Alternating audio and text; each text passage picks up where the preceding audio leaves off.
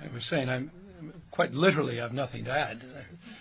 Not figuratively, actually, literally, nothing to add except gratitude, appreciation for all of those remarkable leaders, Senator Portantino in particular, Attorney General Rob Bonta, who drove this effort last year and will be driving it as we initiate the new legislative session this year. To all of those that hold perhaps an even more extraordinary title, and that is leaders with moral authority, those with moms that demand action, and Brady and Giffords. None of this is possible without you. None of California's progress in gun safety has been possible without your extraordinary leadership and your capacity to distill the essence of what this is all about.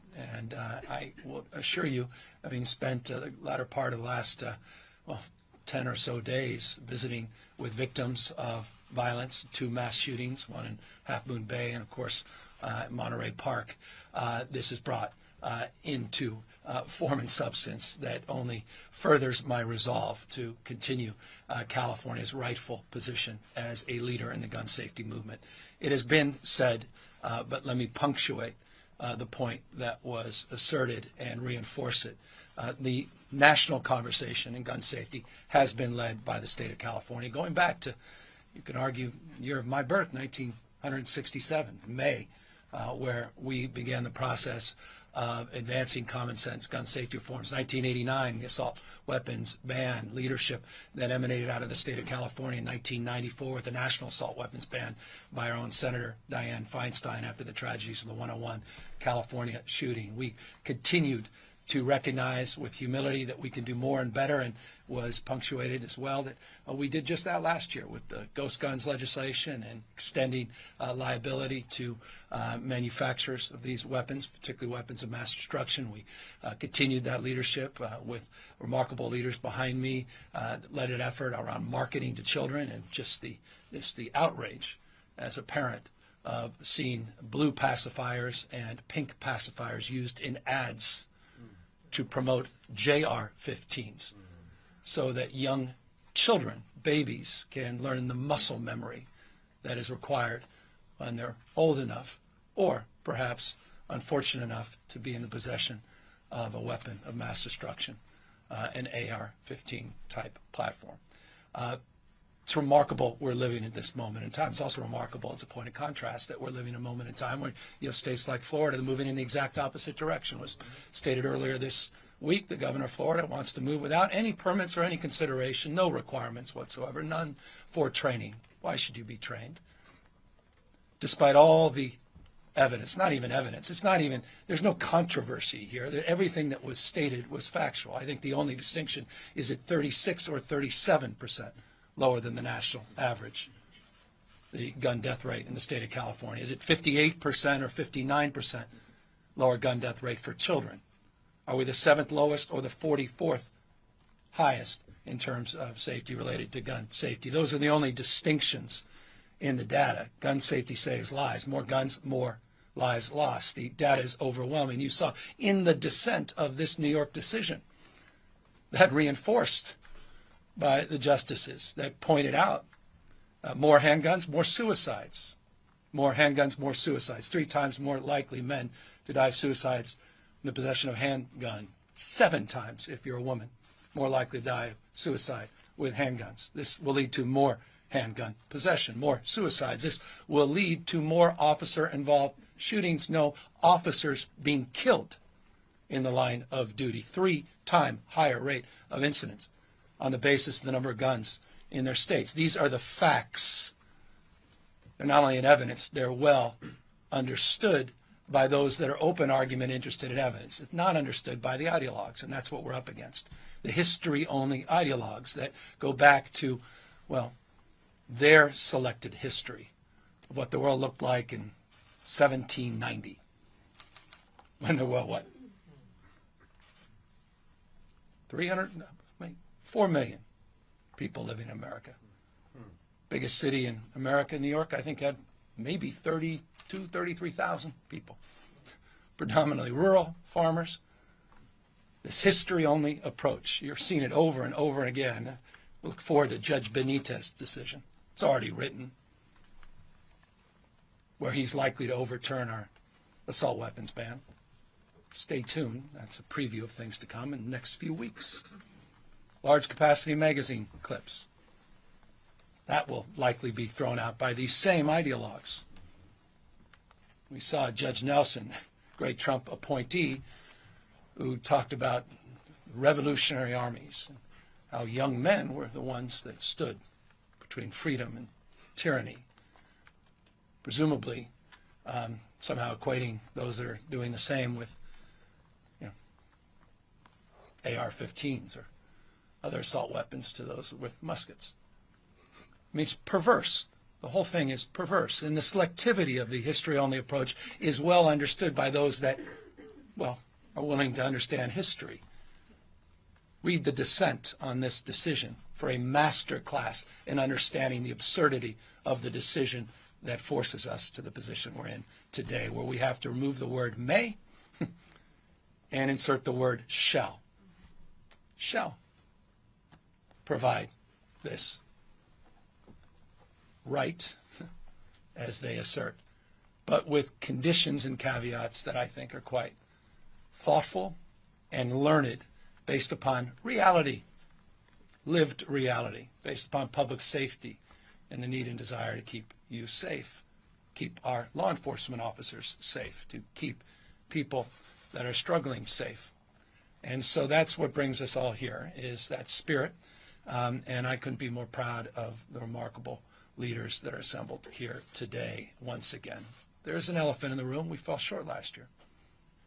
No one's naive about that. There was one disappointing thing about a remarkable legislative year. It was that we fell a little short. That's not going to happen this year. No question about that. And that's because you haven't given up, and you're not going to give in to that cynicism. So we're here with absolute confidence and expectation. You can write that one. Write that check. Take that, what's the old phrase? To the bank. I will be signing this legislation. I don't think that. I know that. So you can ask me how. I just do. It's just going to happen because of the folks behind me and because it's the right thing to do. And so we're at that moment where we need to also be mindful, in this final words, and we'll open up to many questions I imagine you have on this subject. But mindful, as was stated, that despite the efficacy of our gun safety laws that have been nation leading, no other state doing more, not just to lead the national conversation, but to advance common sense gun safety, that the last few weeks just remind us that this is, we're not an island on our own, that we need the federal government to participate and advance similar, as Rob was saying, common sense. But it's hard. I was there at Monterey Parks thinking, is this a 2 or 3 day national story? And the next day I was in Half Moon Bay saying, is this a 1 day story? Well, why don't you check your national feeds? 50 plus mass shootings was stated so far this year. 50. There's, I don't know how many days in January, 30, 31. 50 so far. 50 plus, 1,500 people just gunned down, and it's just become so normalized. We're just not going to allow that. We're going to continue to do more and do better with humility. We're going to continue to assess what did or did not occur as it relates to those mass shootings that have been well chronicled, understand what we can do to complement the work, because it's solving for a pattern. We're trying to solve for a pattern. And we're not going to fall prey to the predictable response to every shooting. Well, this law in this case wouldn't have solved this issue. There's a pattern.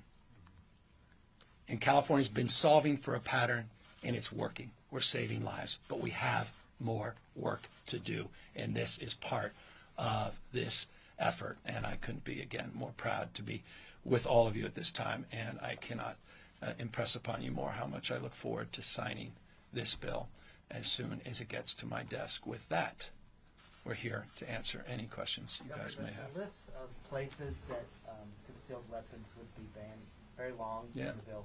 There is a notable exception that says that if business owners or churches put up a sign that says guns are okay, then that's allowed. So I'm wondering why that was included, and do you support that? Well, let's talk to our author, who's more eager than anyone to answer that question.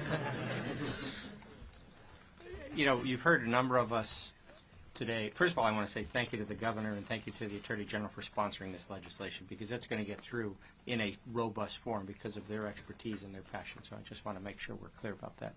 You've heard many of us use the word reasonable, common sense, prudent. We want this to be constitutional at the end of the day. This is not window dressing. This is to put a strong bill on the governor's desk that's going to withstand the legal challenge that's sure to come. And by having that provision, you can't argue that it's a total prohibition. You can't argue that it's somehow so prescriptive that people can't have some sovereignty over the issue. And I think that's a legal nuance that I think helps it with constitutional muster. And I don't know if the AG wants to comment on that from his perspective as well, but that's... Yeah, well, let me just say that the sensitive site component of the bill is super important. Again, following the blueprint of Bruin, there are quite a number of reasons or whys behind the sensitive sites, including protecting children in places like parks and schools and playgrounds, making sure that we don't have guns in places where alcohol is served, and also making sure that there aren't guns to intimidate others from exercising their rights, like the right to vote in polling stations, or the right to free assembly, or the legislative process in government buildings. So a lot of important reasons behind the sensitive sites. I don't want you to just see it as a list. There's a why behind every one. It's been thought of. And when it comes to some of the private property locations, of course we have private property ownership rights. The default is concealed carry weapons are not allowed. If you affirmatively state that you, on your own property, want to allow them, then the bill allows for that. You also know that there's a component in the New York law that's very similar, that's being appealed right now. We have an amicus brief that we filed from the California Department of Justice that in support of that position. We think that strikes the right balance between property ownership rights and gun safety in a broader regime that will keep people safer. Is there anything else specific that you changed, either Senator or AG, to address this question of constitutionality and sort of try to head off legal challenges from last year's bill? The changes in the bill are not significantly substantive from last year. I mean, the AG's office did a very, in my opinion, a good job of sort of using the Bruin decision and the opinions of the justices to craft what we have. So there's an exemption for sheriff's department employees. That's a prudent exemption. That's different from last year. There's a change in if you're at a school site, making sure that you have to lock your weapon in your car. You can't take that lockbox into the school site. That's another one of the changes from last year. So they're not, and then raising the purchase age, making clear it's consistent with other California law that you have to be 21 to purchase a gun. Those are the three big changes from last year. But the roadmap that Bruin provided is what the Attorney General's office and alleged counsel have used to craft what we're at today. Can I ask about the 21 age? Because last year a federal appeals court overturned one of the laws that California has already passed, trying to raise the age for selling semi-automatic weapons to 21. So that seems to raise questions about whether the 21 age also puts this bill into legal jeopardy. What is the reason for setting that age at 21 instead of 18? I can't say we're not looking at that case, because we are, but we do feel that the way it's crafted in SB2, it will withstand constitutional muster. And again, we do have the general gun purchase age in California to 21, and that still is the law of California. So it's consistent with California law, and we think it's going to withstand constitutional muster. Senator, why no urgency clause on this bill? There was one on SB 918 last year. What's changed? So two reasons. We can always put it in as it goes through the process, so that door is not closed. The second piece is we want to make sure that we do the right thing in how we craft it. And again, as other states and other courts make decisions, we're going to be monitoring that as it goes through the legislative process. And so we want the ability to be nimble to make sure that whatever we send to Governor Newsom is the strongest bill possible, but also the most constitutionally sound bill. So we're not going to rush that. We owe it to the people of California to be as prudent and judicious through the process. If we get to the point where we're pleased with the final product and there's still time to make it an urgency. That's a conversation that the governor, the Attorney General, and I will have to see if we want to put it in, but we have time to do that. But let's start by just focusing on the policy and getting it through the process. Attorney General Bonta, you were on the floor of the Assembly when this bill kept striking out late at night, and I'm wondering what the conversations were among members. What were the concerns with this piece of legislation for those who were not willing to get it through? Let me answer that question in 1 second. I want to add to Ms. Lagos's earlier question about the constitutional compliance of the bill. We believe last year's bill was constitutionally compliant. We believe this bill is constitutionally compliant. We followed the guidance of Bruin. We immediately said there will be no good cause or proper cause component. That part was struck down by the Bruin decision. We understand that. We immediately said that is no longer enforceable. That's severed from the California law. And there was also guidance that we need to have more objective standards that are not gray and subjective. We try to be clear, certain, specific, objective with the standards that are set forth. One other change, in addition to the ones that Senator Portantino pointed out, is the prior version of the bill had requirements to become qualified to get a CCW. This approach in SB 2 assumes you're qualified unless you're disqualified. And so it's a little bit semantics, but it's a real substantive change, and that's in the bill as well. Last year, at the end of session, we had the votes until we didn't have the votes. That's how it is at the end of session. Having been at the end of session 9 times in my legislative career,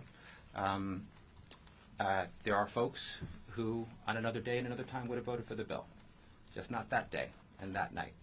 And so they're going to have to live with the decisions that they make and the impact that it has on California. But we're confident. We're not looking backward, we're looking forward. We're confident we'll get the votes this year, and we'll make the community safer throughout California. Governor, are you more confident that it will pass this year because of a lot of the new progressive members that joined the No, legislature? just what the Attorney General just said is spot on. I mean, we have the votes. And more than that was for the urgency clause, which is much higher threshold. Just the majority will get this done. It's a 90-day distinction between whether or not we do an urgency or whether it lands. So I'd like to see it as soon as possible, but that's the art of what's possible. These are the experts. They'll guide that with the leadership of the Assembly and the Senate. I'm not fixated on that. The progress we made last year on gun safety, again, second to none. California led last year, and this is an opportunity to take a look at the landscape. In some ways, this is gives us, as the Attorney General said, the ability to make some tweaks in real time, and as the author said, to continue to be iterative based upon court rulings that we're seeing across the country and other efforts, similar efforts across the nation. So I think we're in a very good place, and I don't think the makeup of legislature dramatically changes things, though I am more optimistic still with the makeup, because a lot of the new members, many I'll be seeing tonight at a reception, have expressed passionate desire to be participatory in more gun safety initiatives. Governor, the issue has been increasingly raised as a public health crisis, the flood of guns on the streets. And I wonder, especially as someone who has done so much in the area of social determinants and root causes, what, if anything, you think the public health system and perhaps the healthcare system has to answer for this crisis as we're seeing it unfold increasingly? I don't know if they have to answer to much. I mean, some of the most forceful leaders have been emergency room physicians and organizations representing them because they see this carnage firsthand, as I did last week. I was in 2 different hospitals, met 4 victims, one in the ICU, one whose leg was shattered and a rod was placed. And it wasn't lost on me that first thing he had to ask of me was a question that he should have asked his doctor, and said, when do I get out of here? And I said, well, let me bring the doctor in. He says, no. When do I get out of here for a different reason? He says, because I don't have insurance and I can't pay. And I said, you don't have to worry about that. Legislature appropriated money last year, $8.7 million specifically we identified just in the victim services that was added last year for the DA's office in LA County alone, and that's in addition to everything else we're doing. But the idea that one has that mindset only reinforces just the absurdity of this American-made reality. This is American-made. Governor, critics are going to say say concealed weapons permits are given to people who are law-abiding. I know experts have called for a tighter licensing scheme statewide, maybe more publicization of Ting's gun violence restraining order. Are those things you're going to focus on? Is there anything beyond this you want to talk about? Well, we weren't.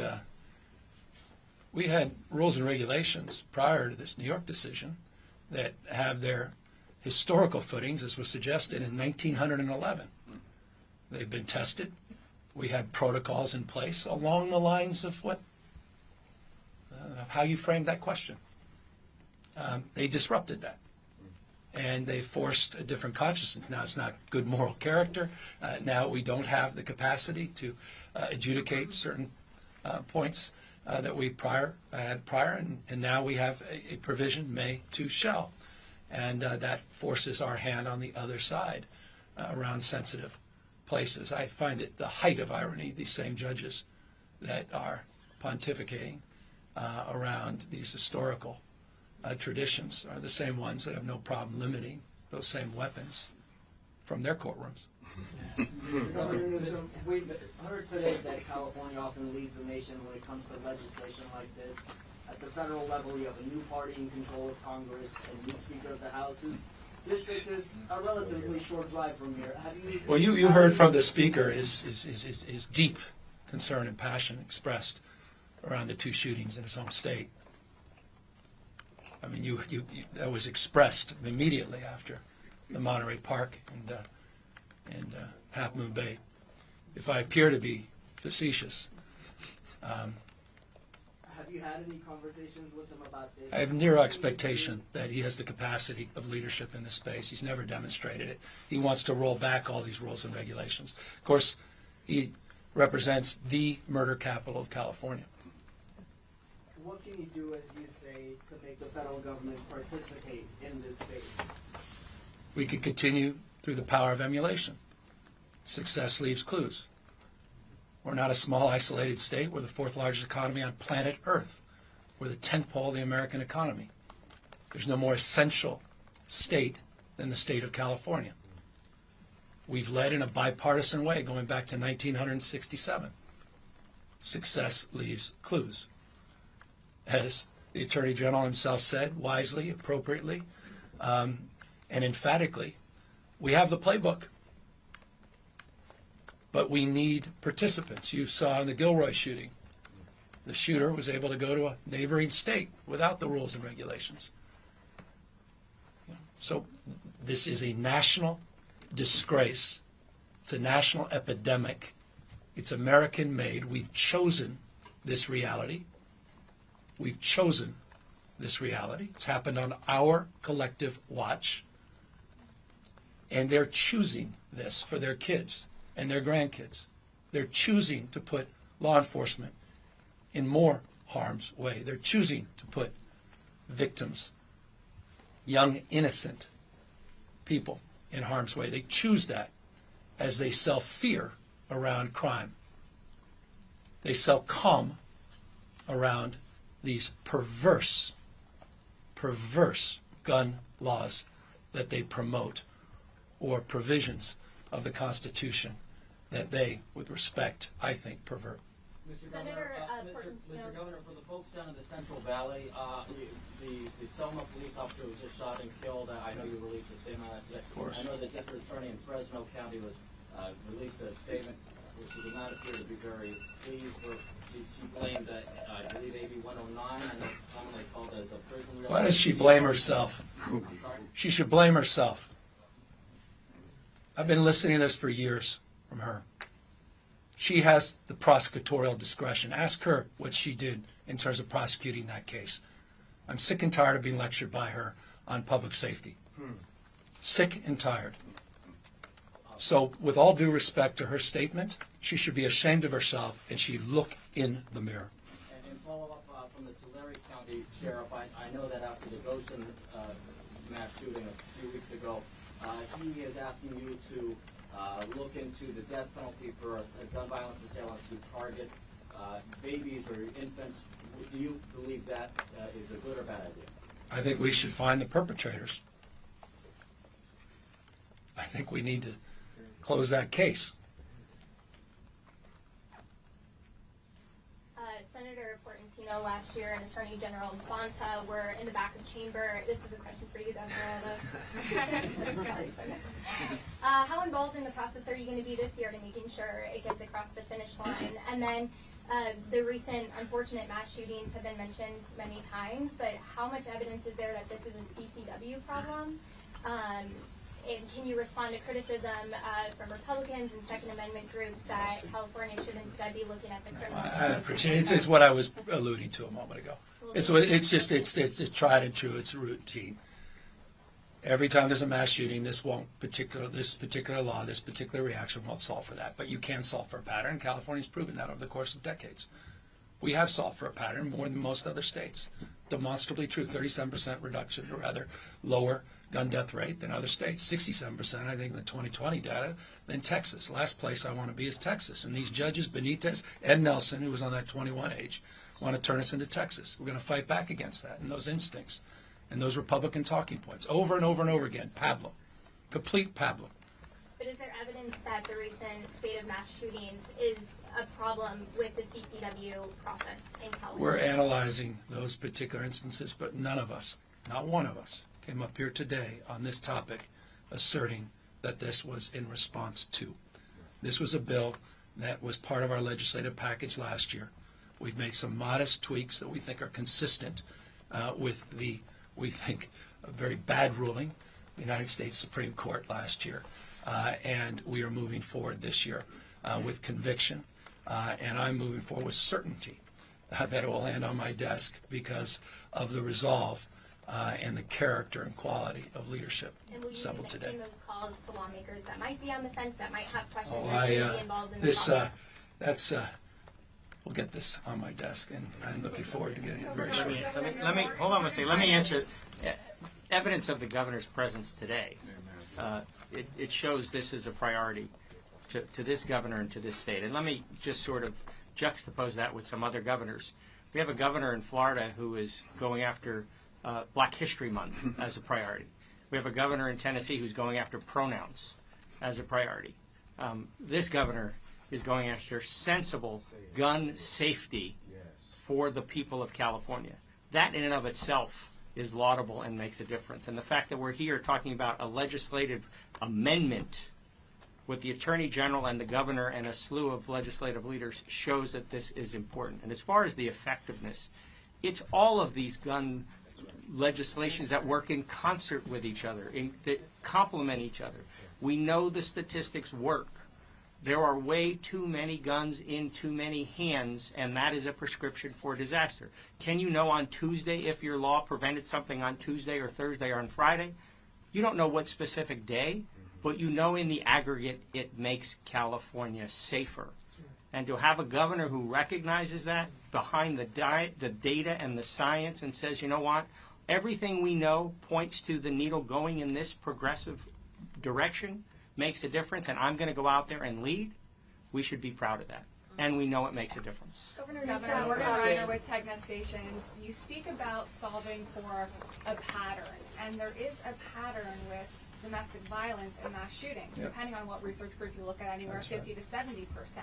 Domestic violence is not considered a violent felony in California, so I'm wondering where you stand on the push, I know from Republicans, to try and change that.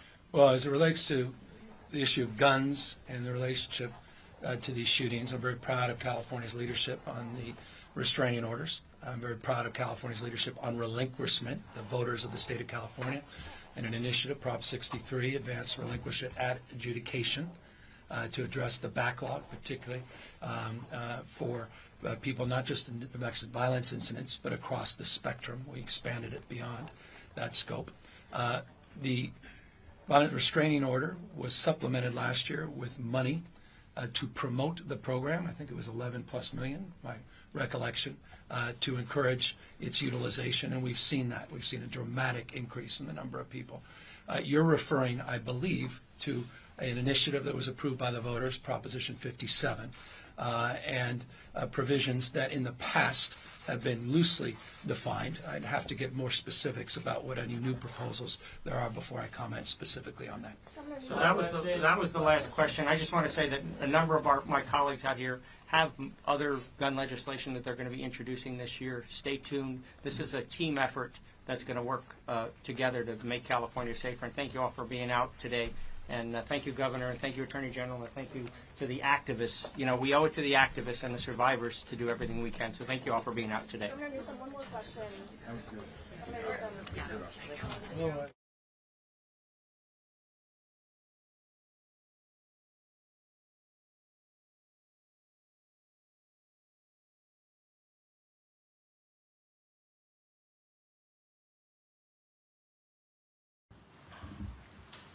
Hi, Governor. Blake Jones with Politico. As you noted, the state has not been able to fill the expanded child care slots that it's been funding since 2021. Yeah. Yet, even with trimmed back funding, you're still in this budget going to upkeep expanded child care funding for $2 billion. And I'm wondering, why keep funding more subsidies that can't be filled when people on the ground say that they can't hire staff at these state reimbursement rates? Why not just increase the reimbursement rates with this money that's not being used? Yeah, well, those are ongoing subsidies, and we have substantially made progress in that space, including, by the way, creating a new bargaining unit that has more power and potency than any words of rhetoric or even one budget in terms of organizing that voice and giving power to the voiceless as it relates to looking at equity through the lens not just of those that are being cared for, but those care providers. And so we're doing that, but your frame is not wrong, and it goes to, and the team will talk a little bit more about some of the adjustments in the funding. We want to fulfill the commitment. 200,000 slots is our goal, but you're right. The question is a good question around its quality, not just quantity. And workforce is critical, and you'll see on those other budget slides the workforce training dollars we put in the last couple of years. We're maintaining, with the exception of $110 million, billions of dollars of investment in that space across the spectrum, not just as it relates to health care, which gets a lot of the attention, or workforce related to our teachers, but also providing other workforce supports for other sectors of our economy, including child care. But this is an issue. Facilities is an issue.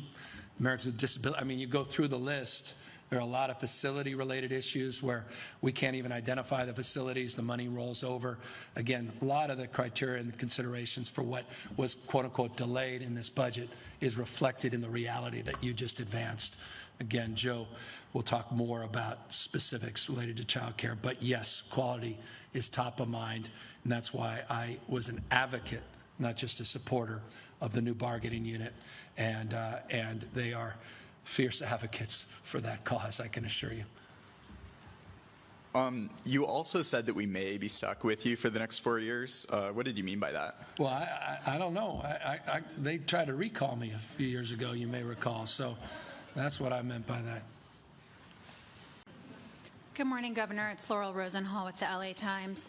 I wanted to ask about how you feel that the change in leadership in the House will impact the budget this year and other governance issues in California. I don't know that it does. I think it creates speed bumps, it creates stories, it creates some process. But I don't see their agenda getting any traction whatsoever. Federal funding, if they have an agenda to slash funding, is that going to impact the state? And what I mean by agenda, I mean across the spectrum, across the board. It takes the President of the United States to support that agenda. He won't. It takes the Senate to support it. The majority, 60 votes in certain instances, they won't. The priorities that the new speaker has advanced are not the priorities shared by the American people, quite the contrary. And so I think they have little traction whatsoever. I think it's just noise. It may have traction on certain networks, but I don't think it will have any meaningful impact. Now, that said, they're not just a speed bump in terms of process and storytelling, but they can be a roadblock in terms of progress we otherwise would be along the lines of what we have experienced the last 2 years. I mean, again, there's just no comparable progress in Congress in my lifetime than what we've seen with the Biden administration working with Speaker Pelosi in the last 24 months. And that momentum, yes, I think will be disrupted, significantly so. And so that indeed is something we're mindful of. That also said, to your question, there's a subtext to your question, I'm also not naive around the obsessiveness of the Republican leaders and leadership around all things California. And so we're mindful we have got to step up our game in terms of defending our values, defending our progress. And I assure you, we not only have the means to do it, but we also have the mechanism, and we have something more important, the moral authority to push back. And I can assure you we will do just that. On that. Hi, Governor. Maggie Yanks with the Sacramento Bee. Thanks for taking our questions. I've got another one regarding homelessness. I know in this budget you set aside another $1 billion for this pressing issue, but in your conversations with local leaders and advocates, I'm sure you've heard that they say a lack of ongoing commitment is making it difficult for them to scale up their initiatives and whatnot without knowing. I'm exhausted by that. I just am. I can't. I'm going to hear that. We're going to hear that for 20 more years. You can ask that 20 more times, 20 more. I just am done. $15.3 billion we provided. We've shown resolve and commitment. We've been here for the long haul. We have a shortfall, and I'm putting another $1 billion up, or at least asking the legislature to do that. We're here for them. What more evidence do they need? Look at all the other reforms across the spectrum. It's just not about the HAP money. That's one part of it. It's about all the other supports we're providing, all the grants, all the other supports on the Medicaid side with our CalAIM reforms and everything we're doing on behavioral health and the board and care homes and the home key and the room key and all these other things. Come on. Let's see results. We'll fund success, not failure. I want to see results. You asked for money for encampments. We took $50 million, made it $750 million, keeping it in the budget. Let's see results. I mean, I've been listening to that rhetoric my entire life. Well, we can't do anything until we have more ongoing. I get it. They're not wrong, but they're not right either. Let's do our job. This homeless crisis is out of control. People that criticize it are right. We need to see progress.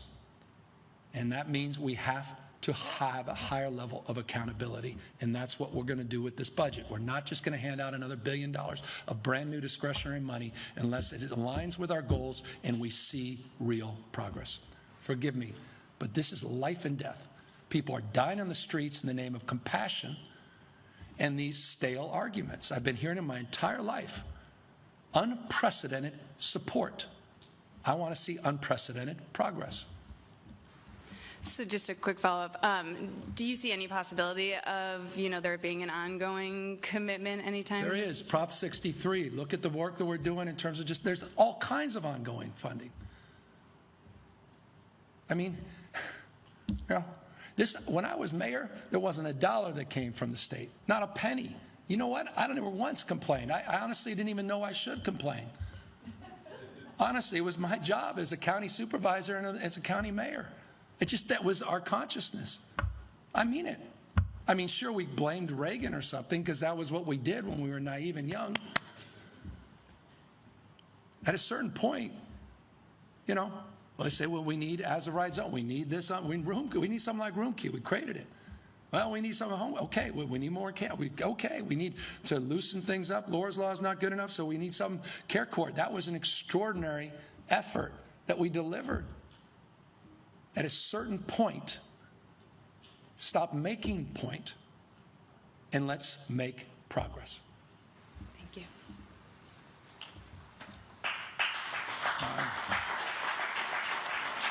you. And forgive me, I don't want this whole damn budget speech that Newsom, flies off the handle or something on homelessness. But and it's not. And please, that was not about your question. It's because it's so familiar, but it's so stale. And if we didn't have the evidence to back up the support the last 4 years, including today's announcement, I perhaps would respond differently. Today marks the first day of Black History Month, a time when we pay tribute to the generations of Black Americans who have shaped this state and our nation. Here in California, we celebrate our diversity every day. But February is a time to recognize the Black community's incredible impact on history and in nearly every aspect of our daily lives, from the arts to academia, athletics, civil service, leadership, and more. The reality is Black history is American history, a history, though, that must acknowledge the shameful mistakes of our country's past. After all, America was literally built on the backs of Black people. And in California, we refuse to censor this history or erase the reality of our country's transgressions. As a state and a country, we must address the systemic racism that continues to plague society and reconcile its impact on Black communities, both past and present. In California, we're taking those steps. We returned, as an example, Bruce's Beach to its rightful owners after nearly a century of injustice. We also established a racial equity commission, which is working hard every day to address structural racism in government.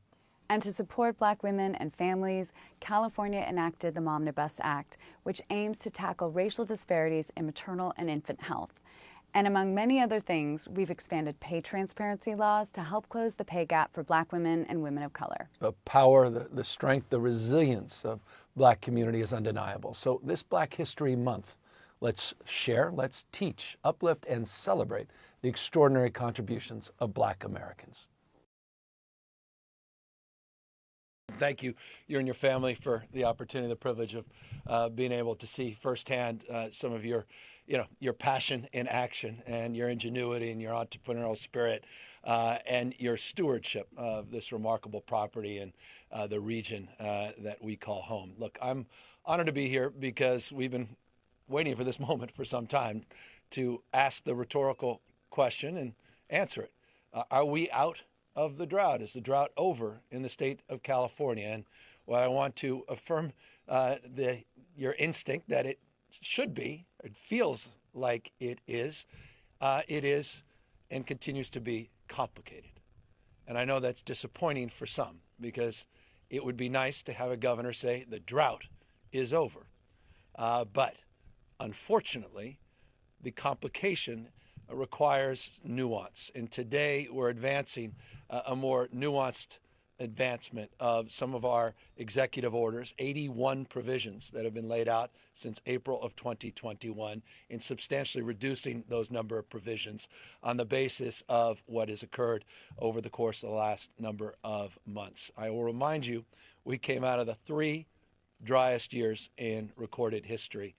In the last 3 weeks, we've experienced still debating whether 1862 eclipsed the last 3 weeks in terms of this being the wettest 3-week period in California history. So when we talk about weather whiplash, we talk about extremes. No denying that reality for those that have lived through that reality here in the state of California. So it is incumbent upon us to recognize that and to recognize that the conditions have radically changed throughout the state, but not enough in places like Klamath and around the Colorado River Basin to call for the end of the drought in California. In every other part of the state, substantial improvements with one major exception, and it's what brings us out here today, and that's the issue of groundwater. And that's why it's incumbent upon us to continue to maintain our vigilance and maintain some provisions of the executive order to allow for fast tracking of groundwater replenishment projects, stormwater capture, and recycling programs here in the state of California. So from 81 provisions down to 33. The reduction in provisions include the following. We're eliminating that 15% voluntary requirement or voluntary conservation target. We are eliminating the mandate of mandates, what was referred to as level 2 drought application of the 450 or so water agencies in the state of California to advance their own localized mandates as it relates to water conservation. So those 2 provisions pursuant to the executive order that I'll be signing today will no longer be in effect. I'll remind you in December, and I want to thank the people of the state of California, we hit 17.1% water conservation in December. That 15% voluntary request came out well over a year ago. It was stubborn for a while, and then people finally picked it up. But as Wade said, as Secretary Crowfoot said, we need to, and the supervisor made this point as well, be mindful that we've got to conserve as a way of life. And as a consequence of that, we're not going to pull away from some of our wasteful practices and try to mitigate and reduce those wasteful practices. So we're going to maintain provisions as it relates to ornamental irrigation and folks out there, washing down their driveways. For the moment, we want to keep those provisions in place. We want to keep those provisions on groundwater and fast-tracking permits in place. We want to maintain a recognition of, again, what's happening north and south in the Colorado and the Klamath Basin. At the same time, we want to eliminate the stress and anxiety around meeting those voluntary mandates, but again, encouraging people to maintain their vigilance. Wildfires end, that doesn't end a state of emergency. So we're going to maintain the drought components as we address the consequences of 3 years of major drought. And that's foundational, again, in the executive order that we're advancing here today. I should note, and I'll repeat for those that are not familiar, that this state has put an unprecedented amount of resource into improving and modernizing our conveyance, our diversion infrastructure, investments in groundwater replenishment, and strategies around stormwater capture. I can't make up for the last 40, 50 years, but I can demonstrably say that $8.6 billion that we've approved in the last few years, we're putting those dollars to work. We're fast-tracking the time to these projects and the permitting in these projects. Just on March 10th, I advanced another executive order to take advantage of some of these more extreme weather patterns coming in, the 12th atmospheric river that we just experienced a few days ago.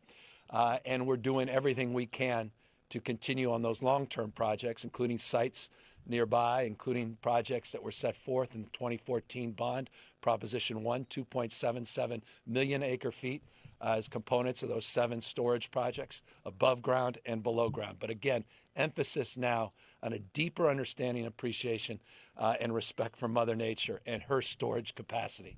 It's not just what you see, it's what you don't see that foundationally is the treasure trove in terms of California water and water policy. And that's a very focused effort now, working with folks like Brian and his family and his teams to incentivize these kinds of projects you see around us all throughout the state of California.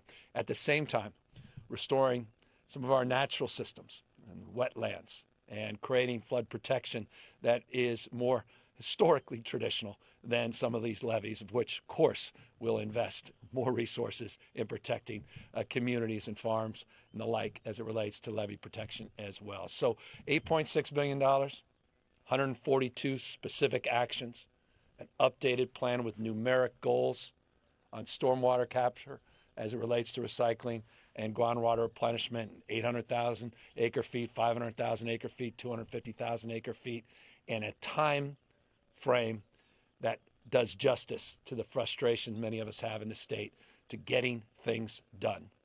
And again, that comes back to why I'm here. We're not eliminating that fast track authority. I want to keep the momentum. I want to move these projects. We have strike teams on these larger projects. We've got point people that are now accountable. We're trying to move whatever we need to move, be it federal, be it local, regional, rules and regulations in a responsible way, a respectful way to get these projects moving, including some of the larger diversion programs and modernization programs in this state, and be it St. Louis Reservoir and getting that 135,000 more acre feet, and working with the feds and continue to work with Bureau of Reclamation and our partners, the federal government, to do more in terms of the canal restorations and rehabilitation programs, et cetera. So that's why we're here. It's a milestone, but we're not fully out of the woods. But none of us, and I'll just close on this, none of us could have imagined, we were having this conversation yesterday, a few months ago, that we'd be where we are today. I don't think there was an expert that would have laid claim that this was possible. I mean, these are things you may have read about in the 1800s. But Mother Nature, as we say always, bats last, she bats 1,000. And we have to respect and recognize that we designed a water delivery system for a world that no longer exists.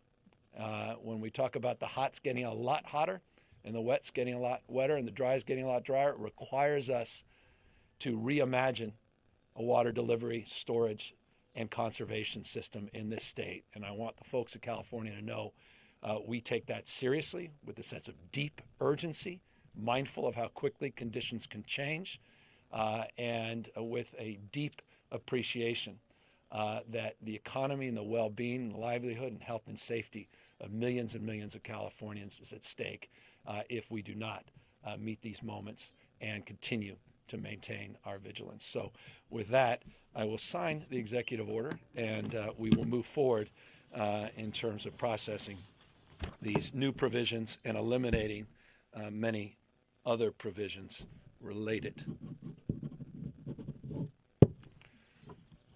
It's not that complicated. It's that easy. So with that, we are happy to answer any questions. Governor, this is Adam Beam from the Associated Press. You certainly have taken many actions to conserve water during the drought and during this recent period of storms.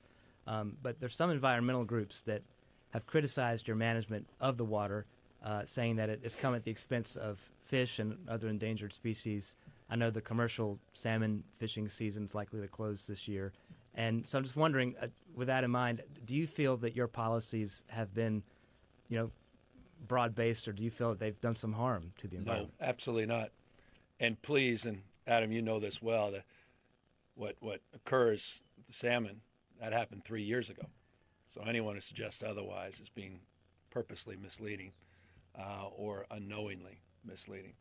I think it's more the former often in terms of what I hear out there and some of the extreme statements that are made. We have experts advising us. I take these issues seriously. I'll take a backseat to no governor in the United States of America in terms of my environmental stewardship and passion. I take these very, very seriously. But we have a responsibility to one another to also recognize the nature of change.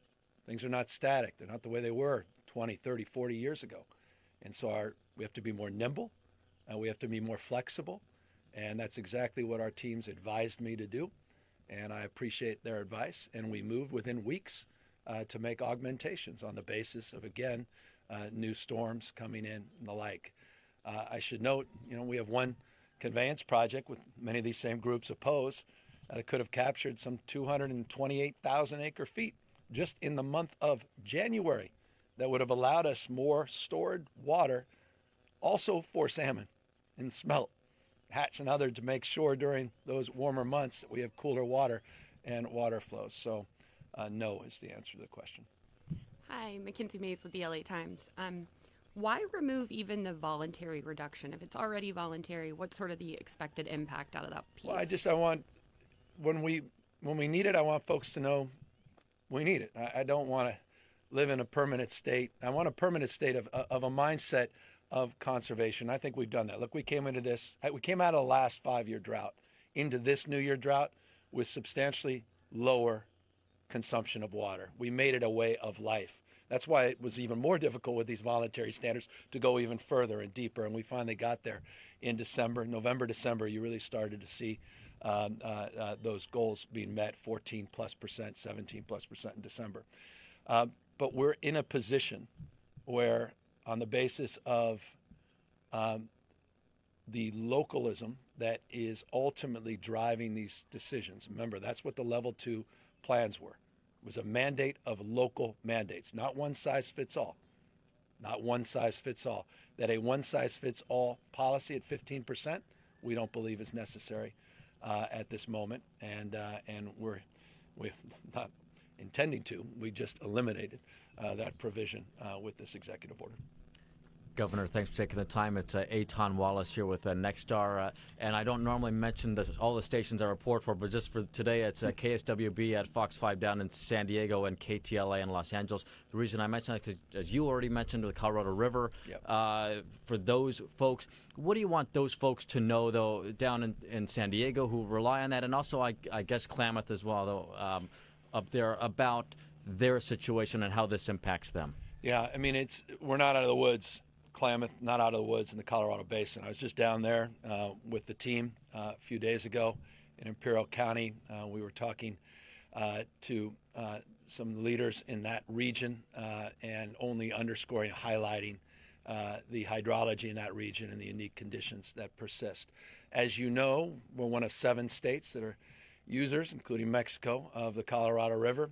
We've been negotiating terms of reduction in terms of the use of the Colorado River. We all agree universally that we need to reduce consumption. It's the application of how that we continue to pursue.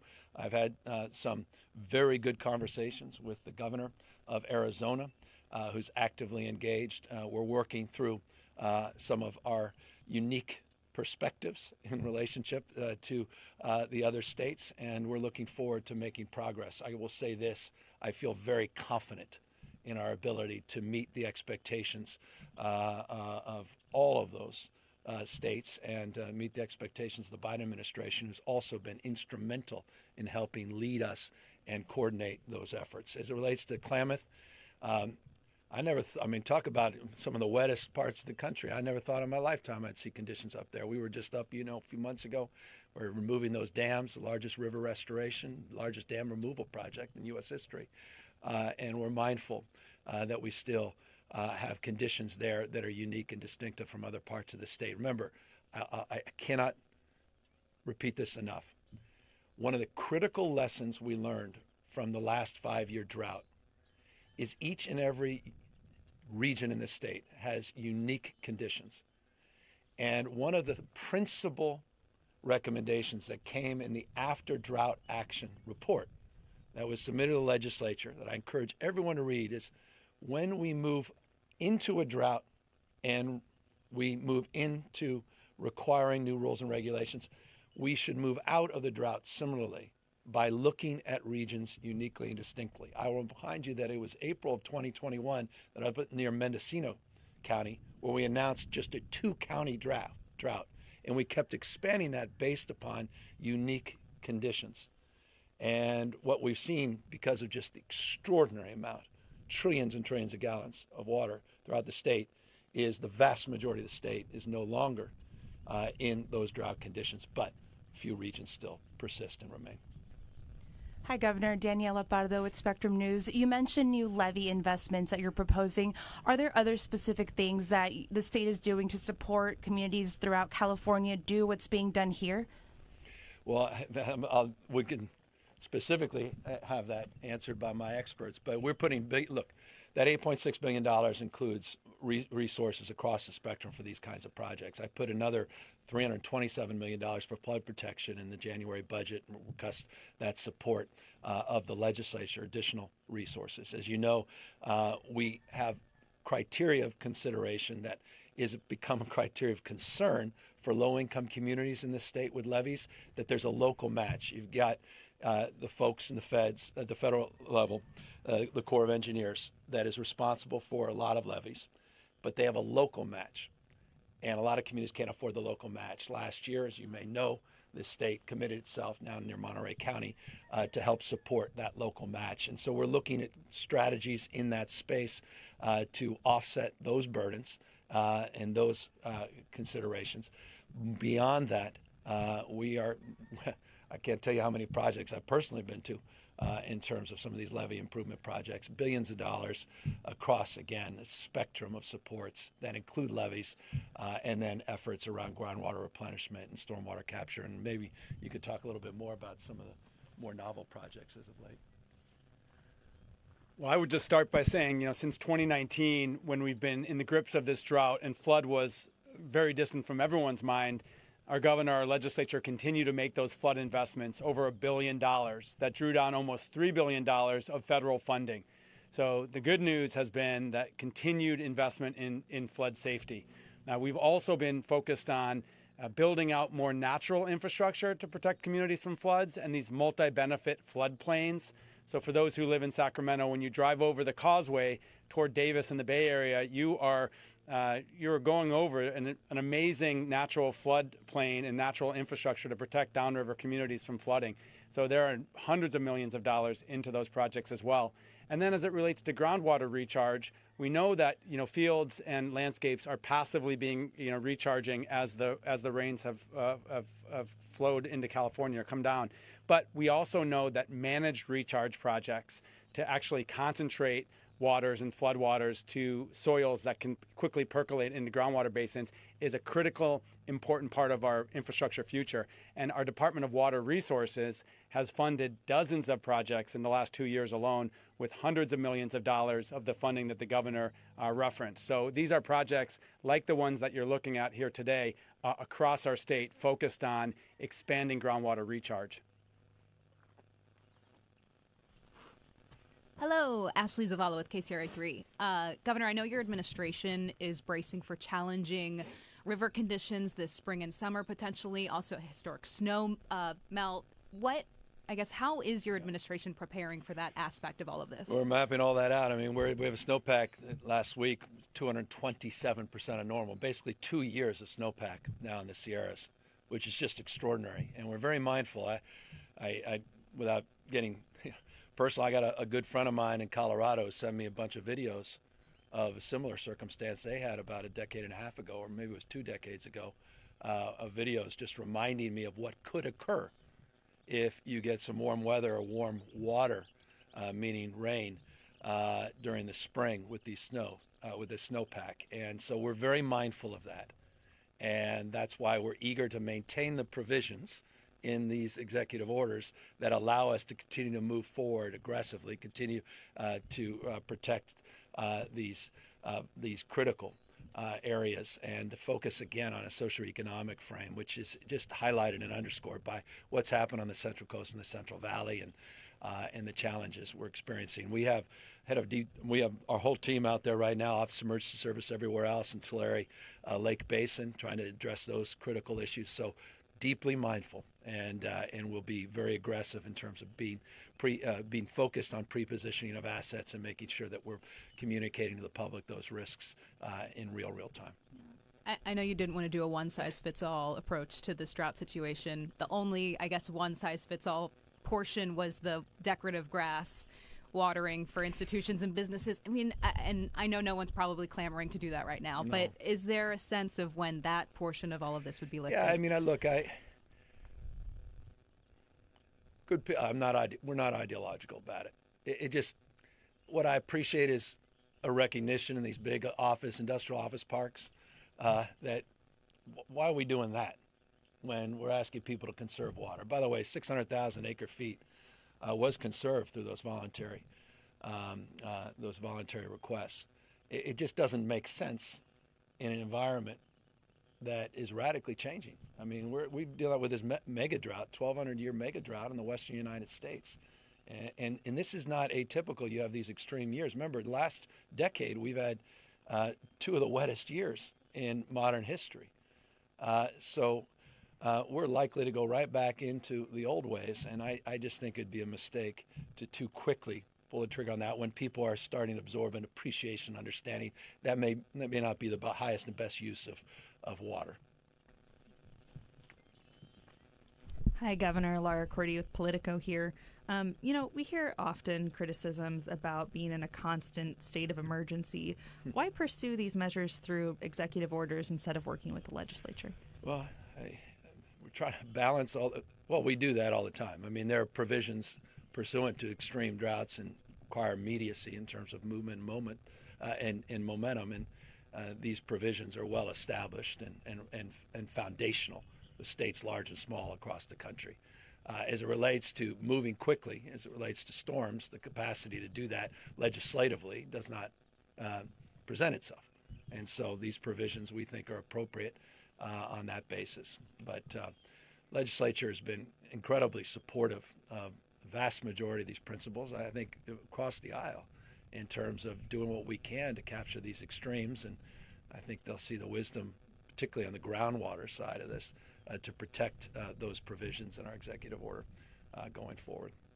And then another question. Your January budget proposal maintained most drought funding, but did not provide funding for flood protection organizations like the Central Valley Flood Protection Bureau we're asking for. Are we going to see changes in the May revise to that? Yeah, we're assessing everything in the May revise, including our economic outlook, which is not necessarily going in the right direction. Preview.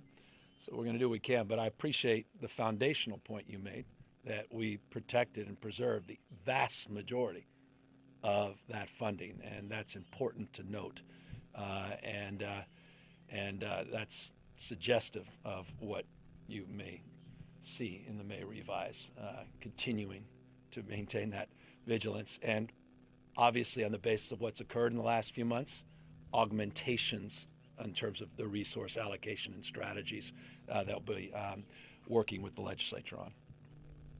Morning, Governor. Rachel Wolf, CBS 13, Sacramento, KOVR.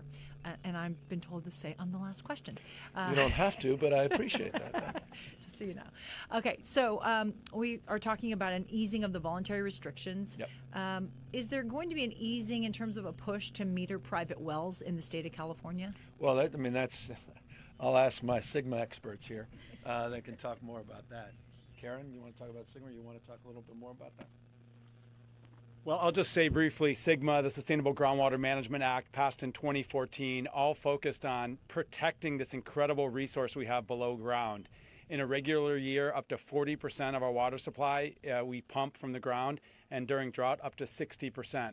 So we need to continue to bring our groundwater basins into sustainability for the future of California. And part of that is continuing to improve the measurement of our usage of groundwater basins. SGMA is all about local leadership, and so local communities are deciding how to manage the groundwater basins. And part of that is continuing to improve the measurement of how water is being used. Our Department of Water Resources over the last couple of years has provided hundreds of millions of dollars to those local groundwater management agencies to continue their improved measurement, but also management of groundwater. So from our perspective, that needs to continue. Given what's happened with the Consumnes River, with the amount of water and the potential snowmelt, Governor, is there any return to a discussion of a reservoir or dam upstream above the Wilton area?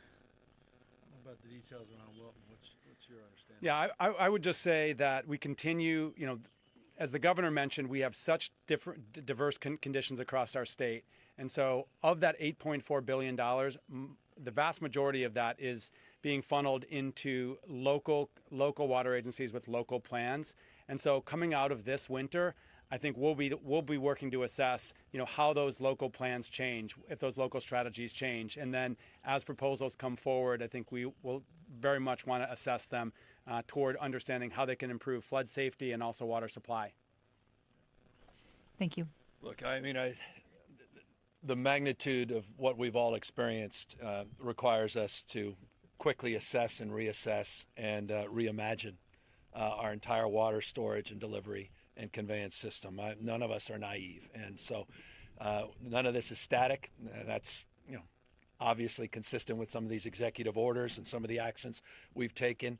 The old days of being able to reflect on an annual basis and having predictability in seasons, those days, at least seemingly, are gone. And so this is a new era, a new day, and today also marks a new era, a new day in California as it relates to these executive provisions that went into place in April of 2021. I want to again thank the people of the state of California for a job well done on their conservation efforts, their willingness to make conserving water a way of life. I really appreciate the incredible work that's being done in places like this property that we're on here today and all across the state in terms of novel strategies, as well as our long-term commitments to create new water in terms of our desalinization, brackish not to sea, and other strategies on stormwater capture and recycling, which are foundational also to our efforts in California. So with that, answer the question, are we out of a drought?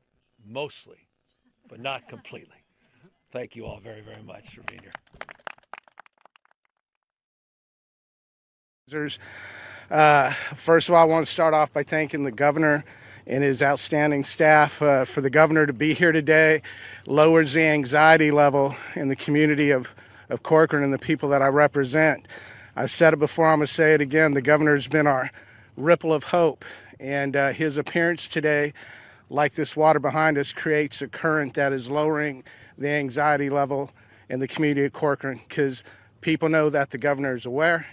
He shows that he cares by being here, and we look forward to working together to get past the challenging times that we have ahead of us. And so again, thank you, Governor. Appreciate you. And please welcome a good friend of mine, a fellow county supervisor out of Tulare County, Mr. Supervisor Eddie Valera. Thank you, Supervisor Richard Valle. Today, we stand between two counties, yet united with one heart and a message for the Central Valley. That message is, help is here. I repeat, help is here. The disaster recovery through FEMA, with support from Cal OES, has resources readily available to help you through the heartaches and the headaches. That center is located in Farmersville, California, with mobile units making their way around the region. I want to thank Governor for his visit to the Central Valley and surveying the damage caused by several rounds of atmospheric floods. Supervisor Valle from Kings County, as mentioned, and I reached out to his office a few weeks ago, and thus we appreciate him being here today. Tulare and Kings counties have been greatly impacted, inundated, and strained. Yes, people are tired, homes are gutted, and lands are unharvestable. The livelihoods of many are at stake. The inevitable snowmelt is making its way to the valley floor. The view behind me is just a glimpse of what is anticipated in the months ahead.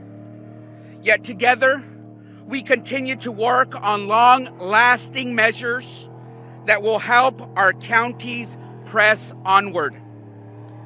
Already the hardships to Tulare County are severe, but I am hopeful that we will see light because of it. To date, the following is an abbreviated list of the impacts. Over 50 breaches to our canals, 200 personnel were assigned from agencies across the state, 642 affected homes with 37 completely destroyed, 500,000 tons of sandbags delivered to 12 stations throughout Tulare County. As to roads and bridge damage, just to name a few, 250 locations impacted by the storm. 2 major highways, Highway 99 and 198, diverted during the first round of floods. 13 damaged and destroyed bridges. Total estimate, $40.9 million. Approximately 9,163 people were affected by evacuations. I'd be remiss if I didn't acknowledge the partner agencies, volunteers, and county crews that put boots on the ground in the midst of this disaster. The state and county will continue to assess the situation and send resources to communities as needed. As we move forward from this experience, I want to thank the support of federal and state partners, our governor, Governor Gavin Newsom, who notice our plight and want to see a better tomorrow for all of us. We appreciate you and we thank you. Hoy estamos entre dos condados, pero unidos con un solo corazón. Y un mensaje para el Valle Central. El mensaje es, la ayuda está aquí. El Centro de Recuperación por Desastre a través de FEMA, con el apoyo de Cal OES, tienen recursos disponibles para ayudar. Y esta ubicación es en Farmersville, California. Y con asistencia por teléfono llamando 800-621-3362.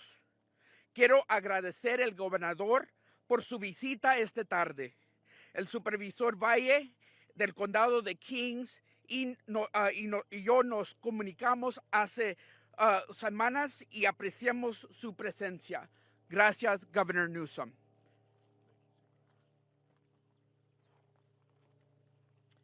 Good afternoon, everyone. My name is Carla Namath. I'm the director of the California Department of Water Resources. Thank you for joining us this afternoon. I want to start by acknowledging the incredible comments of both our county supervisors here and acknowledging the very challenging winter so many communities down here in the Central Valley have had. I came down to Tulare County in the middle of March to get a better look at the enormously difficult conditions with atmospheric rivers pushing on our very saturated soils and resulting, as you heard, in 50 different levee breaks and lots of crucial kinds of flood fighting to keep people and property out of harm. We are now into the next phase of the winter of 2023 storm event and flood emergency, and that is planning for an historic snowmelt season. We are here in the Tulare lake bed because, as we all are acutely aware, all of that snowmelt without interruption ends up right here. And the work that we have to do together with a state and federal local partnership is to identify the ways in which we can be sure that we are diverting as much water in advance of it ever arriving at the lake bed, putting that water underground, making sure that we are getting that water away from the communities that populate the Central Valley and that make up the Central Valley workforce.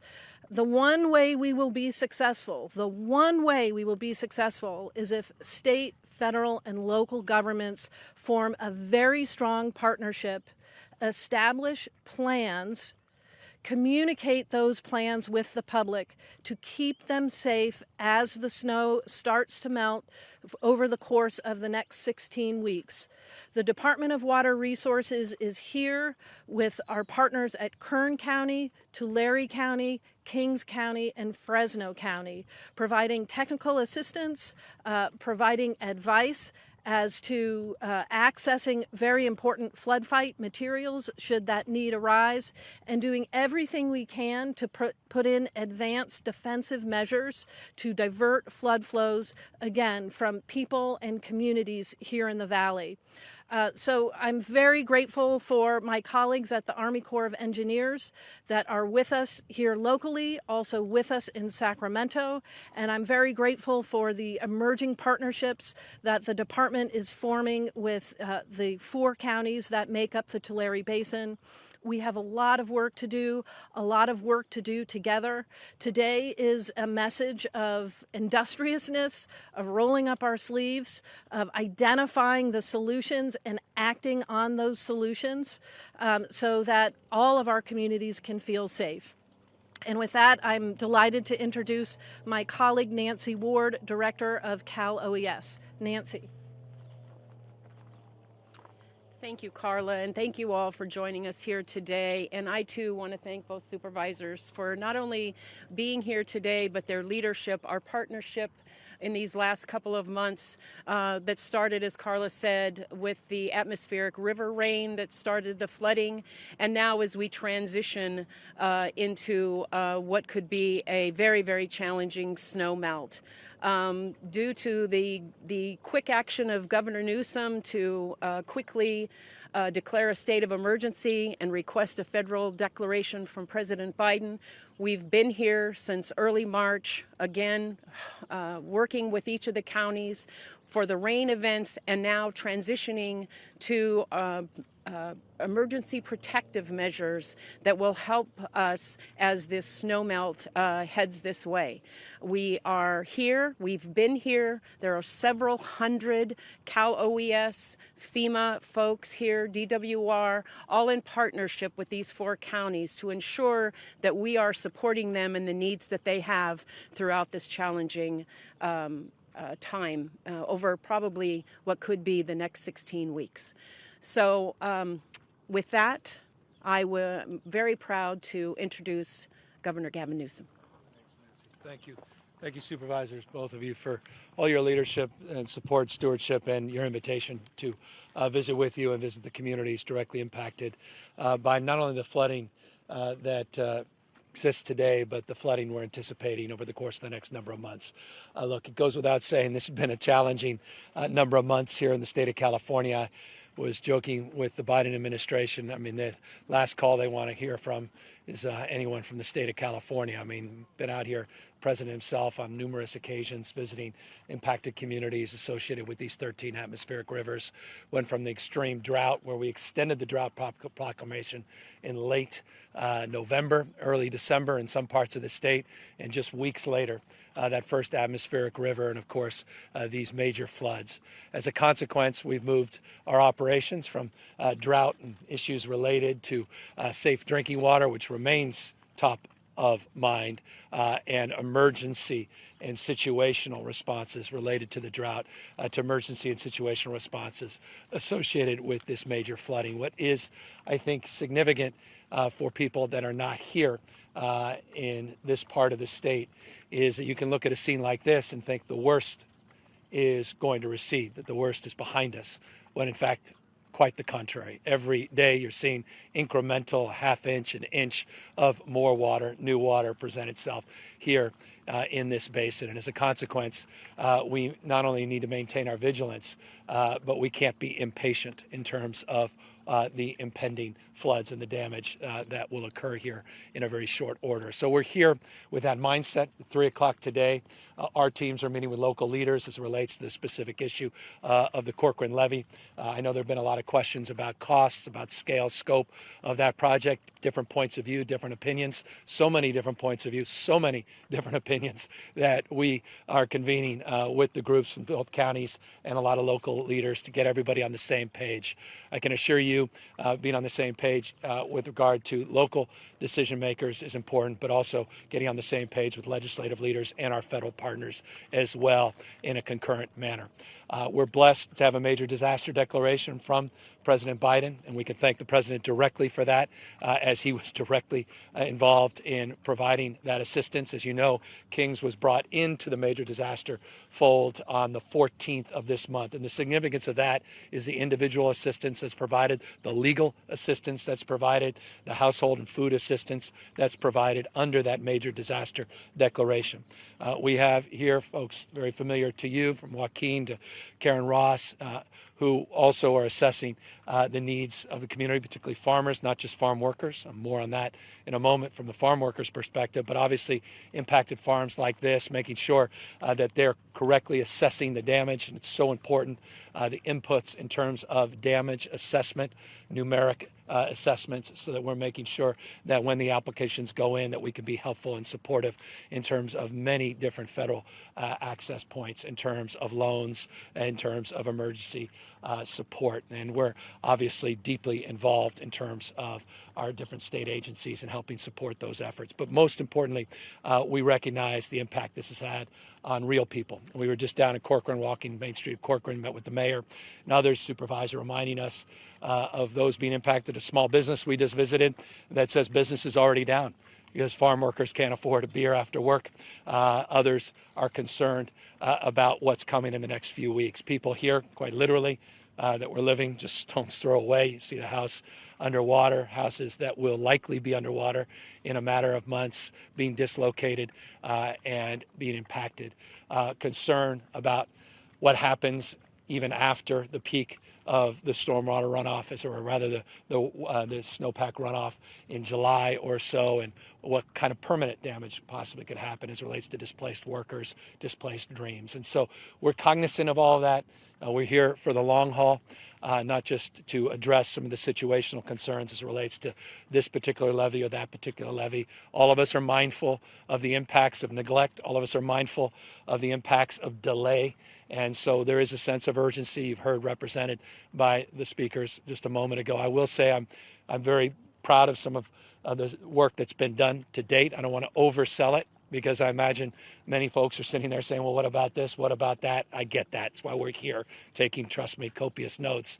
But there have been some projects that, inspired new leadership in terms of those points of CAL FIRE is out there building roads. I didn't, trust me, CAL FIRE doesn't build roads necessarily. Unless they're in the middle of the damn forest and they're making way to address related issues associated with vegetation management or issues related to emergency response. But they've done a remarkable job, and we'll be opening up a significant road access point later in the week that we visited.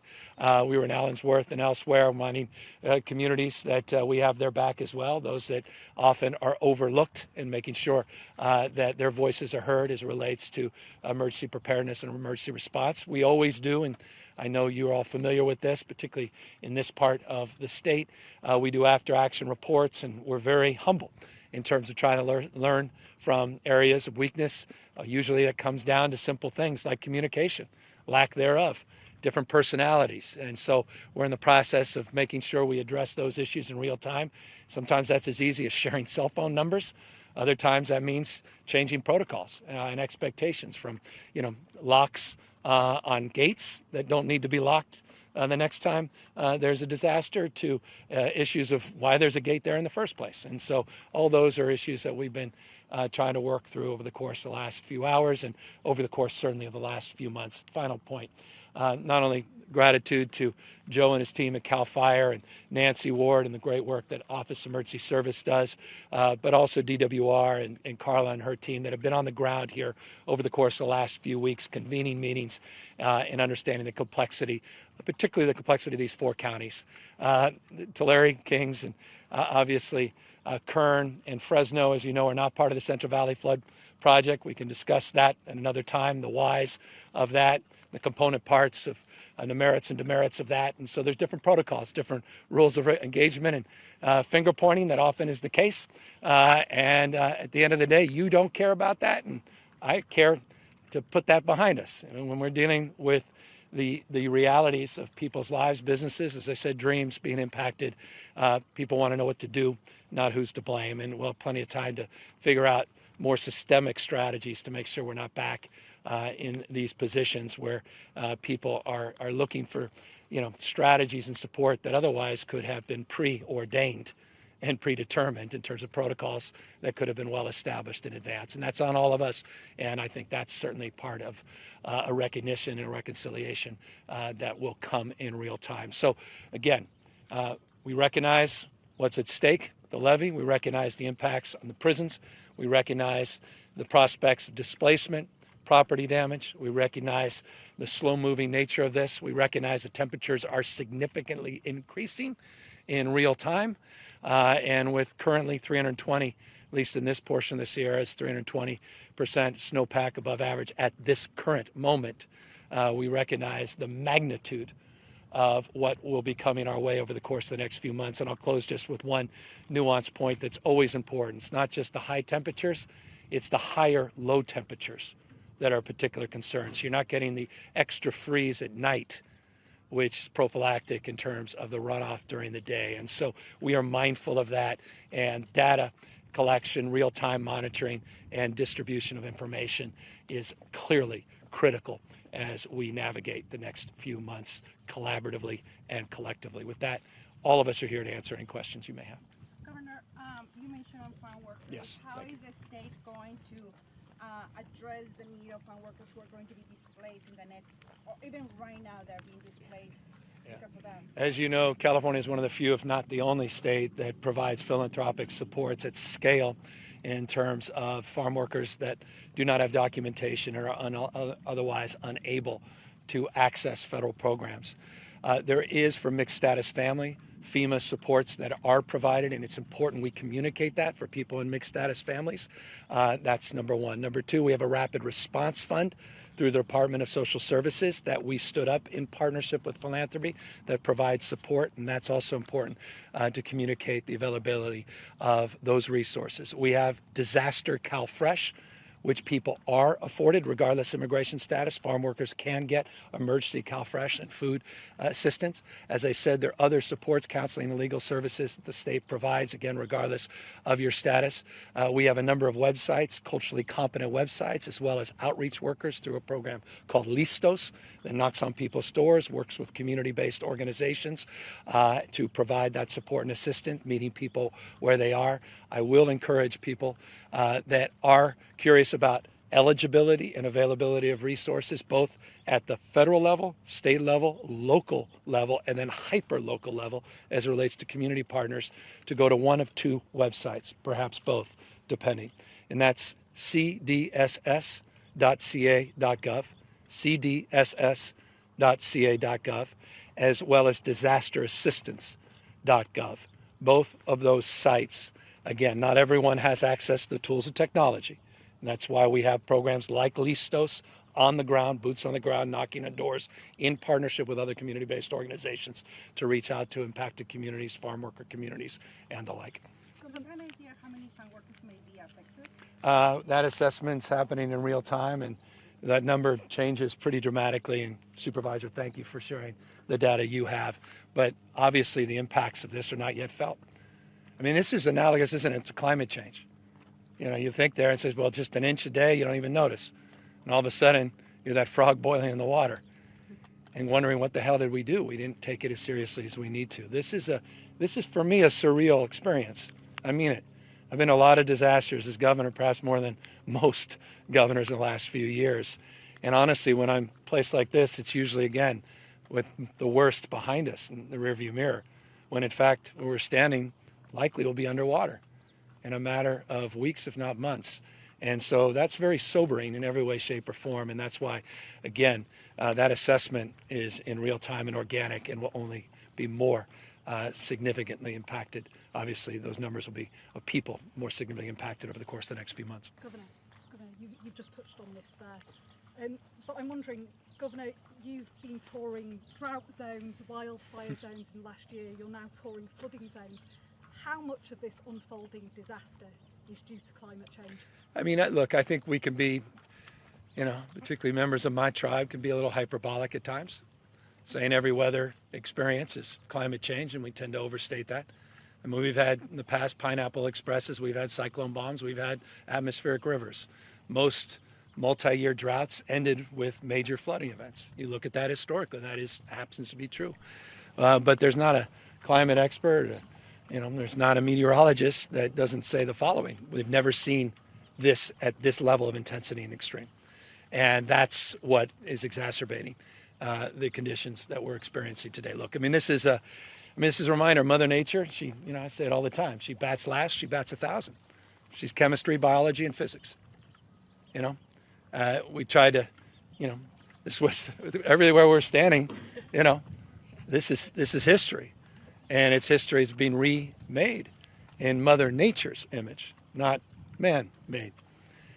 Now, we're contributing to that through man-made climate crisis as it relates to greenhouse gases that are extending more extreme weather, extreme heat, extreme wets. As it relates to the wets getting a lot wetter and dries getting a lot drier. And this is what everyone predicted, and we're all experiencing it. And so it's sobering. And again, it's not politics. Forget your ideology. You got to believe your own set of eyes. It doesn't matter if you voted for Trump or you're going to vote for Biden, a red or blue team.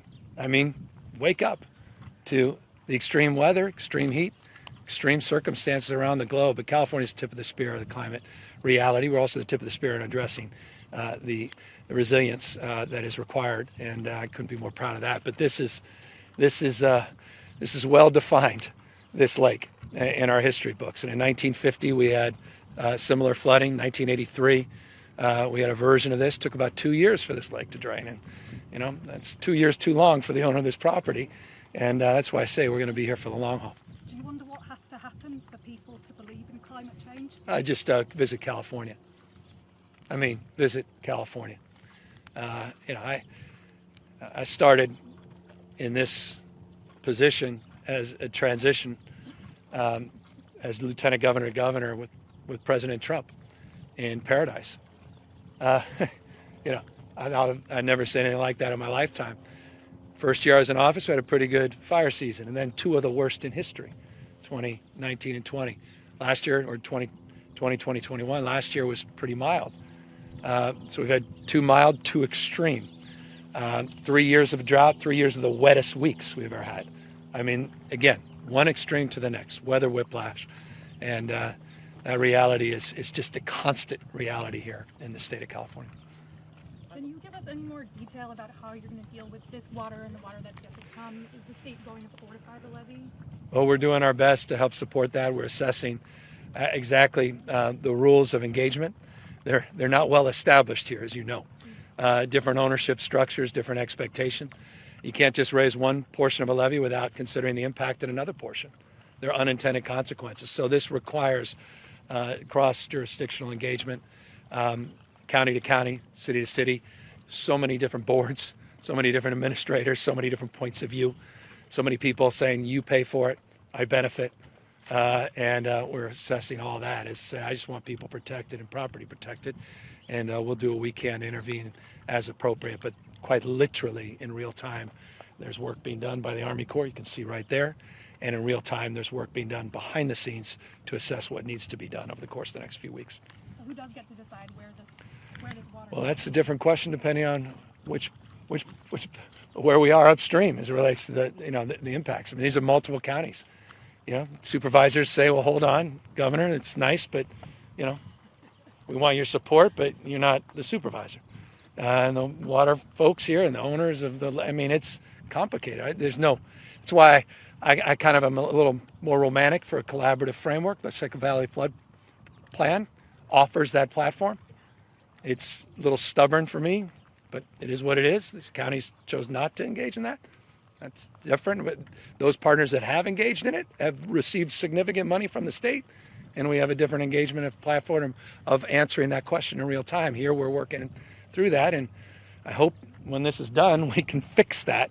And I'll certainly be a little more aggressive in expressing my point of view in that space as well. But it's not just on flood protection. It's across a myriad of issues.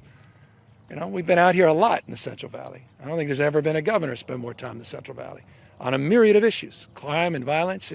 Crime capital of California is Kern County. Murder capital of California, Kern County. We need support. You need help. I'm not here to point fingers. Some folks, that's the only thing they're doing. You know, you got folks out here representing you that want to cut programs, cut the support for programs to solve this. Literally, are actually actively working to stop money coming into the district they represent. There's one well-known elected official who's doing that. I mean, that's up to you to reconcile. I don't know why he keeps getting reelected. And then quite literally engages in working against your interests in real time. I'm talking about next week voting to cut programs to address the critical needs of this community. We won't do that. We're not going to abandon the folks out here. I don't care where folks voted. I care about them and their families. They love their kids. I love my kids. We're all in this together. Governor, there's a state prison complex just down the road from here. Well known, sir. Been many times. Yes, I'm aware. What plans, if any, are underway for a potential evacuation? Let's try to avoid that, but the CDCR is well versed and let me just highlight that in this context with evacuation procedures. Having experience with these extreme weather events and these extreme wildfires, we've had a number of scenarios within the CDCR of evacuation protocols. So I'm intimately familiar with those protocols. We're taken very seriously, and they're well established. We're trying to mitigate the prospects of that happening. We can't guarantee that at this stage. So we're preparing for a worst case, but we're doing everything we can to mitigate that. And that's quite literally the meaning of 3 is substantively addressing the direct cause and effect of that particular Corcoran levee in that respect, and one other levee in particular that's being discussed today. Have you guys stopped taking prisoners at Corcoran temporarily? Yeah, let me get the latest from CDCR on that. An additional question, you were talking about some of the hoops you have to jump through in order to make things happen, to work collaboratively, but what can you tell the residents here who have to continue to wake up to this and continue to face this? What tangibly can they expect from you? What we're doing. We're meeting with folks. We're meeting people where they are. I mentioned that as an aside. That was the 5th thing I said. in terms of the work we're doing, been working through and doing. But there's no clear cut when it comes to different counties, many parts, one body. And so, that's Father cause. That's what the Bible teaches us. One part suffers, we all suffer. So I tell the folks in the community, they matter, we care. And I know they don't care who's responsible. They just want folks to feel a sense of accountability. And we're here with that mindset of accountability. We also know some lawmakers are calling on you to dedicate $100 million to the San Joaquin River floodplain restoration and another $100 million to provide disaster relief. Do you have a comment? There was some letter that was sent. I'll take a look at it. Yeah, we have $8.6 billion we put up in the last 3 years, unprecedented across the spectrum to address the issue of water infrastructure, conveyance, issues related to water recycling, groundwater replenishment, issues around stormwater capture. I know quite literally since I've been governor, $738 million has been set aside specifically for flood protection, 738, which is unprecedented general fund money, primarily, not exclusively. As it relates to that, I know we put up significant money this year in the January budget. I know there was a particular budget allocation of $40 million that went into a trigger that's going to be addressed in the May revise as it relates to the broader letter. Someone mentioned it to me this morning. I haven't had a chance to read about 100. And anytime something's 100, I question it. Why not 99.6 or 100.2? It sounds round. And when things are round, as a taxpayer, I always question the methodology in terms of the inputs. So I'm interested in, yes, protecting and preserving not just assets and people's lives, but also taxpayers' dollars as well, and making sure that we're not asking for something that otherwise isn't being plugged in or available already. I have a question. In the Corcoran levee today, I know there's some concerns within the city of erosion, and that's already starting, but they're expecting that water to be sitting on this for years. What was your reaction to seeing that? Yeah, I mean, that's, look, I mean, it passes prologue, 2+ years. The impacts, and that was just 83, not the 1950 experience. And, I mean, this is you've got a landowner right behind you. You should be asking him this question. I mean, this is profound and existential. And I love, we were driving around with, I don't want to share names. He said, those are my babies. And I said, well, how many kids you have? He was talking about the pistachio trees. Right?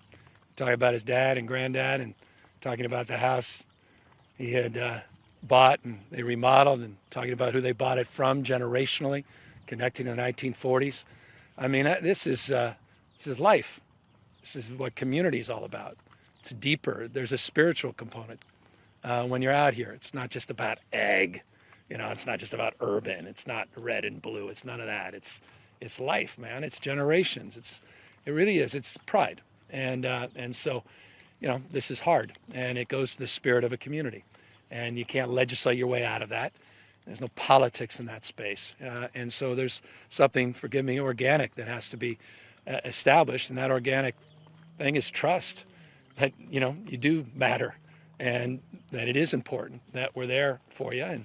And I hope, that's really the purpose of this trip, is to understand, seek first to understand, but also, folks, I hope when they come away, to understand as well that we understand the needs of this community. I'm not sure if this question is going to be for Ms. Ward or Ms. Bring them both up there. But Ms. Nemeth, you mentioned the prospect of trying to divert water before it gets to the lake basin. What are the mechanisms, and where would that water go? Sure. Before I go to that, I just want to let you know that we are aware of the erosion. Both DWR and the Corps of Engineers, we've walked that levee. We share the concerns that the county has raised. They've requested materials to shore that up, muscle wall. We've deployed that, so that's happening. I think the question that the governor is referring to is, which is I think we're all hearing about in the media in more detail than has made it to the department yet, which is a desire to raise that levy. We take that request very seriously, but again, the department has not yet received specifics about what the county would like to do, and that's what we're meeting with them, because we recognize the timeliness of making that kind of decision and sorting through that issue, not just for Corcoran, but other requests in for the community of Stratford. On this issue of diverting water upstream, so if you'll just permit me, The governor was mentioning the Central Valley Flood Protection Plan, and that really spans from the Sacramento Valley all the way down essentially to Fresno County. And that is a place where the department has responsibilities to put together we do an enormous amount of analysis on hydrology, climate, what we can anticipate for flood, and the status of levees. And we drill with our local partners on that all the time. That's one of the most drilled emergencies that we have in California because they don't come very often, so we have to kind of dust it off and keep doing it. Our big challenge is in these 4 counties, they are not part of the Central Valley Flood Protection Plan, which means I know that there's a lot of information here in these counties about what happens to the water once the Corps releases it from the dams and before it gets to the lake bed. Otherwise, we'd have a lake emerging more frequently than we do. And so the real challenge is how do we collect that information and with the counties and have the counties make decisions about where to divert water upstream of the lake bed to protect communities further downstream. Flood as a general matter is a landscape scale. It is a regional challenge. It just screams regional coordination to make it actually work. One of the ways the department is focused on trying to divert water upstream is groundwater pumping. So the governor issued an executive order. I'm losing track of my months and disasters, but I think it was sometime in the late February. Executive order? The streamlining of groundwater recharge. So one of the big signs that we had from lots of folks is confusion over did they need permits or not. So the governor made that very clear that when we're diverting floodwaters, you do not need permits from the Water Board or Department of Fish and Wildlife. And so many landowners and local water districts have used that streamline. We've been able to recharge about 50,000 acre feet of water. That's about 45 projects. But the feedback that we're getting now is that they're running short on equipment, pumps that can pump the water and get it onto and into fields for recharging. So the state is working with our partners and just yesterday worked with Fresno Irrigation District to get some pumps and siphons in the ground, diverting as much as we can. Now groundwater, I don't want to give people the impression that that's going to be able to move enormous slugs of water that, are going to come down from the Sierra Nevada, but every piece helps. I mention that as an example of why tracking that and why the information about what's being diverted where is so crucial to public safety in this flood emergency. I cannot stress that enough, and I cannot stress enough that the Department of Water Resources, by virtue of, planning choices that were made a long time ago, we do not have significant information about these 4 counties and where water moves. That's why I said at the beginning of my remarks, we will not be successful unless we have a good state, federal, and local partnership. And that partnership needs to be communicating out to the public what the plan is. In Kern County, there's a lot of conversations underway with the Kern Water Master. Back in the early 1980s, one of the things that happened was the State Water Project. We have an intertie, and we moved water into the State Water Project and out of the area. As the governor mentioned, there's a lot of different requests that are made in the media but not made of the department. We are aware of that. We are preparing in the event that request comes in from Kern County. So there are significant things that we can do to make sure, as much water is diverted away from the lake bed as possible. I, for one, knowing how depleted groundwater basins, I would love to see as much of that snowpack get underground. It's an enormous opportunity for these communities to stabilize their groundwater basins. We don't have all the infrastructure in place, but it is certainly a lesson in how we can manage in the future in extremes. So those are some of the things that we're working on. And then in addition to pre-positioning significant resources, things like muscle wall and super sacks and these sorts of things where we can anticipate a need for flood fighting. To what extent does subsidence here in the valley impact the ability to shove more water underground? Well, it definitely does. So, some aquifers, when you overpump them, they collapse, and then you don't have the ability to sort of replenish and reinvigorate that aquifer. But, right now we're going to see, because water's going to go to the lowest point, so we will see in real time how much subsidence has changed since previous mapping was done. That's something that the department has been working on, the mapping of the lake bed to understand where that water is going to pool. So it certainly has an effect, no question. But in aquifers really surrounding the lake bed, there are enormous opportunities. There are things called paleo valleys that have been the subject of a lot of research and I think innovative ideas about how to manage these kinds of situations in this part of California. To map these a little bit. Yeah, so we've put in several $1 million to help map these paleo valleys. So these are ancient valleys that are coming out of the major Sierra Nevada watersheds.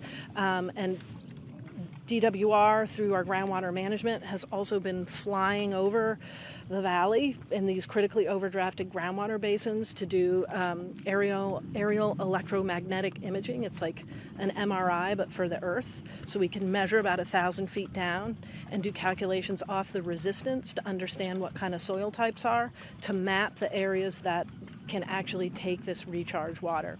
That's something we did not have in 2017, and it's something that is absolutely by virtue of having a groundwater management requirement in the state, and that's going to help us do that kind of diversion. Are there any prospects for all this water that's already here? It may take up to 2 years to get rid of. Is there prospects for pumping that out somewhere and getting it out of the area?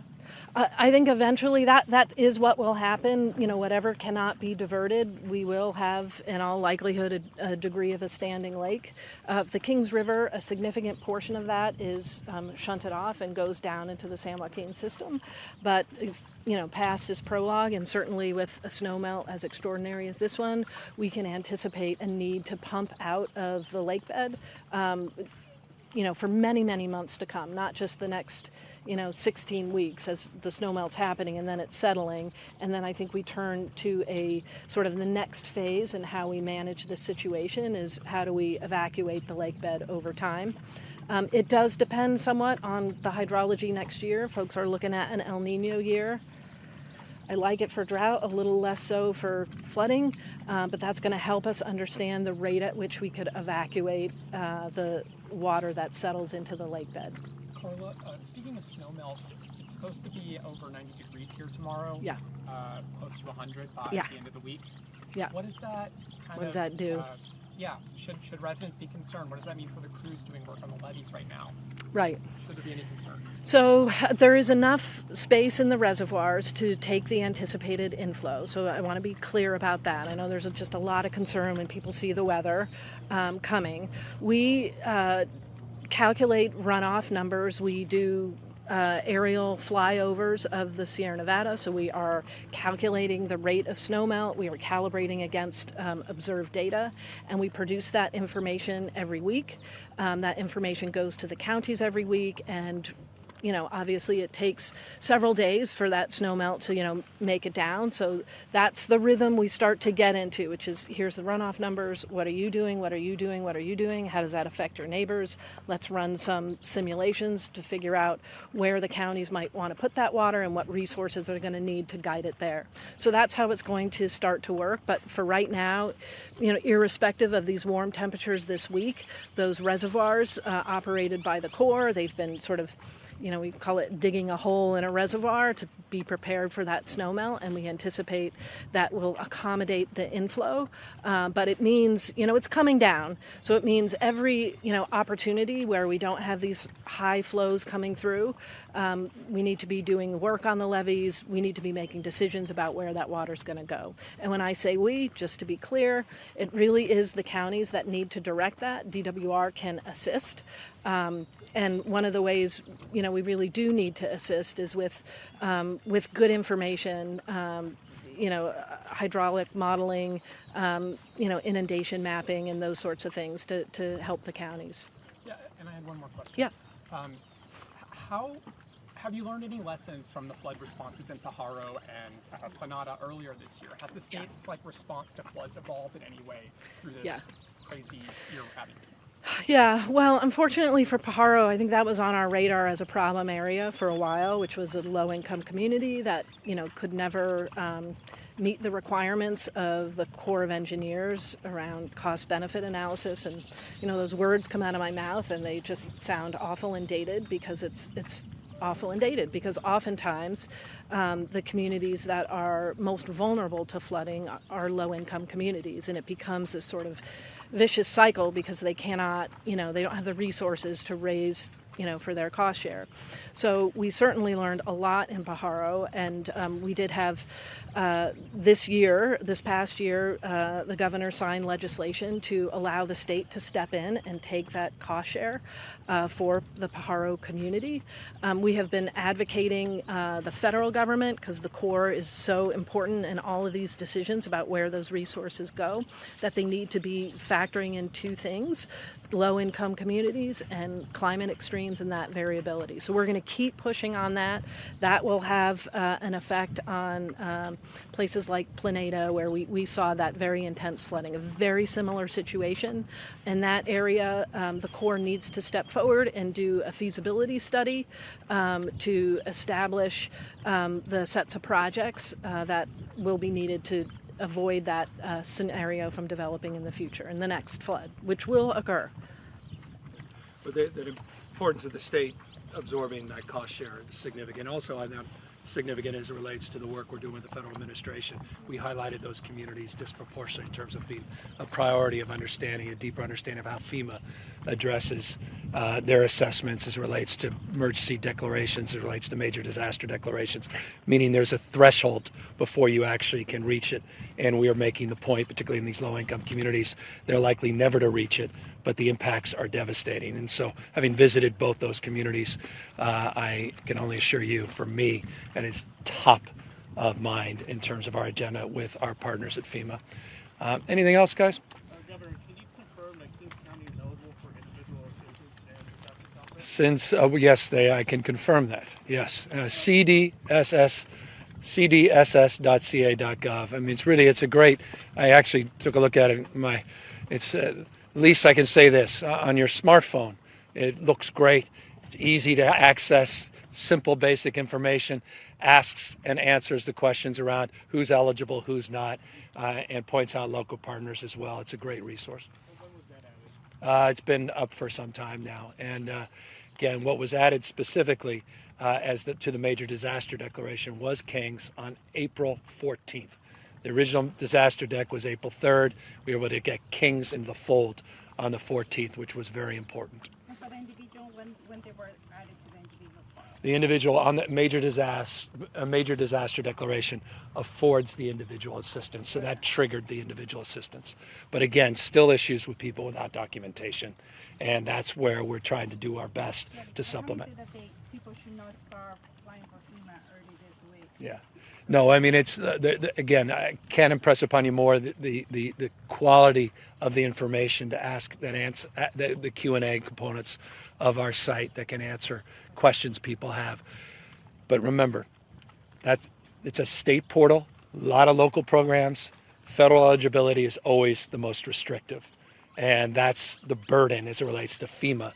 And there's creative ways on Disaster CalFresh that provide support. Regardless, but a lot of other restrictions exist and persist. That's a deeper question. You're talking to the wrong guy when it comes to this, because we're the only state in America, because we made sure of it, regardless of your immigration status, your ability to pay pre-existing conditions, that has universal health care. It's a point of pride. It's a point of privilege being your governor to be able to do that. But that's an example of an area where we've done some good work, but the federal government continues to neglect a lot of hard workers and a lot of families out here that you know better than anybody else that I think should be considered in terms of federal support. I'll end my federal diatribe on that. With that, we thank you all very much for being out here. No. Have them apply as soon as possible. And yeah, don't deny that. Apply regardless. Yeah. It's heartbreaking and beyond frustrating that women's health and safety continue to be put in jeopardy because of a deep-rooted, pernicious, patriarchal strategy to dominate and control our bodies and our lives. We saw it last year with the overturning of Roe v. Wade, with the continuation of red state abortion bans and restrictions across the country, and now through a conservative judge's attempt to ban a long-used and safe abortion pill, one that is also prescribed to women who have miscarried. As a mother and the first partner of California, it's beyond frustrating to watch this concerted attack on every vulnerable community in our country in order to preserve power and control in the hands of a privileged conservative few.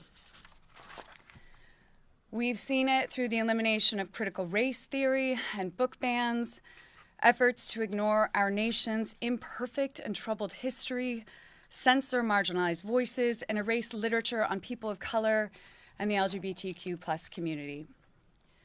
We've seen it through laws that make it easier for racists and misogynists to purchase guns while innocent children are shot and murdered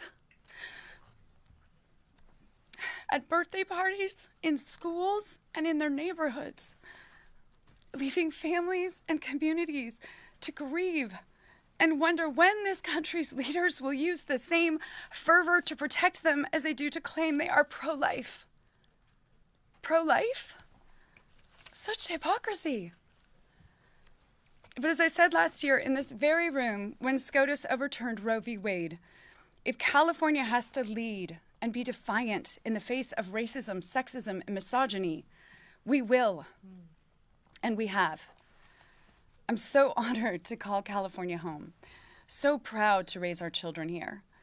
And I'm beyond grateful to live in a state where equity is our North Star, and where our governor, the entire administration, and our legislature are deeply committed to protecting and expanding not just reproductive rights, but women's rights as a whole.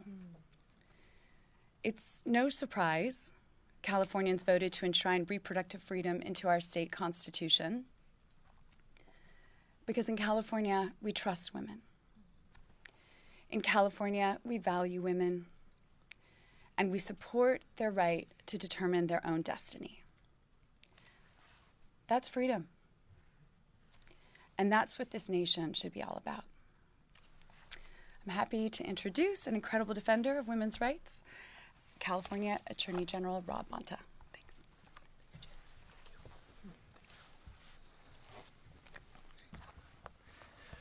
Thanks. Good afternoon, everyone. Rob Bonta, California Attorney General. And let me just first start off by saying I wish we weren't forced to gather here again, but I wouldn't want to do it with anyone else. With this governor, with this first partner, with this pro tem, this speaker, these legislative leaders, these advocate leaders. When it comes to California, standing together, locking arms, and fighting for our values, our people, access to health care, our rights, our freedoms, this is the team that's fighting harder than anyone else. So I'm proud to be here to fight once again, and we're going to do our part at the California Department of Justice. When it comes to reproductive freedom, the Department of Justice is committed to protecting your privacy, to ensuring your access, to safeguarding your security. In short, California, we've got your back in clinics, in courtrooms, and on the ground across the state. But it's not enough that we get it done here in California. We're also fighting for these fundamental rights across the nation, and we're not backing down, and we're here to reaffirm that fight, that commitment. For decades, mifepristone has been a safe and reliable lifeline for so many. Safer than Tylenol, safer than a colonoscopy, safer than having your wisdom tooth removed, safer than Viagra. It's safe. It's been safe. That has not changed. It's been safe for over 20 years. And the decision to claw back its approval is unconscionable and unprecedented. As California's Chief Law Enforcement Officer, let me be clear. mifepristone, and all abortion services are still legal and fully protected in California. Whether you're seeking or providing an abortion, you are safe here. Over the last year and a half, we've experienced some of the lowest lows and the darkest days. I fear that they may not all be behind us, but we continue to do what we've always done, to meet the moment, to rise to the occasion, to fight back, and to push back. Through it all, our stance has been unwavering. We are and will continue to be a safe haven for reproductive freedom. You can count on California.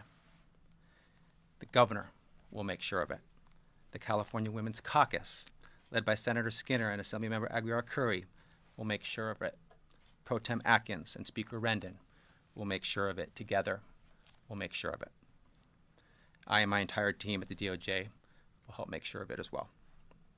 From Proposition 1 to 2 years of expansive legislation, increasing protections, to the fervent enforcement of our reproductive health care laws and ongoing leadership in court to preserve access, California has made it clear the more that anti-abortion states try to roll back reproductive freedoms, the harder we will fight to defend them. Today is just another example of that commitment. The leaders you see up here, they give me hope. They inspire me, as do our partners in the White House. Despite the fact that they've been thrown one challenge after another, the Biden-Harris administration has been tireless in their defense of our reproductive freedoms. I'm proud to work with them and grateful for their collaboration and their partnership. We'll continue to fight, and we are up for the challenge. With that, let me please have the opportunity to introduce Assemblymember Cecilia Aguiar-Curry.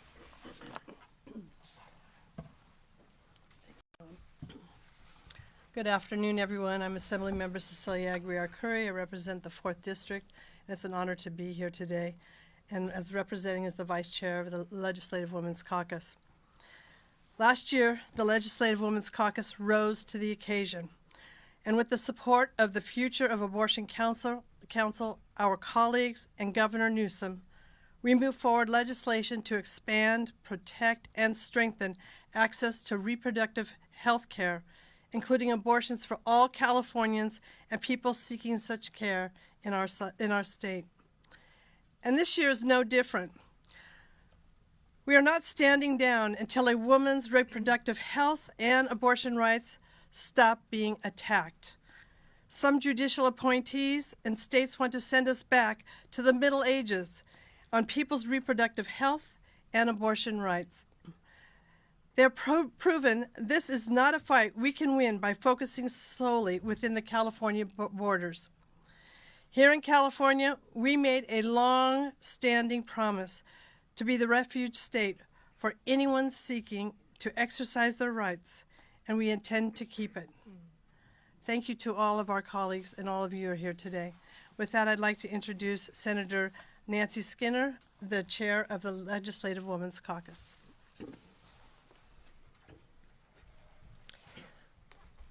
Thank you so much.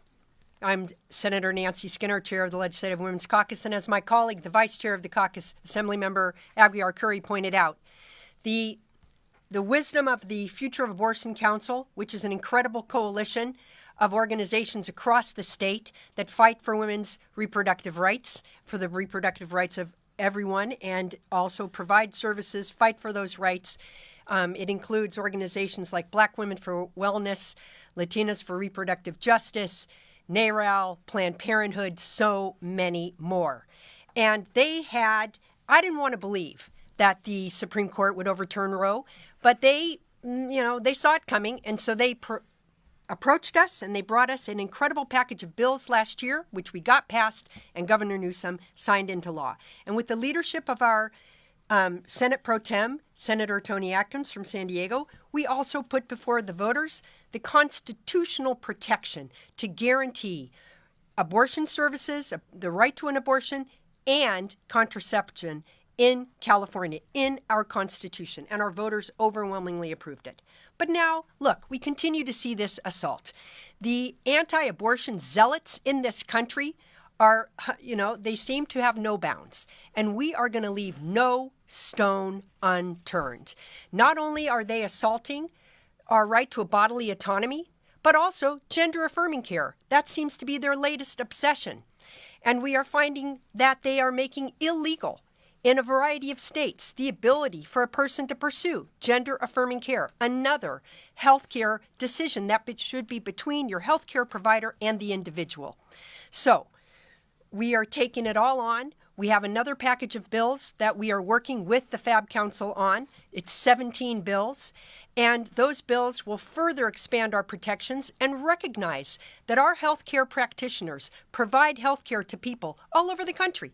You and I could be in another state at any point, and our healthcare provider deserves to be protected for providing us healthcare that is legal in California, and from being protected against any other state's aggressive prosecution of their laws, which don't make any scientific or healthcare sense. So, like I said, we will leave no stone unturned, and I appreciate being here. I appreciate the governor's leadership. I appreciate all of my colleagues and the Fab Council and our two heads of our houses, the Speaker Rendon and Senator Atkins, for her good work on that constitutional amendment. And with that, I would like to introduce Speaker Anthony Rendon.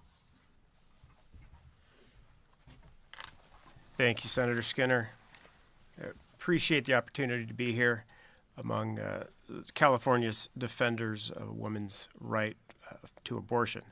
The governor, the first partner, the Senate Pro Tem, Planned Parenthood, and our Legislative Women's Caucus have all been on the forefront of this struggle. It's a struggle we thought we had settled half a century ago. Unfortunately, the court thinks otherwise. Abortion needs to be safe and available because we will always need that choice. That is what mifepristone is designed for. That is what study after study has shown, that it is safe. Nevertheless, the extreme right is doing what it has done on other issues. If it has no logical argument to stand on, it attacks the process. This raid on our judiciary is as misguided as the January 6th raid on the U.S. Capitol. We cannot stand by, and in California, we will not stand by. I thank the governor for his actions. I thank the organizations behind us. I thank the Senate and my assembly colleagues. We are all united on this. Thank you. It's now my honor to introduce my legislative partner, Senate Pro Tem Tony Atkins. Thank you, Mr. Speaker. And like Jennifer Siebold Newsom, I am proud. I am so proud to be here in California. And I'll be a bit repetitive. I am not taking anything for granted. We have, and I want to acknowledge some incredible leadership here today. Our governor, the first partner, our attorney general, my legislative partner, Speaker Rendon, the Legislative Women's Caucus led by Senator Nancy Skinner and Assemblymember Cecile Aguiar-Curry, the caucus as a whole, and our partners, our incredible partners in the California Future of Abortion Council, including those representing that council today, Planned Parenthood Affiliates of California and NARAL Pro-Choice California. As a Democratic leader of the Senate, I am proud. California does not sit back. We take action. We took action on Proposition 1 to enshrine abortion and contraception into our state constitution. We passed more than a dozen pieces of legislation last year to expand and protect abortion and reproductive care, and they were signed into law last year by our governor for access, legal protections, training of providers, expanding the pool of providers, financial support, and coverage by health care insurers. We allocated more than $200 million to funding to support all of that legislation and bolster security of our clinics and to help pay for services. Somebody, please. The doctor? She is the doctor.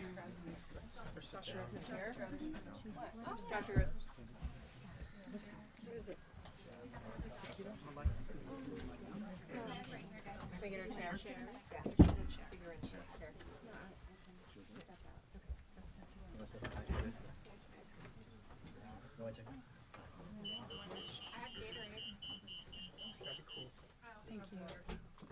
I think the Gatorade might help with the sugar. Thank you so much.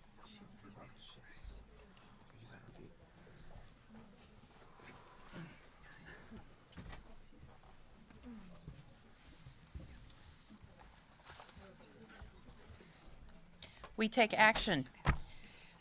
No, really. We appreciate the assist, as always, from the media. It's important that we're here for each other, just as you saw we were here for Dr. Weber, our Assembly colleague. And we're all going to want to make sure that she is well and okay. It's why we allocate money, like $200 million, to fund and support our legislation that supports health care, bolsters the security of our clinics, and help pay for services for those who may need to come here. We even had the best, most user-friendly website up and running in record time to help people understand that their rights remain protected here and help connect them with services and providers. This year, we have more than 17 more pieces of legislation to tackle every aspect of our challenge. When it became clear that the Texas ruling regarding the FDA approval of mifepristone was possible, California began preparing to secure an emergency stockpile of misoprostol. Once again, California is ready. When I was the director of a clinic service organization, Women's Health Care Clinic, I talked with abortion providers who recalled times pre-Roe, the secretive trainings to make sure that practitioners knew how to perform procedures safely, and an underground network of practitioners who helped women in need. It is staggering, as my speaker colleague mentioned, that here we are 50 years later, and yet once again, we're back to ensuring that practitioners get the training that they need so that we have enough providers. It's staggering to think that we're securing doses of an abortion medication that's been proven safe and effective because the other piece of the two-drug regimen is under threat. RU-486, the original name for mifepristone back in the 80s, which was first developed by a German company and embraced by French researchers. It was a game changer for women. I was a clinic director in 1987. It took us until 2000 to have access to that drug in this country, after more than 20,000 women went under studies to prove that it was safe. The World Health Organization has it on the list of essential medications worldwide.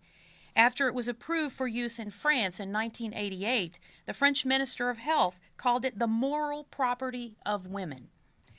So too are our reproductive rights. And today, here in California, we're saying loud and clear, we will not go backwards. You can get the critical reproductive and abortion care you need here in California. And now I'd like to introduce one of our key partners, Shannon Hovis, the director of NARAL Pro-Choice California, to say a few words. Shannon. Hi, good afternoon. My name is Shannon Olivieri Hovis, and I'm the director of NARAL Pro-Choice California, proudly representing NARAL's 4 million members nationally who are fighting for reproductive freedom all across this country. I want to be abundantly clear about what these latest attacks on reproductive freedom are about. Anti-choice extremists know that they cannot win in the court of public opinion. They know that 8 in 10 Americans support the legal right to abortion. And they know that they cannot pass a nationwide abortion ban. They don't have the votes, and they wouldn't, because the political backlash would be overwhelming.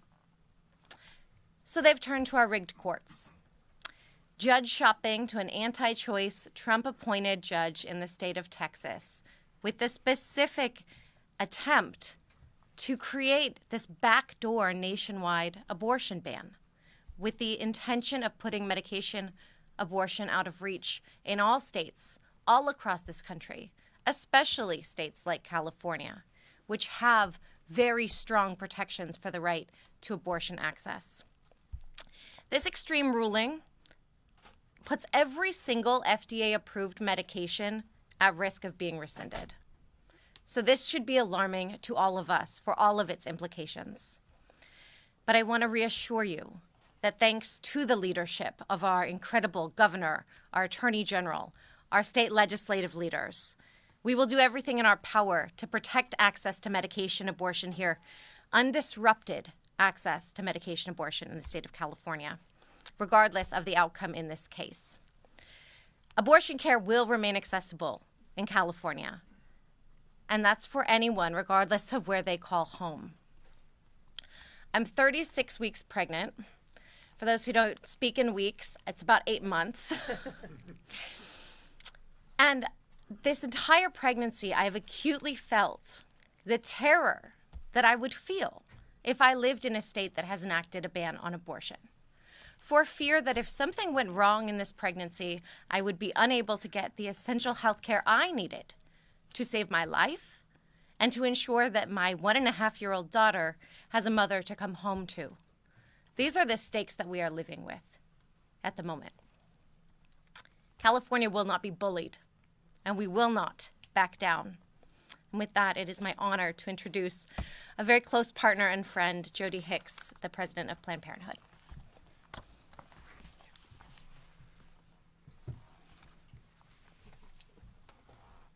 Thank you, everyone, and good afternoon. And I have to tell you, we've been working on this in the FAB Council, and I know I haven't felt it as acutely as Shannon, but it's certainly for all of us as a group as we watch in real time her pregnancy and feel what this means.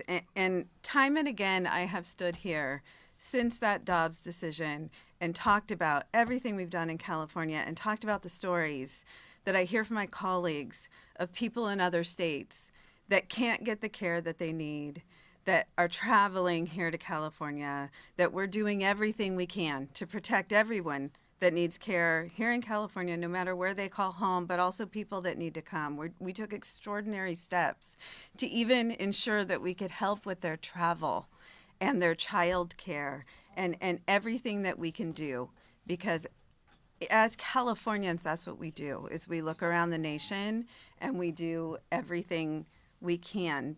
But I have to tell you that today does feel different, and this week has been different. We are here because anti-abortion extremists are going to great lengths to reach into states like California to ban, to restrict, and criminalize abortion. And I want to be clear that no matter what the court's ruling may bring tomorrow or in the next few days, abortion will remain available in California. Planned Parenthood affiliates are committed to continue to provide abortions across the state. But I also want to be clear that anti-abortion extremists and politicians are not stopping with overturning Roe v. Wade and allowing states to ban abortion. They are actively working to dismantle sexual and reproductive health care nationwide. They are attacking medication abortion, which is over half the abortions that are provided across the country. Over half are medication abortions, and that's exactly what they're attacking with this one judge in one county in Texas. It's a medication that has been approved. It's been used by over 5 million people for more than 2 decades, for 23 years. I have some brilliant staff, and this drug has more experience than how long they've been alive for some of my amazing staff. And that's what they're attempting to overturn in this one decision by one judge. They're finding any way to attack access and rights, reaching into California despite the tremendous work, despite everything that you've heard here today, and making it harder for providers and patients to receive access. But in California, we continue to reimagine how to build something better and bolder, and we're continuing to look at all options, both what we need to do in the short term and thoughtfully and intentionally what we need to do in the long term. But the reality is we are not immune. We're not immune here from the impacts of the unrelenting campaign to ban abortion nationwide. And in the last few weeks, we have seen how one judge in Texas is imposing his personal beliefs, his anti-abortion agenda, across the entire nation, overriding the FDA and the medical community, and attempting to ban what is a life-saving drug And let's be clear what this attack on medication abortion means. It's the ability to not only create new barriers for those who already face hardships, but it's also attacking access to everyone. So no matter your insurance coverage, no matter your income, no matter your zip code, they're attempting to attack your access to abortion. But this doesn't also affect abortion. We are talking about a drug that doctors use for pregnancy care, for if you have complications, to ease a burden, or it's life-saving in many instances. And this one judge in Texas is deciding what is best for patients rather than what's scientific, rather than doctors, and certainly rather than FDA authority that we have put in place for safety. California does more medication abortions per month than the total abortions done in many other states. So to say the impacts on the attack on medication abortion would be real here is truly, truly an understatement. And much of the harm from these attacks comes in the form of chaos and confusion and created through decisions like this. Replacing scientific and medical evidence and protocols with ideological beliefs from zealots makes it incredibly challenging for providers. And quite frankly, that chaos is the cruelty that they're intending to impose. But despite all this, Planned Parenthood affiliates, providers, and staff continue day in and day out, and I want to thank them and all of the work they're doing in health centers, not just Planned Parenthood, independent health centers across California and across the country, for continuing to do this work and constantly showing up in a shifting landscape every day. I want to thank the governor again, as well as the legislators and the attorney general. I have to tell you, I didn't know how good it was to have this community behind me and remind all the work that we've done in what's been a really challenging week. So thank you, and they continue to provide reassurance to patients and providers. It's the course of action is what, and we heard, the vast majority of our public wants us to do. It's exactly why we'll continue to do it. We'll stand up and speak out and continue to take action. And it's certainly what our governor has continued to do. He's been really a leader across the country. I have my colleagues calling me all of the time to get insight into what we're doing in California so they can replicate that in other states. And all of that work matters. It matters more than ever, and it certainly gives comfort and hope to have him at the forefront of fighting these attacks. So with that, I'm honored to welcome Governor Gavin Newsom. Thank you. Thank you, all of you, for your comments, for your leadership, for your faith and devotion that we all share for women and girls and their reproductive freedoms, their fundamental rights. Look, I don't want to belabor what was expressed. I think everything was covered. I think the purpose, the why we're here is self-evident. Everything and anything is possible tomorrow at the U.S. Supreme Court. And we want folks to know that we're here and we remain steadfast in our determination to respond appropriately and accordingly and to maintain our vigilance as it relates to efforts to do more and express a broader and deeper level of support for people that are deeply anxious and fearful about the moment they're living in. I have said this on many occasions, and I'll repeat it, because over the course roughly of my lifetime, I've seen a rights revolution take place, and I frankly took it for granted. On voting rights, on civil rights, LGBTQ rights, on reproductive freedom, reproductive rights, on contraceptive rights. All of that has now experienced a wrecking ball in real time. This rights regression, no longer a rights revolution. Last half century, 50 years, just in the last 5 years or so, we have seen this great divergence in red states and blue states. But that's not what today is about. That divergence has been primarily in red states and blue states. But what this judge has done has brought this fight to blue states, not just red states. The expansion of rights on a national basis is the regression now of rights on a national basis. That's what they've long intended to do. 231. That's a number you should remember. It's the number of federal judges the Trump administration appointed to the bench. 54, number of appellate federal judges he appointed to the bench, and 3, you know those 3, on the U.S. Supreme Court. They have very intentionally set the course of events that we're now experiencing action. It shouldn't surprise anyone. You had a judge that was well known, devout in his opposition across the spectrum of rights, that was picked for this district in northern Texas, in Amarillo, and they have done exactly as was expressed. They've judge shopped with a predetermined outcome. That's why you were surprised on the first day of the hearing that there wasn't a decision, because you already knew there was a decision. So we just waited for the pageantry of process to unfold to advance exactly what we knew was predetermined. It was also predetermined, was it not, at the Fifth Circuit, the same Fifth Circuit Court of Appeals that just recently announced that regardless of your felony record relating to, as an example, domestic violence, that you have a fundamental right to a long gun, a fundamental right to a weapon of war, regardless of your domestic violence history and past. This is the same Fifth Circuit that advanced the bounties for women fleeing the condemnation of sorts of their fundamental freedoms as it relates to SB 8.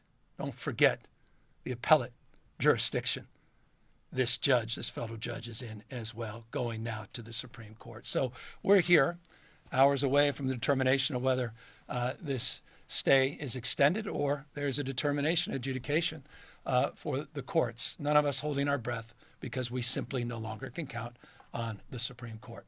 What you can count on, though, is everybody behind me.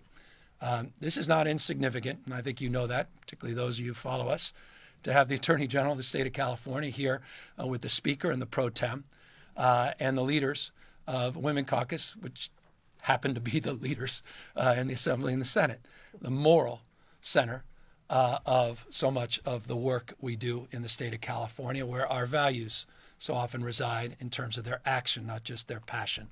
That action, as the Pro Tem expressed, was advanced in 14 specific bills we signed last year, the $200+ million of additional support that we provided in anticipation of the uncertainty in the moment and the moments that we're now working through. 17+ now bills that are pending determination through both houses. They'll be amended. Some will make it my desk, some will not. There are a few that are fundamental and critical, however, around the issues of privacy, which is foundational as it relates to electronic health records, that we need to advance here in the state of California. There are others as it relates to protecting those that distribute, those that transport, those that hold supplies of these drugs, to make sure they're indemnified in terms of their licenses being potentially at threat of revocation and or any legal actions. Pharmacists, as an example, pharmacies, as example, that we need to advance. Many other ideas worthy as well of consideration. So our work is never done. I want to close by saying that work now has extended well beyond this state. We are now working in collaborative spirit and a partnership, the likes of which we've never worked, now with 22 states as part of a reproductive alliance representing the majority of the American people. These 22 governors are working with toolkits, comparing and contrasting, working with their chiefs of staff that meet on a consistent basis. We actually have staff full-time working to advance the needs and aspirations of this alliance, to make sure we're sharing in real time best practices, because we want folks to know they're not alone. One of those best practices was abortion.ca.gov. And I highlight abortion.ca.gov because if you have a question, that's the repository of answers. Abortion.ca.gov. Whatever happens in real time, we'll update that site. Whatever happens, and forgive me, I use the lazy term of Miffy versus Miso. You've got Miffy Prostan or Preston, whatever, and then Prex, and then you've got Danko. That's the branded version versus the generic version. Miffy's easier for someone like me, and Miso. We have ample supplies of both now. We went out to get more of the Miso.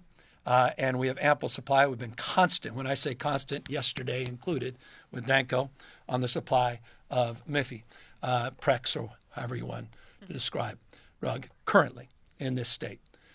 So that's the state of our readiness and preparedness. But again, none of us are in denial about this moment we're living in. It's an extraordinary time. And let us not, let me just reinforce what my wife and others said. This simply would not be happening to men and boys.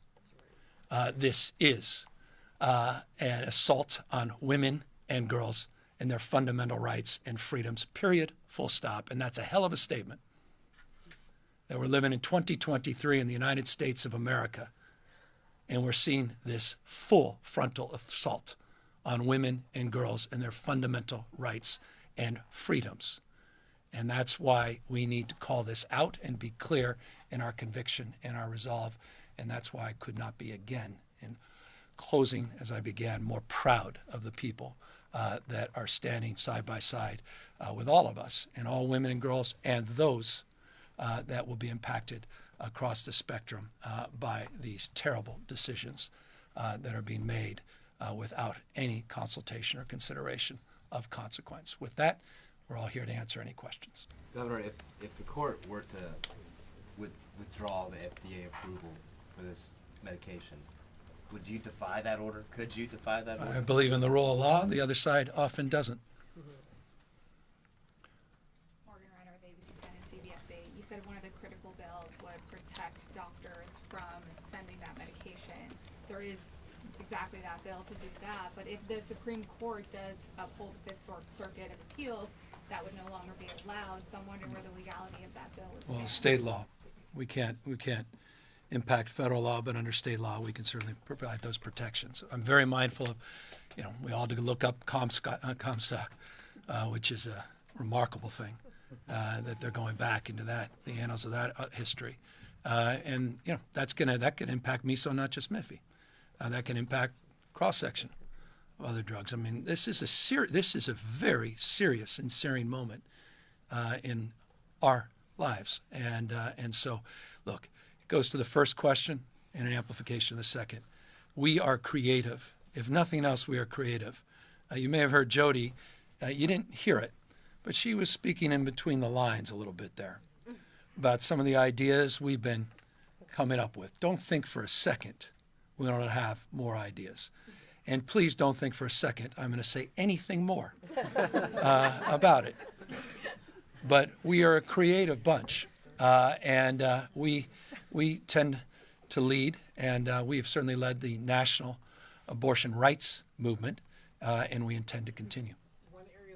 Hasn't led is on this lawsuit out of Washington to protect mifepristone access. 18 states are on that lawsuit. I'll ask my attorney general. Was there a reason why California didn't join that lawsuit? Was it a mistake or was it an intentional decision not to join? In short, it was intentional, it was deliberate, it was strategic. And let me first say this, make no mistake about California's role in defending reproductive freedom nationwide. We have led, we are leading, we will continue to lead. We led on the Dobbs case, we led on the amicus brief. We have gone to circuits all throughout the nation taking on challenges to the right to reproductive freedom. And we have always thought that when it comes to mifepristone, the best pathway to defend FDA's approval is direct involvement in the case coming out of the Northern District of Texas. We were involved at the district court level in the Northern District of Texas, the circuit court level, the Supreme Court level, with amicus briefs with multiple states. We believe that the most likely final ruling on the legality of the FDA's approval of mifepristone will come from the U.S. Supreme Court, and it will apply uniformly nationwide. It won't be on a state-by-state basis. So having said that, we work with our state allies and colleagues throughout the nation. We are conquering by dividing. Dividing and conquering with involvement in different cases. There's a number of states, of course, that are involved in the Washington lawsuit. There are a number of states, notable ones like California, like New York, like Massachusetts, who are not. The Washington lawsuit is a suit against the FDA. They are suing the federal government. They are adversarial to the federal government. We believe it's important to have some states, including California, that continue to collaborate, partner, and work with the federal government. We are doing that. We are working with the FDA. We are working with the White House. We are identifying pathways to execute and implement their commitment and ours, our shared commitment to reproductive freedom. So the states involved in the Washington lawsuit are not able to do that. Having said that, we are in a landscape that is constantly evolving. It's constantly changing. We will always do what is best for the state of California. Today, the people in Washington, the people of California have the exact same rights. Full access to mifepristone. If that changes and we think being part of the Washington lawsuit will benefit and support the people of California, we will certainly consider that and pursue that route. It's also possible that we pursue a separate lawsuit in a separate court. Just conceptually an idea, to the governor's point, there's no shortage of creative ideas, of innovation, all within the existing contours of the law, which we honor, which we will follow. But there's always a way. And creative solutions, innovative approaches, working together, covering all of our bases is the way to do that. So it was intentional, it was deliberate, it was purposeful. Attorney General, California, of course, wants to be a leader in protecting abortion rights across the nation. But to what degree is it legally feasible for you to control what happens in other states, for you to rebuff other states' laws that you may find offensive to California values?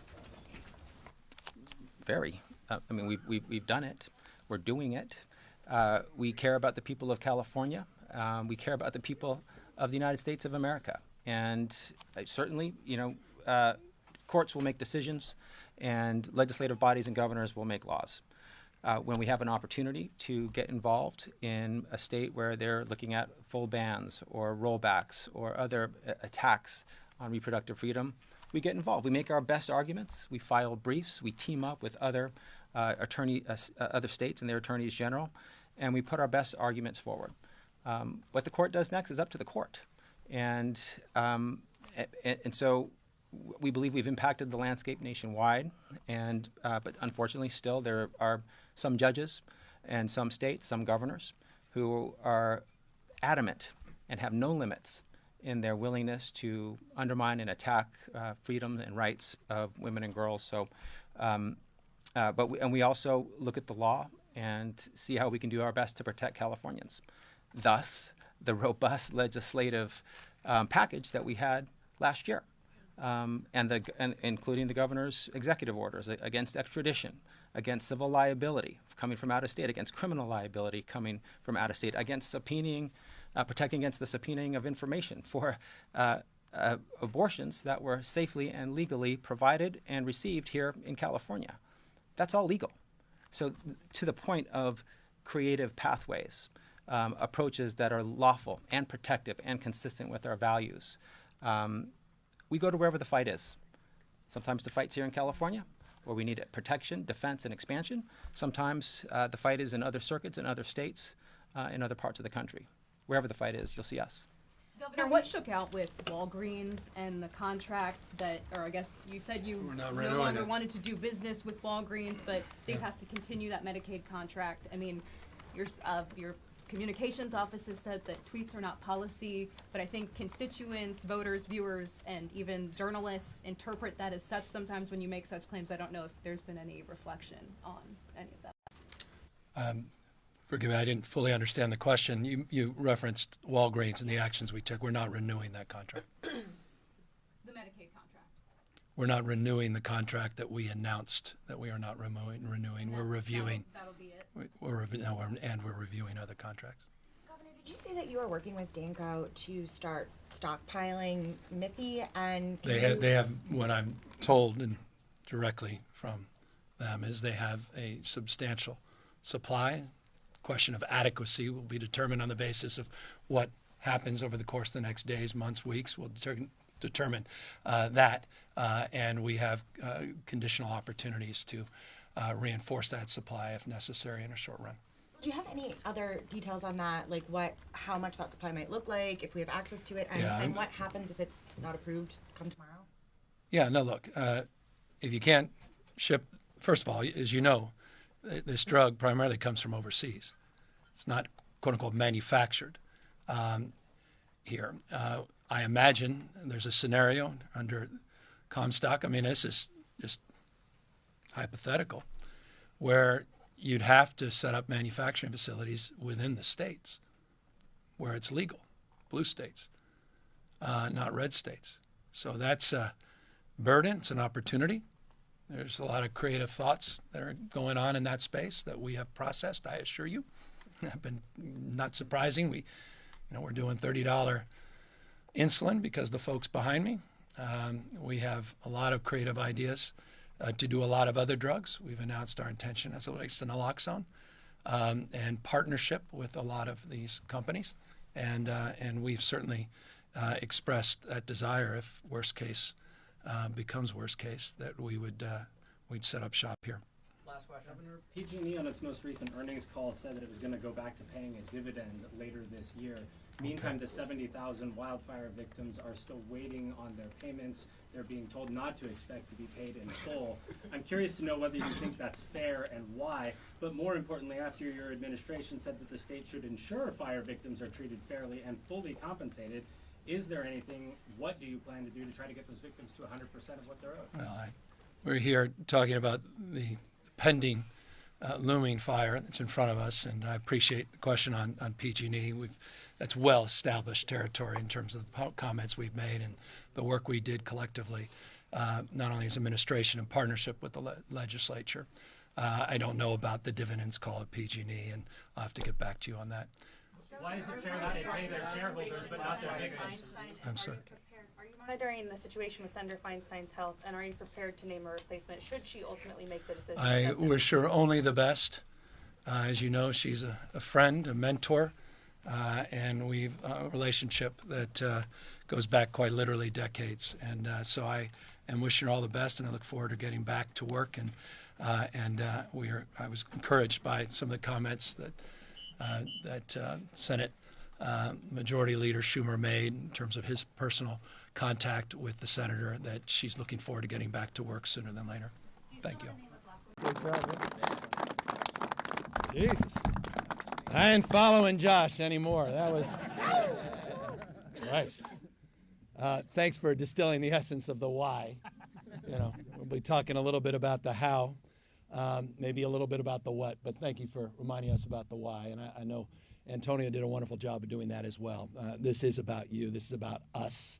This is about the community. This is about, addressing the issue of our time, those here and then everybody else, and minding that gap. We're not just a state that focuses on the top line growth. We're a state that commits ourselves every single day to doing more and better on the issue of inclusion. And foundationally and fundamentally, the issues that bring all of us here today are around that paradigm, around that fundamental value, and a core of the work that we're doing and advancing here today with the 11 bills that we'll be introducing, trailer bills to the legislature, and an executive order that has 8 fundamental principles.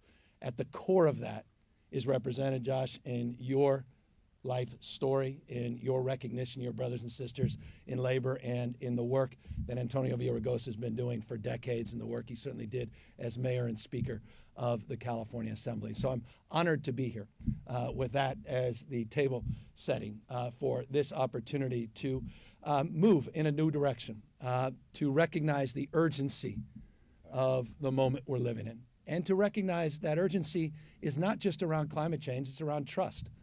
That urgency is around actually delivering on what we promote and promise. That urgency is around reconciling the fact that people are increasingly, a lot of us, not only distrustful, but we're just frankly, we're fed up with everything we're hearing on TV and all the things that are being promoted, and yet we're not seeing the results. You see it around the rest of the world and you go, what the hell is going on in the United States? You see that frustration magnified in people saying, I'm not voting, I ain't getting involved. I'm done, I don't trust institutions. I don't trust politicians anymore. And I hear that all the time. Why is it taking so long?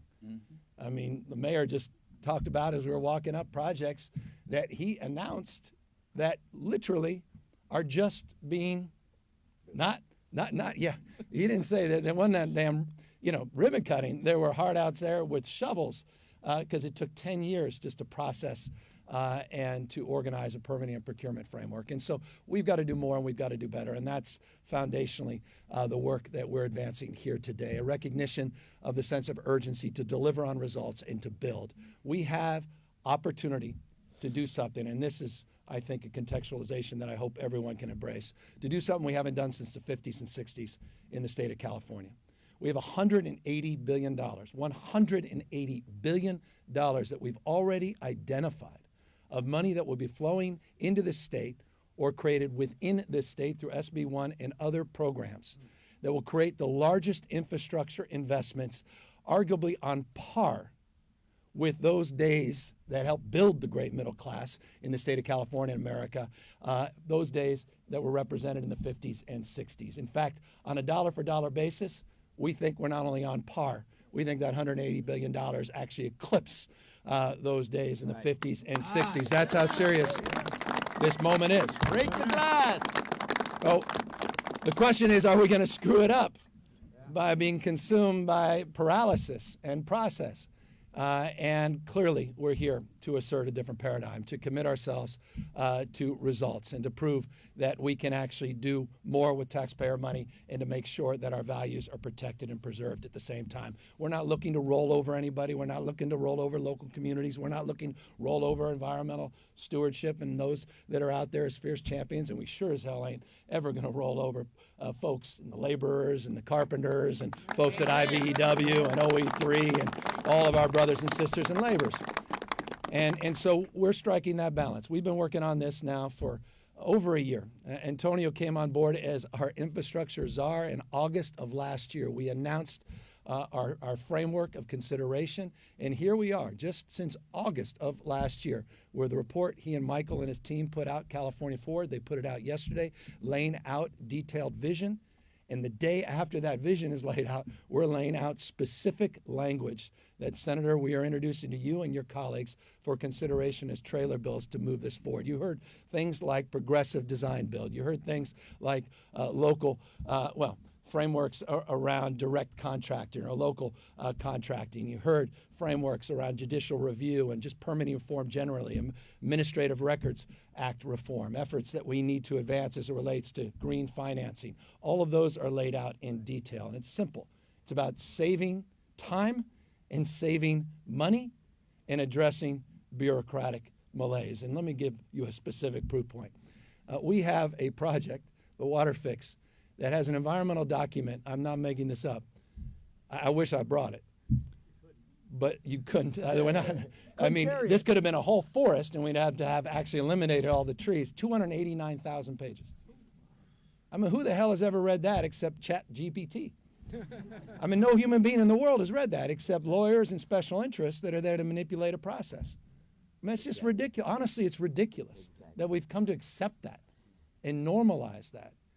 And so part of the administrative records reform is to fundamentally address that.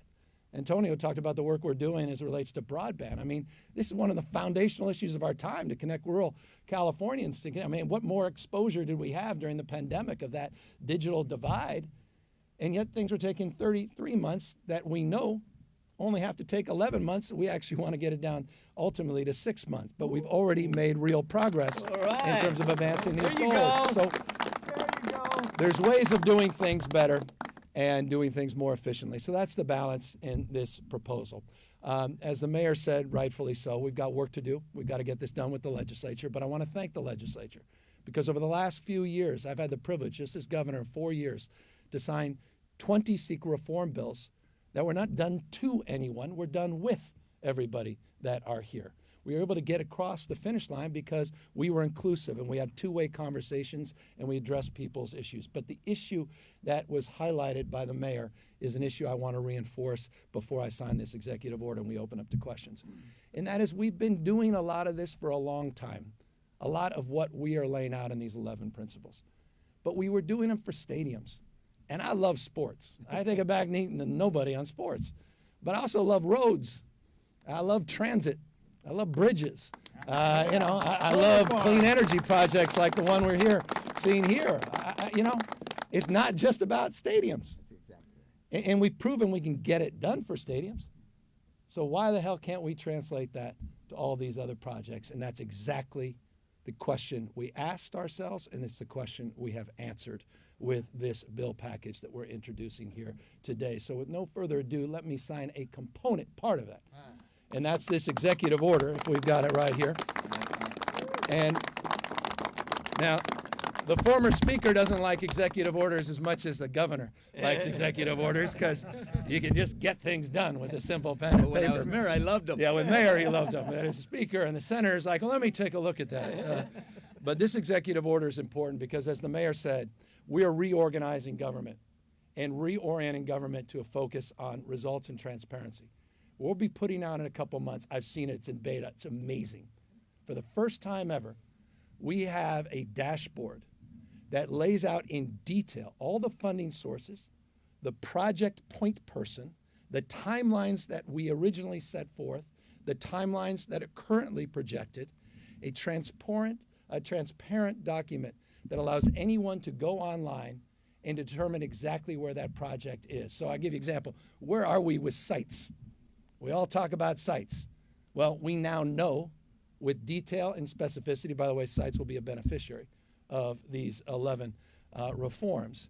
And we will be able to communicate that not just internally, but externally. Everybody will have the capacity now to understand where this state is. That has been a more challenging process than you think. Just the funding sources, they get complex and they're nuanced, and we want to make sure it's accurate. But that's one of the principles that are being laid out in this executive order. We have 8 strike teams. We organize them around broadband and clean energy and hydrogen.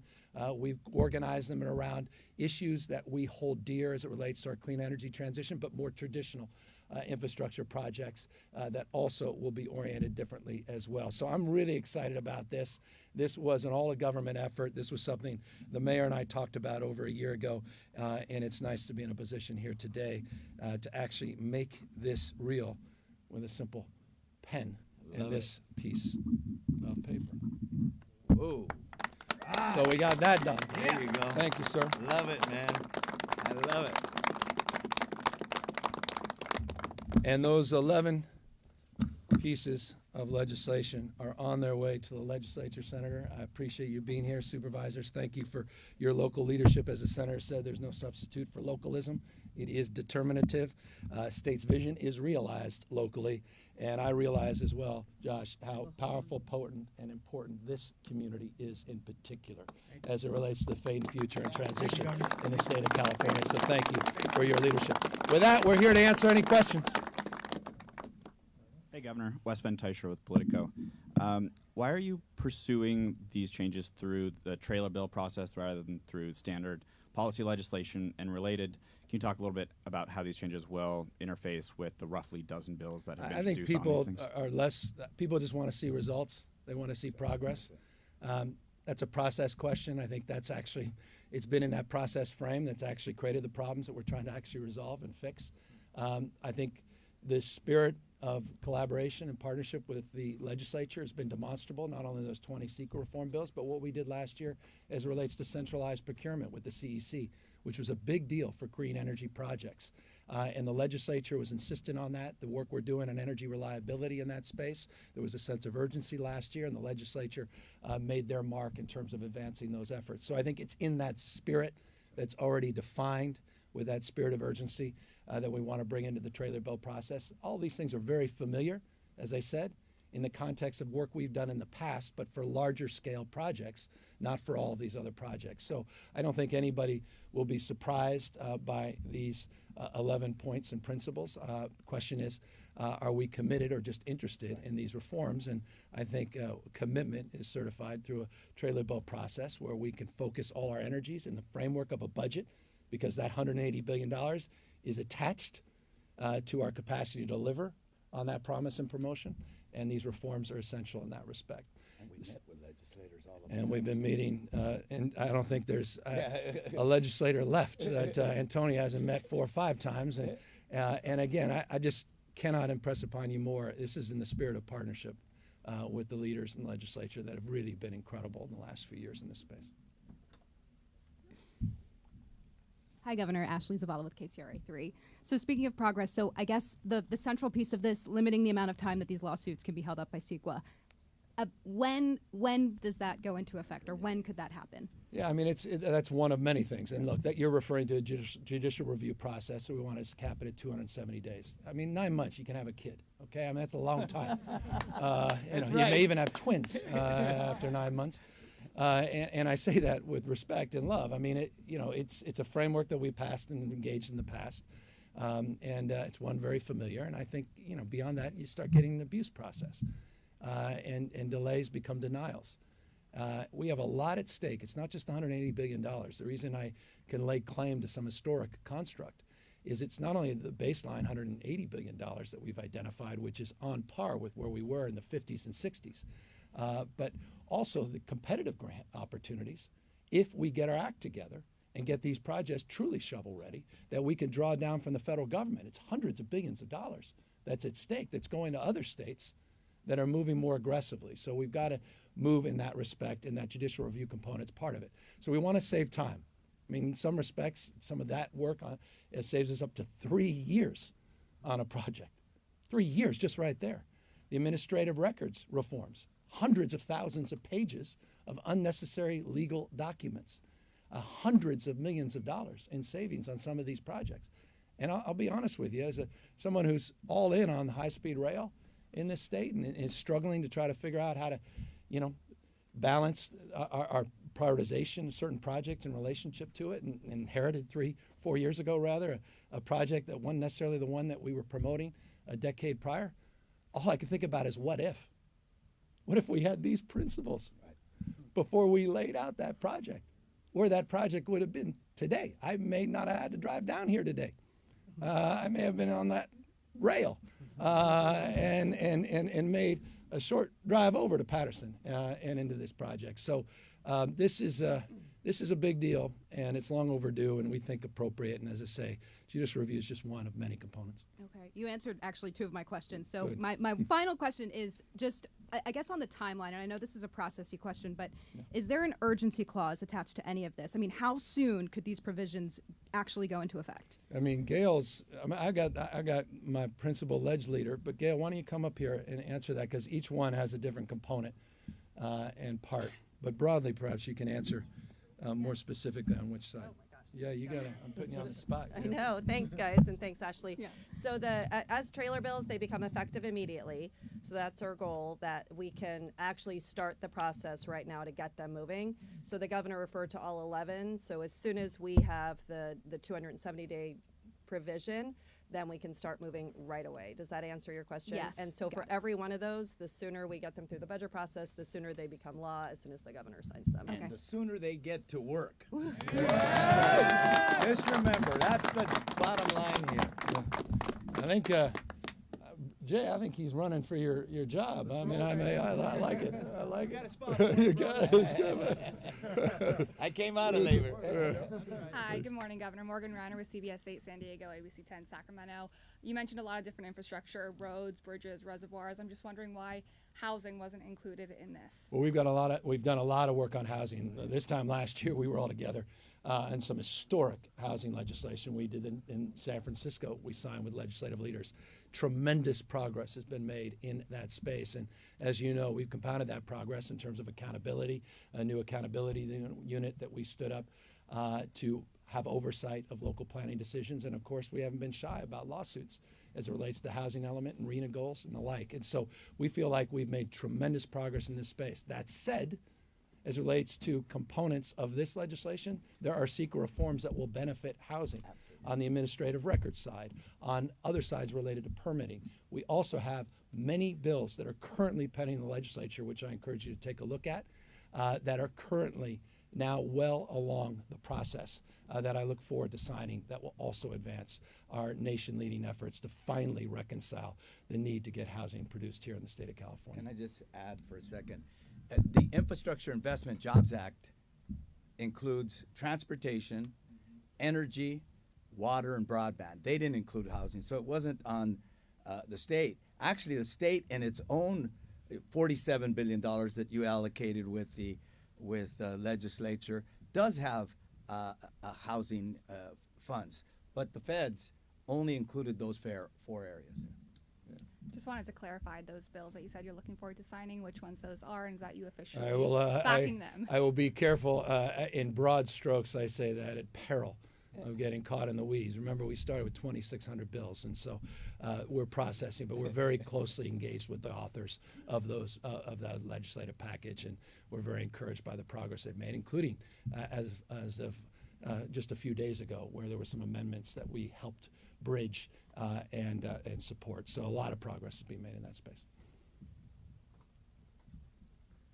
Good morning, Mr. Governor and Mr. Mayor and Advisor and Senator. Nice to see you. Thank you. It's Eitan Wallace here with Nexstar Final Reporter. Question for you. I know that several times, I believe, former Governor Jerry Brown would used to say that CEQA reform is, I believe, if I'm quoting him right, the Lord's work just because of how many groups you have to negotiate. Have you heard from like the Sierra Club and other groups? What have you heard from them? How do you feel about your partnerships here? Well, look, I do recall he had a specific bill he promoted, and he said, this is God's work, and I don't think it got out of committee. And I don't fault the governor for his desire or the effort, but it was a fault line of sorts, and it was a moment that I think was a reflective one for everybody, that we can't just keep saying no. That we need to acknowledge the time value of money, certainty around investments, the ability to get people actually on the project and start to work, and not just promote progress, but to actually deliver it. And so I give the governor a tremendous amount of credit. But you're seeing 10x what he proposed in terms of what we're proposing here today, which is a remarkable testament. Every single person you see behind me. It would not have happened without all of them. This would not have happened without the laborers and the carpenters in OE3. It would not have happened without IBEW. It wouldn't have happened without their leadership. I cannot impress upon you more how proud I am of them. At the same time, we've worked with the environmental community, to your second point, on many proposals in the past, including some of those reforms as it relates to these larger scale AB, referred to them AB 900 projects. And by the way, they're not just stadiums, they're also large scale transit projects, 7 in particular. And we've worked directly with the environmental community. And we are committed, not interested. There's not take a backseat to no elected official in this country, particularly at gubernatorial level, in terms of my desire for a low carbon green growth future and to radically change the way we produce and consume energy. And we've got the receipts to back that framework up. And so I care deeply about what the environmental community believes and thinks. But at the same time, I care deeply about the progress we're promoting here today, and we're going to get this thing done.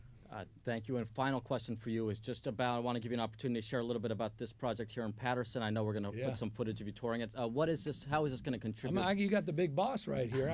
He's going to get upset if I mischaracterize anything, so you can talk about it in closing. So thank you so much. I just want to add, it's an honor not just to see, it brings me so much pleasure not just to see these projects come online, but to be graced with the presence of this supportive community, the labor force that is here, Governor Newsom, the Senator, Mayor Villaraigosa. Grateful to be here, but this project is creating about 300 jobs over an 18 to 20 month period. It's an investment of over $500 million in California's clean energy future, and it will be fully online by the middle of next year. And I'm excited to see it come together. And it's been a long work in progress since 2011, and here we are today, finally seeing it come to fruition. So it's an honor to be here. Thank you so much. And that's 300 jobs. That's 300 jobs of the 400,000 jobs that we're talking about. I mean, this is an incredible effort. And, you know, I got to say it, Governor. You said break the glass. That's what we're doing. We're treating climate change like an emergency, that it is. And this effort to accelerate these projects is the key to that. And by the way, you're sending me to D.C. next month to get CEQA and NEPA together. Like, why should we have CEQA, the most rigorous environmental review in the country, and then got to do NEPA, afterwards, adding 2 or 3 years? We want to consolidate that the way we did in LA, the way Caltrans has done on some projects. We want to do that on as many projects as we can. Accelerating those projects means accelerating good middle-class jobs. That's right. All right, everybody. Thank you all very, very much for coming out here. Thank you guys for all taking the time. Amazing. On a Friday.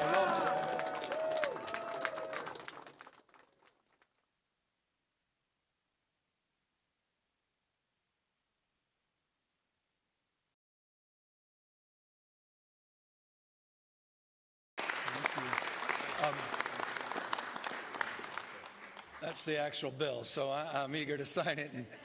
And though I don't know, I guess we don't have to persuade anyone anymore. We're here in the spirit that defines this moment, and that's the spirit of remarkable unity. I think there's an old African proverb, some of you heard, said, if you want to go fast, go alone. But if you want to go far, go together. I could not be more grateful, more proud of the courage on display by each and every person you see up here, by the speaker and the pro tem that set the conditions that allowed this process to unfold over the course of the last few months. I cannot be more proud of the hard work of the two groups that were assembled in the Assembly and the Senate that day in, day out, consistent basis, every week strengthened this effort and made it 10x better than when we started. None of this was possible unless you were all willing to stand up and stand tall and have the courage of your convictions to truly represent 40 million Californians that were in desperate need to understand why. Why is it that we're paying at peak $2.61 more per gallon of gasoline than the national average? What is it in this state, year after year, that defines the terms of the gap that we pay that's unique in this nation?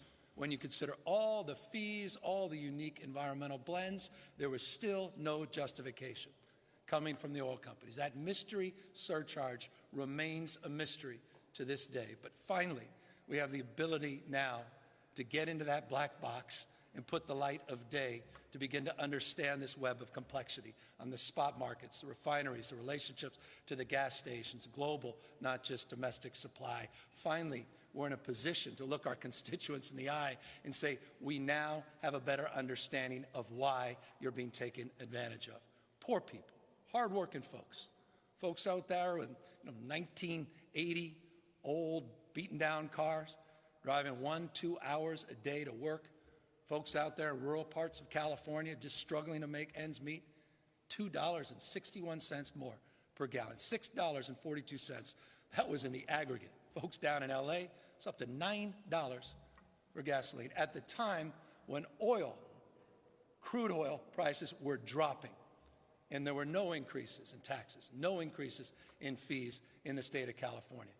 And you saw these folks spinning around 30-plus lobbyists working on their talking points from Friday to Monday, spinning to try to figure this out. But none more audacious than the committee you guys had yesterday, where one of the big oil, whatever these folks are, these paid folks, where it was simply asked, I think Senator Ting asked simple questions, and once again, why the big problem? What's the delta? They said, well, they laid it out. I guess they worked on this all weekend. They laid it out, and they said, well, just not a lot of competition. There's not a lot of competition, which is another way of saying, because we can screw you. Because we chose to screw you. And that's exactly the point. These folks don't have your back. They don't care about you. What did Chevron do, just one of the big oil companies? They took $75 billion of this windfall and all the international market disruptions. They didn't invest it back to offset the burdens on working folks. They put it in their back pocket. $75 billion of stock buybacks and dividends increases. I mean, you saw some of these oil companies in a 90-day period, forget the annual profits, in a 90-day period, net profit $63 billion. They don't have your back. So I want to thank each and every member of the legislature for having the backs of 40 million Americans that live in the greatest state in our union. I want to thank you for not backing away from this fight. I want to thank you for your power of emulation, because we proved we could actually beat big oil. I know there was a guy down there in the South, in a state I think called Florida, who, was sitting there and he used this phrase. He said, there's a new sheriff in town, when he brought Mickey Mouse to his knees. Well, there's a new sheriff in town in California where we brought big oil to their knees. And I'm proud of this state, and I'm proud of the state of this legislature and their courage and convictions. So this is a big deal.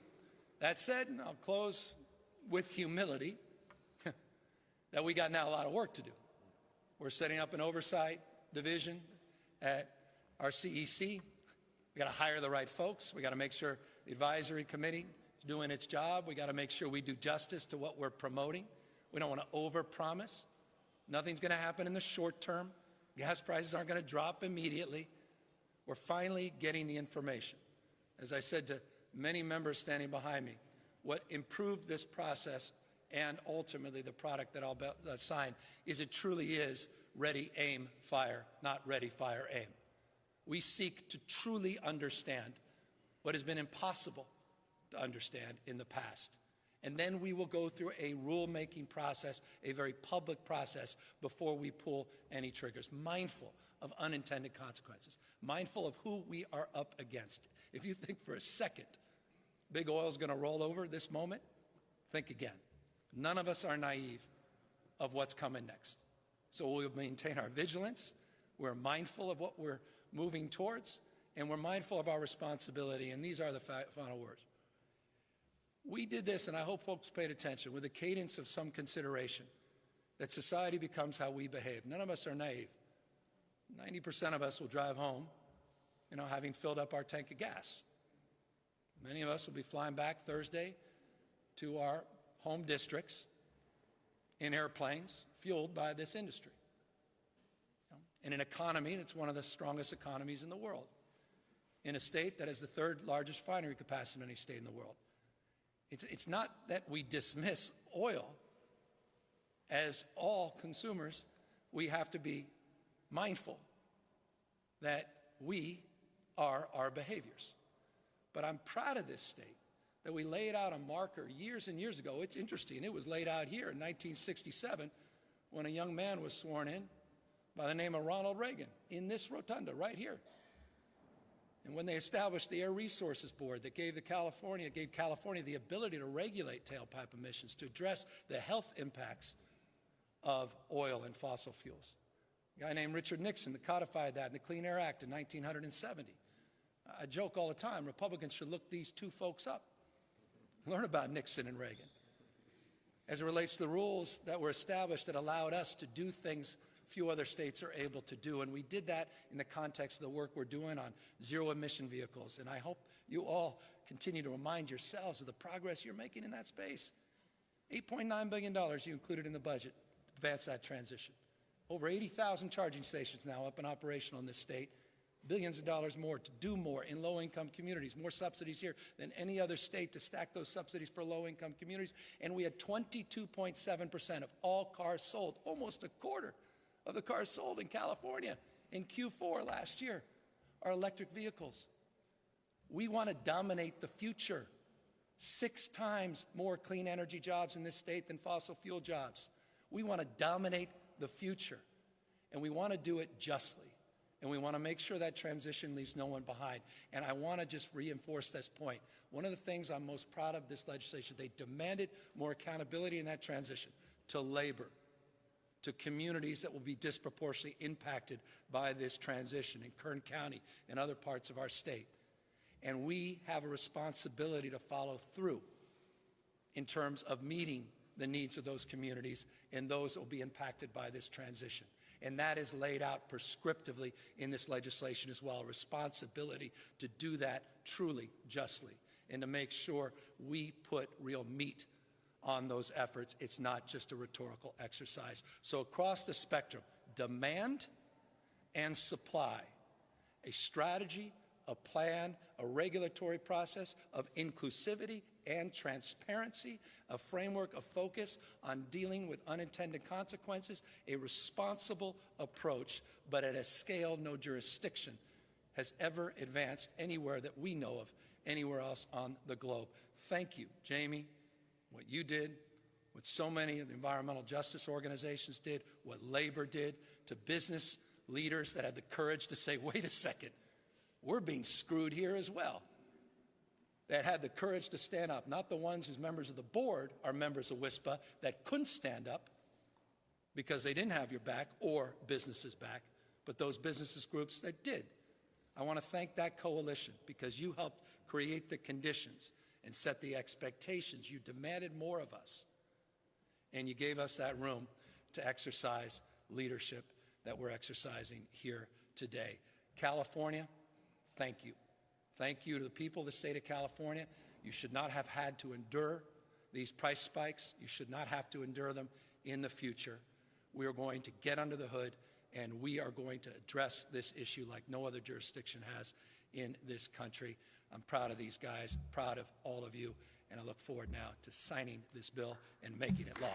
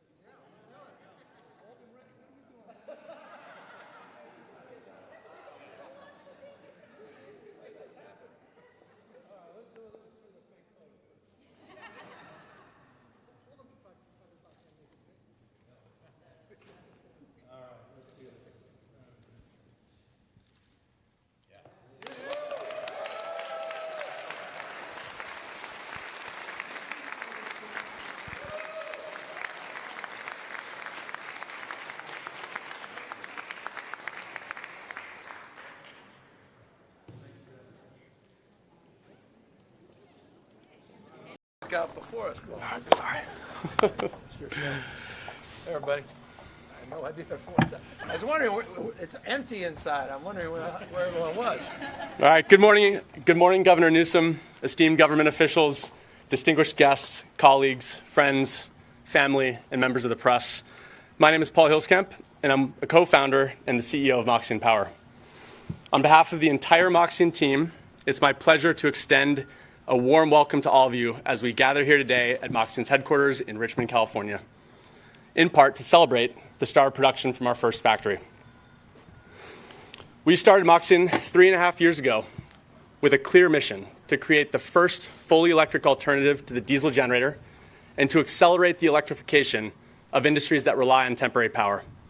Across construction sites, utility operations, film sets, and live events, the demand for mobile energy storage technology has never been greater. Our customers increasingly recognize the inefficiencies, extra costs, and negative environmental impacts of burning fossil fuels in generators to produce temporary power. The unfortunate reality is that our customers have never had a choice. There has never been a clean, sustainable option for temporary power until now. In 3.5 years, Moxion has grown to 250 people. That's 250 green jobs building the cutting-edge, clean technology that will drive California's innovation economy forward. We're fortunate to have so many amazing, talented individuals join us on our mission. And I want to thank all of you Moxions in attendance today. Given that we're celebrating our first factory, a very special thanks to Josh Ensign, Jed Mickle, Charles Shin, Nelson Ron, Patrick McCarthy, and everyone else involved in designing, engineering, building, and operating this amazing facility. Over the next 3 years, we expect our team to grow to over 1,000 people, many of them in manufacturing, and we're excited to bring these jobs back to Richmond. As some of you know, Richmond played a vital role supporting our nation's wartime manufacturing efforts during World War II. And Moxion is proud to add to Richmond's rich manufacturing history. It's my privilege to recognize some special guests in attendance today. 5 of the original Rosie the Riveters, remarkable women who worked in this very factory during World War II. Betty Soskin, Ernestine Ween, Marion Wynn, Jean Gibson, and Marion Souza.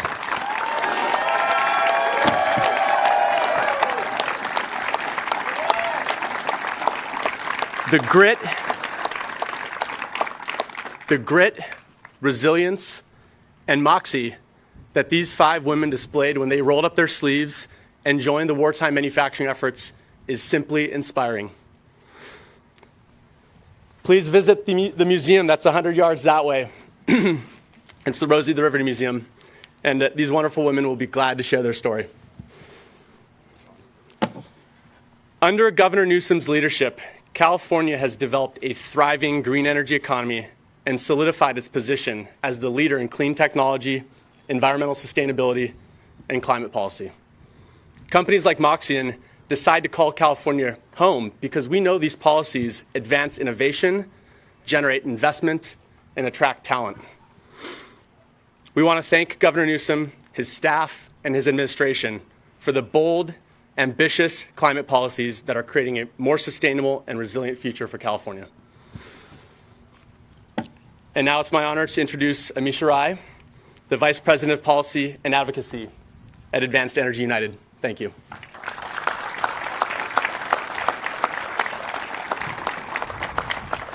Good morning. Thank you for the introduction, Paul. It's great to be here. I'm so pleased to be here with all of you. As mentioned, my name is Amisha Rai, and I'm Vice President of Policy and Advocacy for Advanced Energy United. At United, we believe a 100% clean energy future leverages the full benefits of clean distributed, large-scale, and demand-side technologies that are supported by an interconnected grid and transmission system. We need all of these solutions working in tandem to get to a clean energy and transportation future here in California. California is home to over 500,000 advanced energy jobs, over 200 here, and the continued journey to 100% clean will only expand Californians' clean energy and transportation workforce. I want to thank Governor Newsom for highlighting clean energy development and the need to accelerate building these projects in state.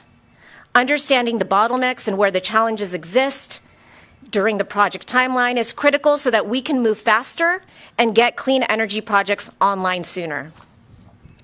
It's going to take all of us and a lot of hard work to meet our ambition. But California has always led the way and should continue that regional and national leadership. We need to build more clean energy projects here and faster. We need to build more transmission to deliver the clean energy.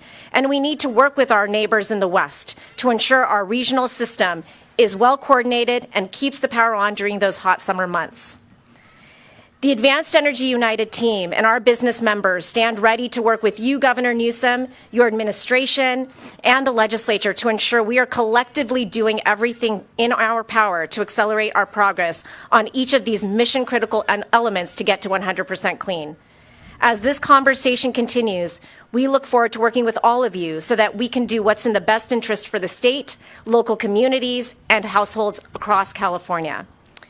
Now I have the honor of introducing and handing it off to California Energy Commission Vice Chair Commissioner Sevagunda.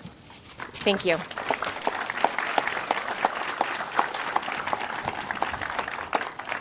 Good morning. Thank you. It's such an honor to be here with all of you and Governor Newsom. Thanks to Moxion for hosting this event. I'm Sevagunda, Vice Chair of the California Energy Commission.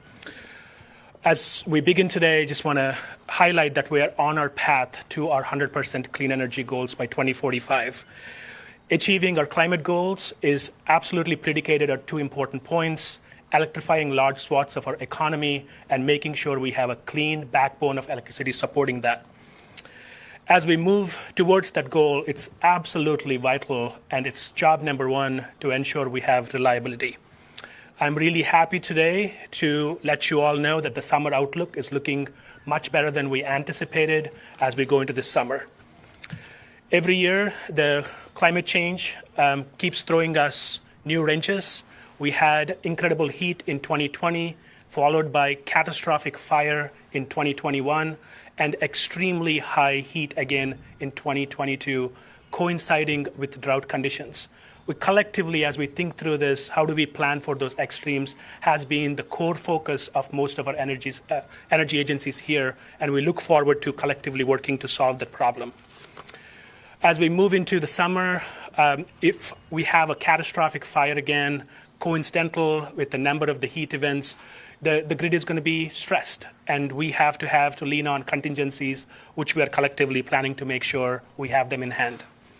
Long term, California has 3 core challenges that we need to work on as we shore up our reliability. 1, planning. We need to absolutely make sure that we have ample data to really understand climate variability as we move forward to put it into our forecasting processes. 2, we need to make sure we are scaling the build of resources rapidly. We have to build about 5 times the clean energy resources that we have today. And finally, we have to continue to work together to make sure we have enough contingencies planned to get through those extreme events. And I want to congratulate the legislature and really thank Governor Newsom for his incredible leadership to giving us the tools necessary to shore up those additional resources. I also want to take this moment to say that we have passed our goals ahead of time from the RPS standpoint.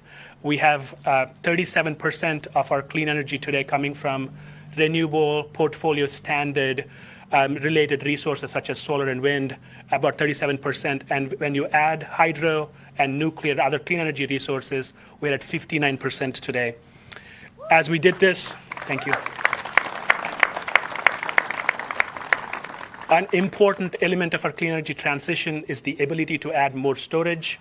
And since 2019, we went from 250 megawatts on the grid to 5,000 this summer. That's about 20 times that we've added in just over 3 years. And that's an incredible step that California is able to do. And I want to congratulate CPUC for the incredible amount of procurement they have authorized and lined up the work that needs to be done. And finally, the amount of storage we have today, when we capture that and harness that, we can support about 5 million households at a given time. So with that, I feel very optimistic as we move forward. We have an incredible track record of innovation and togetherness in California. And as we move forward, we can deliver this reliably, affordably, and equitably for Californians. Thank you. With that, I'll pass it on to President Reynolds.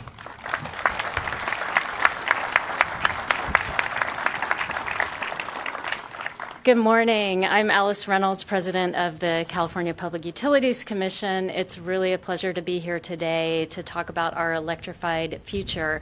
I want to thank our host, Maxian, for inviting us here today. And I'm really proud to be here with a governor who never stops thinking about working to do more to drive harder to get to clean energy. And I take that drive to heart in my work at the CPUC. And for energy systems, planning is key. The system must be ready at any time to serve California's entire energy load at its peak.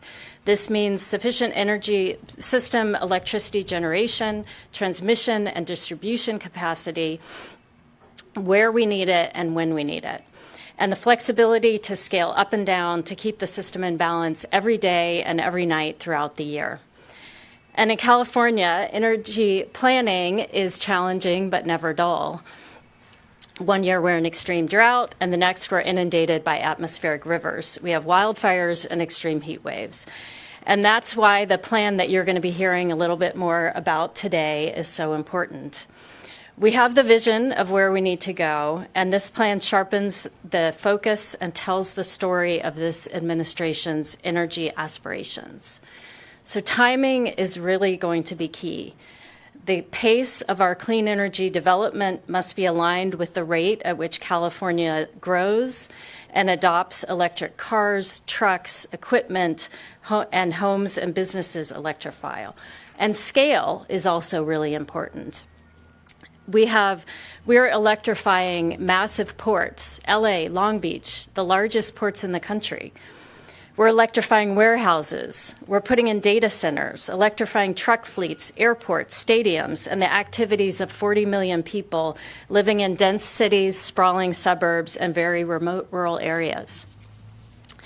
And I want to be clear, By 2045 or sooner, we do intend to get to 100% clean energy for every single Californian, for every single use of electricity, and do it in a way that enables every Californian to have an electric vehicle, to send their children to school in electric school buses, to ride transit and ship goods through ports in a carbon-free system.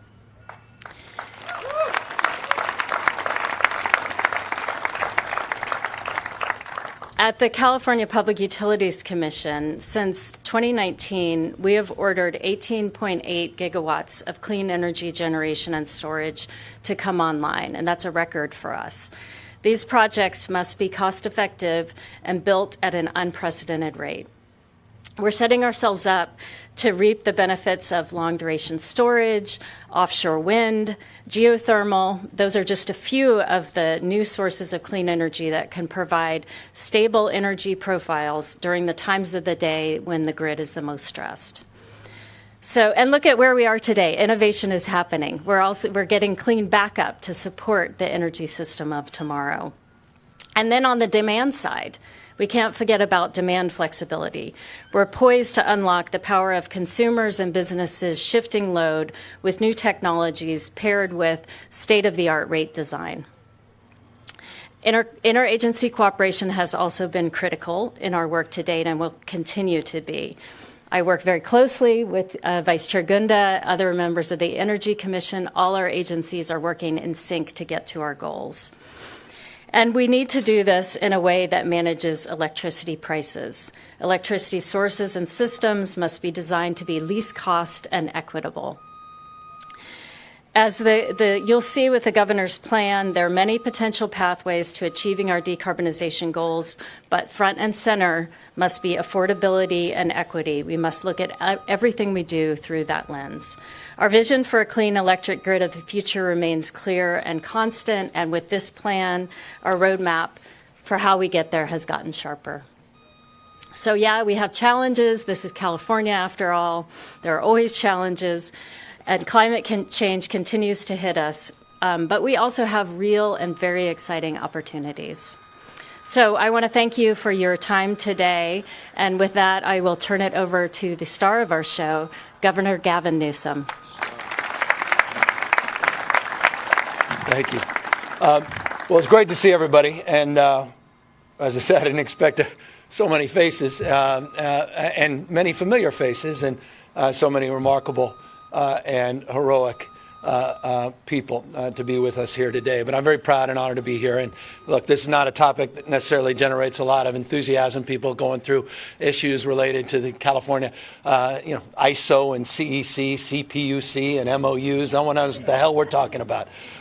This whole space can be complicated. And so let me try to do my best to sort of distill the essence of the why. I think we know why we're here. It's the nature of change, this weather whiplash that has been expressed in the speakers you heard prior and the experience all of us here in California have had over the last number of years. We've moved way past the debate around what's happening with our climate. You may not believe in science, but you have to believe your own eyes. You believe in your own experiences, people, lifestyles, traditions being radically altered. And as a consequence of that, we need to alter our approach and strategy to address these extremes, these new realities. And we take responsibility to do that. We love to say about our state, the future happens here first. We're America's coming attraction. It's our responsibility to lead, and we do. No other state has more scientists, engineers, more researchers, more Nobel laureates, no patents emanating out of one state than the state of California. The finest system of higher education anywhere on planet Earth. Eat your heart out, Ron DeSantis. We are proud of our progress, not just our promotion, but we're also proud of our pragmatism, and that brings me to what we are advancing here today. We know the why. The question is what and how. Last week we talked a little bit about how. We need to move with speed and scale. The world we invented, process-laden world we invented, is now competing against us. We have to accelerate our transition. But the question is what and where? And that's what we're laying out here today. Not just a vision. We did that in 2021. In July of 2021, we literally put out a plan talking about the future of our grid. It was an ambitious plan that started to socialize issues around vehicle to grid and two-way charging, talking about buildings to grid, talking about these moving power plants, meaning those cars that you're driving and the wheels that are taking those power plants home and to work. And now we're laying out a specific strategy to actually achieve our audacious goals. The goals we laid out are nation leading, they're world leading. No other jurisdiction in the world has been more ambitious. But I think it's important to highlight few jurisdictions in the world have actually achieved the goals they've set out and done so early. Let me give you a proof point. You heard what Siva said as it relates to our RPS strategy, which is this fancy way of saying what percentage of overall electricity comes from renewable resources. We had a goal in 2020. We exceeded it with 33%. We set out a goal as it relates to rolling back our greenhouse gas emissions to 1990 levels by 2020. We exceeded the timeline on that goal. We just announced a few weeks ago our ambitious goals by 2025, 2 years from now, that maybe we can get there. 1.5 million electric vehicles sold in the state of California. We exceeded that goal earlier this year. When we lay out markers, we achieve them. And so we have laid out ambitious markers, 2045, not just 100%, renewables as it relates to our electricity grid, but carbon-free future in the state of California. A year ago, we said that's nice, but what about 2030? What about 2035 and 2040? And so we brought into the future even more ambitious markers to get to 90% by 2035 as it relates to our renewables for electricity. And we got the inevitable question, well, how is that possible? All these experts, all these fancy folks, think tanks, all these fossil fuel funded experts and pundits said it just simply can't be done. They don't have a plan. They don't have a strategy. There's no way they can handle this. Remember, we were the first state in America, one of the first jurisdictions in the world to lay out a marker that all vehicles sold in the state of California will be alternative fueled by 2035. They were mocking us just a few years ago, and now the rest of the world, including the EU themselves, have followed us. The question now is, how do we deliver the reliability of the grid? How do we achieve the affordability that is foundational in this transition? So we laid out that strategy, that plan. It's about 148,000 megawatts that we'll need by 2045. But here's the good news. Just since 2020, we brought online about 9,000 megawatts just in the last few years. To start doing the math, you see that there's a pathway. We laid out a 10-year pathway as it relates to the transmission grid. And we've identified 45 projects, $7.3 billion of investments to just transform our electrical grid. We laid out the markers on solar and wind, but we recognize that's not going to get us where we need to go. The issue of reliability has to be addressed, and that's why we're here, and that's why I'm grateful for all of you for the hard work you have been doing. You're proving the paradigm. We're not just asserting any longer that we can achieve reliability through ingenuity, through entrepreneurial spirit, and through creativity, and through not just inspiration, but desperation. Out of the ashes of 2019 and the wildfires, this idea was conceived. And Paul, that's a hell of a thing.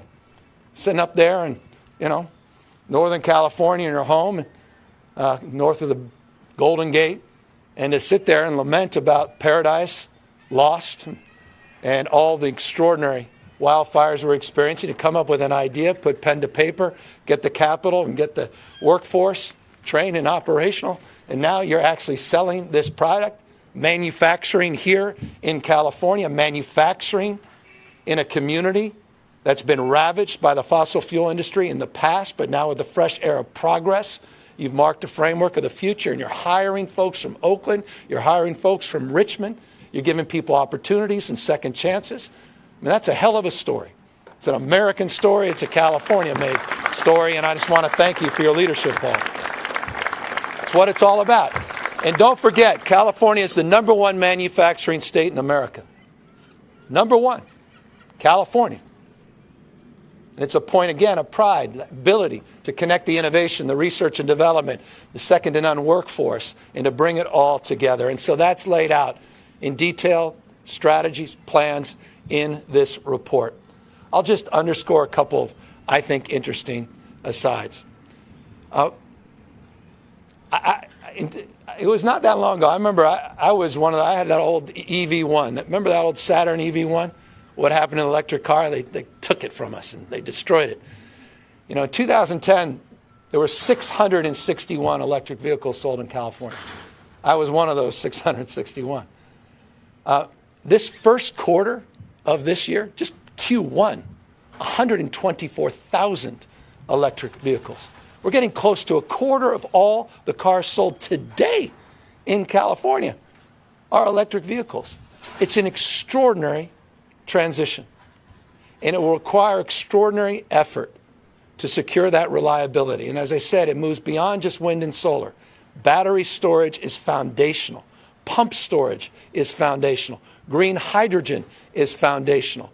All of these efforts working in concert to provide that reliability, to provide that security that people need to know in terms of advancing this transition, and to provide a blueprint, yes, we said, a roadmap for the rest of the nation as we go on a road trip together in terms of proving the paradigm and hitting our markers on this journey that we're on to a low-carbon, green growth future. You want to be big, we have to be big in big things. This company is a big idea. This state is all about big ideas. And so with pride and gratitude and appreciation, we are here celebrating your success, our collective success, and laid out that marker for building a green future where everyone is included, where no one's left behind, and where we dominate in the next big global industry. That's California. That's part of the dream. And that's why I'm here with gratitude and an abundance of enthusiasm for your example, your faith and devotion to our collective cause. With gratitude, we thank you all for being here, and we're happy to answer any questions, including any details in this 100-plus page plan. Thank you all very, very much for being here.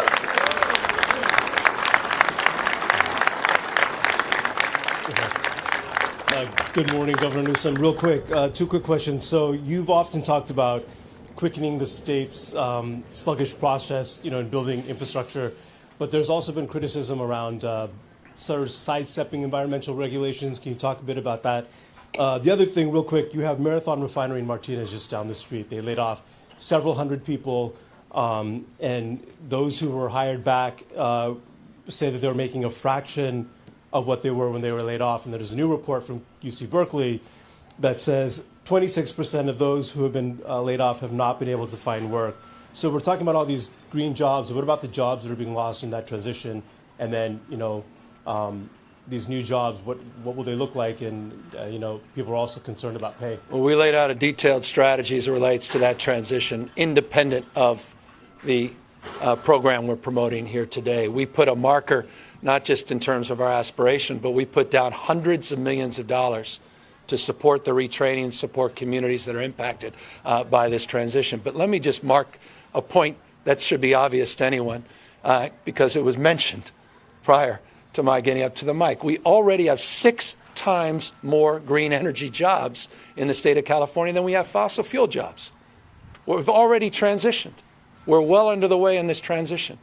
This was an old industrial site. Heck, this was where the Model T was built before we advanced our manufacturing might during World War II. This is just part of this larger narrative as it relates to that transition. And these are good paying jobs.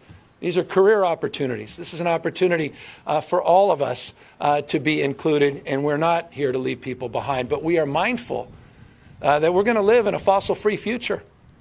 And we want to define the terms of that future in its most inclusive way possible. And as I said, no state is doing more to support that transition.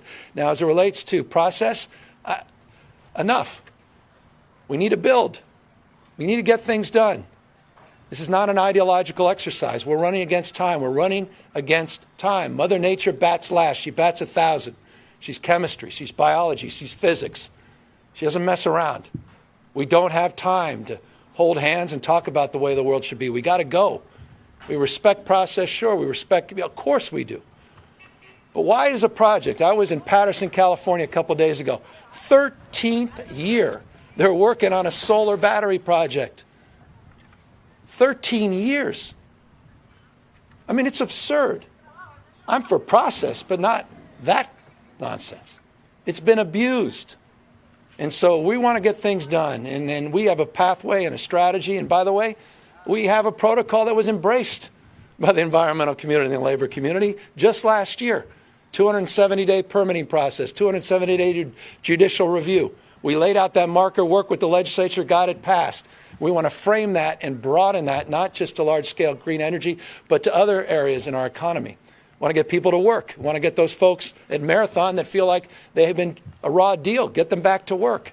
But we've got to build. We've got to create projects. And so we laid out permitting, 11 specific bills last week to reduce permitting time by 3 years, documents by hundreds of thousands, saving you, all of you, every single one of you, taxpayers, hundreds of millions of dollars in the process. If we don't build, democracy is questioned, our capacity to deliver. Why do you think so many of these authoritarians are asserting themselves in their might and muscle, not just around the world, but in some other parts of this country? It's because they say we can't get things done anymore. And they talk about the good old days, right? When this factory was up and running. And these young ladies were here with their muscle and might, producing things in real time. That was point of pride. You were celebrated. People were crying. I saw tears in the eyes of folks, these young men, as you were introduced, because we have pride in the progress, in the work you did to build the world's greatest middle class. That's how we build the world's greatest middle class, is we get moving and we get ourselves out of the way and we move these projects at scale. So forgive me for being long-winded, but I am passionate about this issue. And issues of permitting and procurement matter, and that's why we mean business. Governor, this is Adam Beam from the Associated Press. You have a proposal in the budget to designate a central procurement entity to develop some of the renewable sources that have been really hard to get, like geothermal and offshore wind. There seems to be some skepticism about that in the legislature. And I'm just curious, how committed are you to that proposal? And do you see it as vital to reaching the 2045 goal? Absolutely. One of our specific goals in 2045 is 25,000 megawatts of offshore wind, which is an even more reliable, a little less intermittent source of green energy. Part of our challenge on the procurement side for these larger scale projects is being addressed in a trailer bill that I introduced. So my commitments identified in the introduction, but also identified in the presence, and I would be remiss, of President Reynolds, who is leading that effort. And I'm going to ask, because Alice happens to be here and she's leading this procurement strategy, to be even more forceful in a response and color in a little bit of where we are in terms of the progress with the legislature. Sure. So I can talk a little bit about the central procurement mechanism proposal. We currently have over 40 what we call load-serving entity. These are the retail providers of electricity who are doing procurement on behalf of Californians. And so they're busy getting projects contracted and then eventually built and providing electricity. But we also have potential need in the future for larger scale procurement efforts. And so this proposal gives us an additional tool in the toolbox, so we'll be ready to move when these larger projects such as offshore wind come online or ready to get contracted. And it allows the state to move forward quickly if needed, to have the ability to take on contracts for large amounts of electricity when these projects are ready. So essentially, it's another tool in our toolbox to get us ready to do the work that we need to do to get to 2045 goals. And I could be more proud of the legislature in the last few years. They've moved mountains. We've moved barriers. We've moved people's minds. I love to say, once a mind is stretched, it never goes back to its original form. And what we did last year together in our climate agenda and what we were able to produce in terms of rules and regulations, goals, dreams, nothing more than dreams with deadlines, and legal consequences is second to none. No other subnational jurisdiction has ever done what this legislature has done. So I have all the confidence in the world that they'll deliver on this as well. Hey, Governor. Speaking of reliability and energy, you have backed a stalled proposal in the legislature to join California to a regional grid with other Western states. Obviously, an idea that's been kicking around and is politically controversial in terms of the potential for union jobs going to other states, importing dirty energy from other places, and also ceding some of California's authority in terms of your ability or that of future governors to dictate what happens via the Cal ISO, other things like that. So given that you now support this proposal, how does California join other states without ceding some of that leadership Let's be on careful labor and energy about, issues? I'm not aware of any specific proposal that I've supported. So that's foundation. I'll just assert there's no specific proposal that I've supported. In fact, there's a bill in the legislature that is now a 2-year bill. So that only reinforces the point I'm making. The broader construct around regionalization has to address all of the frame of considerations and concerns that have been expressed, and I think were expressed through your question. And so it's a work in progress. Hi, Governor. Maggie Ingst from the Bee. You talked about how this plan included some aspects of the vehicle-to-grid infrastructure. And there's a bill moving through the legislature right now that would require EVs to include technology that would enable them to feed electricity to the grid. What is your stance on the role vehicle batteries can play in? Well, we've been promoting it for years. I mean, this is putting power quite literally back in the hands of people. The opportunity for technology to automate that process, to go home, plug in your car, and get reimbursed because you're feeding it back in the grid, some of that power. We did an estimate, I think, Siva, you were telling me the other day, by 2030. And by the way, I have a friend of mine said, oh, my God, when you do all those electric vehicles, the grid's just going to explode. You guys can barely keep the lights on. I said, well, so what is it, about 90% increase if all those electric vehicles are plugged into the grid? It's about, what, 90% more energy consumption? He goes, well, probably even higher. I said, well, it's just not. Have you ever paused to look at even peak demand by 2030? Peak demand will be less than 5% of the grid. More than capable of absorbing that. But the exciting part is by 2030, we expect about 6 million electric vehicles, which is about 6 gigawatts of storage. I mean, this is like, literally, these things are storage facilities on wheels, not dissimilar to these, which is variants of the theme. And then you have the chance to go home, feed it back to the grid, and watch your bills decline. It's all about the wallet.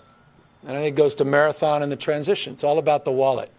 And what we're seeing, you can already see in the future, those cost curves going down. Less money out of your pocket as we advance this transition and we move in this direction. We're mindful of the skepticism and the cynicism in that space.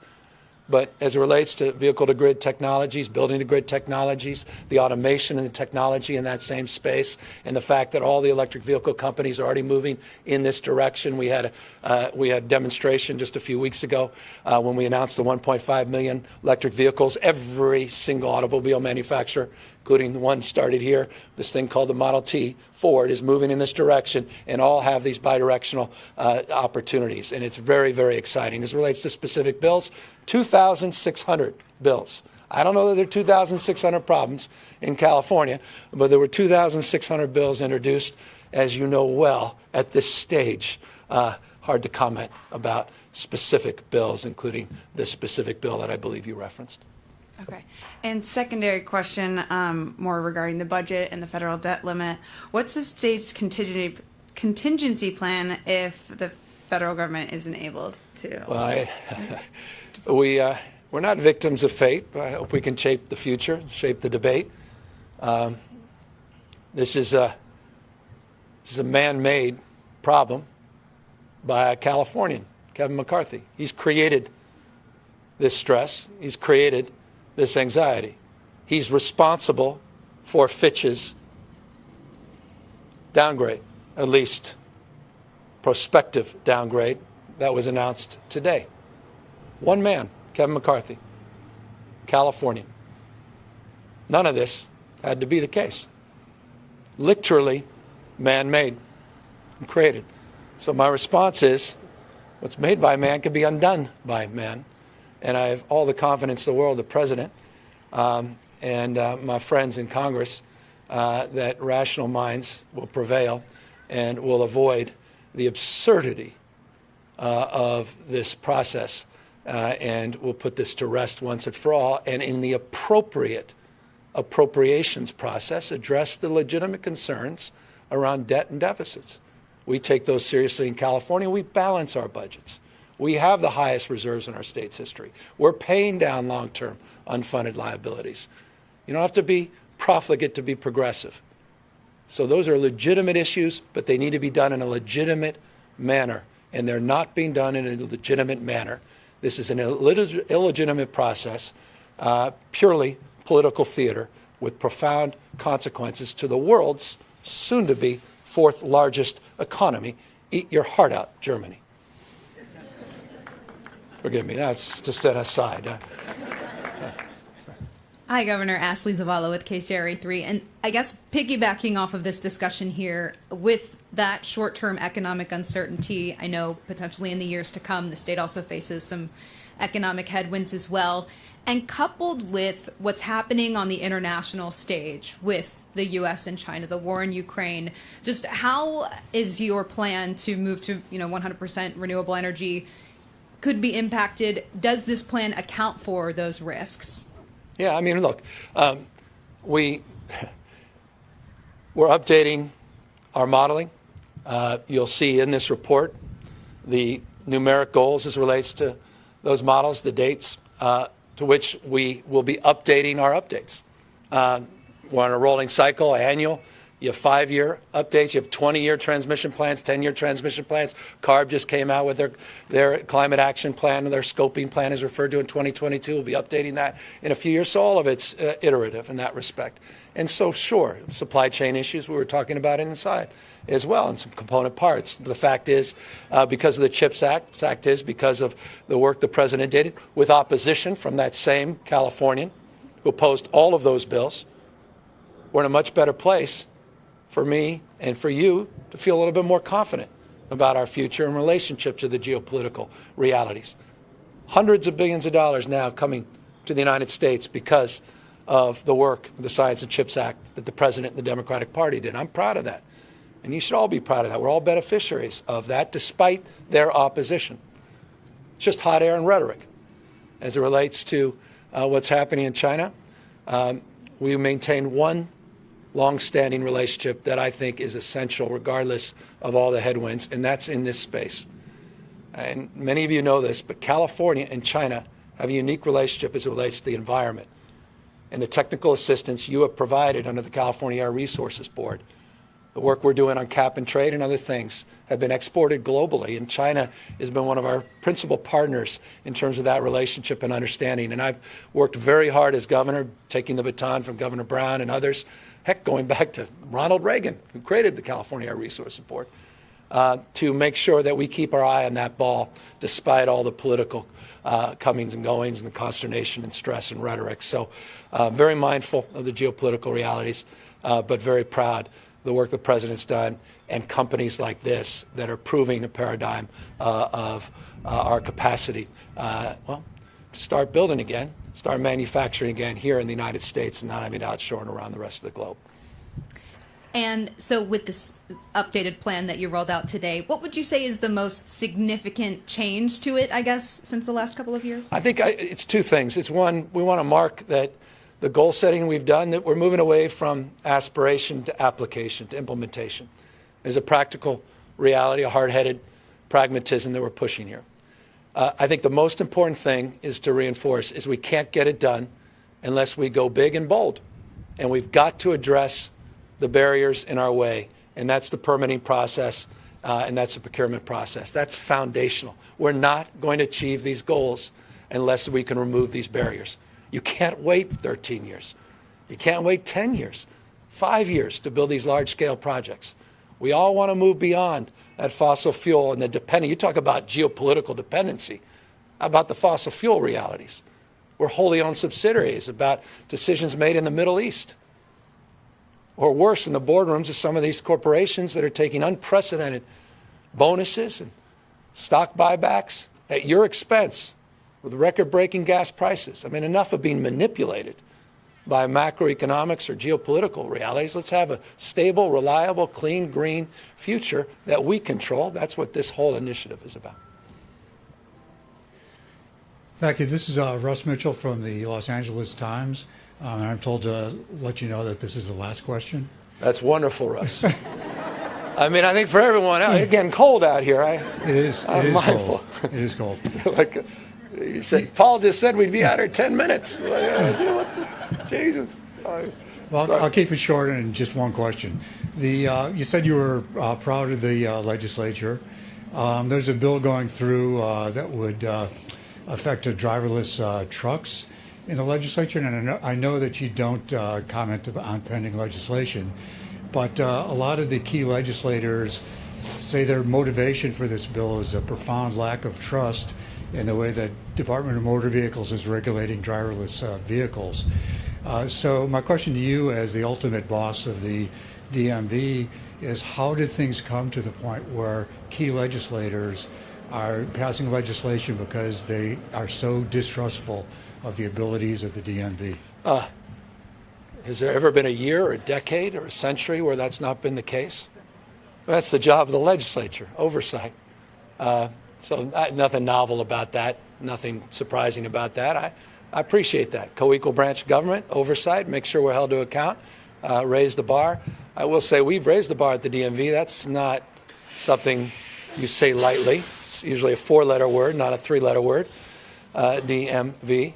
But we've got an outstanding guy running it right now. He's done some amazing things, and I have great confidence in him and his team that he's assembled. And look, future's here. We talked about the future. It's something to manifest, and we are manifesting, and driverless technology is here. Those realities are self-evident. By the way, a lot of what's being promoted here makes that a lot easier. And so I think we have to set those rules and the rulemaking.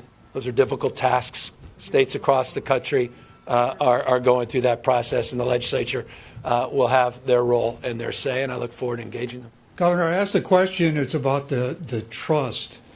And the legislators are saying the DMV is favoring one automaker above the others, and you're not addressing the question about a profound lack of trust in the regulation of a very important issue of public safety. Well, could you directly address that? Thanks.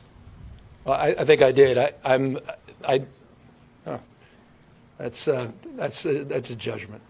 I appreciate it. Look, I don't know the specific issue as it relates to the legislator you're referring to, or the specific. Yeah. Forgive me. I won't belabor it, and I appreciate the 2 follow-ups. I'm very grateful to the legislature. Direct answer to your question. I'm very grateful to the legislature for their oversight role. I think it's incredibly important. That role takes many shapes and forms. On any given day in Sacramento, you'll hear expression of concern, support, condemnation, criticism on a myriad of different topics. Legislative leaders have a role and responsibility to play to bring in our department heads and agency heads and hold them to account. What you're expressing to me is Monday through Friday. Now, a specific issue as it relates to a specific bill, I don't have the benefit knowledge of a specific bill. 2,603 were submitted. 1,848 were on my desk in my last briefing for consideration. I got through about 20 of them after 3 hours. I did not get through that specific bill.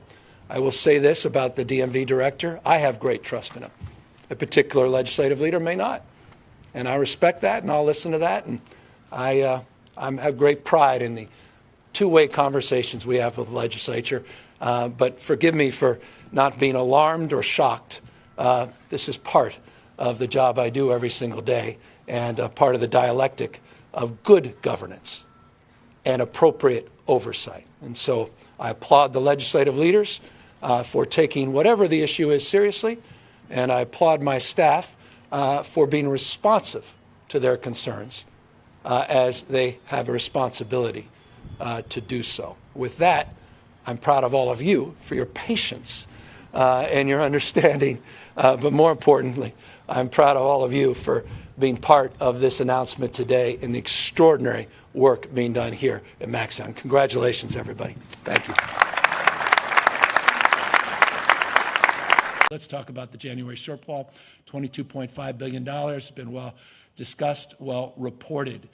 We are now looking in May with a balanced budget of $306 billion, general fund $224 billion, an additional $9.3 billion shortfall. That's made up primarily, not exclusively, of two factors. One, we have seen a shortfall in personal income tax revenue, roughly $3.2 billion, $4.3 billion shortfall from what we projected in January as it relates to corporate tax. We've seen an increase, interestingly, of $100 million in sales tax, about an 8.5 when you add all of the other revenue sources, about an 8.4, billion dollar revenue issue, and this is important, a utilization rate on the expense side of things, not just a revenue side, but on the expense side, higher utilization rate of programs and services in the state than were projected just a number of months ago. Let me highlight two examples. IHSS and home support services, roughly just compared to last year, just on the general fund, it's about $2.3 billion more compared to the Budget Act last year that will be investing in IHSS if this proposal is advanced, 2.5 overall funds. That's just IHSS in terms of its utilization. Also, Medi-Cal and the full scope benefits that we're providing across the spectrum, we're seeing an uptick in terms of enrollment as well. Those are just two, not exclusive list, two examples. So when you add the expense ledger with the revenue ledger and the volatility, unsurprising, the PIT, the personal income tax, and the corporate side, additional shortfall of 9.3. What's that add up to? Just shy, says 32. We round up 31.5 billion. So we have a $31.5 billion challenge, which is well within the margin of expectation and well within our capacity to address. That said, I want to reinforce the point I made in my opening comments around the issues of uncertainty. Perhaps the most consequential is this man-made problem that, of course, has been advanced by a Californian here, the Speaker of the House, Kevin McCarthy, that is, once again, seems to only happen when Republicans are in Congress and Democrats are in the White House, manufacturing a crisis around the federal debt ceiling.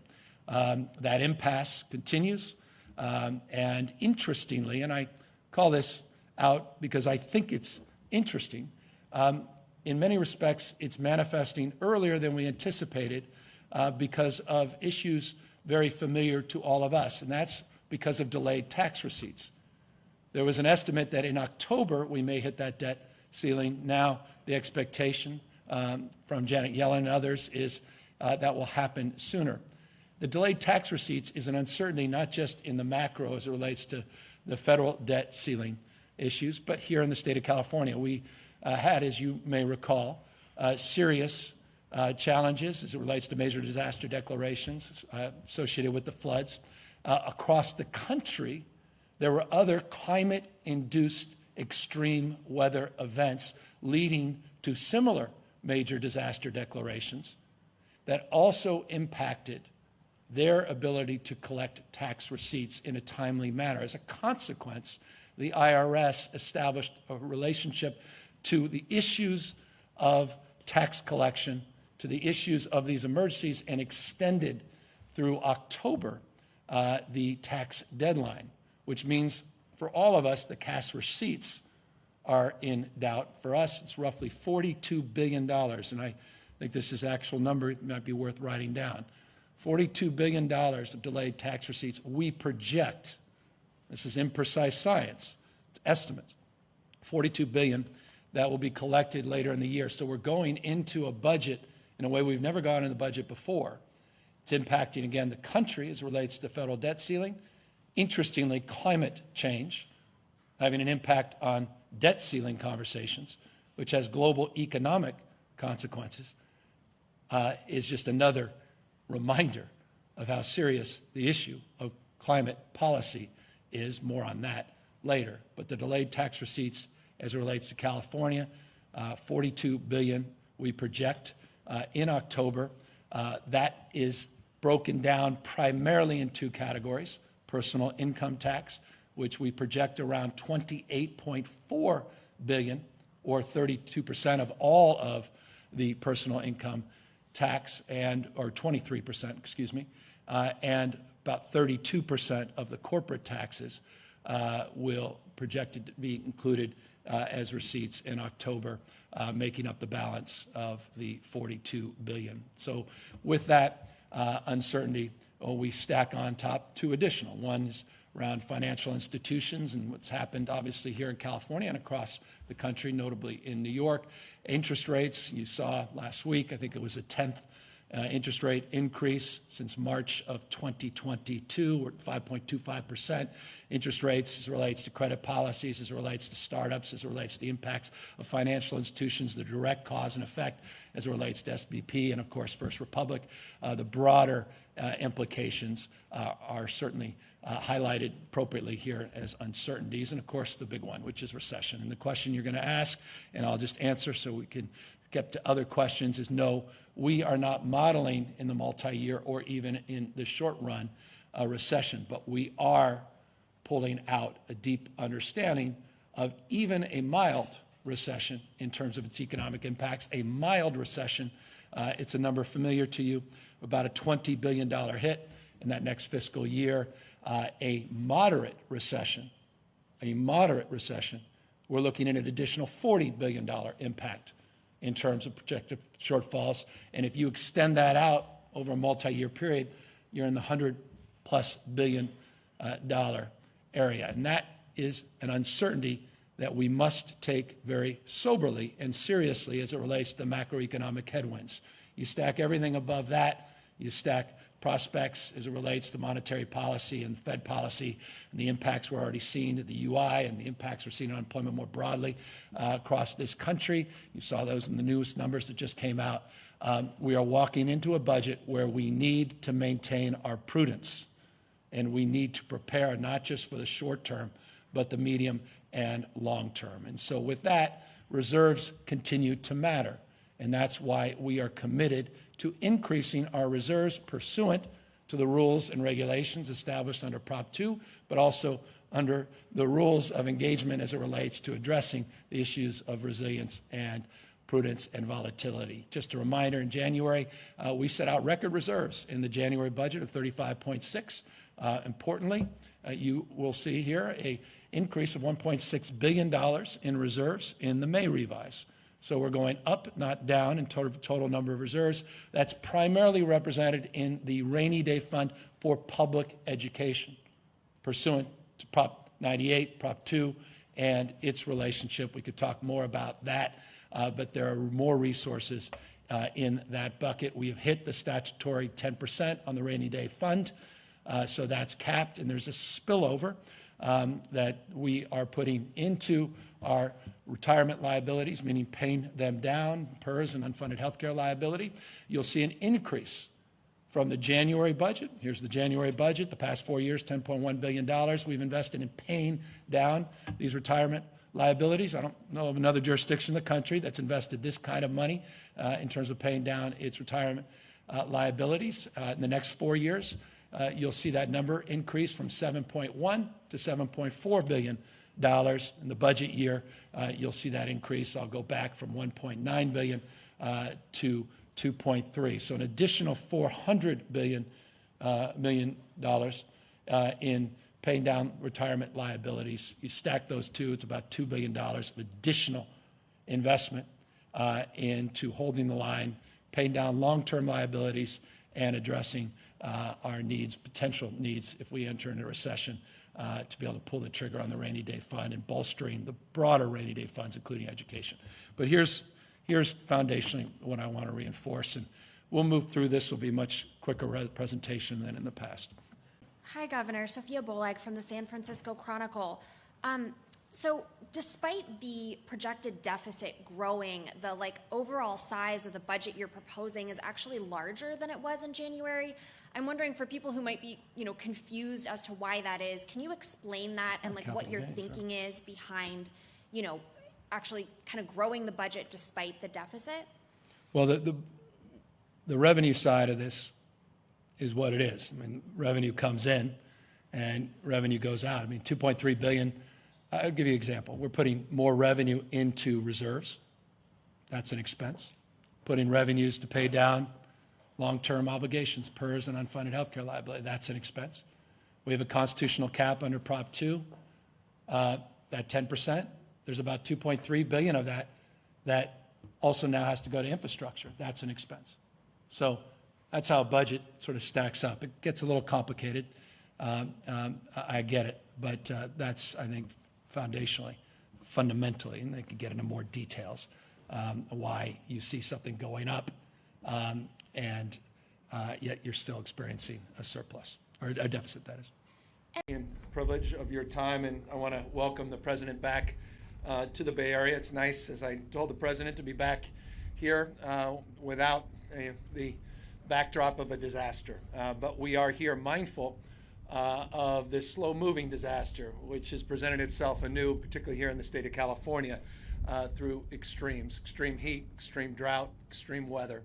And we're here mindful of our role and responsibility to do more and do better. But I also am mindful that we're here in California, and I want to just take the opportunity to brag a little bit. A state of dreamers, of doers, of innovators, a state that long has prided itself on being on the leading and cutting edge of new ideas. Here we are in the Bay Area, the source of so much energy and innovation, literally and figuratively, a stone's throw away from Palo Alto. We love to say about this region, the future happens here first.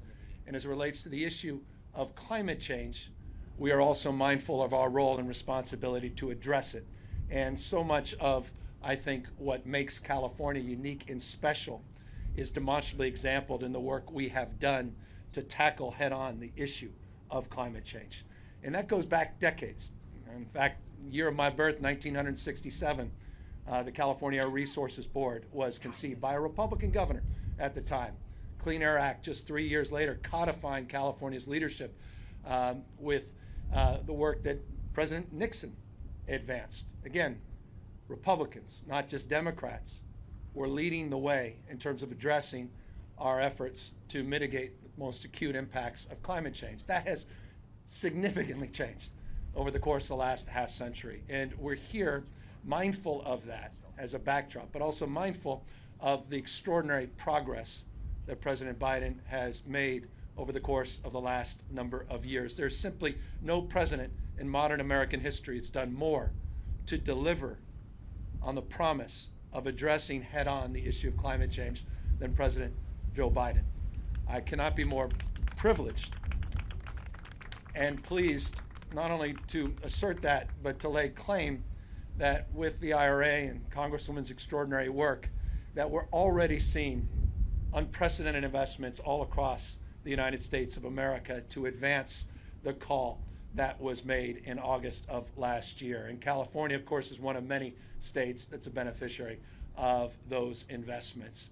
We have in California, in closing, 6 times more clean energy jobs than we do fossil fuel jobs. California has produced roughly 1 out of every 4 clean energy jobs in America, 27%. This state prides itself, again, on being on the leading and cutting edge of this transition. And we're proving we can do it and grow our economy. But we need to do it with remarkably talented people, and we need to create an energy and a framework to create a generation of doers, not just dreamers. And that's why it's my honor to introduce one of those doers who's part of this remarkable program that we established a few years ago called the California Climate Corps.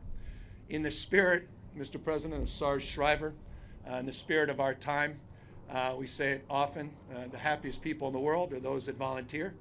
The tallest people are those that bend down on one knee to help lift other people up. And to see the energy, the passion, and action of these young people displayed all across the state of California that just haven't gotten the memo. They don't buy into the cynicism, the negativity, and the fear, and the division. In so many ways, they're the antidote to all of that. And China is one of those remarkable young leaders that's taking her action and passion locally and is driving change and inspiring others throughout the state of California. And so I couldn't be more honored to have the privilege of introducing China, who will be introducing you appropriately, Mr. President. Welcome back to the great state of California, and it's my honor to introduce China Tai.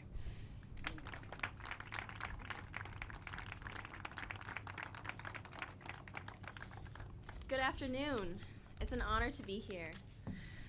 My name is China Tai. I'm a 2019 UC Riverside graduate. I majored in sustainability studies and grew interested in community-led climate advocacy. I currently serve as an AmeriCorps member and a California Climate Action Corps Fellow at White Pony Express, an organization that is committed to aiding those in need. We help combat climate change and fight food insecurity by diverting fresh, healthy foods from landfills and redistributing it to underserved communities. In other words, we're rescuing surplus food and giving it to the people most in need. Our work also has another important benefit. When we reduce the edible surplus food from ending up in landfills, we're also reducing methane, a harmful pollutant that is a major driver in the climate crisis. Our work took on a new meaning during the recent spate of punishable storms in California. When we helped the unhoused by giving them tarps and other necessities, they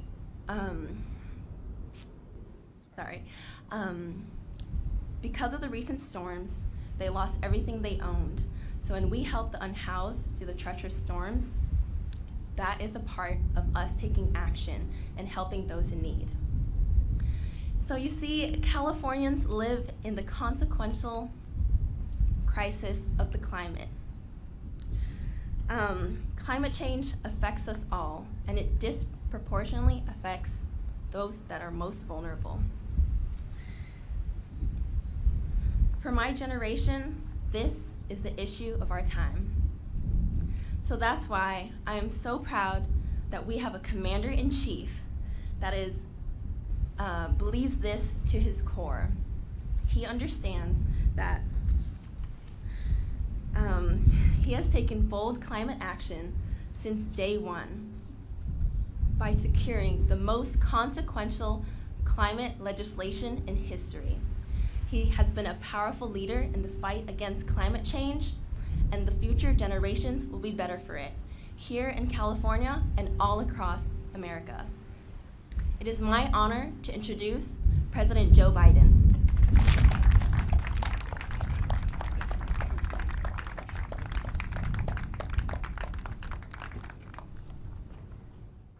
Thank you, China, for that introduction. Governor Newsom, I tell you what, it's nice to be here, as you said, working on something that's a positive thing going forward and not fixing something that happened very badly. We spent a lot of time in helicopters flying over areas that needed help. Folks, I want to thank Anna. Thank you, kid. You've been incredible.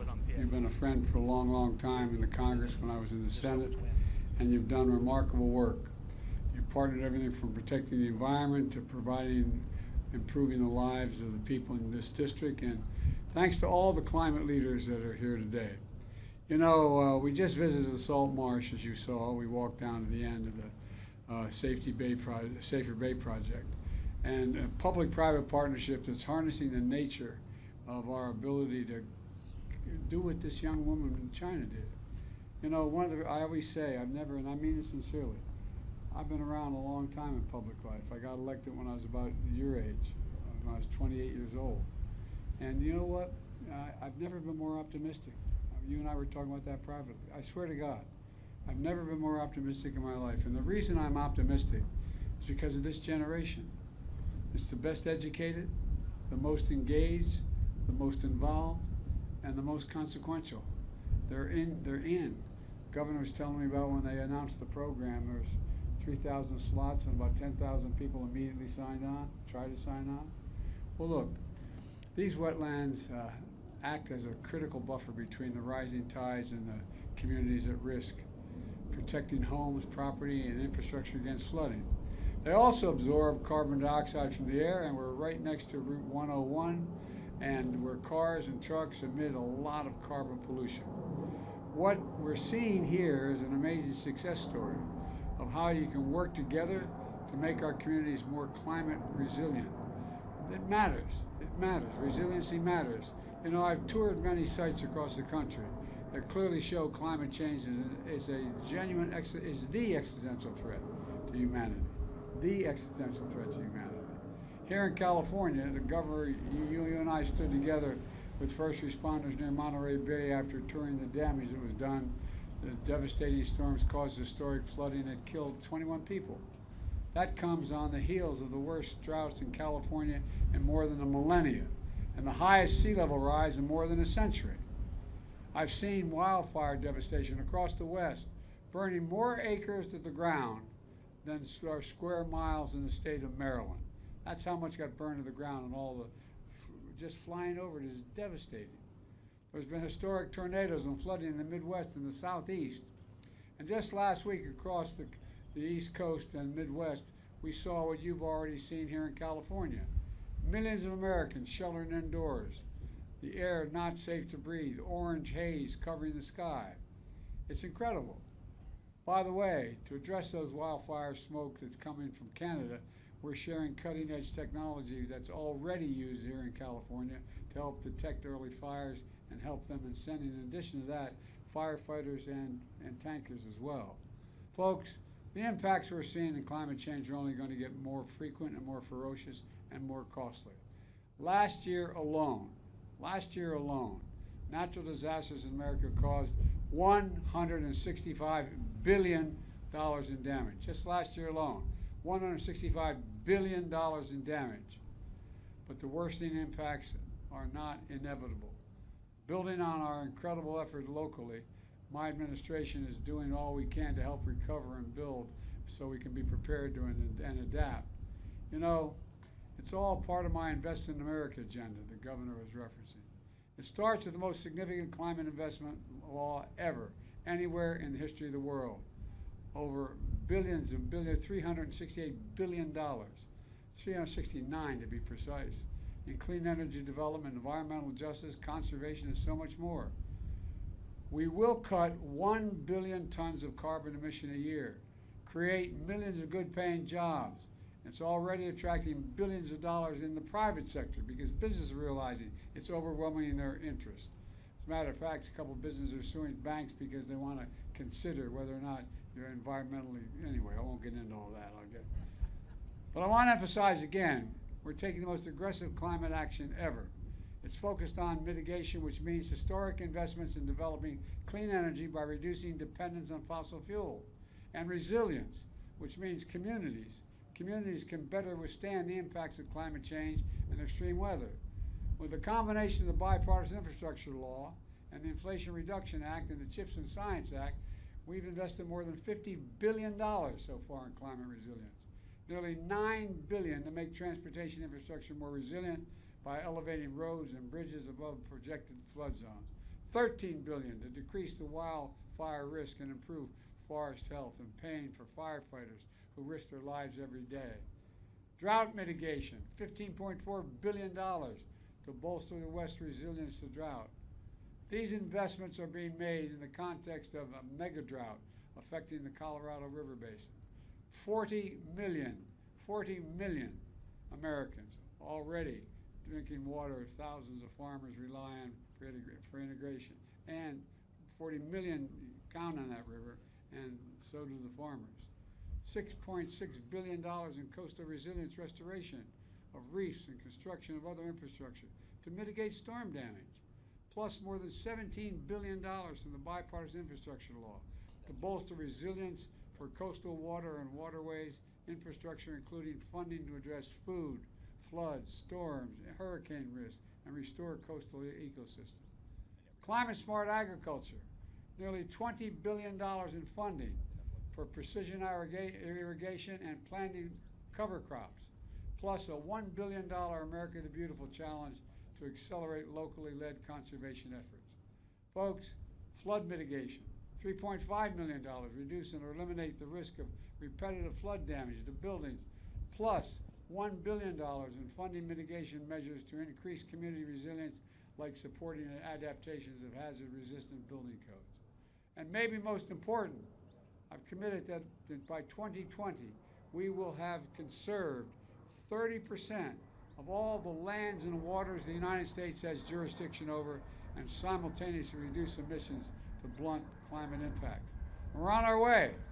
Conservation, land, and water, we put more in conservation of land and water than any president in the history of the United States since but John Kennedy. We're leading the way in Palo Alto and East Palo Alto and to Bellhaven. For instance, a local nonprofit called Climate Resilient Communities gives community, thank you. Are you all part of that? Thank you. Gives members a voice in planning and adaptation. I'm here today to announce that we're putting our critical climate investment to work. Folks, first, starting tomorrow, the Department of Commerce will launch the first and largest competitive climate resilience regional challenge to provide $600 million to coastal and Great Lake communities that are building projects to protect against impacts of climate change from sea level rise, flooding, and storm surge. We're investing in the people and places that have been hit the hardest, but who are also on the front lines of leading us forward. Folks, second thing we're doing, the Department of Energy is going to announce that it's investing more than $2 billion to modernize our electric grid to be more climate resilient, including more than $67 million starting off in California. That funding can help ensure our electric grid is stronger, that the lights and air conditioning and internet stay on during heat waves and storms and other climate events, so the lights can stay on in hospital operating rooms, nursing homes, and so many other critical care facilities. And third, later this year, we're hosting the first ever White House Summit that convenes local, state, tribal, and territorial leaders focused on climate resilience. It's going to include a roadmap for how these historic climate actions are going to build more climate resilient communities all across America, saving lives and homes, providing peace of mind. This is how we're going to meet the moment. This is how we're going to, unfortunately, some of our MAGA Republican friends in Congress are continuing to try to undo all the progress we've already made in the first 2.5 years. They were holding the country hostage over the debt limit unless I would gut the climate provisions of the Inflation Reduction Act. I was determined not to let that happen. With your significant help, and I mean that sincerely, all of you here, particularly Ann and the House and the Congress, we didn't let that happen. And in the end, we didn't just protect some of the climate money and clean energy provisions, we protected every single solitary one.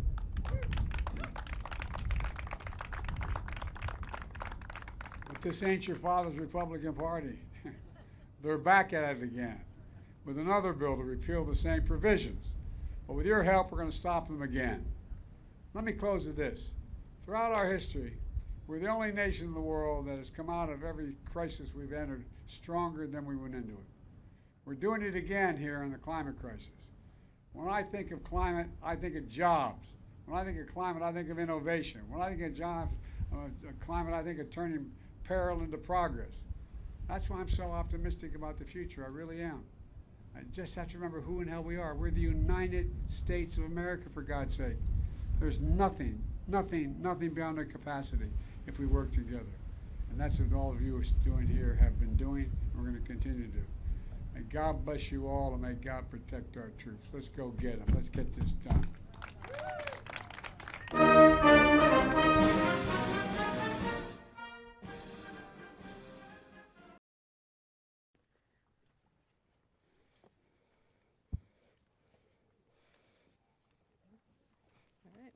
Well, good morning. Welcome to a beautiful summer day in Grass Valley. I'm Lisa Swarthout. I'm the District 3 County Supervisor, and the Grass Valley Air Base is in my district, so I'm very happy to be here this morning. California is at the forefront of climate change. Wildfire and extreme weather events have wreaked havoc in many of our communities in the state. Small counties like ours have endured incredible hardships for many of our residents. We are very grateful to have this CAL FIRE Air Base in our community and part of the Nevada County Air Park. We know the resources that they have provided to us have made the difference between life and death during major wildfire events. The historic investment from the state of California has allowed CAL FIRE to create the largest firefighting force in our state's history, and for this we are very grateful. In May of this year, our Nevada County Board of Supervisors accepted a $1.7 million grant from CAL FIRE to help reduce hazardous fuels on evacuation routes and in the wildland-urban interface. I'm happy this morning to have the opportunity to thank them personally. As we approach the 4th of July holiday, and we'll be experiencing our first major heat wave of the summer. If you'd been here last week, it was 68 degrees, so I apologize. We ask our residents to be vigilant about helping us to prevent wildfires. To get more information on wildfire prevention, please visit the website readyforwildfire.org, or if you're a Nevada County resident, please visit our readynevadacounty.org. I would like to thank Governor Newsom for his visit here today and for providing the resources necessary to deal with our rural landscape during wildfire and extreme weather events. It is now my pleasure to introduce Cal OES Director Nancy Ward.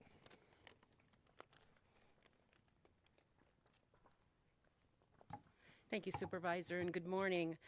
As Supervisor mentioned, I'm Nancy Ward. I'm the Director of the California Governor's Office of Emergency Services. And with another wildfire season now upon us, we're proud to stand together, shoulder to shoulder with Governor Newsom and our partners at CAL FIRE to work together to protect Californians. My colleague, Chief Tyler, will be talking about the upcoming season and the outlook. But however, what I can say with certainty is that nowhere in this country are we better positioned to fight fires.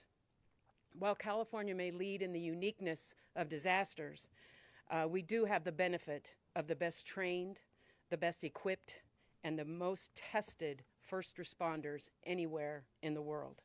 These partnerships are even more important as California experiences more frequent and severe disasters.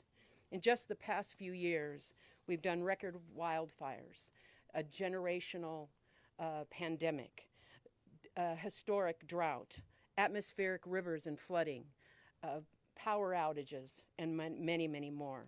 To rise to meet these challenges and keep California safe, we continue to grow and evolve our emergency response capacity. Under the governor's leadership and support, our state has made historic investments in science, technology, and personnel that allow us to detect new fires in real time. We also are leveraging new technology, like our state-of-the-art detection aircraft that is behind us called FIRIS, and that's for Fire Integration Real-Time Intelligence System.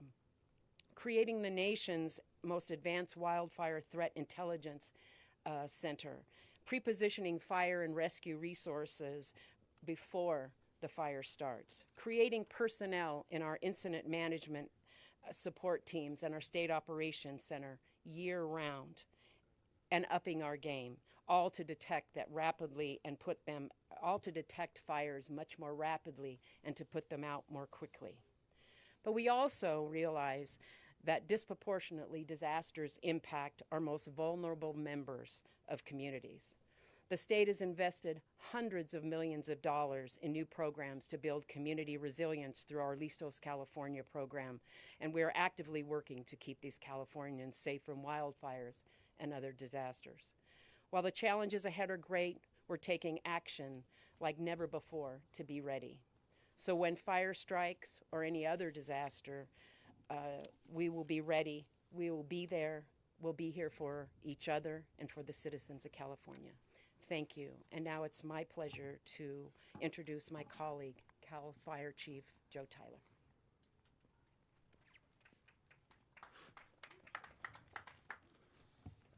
Good morning. My name is Joe Tyler, and I'm the Director and Fire Chief of CAL FIRE. I first want to take an opportunity to thank CAL FIRE's Nevada Yuba Placer unit, the Tahoe National Forest, for allowing us to take part today in this presentation at the Grass Valley Interagency Emergency Command Center and Grass Valley Air Attack Base. In late 2022 and the beginning of 2023, 2023, California experienced historic rainfall and snowfall. This recognition can lead to an obvious temptation to think that the wet weather has abated or at least delayed the risk of wildfire across California. But the facts are more complicated than that. And I'm going to put it into perspective that in 2017, we had the same conditions early on. And then in late 2017, there was significant wind coupled with dried vegetation that burned over 1.5 million acres. 47 lives were lost in 2017, and almost 11,000 structures were destroyed in those fires, largely in the North Bay and the Napa Valley. And while there's been a reduction in the number of fires early in the season due to that rain and that snow that we talked about, the protracted drought that has occurred over the years that has created significant dead fuel also has left dry fuel.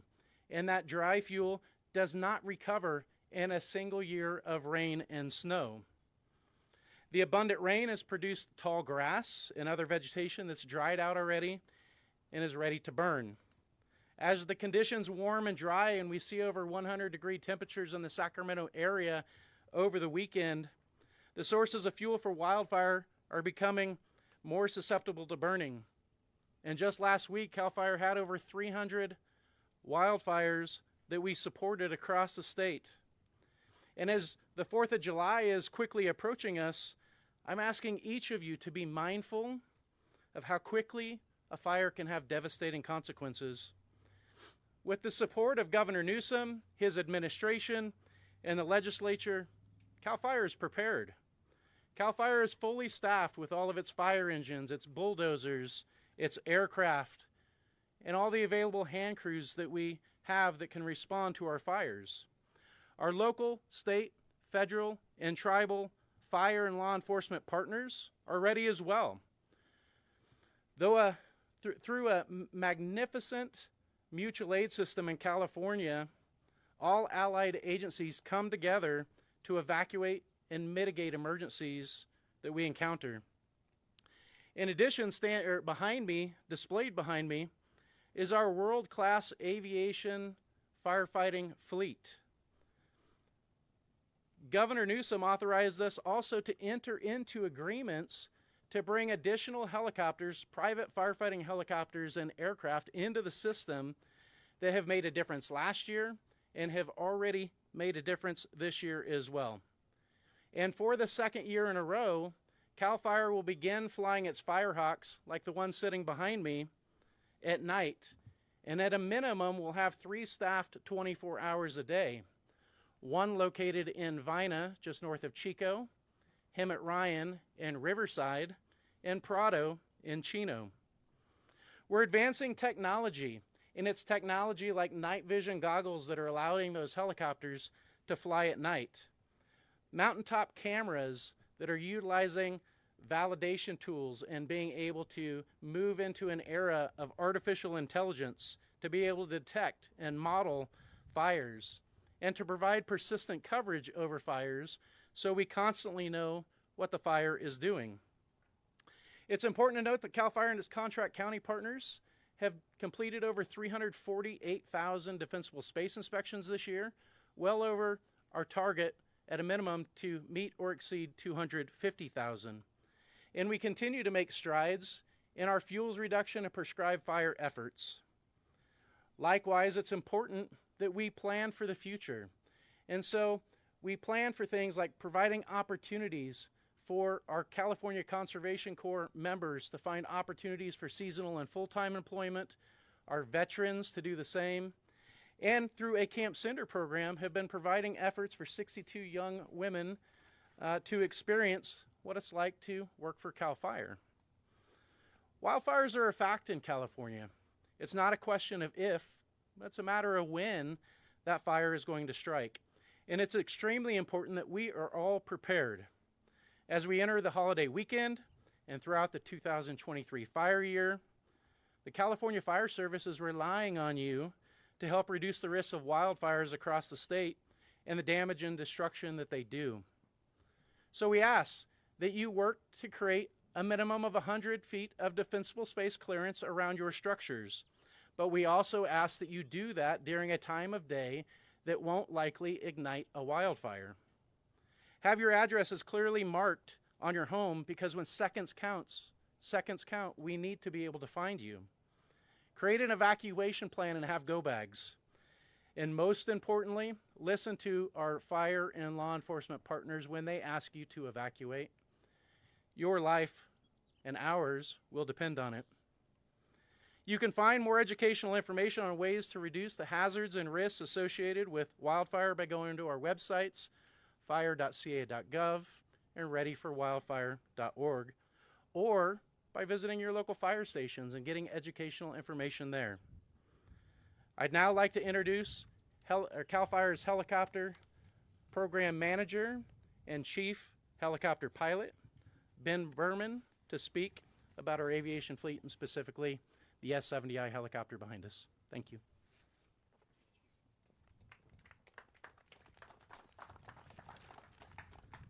Good morning. My name is Benjamin Berman. I'm the Helicopter Program Chief Pilot for CAL FIRE. It's an honor and privilege to be here today and introduce you to CAL FIRE's newest rotary wing aerial resource to the world's largest aerial firefighting fleet. The S-70 right here behind us, it's called the S-70 CAL FIRE Hawk, built by Lockheed Martin Sikorsky. It's outfitted by United Rotorcraft and offers the state 300% increase in fire suppressant capacity and 30% faster delivery of that fire suppressant. In contrast to our legacy rotary wing aircraft, the UH-1H Huey, it has been a game changer.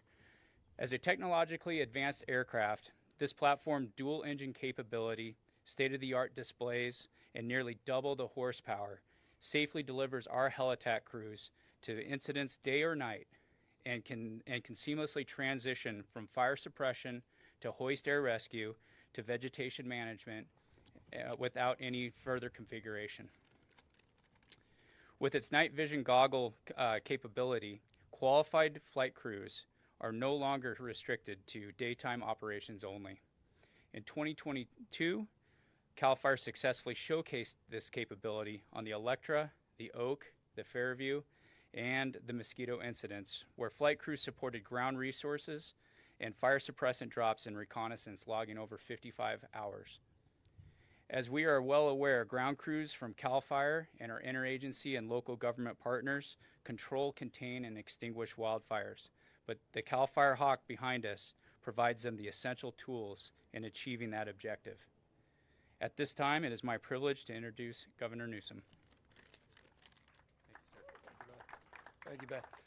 Thank you. And let me just first, I hope you guys are wearing sunblock. I want to just express appreciation for all of your service and sacrifice, particularly over the last number of years. It's we talk about living in extremes. I mean, the last 4 years, we had two of the most extreme wildfire seasons, some of the worst, the most destructive in terms of acreage and property and lives lost, and then two of the more modest fire seasons. And so we live in this new reality where we can't necessarily attach ourselves to some of the more predictive models of the past because of the nature of a world that's getting a lot hotter, a lot drier, and a lot more uncertain as it relates to the issue of climate change. And so we're here mindful that we need to do things differently. We're here mindful that we have to reconcile this new reality. And we're here to highlight some of the progress we've made, progress that did not exist just a few years ago. You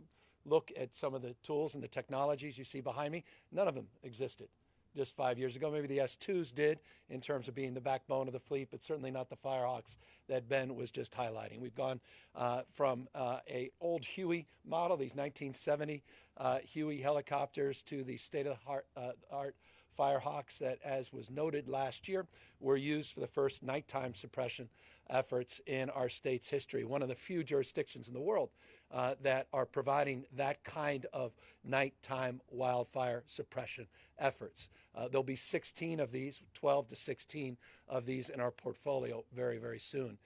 We just got off the old King Air here, the Firehawks, the Virus platform that was established, didn't exist before 2019. I want to just compliment the extraordinary work done down in Orange County and the local leadership down there that piloted a framework and a process to utilize infrared technology in real time to map early detection and to map the broader movement of wildfires in that jurisdiction.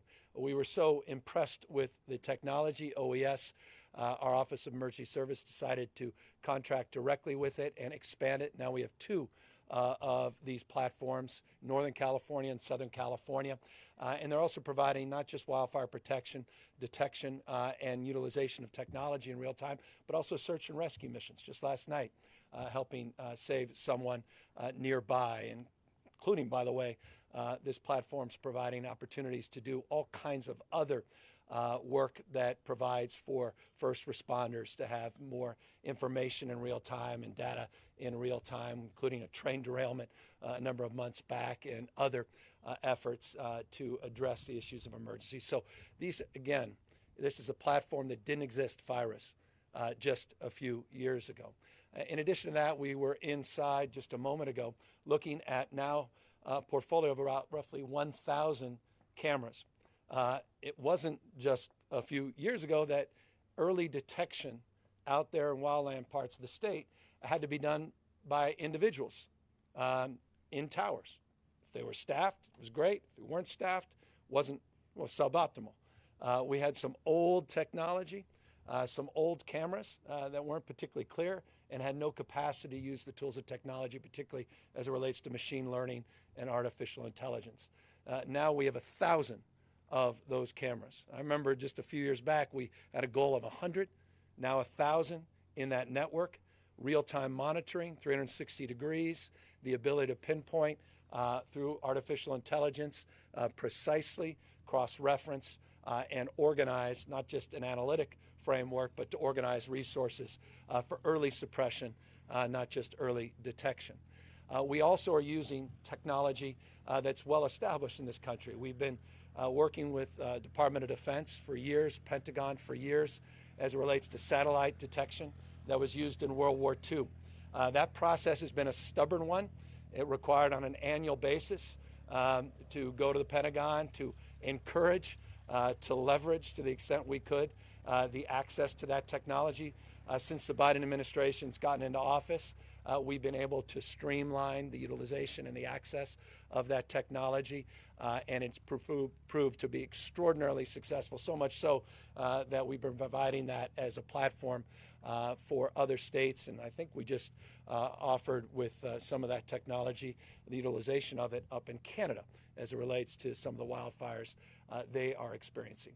We just signed an MOU with EDF, the Environmental Defense Fund, and George is here, used to work, he was the CEO at Virgin, doing low orbit satellites. We have a new MOU with a constellation of about 50 satellites. They'll provide 24/7 real-time monitoring. So you've got the Pentagon technology, those early strike technologies that were used in World War II as it relates to concerns we had from a geopolitical perspective and early strike technology for fires. Now we'll have the ability to cover with this constellation of 50 satellites in real time with this new MOU. We also have a partnership that we're advancing, an MOU as well, with Lockheed Martin, using defense technologies and platforms, stacking them together, existing data bases, but making sure that they're all connected. That will also amplify and accelerate our analytics and data collection.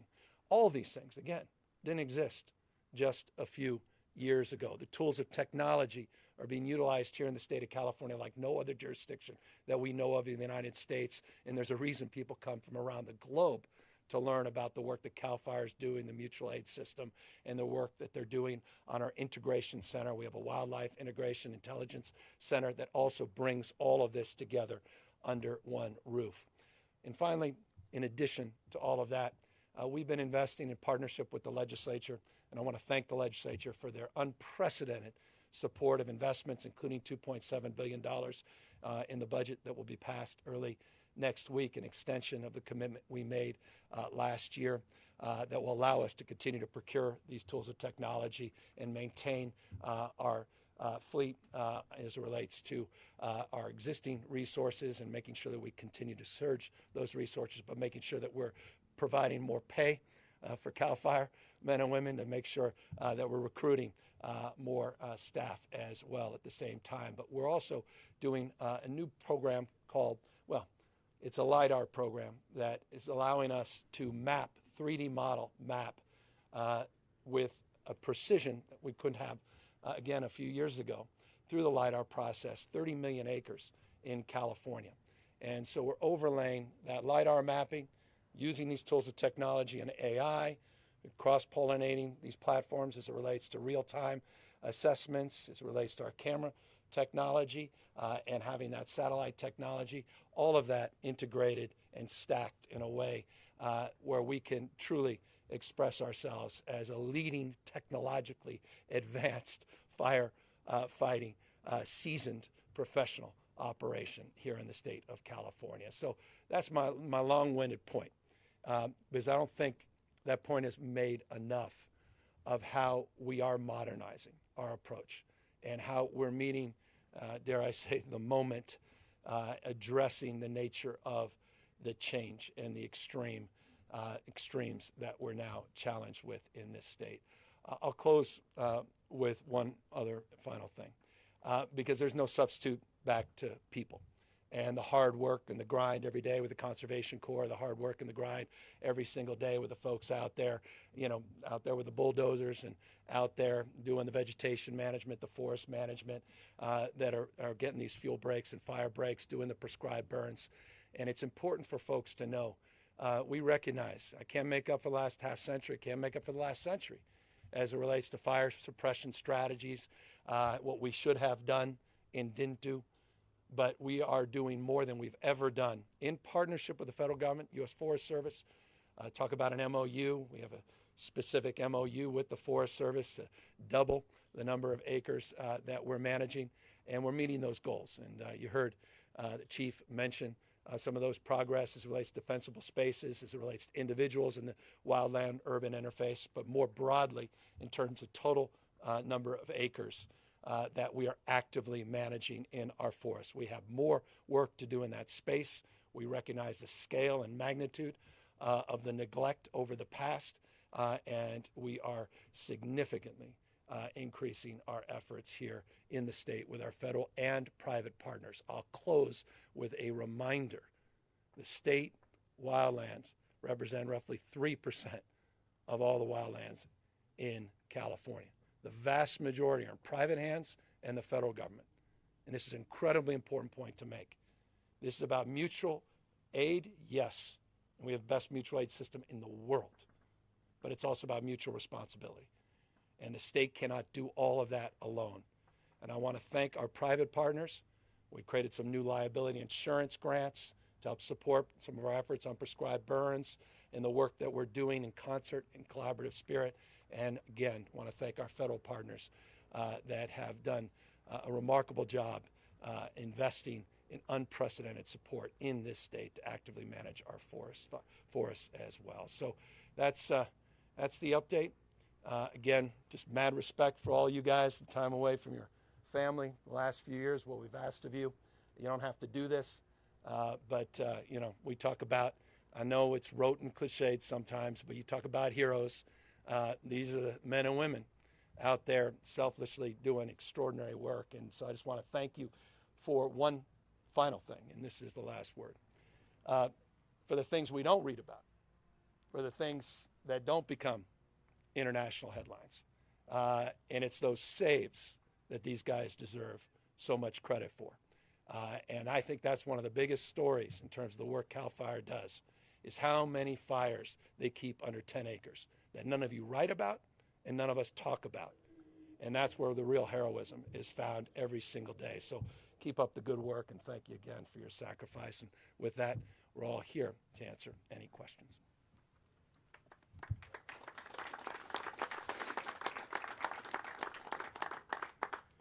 Good morning, Governor. I'm Pascal from Ubernet, and we are based here in beautiful Nevada County. But as you can see, we have climate change is not sparing anything. We have beetle kill trees everywhere, and you mentioned the LiDAR technology, and I was wondering if you could elaborate a little bit what the LiDAR mapping will be used and how it will be made available to large private landowners, so that we can all maybe get a little bit ahead and that the 1.5 degrees Celsius that is looming over us everywhere, even in this area, so that what can be done, how will these resources be shared?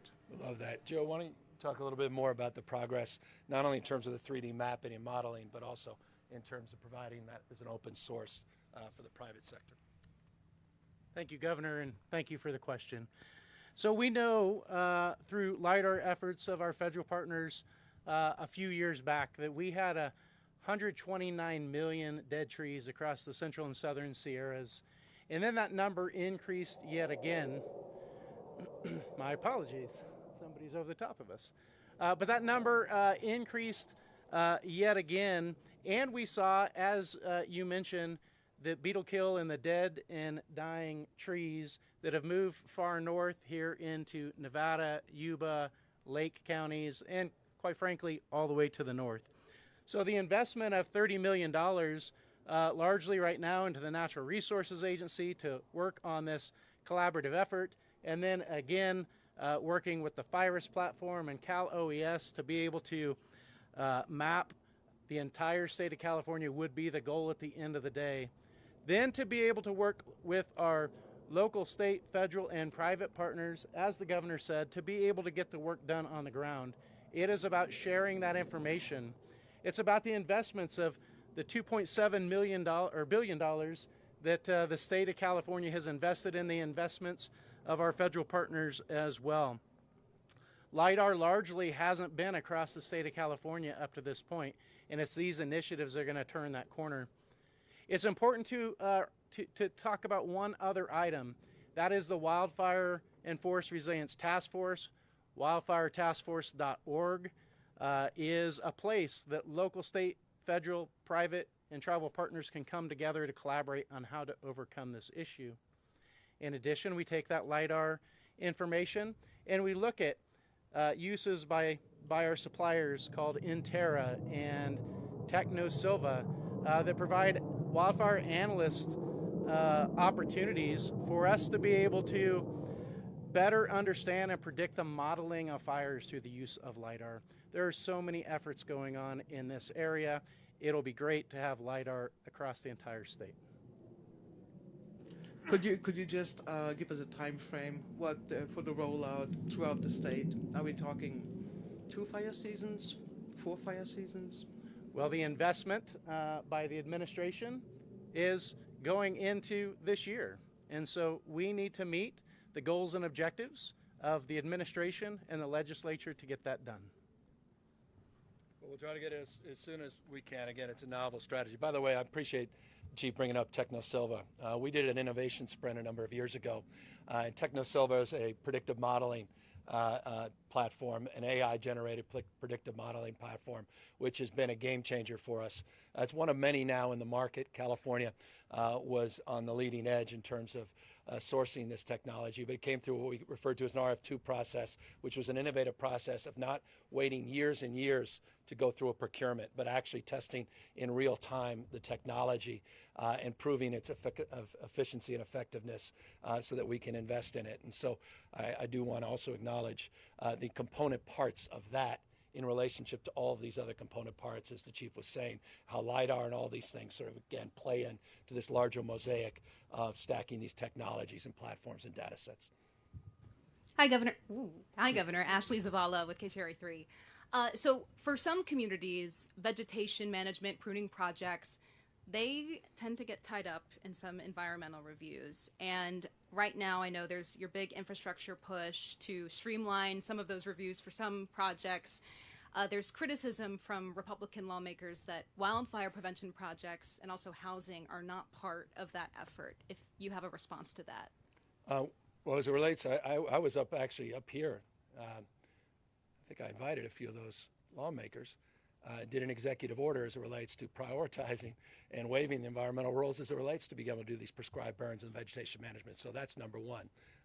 You may want to familiarize them with that. Number two, I appreciate many of them supported, most didn't. Well, maybe they did. I can't recall.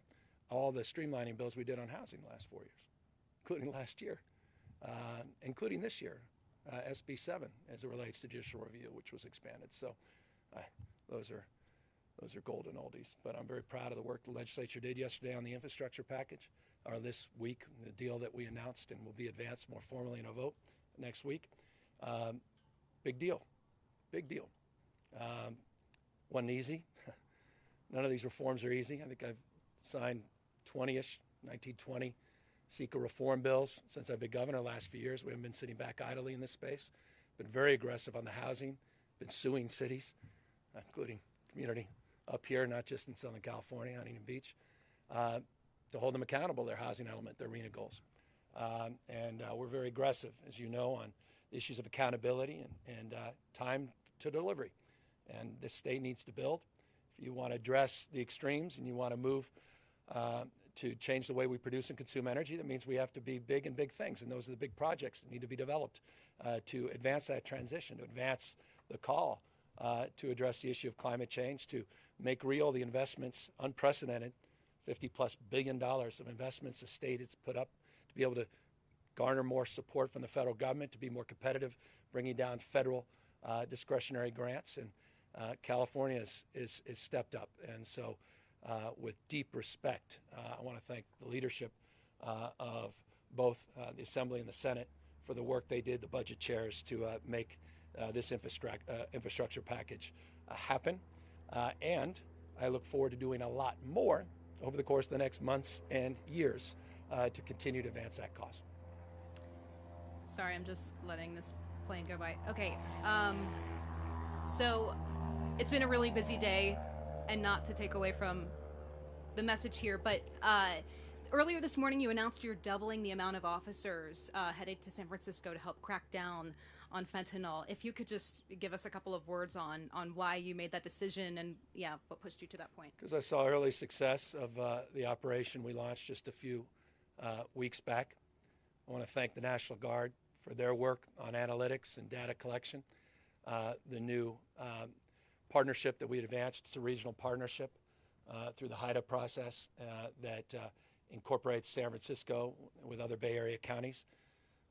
We want to build on that early success because we recognize the scale and the opportunity and the responsibility to do more to help support cities like San Francisco address quality of life issues, not just issues related to fentanyl and drug use and abuse, but property crime issues as well. CHP operation will allow us, I think, to get to about 560 hours a week, which is not insignificant, nor is it an insignificant cost to the state of California and the taxpayers. But I think San Francisco deserves that support, and we hope to see real progress. I want to make one final point on that. There is also an additional operation that will be highlighted in the next 60 to 90 days. I don't know exactly the date of launch, but I want to thank former Speaker Nancy Pelosi for her efforts as it relates to getting the DEA and the FBI engaged as well. We are very close to advancing that operation, which will provide critical federal resources in this space to match the local resources, the state resources. So we are very committed to addressing what's going on, not just in San Francisco, but we have task forces similarly organized as it relates particularly to the work around fentanyl and the National Guard at the border, as well as throughout the state of California. San Francisco now getting a disproportionate investment to address their concerns. Hi, Governor. Alexi Casa from Cal Matters. I wanted to ask you about the Reparations Task Force meeting today to present its final recommendations and some comments you had made, about reparations potentially meaning more than checks, and whether that means that California should pursue reparations that is not checks. Do you think California should pursue a non-financial form of reparations out of this process? I appreciate the question and look forward. I think the report's formally being sent to the legislature today. I haven't had a chance to read it. Look forward to reading it. I've been pretty consistent in my public comments that that's what I intend to do, take this very seriously. And I take the responsibility to answer and to be accountable to what's going on as it relates to race and race relations in the state and the nation. I am very mindful of our past. You may recall just a few months ago, I took a few days, spring break, with my kids. I went to the South. Was there getting more educated on history of Jim Crow and the history of the second slavery in this country as it relates to convict leasing, which is not well known and understood in this nation.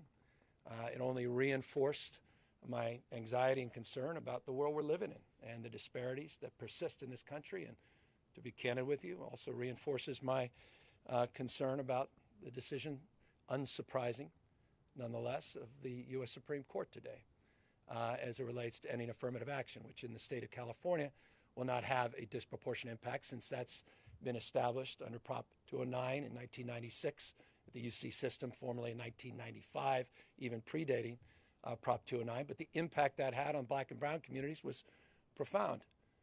For those that are wondering what's going to happen in their states, they don't only have to look to California to know exactly what's going to happen. You're going to see a significant decline in African American and Latino admissions in institutions of higher learning. We had roughly a 50% decline, just shy of 50% decline within the first 3 years of Prop 209 at UC Berkeley, UCLA. Just last year, just to underscore the nature of the world we're living in, only about 228 African American students were admitted at Berkeley, 7,000 admissions, just 228. I'm very concerned about this. I think you should be as well. And I'm frankly unsurprised because we have a Supreme Court that wants to bring us back to a pre-1960s world. We're experiencing this rights regression on civil rights, on voting rights, on LGBTQ rights, on women's rights, women's access to contraception, not just access to reproductive care. It's a very serious moment in our nation's history. And you're seeing this rights roll back in real time, this regression in real time, and I hope folks wake up to it. And so this reparations task force, the report, in the context of that decision today, only reinforced the seriousness, purpose to which we will review it, and we'll make a determination, and I'll make subsequent statements after I have a chance to read it. And then just another question related to the interview you gave this morning with the San Francisco Chronicle about the increase in officers to deal with the fentanyl situation. Would you like the legislature to send you a bill this session that increases penalties for fentanyl dealers? We have plenty of laws in the books. I'd like to see us enforce the existing laws, and then we can have conversations about new laws. Maybe I'm a little old-fashioned. I meet with folks saying, well, what can we do about property crimes? I said, enforce the law. No one has a right to smash your window. No one has a right to terrorize you, put you at harm's risk. The law's on the books today. They exist today. Enforce the laws. We got Care Court coming online as it relates to some of the more extreme challenges. It relates to people that are self-medicating with dually diagnosed with bipolar disorder, schizophrenia, paranoia, people that are struggling with psychosis disorder, schizophrenia spectrum. We got a mental health bond that I'm promoting, working with the legislature to reform, that allows substance use disorder to be a beneficial use of Mental Health Service Act money, which it's not currently today, as an exclusive framework. More housing in that space, but I'll consider any legislative bills as they come down to me. I think we started with 2,700. You write about this more than I do, and I think there's over 1,000 still making their way towards me, and things change dramatically every week when they gut and amend things, which you have to explain to me after 4 years as governor. I don't even understand that process, and we'll see what lands on my desk. This is Adam Beam from the Associated Press. Governor, the State Farm recently announced they're pulling out of insuring homes in California, citing the wildfire risk. I'm wondering your emphasis on the technological advancements of CAL FIRE today, are you trying to make an appeal to them that, hey, we're prepared, we can come back? Is there anything you can do, your administration, to bring them back? Well, yeah, no question, there is. I mean, but we have to do our job. Mother Nature's doing her job. She say this all the time. She bats last, she bats 1,000. Mother Nature's chemistry, biology, and physics. And if you don't believe in science, you got to believe your own eyes. I grew up in this area, right near Dutch Flat. Well, still have a house in Dutch Flat. I think we're on the state fair plan. Have been for years, even before the State Farm pullout. So I'm well aware, intimately aware, of this anxiety and stress as it relates to the impacts on insurance market, and was well aware. And I got to give State Farm credit. They were very proactive with our administration. They did not surprise us as it relates to that announcement. I have organized, Adam, to the extent it's of interest to you, a month or so ago, an internal work group on this subject in anticipation of that announcement. We have not sat back passively on it. We have been anticipating that, but we have to do our part in terms of wildfire prevention and protection, not just detection and ultimately suppression. We've got to do more to mitigate. And that's why this state's doing more than any other state to address the issue of climate change, doing more to accelerate now with the infrastructure package, these clean energy projects, and doing more, as we announced today, thank you, in the context of the question, on technology stacking as it relates to fundamental traditional investments in vegetation and forest management. But I'm very, very mindful, and I assure you, this is a top agenda item for our administration, working with the insurance commissioner to address the insurance market in the state.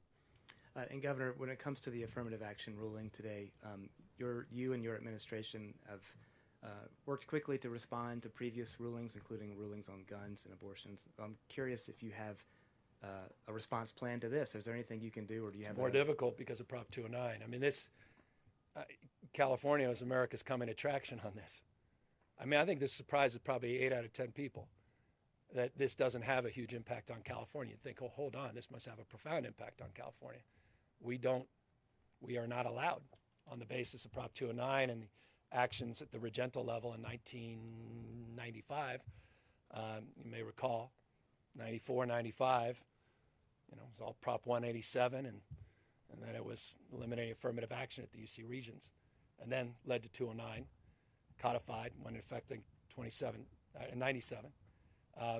And we've been working against that. I've been on the UC regions for years and years and years, hundreds of millions of dollars to mitigate the impacts of that decision. And we've barely moved the needle. That's a very ominous point.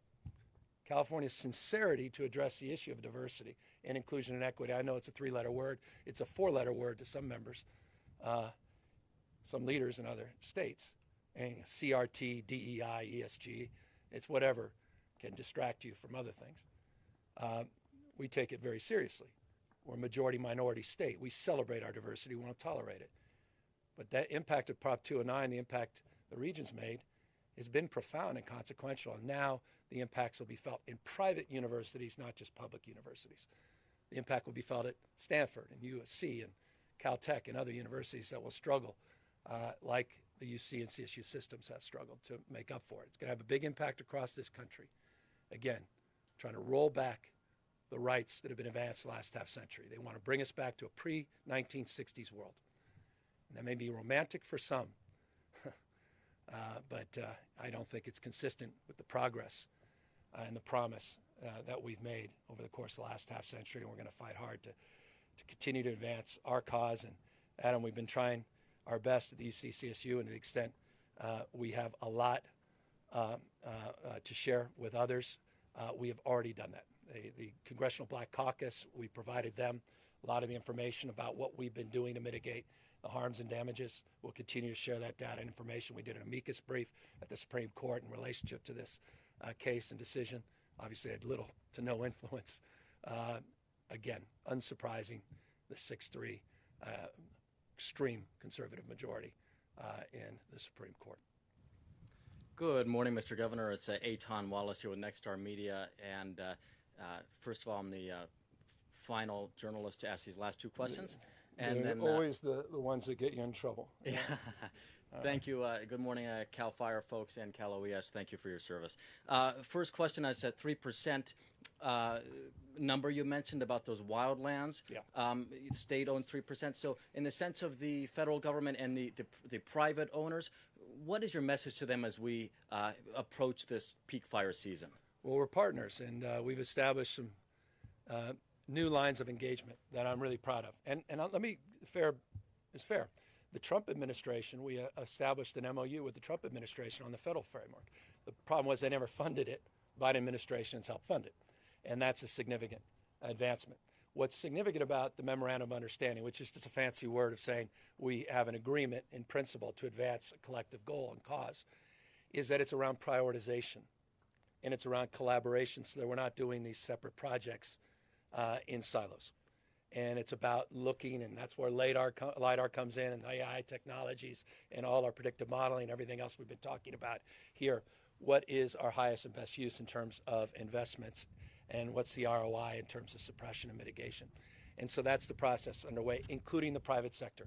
And I noted, and it may have been lost, the $20 million that we just put up to provide grants for liability insurance. That was an issue, particularly with private landowners, that you have fires that sometimes run away, they get away from you. And a lot of private landowners are like, we don't want that risk. And so we're trying to mitigate that in terms of providing grants and supports and creating a framework of collaboration where we can be more effective in supporting those efforts. So I think we're at a whole nother level, Chief, that we haven't been at in years. And I'm really proud of that, including on some of the environmental waivers that we've been pushing that apparently some of my colleagues in the legislature are unaware of, which I again want to get back and encourage you to familiarize them with. Okay, and the final question here, Mr. Governor, asked actually, speaking of the legislature, yesterday I had an interview with outgoing Assembly Speaker Anthony Rendon when I asked him about what it was like to work with Governor Newsom and Brown. What did he say? What did he say? Now listen, he said... Do we have to do this in public? You'll get a kick out of this. You'll get a kick. He said, quote, "They're great. Gavin Newsom has better hair for sure." So I got it. He actually said that? He said that on camera. That's a future ex-speaker talking. I appreciate it. Well, so on that note, I thought you'd get a smile there. Just can you give me a sense of what it was like working with that speaker, and then your message for incoming Speaker Rivas? Deep respect for Anthony Rendon. What we were able to do last year together on climate bills, no other jurisdiction, no other subnational in the world is doing what we're doing. That couldn't happen without his support, pro tem. What we did on infrastructure, I know it was hard, but we got it done. We got a lot of big things done. Universal health care, expansion of create a brand new grade, TK for all because of his leadership. On child care, unprecedented investments, 200,000 new child care slots. After school for all, it was promoted by a governor, 20 years ago. Anthony Rendon, speaker, helped make that happen. So I'm really proud of him, his leadership, but also as a person. And I'll just close on that. I got to know him well as a human being, as a dad, a new dad, as a husband, as a guy who really gives a damn about people, not just his district, but this state. And I wish him only the best, and I'll be here to support him in whatever he does in the future. And as it relates to the incoming speaker, I have a bias for him. He was there for me early when I first ran for governor, when others didn't want to jump in a primary. I'm a big fan of the incoming speaker. So I feel blessed because this is not always the case. There's always a natural dialectic, some friction between the executive and legislative branch, even Republican, Democratic constructs that exist in blue and red states. That always persists, but our values are so aligned, and at the end of the day, that's what matters. So I wish him, again, all the best, and I have great confidence in the new speaker, and look forward to being there tomorrow for his swearing in. With that, thank you all very much for your time and attention today. Thanks. Good thing. That's right there.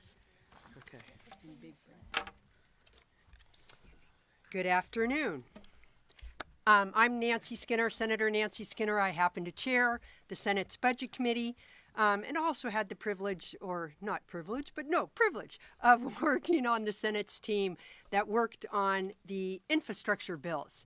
And today, Governor Newsom will be signing AB 102, which is the bill that reflects the final budget agreement between the legislature and the administration, along with 5 bills, which is the 2023 infrastructure package, which will help us accelerate California's efforts and infrastructure projects to meet our climate and clean energy goals.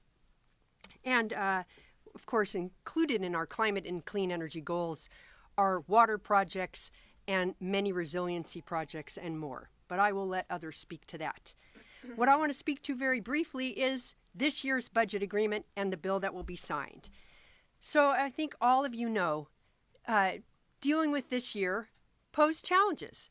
The inflationary costs, certain economic uncertainties that impacted, of course, our California families also impacted state revenues. So we faced a shortfall.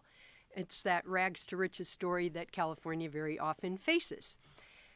But luckily, because of the great budgeting we have been doing, responsible budgeting over the last 10 years of bringing down debt, maintaining reserves, making sure that we are spending our monies appropriately, we were able to deal with that shortfall without having to cut any core programs. So in other words, no cuts to our schools, our healthcare, our safety net services. So we met the challenge. And I'm particularly proud that this 23-24 budget that will be signed today maintains a record level of reserves so that if we face a shortfall, say next year or future years, and if it, I hope not, is larger than what we face this year, we have record level reserves in order to protect our programs that serve the Californians who need them most. And I'm also proud that the budget signed today strengthens California's nation-leading efforts in combating the climate crisis. And we're coming on to another heat wave. That's the prediction, I think, coming up for this weekend. Just a few days ago, while it was relatively cool in California, it broke global records. It was the hottest day on Earth. So while heat is not the only issue, we know that there's many issues related to the climate crisis. California is at the forefront, and we will continue to be, and this budget reflects it. And very important to the members of the Women's Caucus, and to I think everyone here, the budget also increases child care funding. And that child care funding is going to enable us to pay the people who take care of our kids better and allow those families who can't afford child care, it provides them better subsidies. So that's a really important aspect. For our transit agencies that are still suffering less riders than they had pre-pandemic, it offers a lifeline. And housing and homelessness, which are 2 issues that, of course, everybody in this state cares about. We continue the funding for our localities for homelessness assistance. We also continue funding for student housing, ADUs, and much more. Other highlights are the highest amount of funding per pupil for our K through 12 schools ever. And of course, for community colleges, a increase to our higher ed system, both CSU and UC system. New financial aid for our foster youth so that they can achieve debt-free college. And the first rate increase for the doctors and other healthcare providers that serve California's patients that are on Medi-Cal, which is a very significant number. And in the infrastructure package, I'm going to let other folks speak to those details, but it is a very thoughtful agreement between the legislature and the administration and the various stakeholders who were involved. And interestingly, all of the articles have shown that environmentalists who had been opposed pulled their opposition off. The other entities that will benefit from the streamlining that will allow these projects to move forward faster and allow us to access federal infrastructure funds are all happy. So I'm not sure how else what else you can describe when you get bills that finally represent that type of agreement. Anyway, much thanks to Governor Newsom, to his staff, to the Senate and Assembly Budget Committees and staff, to the pro tem staff, to leadership, our speaker and speaker staff for their outstanding work on this budget. I am very proud to have been part of it. And also great thanks to everyone who was involved in the infrastructure package. And with that, I'd like to introduce Assemblymember Rebecca Bauer-Kahn, who is on the infrastructure working group on the Assembly side. Thank you, Senator. Good afternoon, and thank you, Senator. As you heard, I'm Assemblymember Rebecca Bauer-Kahn. I'm also the chair of Water, Parks, and Wildlife in the Assembly. And this infrastructure package is a testament to what is possible here in California, what is possible when we all work together. So I want to start by thanking the incredible staff in the governor's office, the governor himself for his leadership in moving this package, our partners in the Senate, and my colleagues in the Assembly. It's possible to build the big things and protect our precious environment. We know that we must build our clean energy future so that my children, your children, and others have an inhabitable planet. We must create the water storage and conveyances that the future demands. We just heard from the senator about the hottest day on record. Our scientists are telling us that there will be no more snow in the Sierras in just over 2 decades. The future requires a massive shift and growth in what water infrastructure looks like here in California. We also must ensure transportation in California can meet the global needs of our economy, so that we remain the powerhouse that we are today. We must also do our part to help national security by making chips right here at home. It is critical to adapt to our changing climate and to continue growing our economy for every Californian by bringing these good jobs home to California. It is critical to adapt our changing climate and to continue to do what we need to do for our kids' future. And while doing that, we can also ensure that we mitigate greenhouse gases, protect biodiversity, and never forget our environmental justice communities. As you heard, we've all gotten on the same page. We can do all of those things here in California. This package cuts green tape to move projects faster, but it does so while ensuring that our endangered species and biodiversity are protected, our environmental impacts are considered just more swiftly, we continue to drive down greenhouse gas emissions, and we mitigate our impacts to our precious lands. And perhaps most importantly, this package ensures that the communities that have historically borne the brunt of the air, soil, and water costs of growth here and elsewhere can be cared for and considered as we build and adapt. That is what environmental justice demands. Again, I want to thank our partners in the governor's office, the governor, the Senate, and my colleagues for doing what we set out to achieve, which is a package that truly shows what is possible here in California. I know we all look forward to getting to work and seeing these energy projects come online, the water resources become available, and the jobs changing lives. And with that, I want to turn it over to our speaker, a leader who more than anyone else fights every day for the vulnerable communities who were not forgotten in these negotiations. Speaker Ruiz's leadership takes us across the finish line as we pass this with the support of the caucus and ensures that we're unified in our efforts to bring the Californian dream home for everyone. Speaker?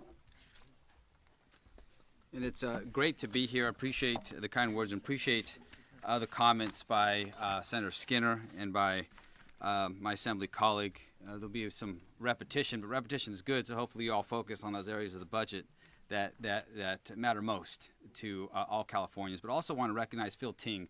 I know the unique nature of our transition on June 30th, but every week Phil and I were meeting, and he was updating me on all parts of this budget and all parts of our negotiations. So thank you, Assemblymember Ting. And Mr. Governor, as always, we always appreciate your leadership. And I want to thank our colleagues, many of them here on this stage, who took part in this and who worked, day in and day out to achieve this moment, to ensure that we delivered a responsible and equitable budget. And I want to briefly highlight some of the ways that this budget and the infrastructure package bring real and meaningful assistance to hardworking Californians, especially those Californians who need it most. First, this budget supports parents and families. As was mentioned, includes an investment in child care providers. It pays for a much needed raise for the workers who take care of the children of California's lowest income workers. Next, this budget, it supports our schools. It sustains school funding levels, and it provides a local control increase to certainly reflect growing enrollment in universal transition kindergarten and our cost of living. You know, this is a budget that is a win for our schools. It is a budget that is a win for our parents, but more importantly, it's a huge win for our students. And perhaps most importantly, as was mentioned by Senator Skinner, this budget is responsible. You know, it includes record reserves. It once again prepares our state for future uncertainty. And it boasts what may be the largest general fund reserve of any state in the nation. So that says something. And finally, the legislative package on infrastructure. You know, former Mayor and Speaker Antonio Villaraigosa was all over the state talking infrastructure. Came to my home district of Salinas a few months back. But this package on infrastructure, it strikes a crucial balance, as was mentioned, spurring future growth and good-paying jobs, while certainly defending our environment. And again, I cannot extend enough gratitude to our governor for his leadership. And looking ahead, I'm eager to continue working with the governor, with Pro Tem Atkins, with all of our colleagues to ensure that we continue to deliver meaningful results for every single Californian. Again, want to commend my colleagues for ensuring that we deliver on this budget that once again protects our values, that works for all Californians, and especially for those Californians who need our help the most. Thank you so much. Well, thank you, Speaker Rivas, and it's good to be here with all of you today, and certainly to be able to partner with Governor Newsom and with my incredible colleagues. This is just a sampling of our incredible colleagues on another successful budget. This is the fifth one that I've gotten to negotiate with you, Governor, and I think the 5-year anniversary, I'm told, is wood. That signifies, that's good, strength, strength and durability, strength and durability. One could say the same about our budget, so that would be my point. Despite a deficit year, we were able to avoid harmful cuts due to a decade of responsible budgeting by a Democratic legislature and Democratic governors. And as if protecting our progress wasn't enough, we also met head-on the challenge of hearing and passing a comprehensive package of infrastructure bills. Getting everything across the line took an incredible amount of teamwork. You all saw it in real time. And I want to take a minute also to recognize the members of our Senate working group on the infrastructure package. Our budget chair, Nancy Skinner, Majority Leader Mike McGuire, our caucus chair, Monique Limon. They were the lead negotiators for the Senate on the infrastructure package, and their dedication and tireless commitment to this effort was incredible. They worked long hours into the night and morning. I want to thank and recognize the other members of our working group, Senators Ben Allen, Josh Becker, Ana Caballero, Lena Gonzalez, and Dave Min. This work led to a final complement of bills that clearly demonstrate California's ability to streamline and build the infrastructure needed so that our state can continue to lead on climate change while also continuing to protect our environment. We know that climate change is here. You've heard from several of my colleagues. Its effects are apparent in the heat waves, also mentioned, that we're experiencing in California and across our country. But in order to have the energy supply necessary to keep the lights on during extreme heat, we need to build a lot of clean energy, offshore wind, solar, geothermal, and more, all while meeting our clean power goals. With these projects come opportunity to meet those goals and create quality jobs that benefit a stable, diverse workforce. Opportunity to reimagine our water supply delivery, because we need to be able to store water more as our snowpack, our state's natural reservoir, lessens. An opportunity to use new and innovative construction that will make building that water storage, be it above ground or below, easier. We also harnessed an opportunity to set in place historic standards on workplace equity. and passed a bill that will benefit marginalized and disadvantaged communities by promoting access to jobs in federally supported construction and manufacturing. I want to thank the authors of this bill who've made sure that equity is at the forefront of everything we do on workforce issues in the Senate. Senators Maria Elena Durazo, Lena Gonzalez, Lola Smallwood-Cuevas, and Dave Cortese. We also had a chance to rethink transportation, Mr. Former Speaker, Mr. Mayor, which is desperately needed considering that California's transportation sector still accounts for roughly 50% of our greenhouse gas emissions. These bills allow for streamlining on efficient transportation projects, including privately financed project that puts a high-speed rail trip from Southern California to Las Vegas in sight. Thank you, Senator Newman, for your leadership on this. And underlying all these projects is how we look out for our endangered species, which is why we made sure that understandable mitigation measures for projects are in place and our species are protected. Thank you, Senator Ashby, for your commendable work on this effort. Together, this package maintains California's values on the environment and climate preparedness, while at the same time building for our future and creating a place where working families can access quality jobs. I am grateful to my Senate colleagues for their collaborative spirit and their fierce commitment. I noticed two more of our budget folks here, Senator Laird and Senator Menjivar. It's a full house with a lot of work that we accomplished. I am grateful to the Speaker and to my Assembly colleagues, as well as to our Governor. This was an opportunity to build our state's strength and durability, and we did exactly that. And now it's really my pleasure to turn it over to the master architect of the budget and the infrastructure package, our Governor, Gavin Newsom. Thank you. Thank you. Thank you, Matt. Can we give all the speakers a round of applause? There was awkward silence in between each and every presentation. Thank you, Madam Pro Tem, Mr. Speaker, Assemblywoman, and of course, Madam Chair. Thank you to all of the leaders. Everybody here is here with intention and purpose, and appropriately so, for their extraordinary leadership, support, and stewardship through this dynamic process. And it is a dynamic process. We're celebrating partnership here today. We're celebrating progress here today. We're selling a budget, $311 billion budget, $226 billion general fund, the largest budget of its kind anywhere in the United States, appropriate for a state whose population is larger than 21 state populations combined, and a state that's well on its way to be the fourth largest economy on planet Earth. We're proud of what we've done together over the last 5 years. We've proven a paradigm. You don't have to be profligate to be progressive. It was emphasized by the pro tem, and I appreciated the emphasis. Democrats working with Democrats, working to strengthen the fiscal discipline, fiscal stewardship of the state, at the same time addressing some of the most vexing and challenging issues of our time. And we were able to do that at a time of uncertainty, at a time of volatility, at a time where we once again recognized that we needed to reconcile the challenges and the vagaries of a progressive tax structure. And I want to emphasize and reinforce that point.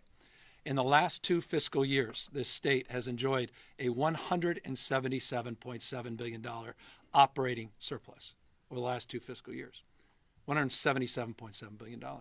That, by the way, doesn't include any of the federal dollars, the $27 billion that came from the federal government. I mean, it's just extraordinary. It allowed us last year, as you recall, including this year, as we finished the job, to provide the largest tax relief of any jurisdiction in the history of the United States, sub-national jurisdiction. $18.5 billion back to hardworking Californians and a middle-class tax break in this state, rebates directly in their pocket. But that volatility on the basis of capital gains and issues related to supply chains, issues of OPEC and Russia invasion, the uncertainty in the global markets, the contraction as it relates to QE policies, issues related to interest rate hikes by the Fed, naturally led to the predictable nature of reduction in capital gains, which we had anticipated. It's a long-winded point. And as a consequence, last year and the year prior, and frankly, with the stewardship that was advanced anew under the previous administration, working in partnership with many of the leaders here assembled. We recognize not only the volatility, but we recognize our responsibility to set aside money for one-time purposes, for one-time investments, meaning dollars that come in, we have to be careful not to commit ourselves to ongoing expenditures over the course of many years that we can no longer, confidently look in people's eyes and say that we can ultimately deliver. And we were able to take the vast majority of these surplus dollars for one-time purposes, and that allowed us to get in the position today to close a $31.7 billion gap without any of the commensurate pain and suffering that many had predicted. And you heard from the budget chair and others that we were able to lay out a strategy that allowed us flexibility over the course of the last few years in terms of fund shifts and new strategies as it relates to financing investments, pulling back and delaying or extending the period of time of the investments of a lot of those one-time historic infrastructure projects. And we were able to get to a position where we actually increased, and I hope you heard that, $37.8 billion to be exact, increase the reserves, the highest level in our state's history, $22.3 billion of that just in that rainy day reserve that was appropriately recognized the highest reserve that exists, again, subnationally anywhere in this country, preparing us further for any vulnerabilities based upon the vagaries, the macroeconomic realities that we're facing going forward. I don't want to overstate that. Those reserves we want to continue to see grow, but $38 billion is not an insignificant set aside. Not $1 was taken from the reserves to balance the budget. And so I just want to extend, forgive the long-windedness, deep respect and appreciation for the stewardship of everyone here. Prior to when I got here, I extended through these last 5 years, and with all the confidence in the leaders, including the remarkable remarks of our new speaker when he was sworn in a week or so ago, and of course reinforced here today, my confidence moving forward that we've developed a new paradigm and a model as it relates to budgeting in this state. Final words, because they're important to highlight, and I heard them highlighted by all of the four prior speakers, and I'm very grateful for the support and the advocacy and the leadership on infrastructure and project delivery.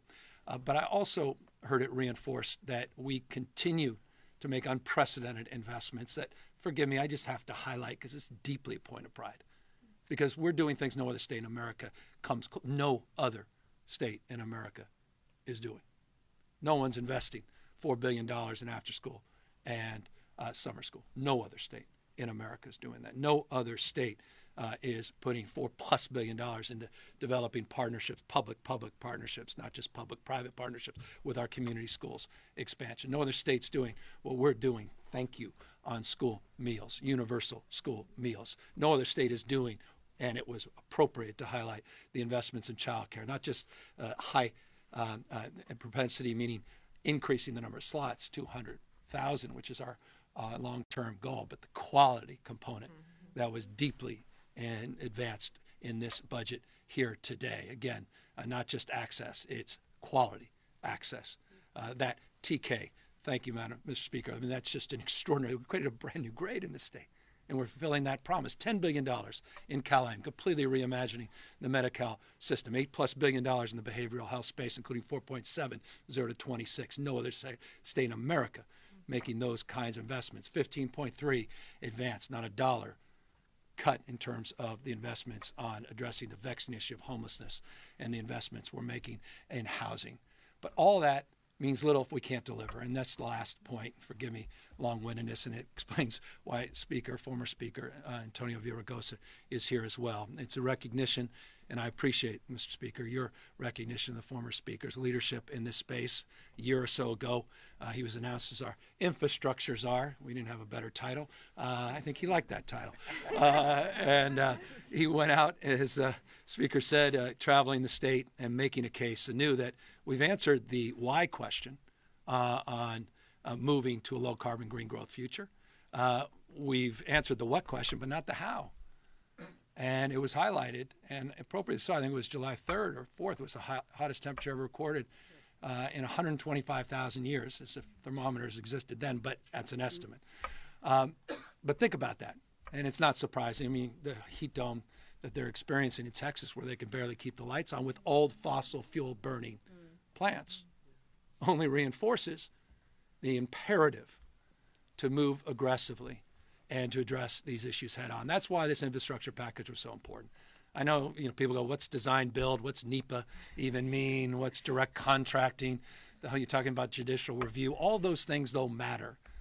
And they were packaged up in 5 really important bills. And they weren't easy. I mean, you guys all wrote about this. You all talked behind our backs about it.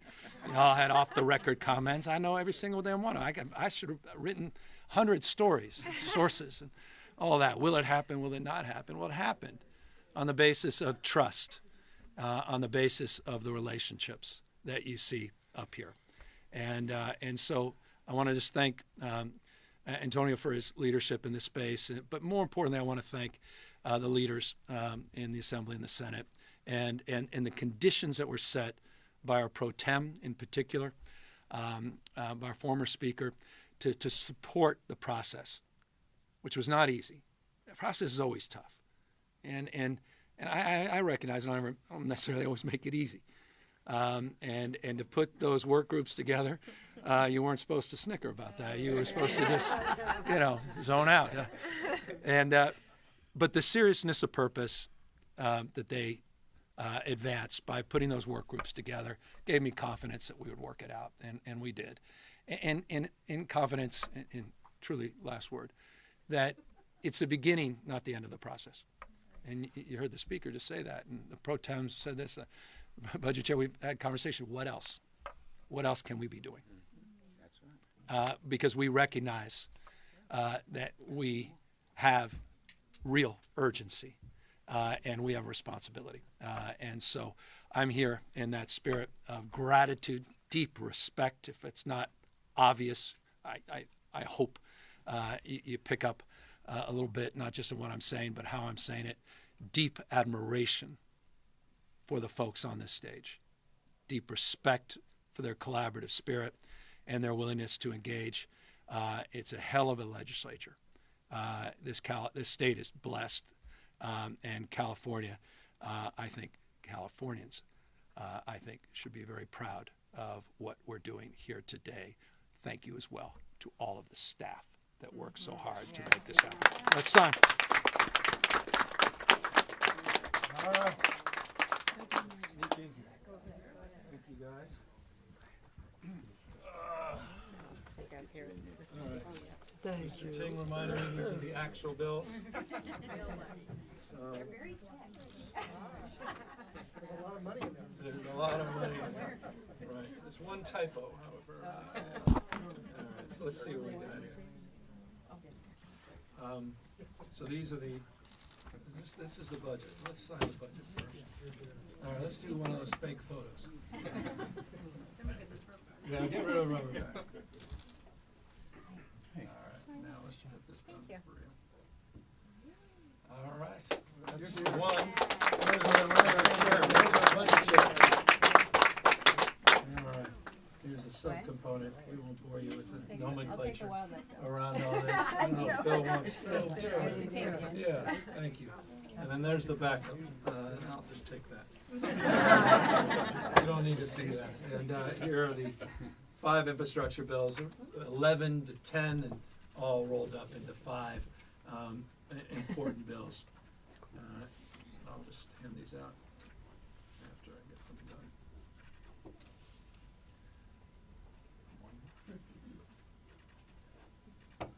Hell of a job, everybody. Let me pass these out. Do a quick photo. Yeah, you guys get your bills.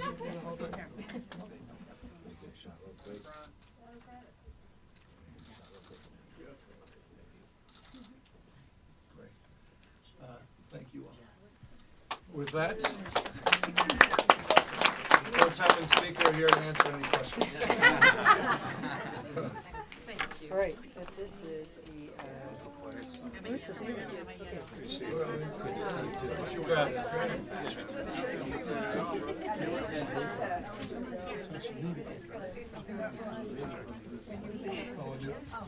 I knew if you were in there, things were going to work out.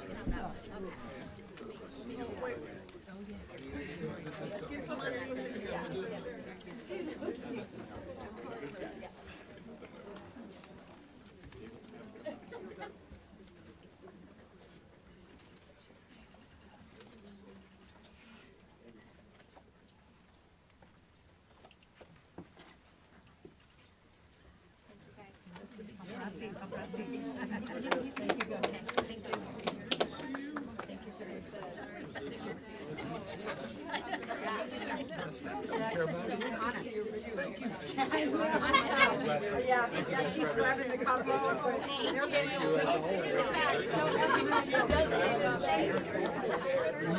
And he moderated. I mean, by a lot. And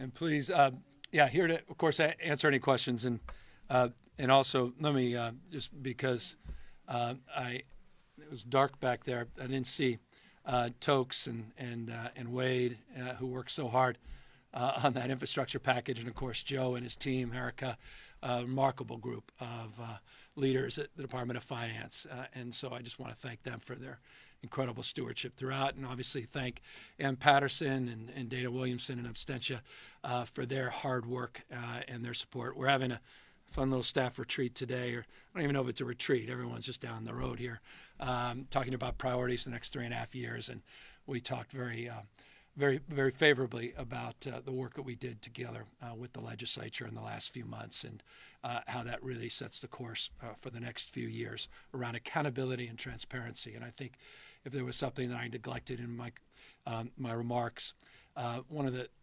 principles of the work we did with the legislature this year is driving more accountability at the local level. We did it with the transit package, where we added $3.2 billion to that $5.1 billion overall budget. We are looking for new strategies, new relationships to be formed among public transit agencies, recognizing the world's reorganized very differently as it relates to public transit, and of course on homelessness as well. The number one most vexing and challenging issue, affordability, broadly defined housing, and homelessness. So again, thank you to the legislature for their stewardship and leadership in that space. With that, any questions? Governor, not including the tunnel and the final project or proposal in the way that it started was widely cast as a compromise from your side, but then some from your team had suggested that that wasn't really a priority going into it, and it was more of like a negotiating point, a negotiating tactic. Can you describe that? I'll leave that to books, and I'll leave that to unsourced gossip. I'm completely committed to this project, if you're referring to the Delta specifically. We made very quick executive decision to move away from the twin tunnels to a single tunnel. We have moved that project with focused intention forward. We got the draft EIR out. I've got a team that's assembled directly to work on it. We're going to see that through. That project is a huge project, one of the largest infrastructure projects of its type anywhere in the country. So it has to go through the appropriate steps and processes. But that commitment is firm. As it relates to the broader package, let me just say this, and I will say this as openly and candidly as I possibly can. If you told me with those 11 bills that we can land the plane on 10 of them when we started, I would I've been rather overwhelmed, and so I am here overwhelmed and grateful for the partnership and support. And I think what you heard, and I didn't see a lot of heads nod in this direction, but only this direction, was a recognition we have more work to do. And that's extraordinary. And that's the spirit, that's the momentum that I want to take from the work we just did and the bills I just signed, because to have that collective recognition and wisdom gives me real confidence in the next few months and years what we could do together. Does that mean more streamlining around the tunnel project? I'm committed to that project, deeply committed, not interested to that project. But we'll look across the spectrum. Time value of money, ability to draw down federal funds, $28 billion we identified just in the Infrastructure Act, issues related to the IRA, federal dollars, and that's that package, and of course the CHIPS and Science Act, $28 billion at risk if California is not more competitive. We heard that directly from Secretary Energy and others. Jennifer Granholm she didn't mince words. She was out here at the Silicon Valley Leadership Group saying California needs to be more competitive in delivering these projects across the spectrum. And if we're going to get the kind of support we need from the federal government, if we're going to compete against 50 states or in a 50-state environment against 49 other states, we're going to have to move fast, but with our values not vandalized, with our values front and center. And so I look forward to working across the spectrum in other areas. Housing, we have more work to do in that space, obviously, and on many of these large infrastructure projects. Governor, I saw some environmental groups have appealed the federal regulator's decision to go along with you on the Diablo Canyon extension to keep it up and running for another 5 years. This is a two-part question. One, your response to the attempt to appeal that decision, and two, does this streamlining attempt to maybe speed up that timeline that you had set for Diablo? Well, I share the goal. I share two goals. I'm not sure it's shared with everybody. That's to keep the lights on. It's often forgotten, that fundamental responsibility. There's a deeper accountability. It's not an intellectual exercise for me. The last 2 years have been challenging in that respect. But I also share the twin goal of shutting that plant down. The only way you can shut it down is to make sure we have reliable, safe, and competitively priced alternatives. And that means we got to move to build those projects. And we've got to remove some hurdles. And so I know there's a purity of thinking that, well, we can live without that, and we can live with rules and regulations that require 9 years of processes and deliver the reliability that people of state deserve. And I just don't see that from the prism of where I'm operating from. But we ultimately share that goal. Does nuclear power at all have any role? Well, I'm not ideologically. A lot of people are. I'm not ideologically opposed. That's 9% of our base load in the state of California. It's not insignificant. It's one of the safest plants. Been operating a level of excellence that's unique in this country. Mindful of the importance of maintaining that status. Not naive about that. There's a lot of humility as relates to nuclear. There should be. I'm also very mindful of the new technologies in this space that are coming. And I'm also mindful that the rest of the world is not as advanced on the clean energy side as we are in the United States, particularly here subnationally in California. California is a leader in the green energy space, and for us, our future, I see a different future, but I does not neglect or negate, I think, the consideration of an all of the above as it relates to other jurisdictions considering nuclear in that respect. Governor, kind of on that topic, lawmakers have been critical of you kind of shoehorning environmental bills into this budget, into this Diablo bill, into the end of session last year. Can you talk about that strategy? Do you feel like you couldn't get it through if it wasn't more expedited? Well, it's time to decision. These things are now in effect. I mean, I said it to staff. What did it's almost become a mantra. They're all smiling now. I said, I don't have that many summers left as governor. It's a moment in time. Former speaker can attest to that. It goes like that. And I don't want to dream of regretting. Coulda, woulda, shoulda. I feel a deep sense of urgency. I don't want to just come up here and lament about, extreme heat, extreme droughts, extreme weather. I want to actually deliver, not just on goals and ambition, but on projects. And so I'm in a different mindset. There's sort of hard-headed pragmatism. Let's get moving. Let's not just talk about the way the world should be. We got to do the hard work. It's the next phase. And so I'm deeply mindful of that. And, we saw that last year. We did a bunch of incredible work together, the legislature on the climate space, and extended our ambition. And it was critical that we do what we did this year in terms of extending our capacity to deliver on that. And I think you saw that reflectedly. People are at the end of the process. We feel very good about it. But it's process. And, some people are more interested in process. I think we're here celebrating results today. What do you say to those who say the process lacks transparency, though, and a lack of opportunity to engage more fully? I mean, engagement and transparency. There was well exampled. It's been well exampled here. We haven't removed any of that. We have some of the most stringent transparency rules and requirements of any jurisdiction in America. 72-hour rules as it relates to bills and amendments. We've sort of led in that space. None of that was fundamentally changed. Governor, you've consistently, over the course of your governorship, expanded paid leave, paid family leave, and paid sick leave. Are you supportive of legislative efforts that are moving right now to expand California's paid family leave program to include chosen family and to increase the number of sick days from 3 to 7? Yeah, I want to do more in this space. I've been very vocal about that, and I appreciate the frame of your question, recognizing the work we were able to do incrementally. But it's the art of what's possible with all the other considerations at hand. So broadly speaking, of course, I'm supportive of that specific bill. Those bills, I'm going to be stubborn as it relates to not leaning in on I think the 1,000 or so bills that are remaining. But it comes at a price, and it comes with consideration and cost, politically and otherwise, in terms of just balancing everything out. We were able to do a lot. I've said this 1,000 times. You can't do everything, but you can do anything. And so this year was top priority of the Women's Caucus. You heard Senator Skinner wisely and appropriately highlight their leadership as it relates to child care workers and raising wages. And so we continue to do more for families. We have a parents' agenda that I'll put up against any other in the United States. And paid sick leave is certainly part of that. And we look forward to doing more in the future. We just have to sort of balance those priorities against others in the short term. And when those bills land on my desk, we'll take those considerations very closely to heart. And then just one other thing on a different note. You spoke today, you really were emphasizing sort of the volatility of the state budget, or state tax revenues over the past few years.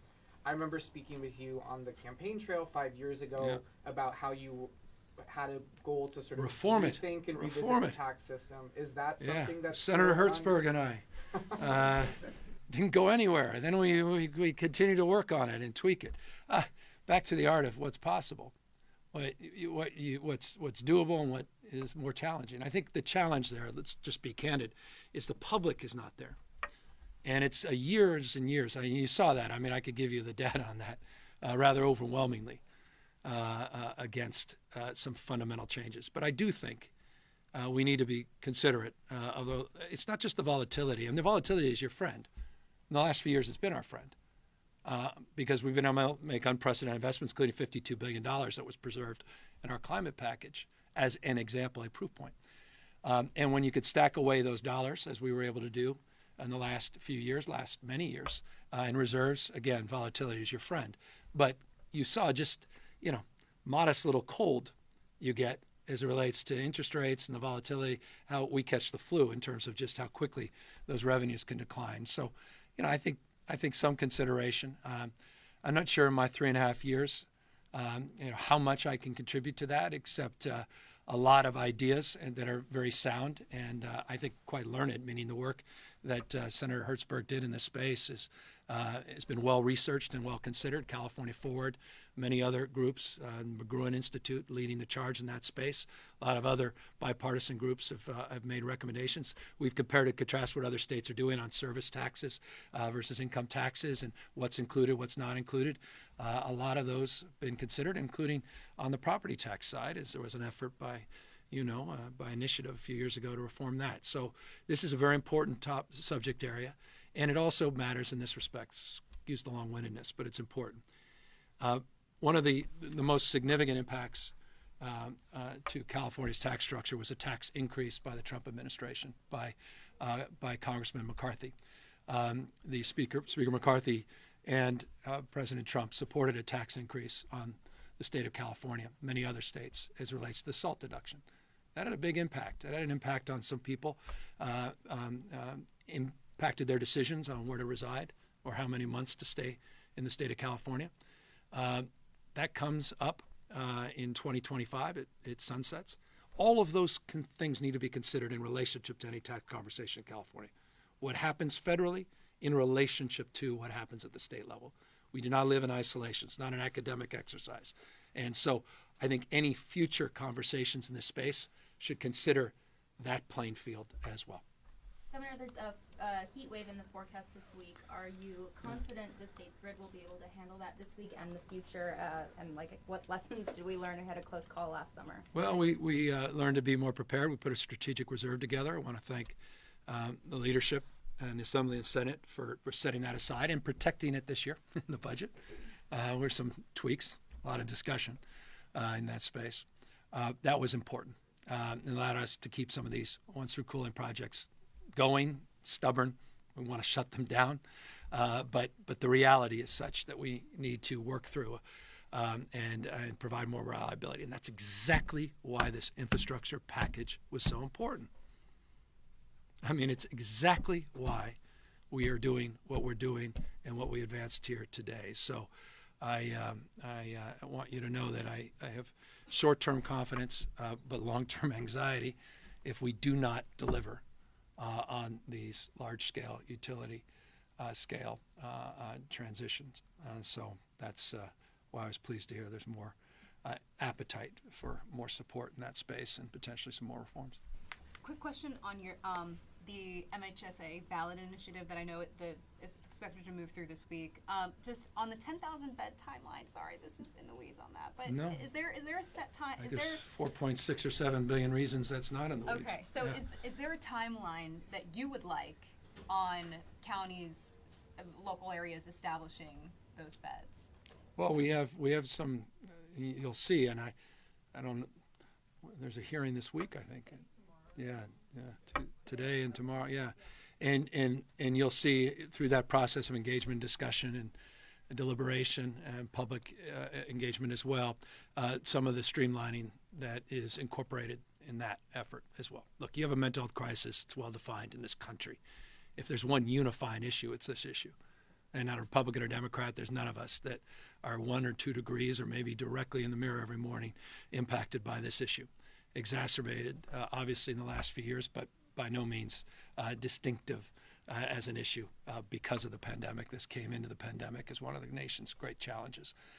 This state is leading the effort to resolve this, and one of the areas where we led the nation was creating it. And that was done in the 1960s and 70s with our push to deinstitutionalize. And there was a vision that was laid out in the late 60s and 70s that was never fulfilled, was imagined, but it was never realized. And this bond aims to address that. And that's why it's so exciting. And there are a few things, I mean it, and I just want you to know, if this puts a target on this effort, so be it. Bring that on. For years, we've been preparing for this. This is one of the most exciting and significant things we can be doing.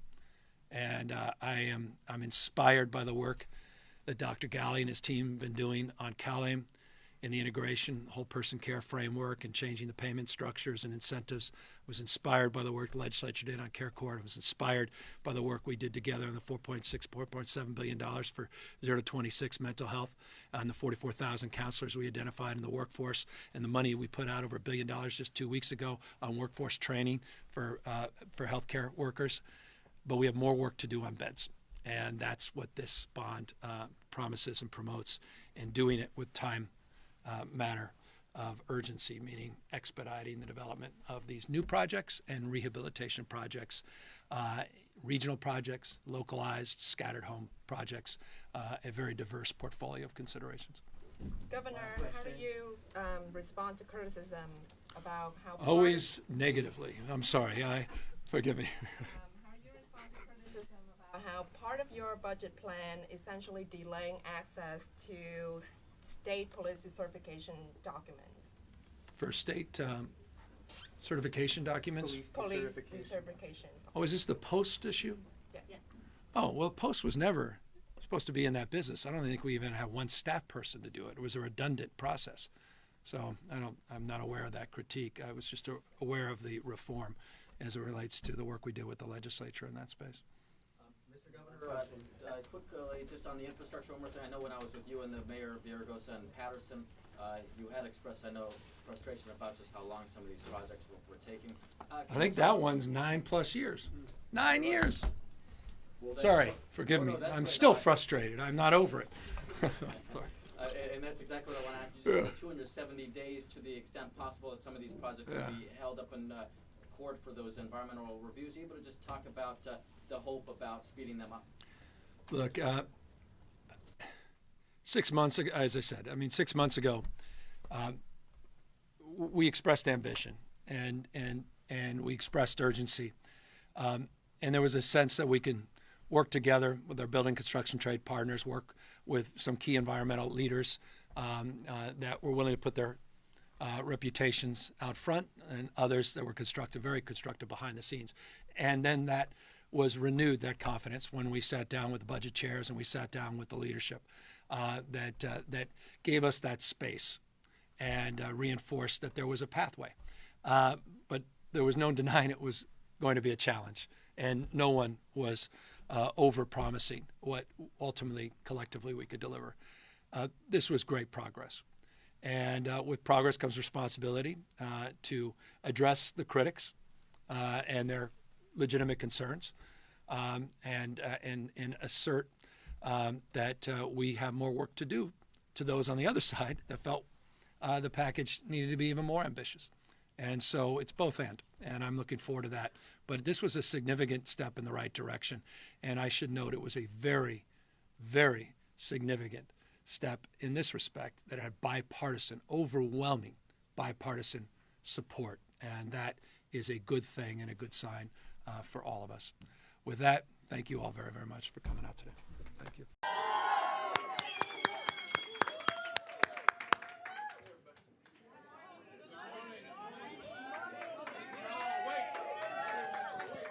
Good morning. Welcome, everybody. Welcome to 721. Welcome to our home. Welcome to the House of Labor. How's everybody doing today? My name is David Green, and I'm proud to be the President and Executive Director of SEIU Local 721. And I want to first thank you all for being our allies in the fight against poverty, against economic inequality, and our allies in the fight against injustice. Thank you so much for that, for being our allies in the fight. I also want to recognize all the great work that's been done up to this point in making sure that we have our special guest here, Governor Gavin Newsom.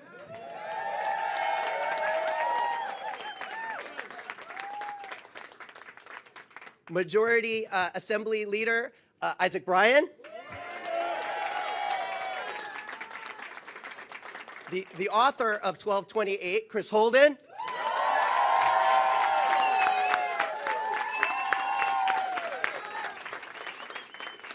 And I want to take a minute to introduce my SEIU family as well. I'm going to start with our International President, Mary Kay Henry, who's here today.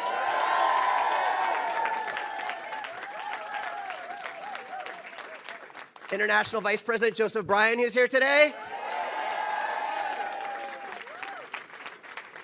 And immense gratitude to our SEIU Local 721 staff, our state council. This event would not have happened without their hard work today. Thank you so much.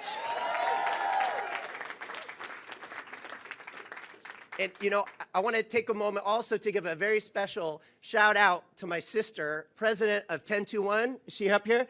Teresa Rutherford. Teresa has been in this fight with us since day one. And look, we didn't get here, it wasn't an easy road here. The road to this fast food legislation started, this is a fun fact for today, in this basement right here in 721. More than 10 years ago. And I know this because I have an 11-year-old daughter at home who's in 6th grade, Sophia, and I remember her being a baby and being on the picket lines with me and our workers in front of McDonald's and Burger King and Jack in the Box. Like a lot of your kids, our kids grew up on the picket lines fighting for this legislation and fighting for a voice for fast food workers. Let's hear it.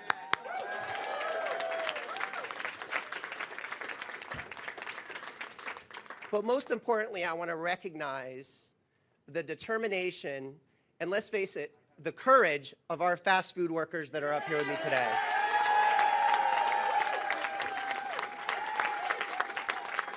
What an amazing amount of courage it takes to speak up against discrimination, against harassment. Their voices, we're here to lift their voices today and give them a voice about social justice. And I just want to thank the fast food workers for inspiring me every damn day.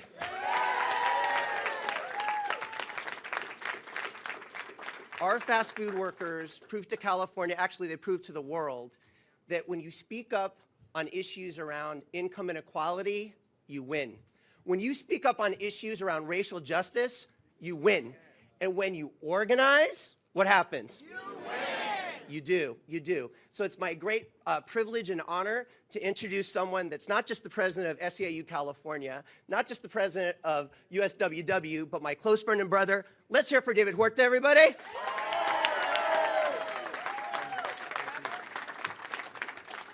Thank you, David.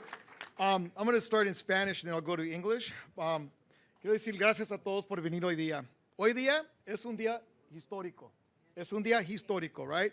Este día se muestra toda la lucha de más de 10 años de lucha, su coraje, su movimiento, su ser fuerte en este momento para todos, porque esta lucha, este momento, no es solo una victoria para trabajadores de rapidez, pero trabajadores en general. Porque hoy día muestra cuando el trabajador está unido, cuando estamos unidos, trabajadores, todos juntos, nosotros podemos mover montañas. Y sí se puede, ¿no?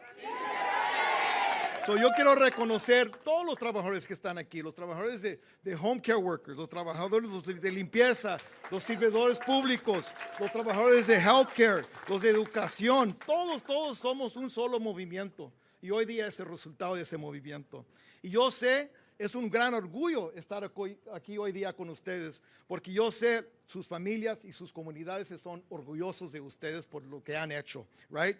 Ustedes han mostrado que con la fuerza, con la unidad, con el movimiento, que ustedes pueden mover montañas, porque ustedes entraron en esta batalla luchando en contra de la pobreza, luchando en contra del racismo, explotación de los trabajadores, y ustedes mostraron en estas compañías que sí se puede, right? Y ustedes, ustedes dijeron a los billonarios, de los ricos, que nosotros sí podemos ganar y ganaron algo histórico en este día. Y como dijo mi gran amigo Mike García, cuando luchamos, ¡ganamos! Cuando luchamos, ¡ganamos! Cuando luchamos, ¡ganamos! All right, let's give it up. So it truly is an honor today to stand before you on such a historical day. Right? It's an honor to stand with such courageous, tenacious, inspiring fast food workers who fought for this moment for years, right? On the streets, at work, and in the legislature. We're proud of you. This is a moment that you should be proud of yourselves. Your communities are proud of you. We are proud of you. All working people are proud of you because we've just demonstrated when working people stand together, we can move mountains, right? Because you as leaders, you have created the most significant breakthrough the worker movement has seen in over a century, right? As your movement, our movement, right, is taking in some of the most important battles of our time. We were fighting poverty. We're fighting racism. We're fighting exploitation of worker people. Along the way, you faced retaliation, insults, resistance from multi-billion-dollar corporations. And you proved all of them wrong. You proved that as workers, we stand together, we will move mountains. And you showed the bosses and billionaires that you had the backbone and the will to beat their attempts to keep you down. And as my great friend, my dear friend, Mike Garcia said, when we fight, we win. When we fight, we win. When we fight, we win. All right.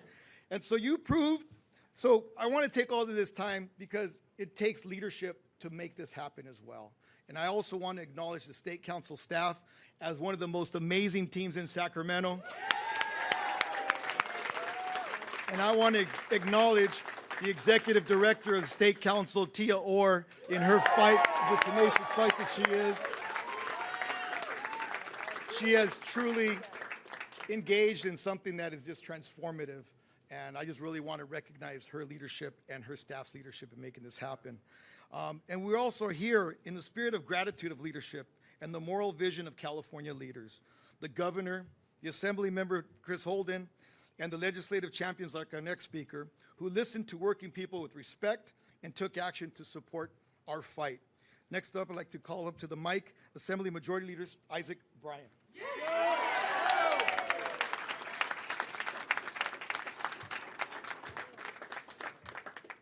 Fast food workers, how we feeling today? I can't hear you. How we feeling today?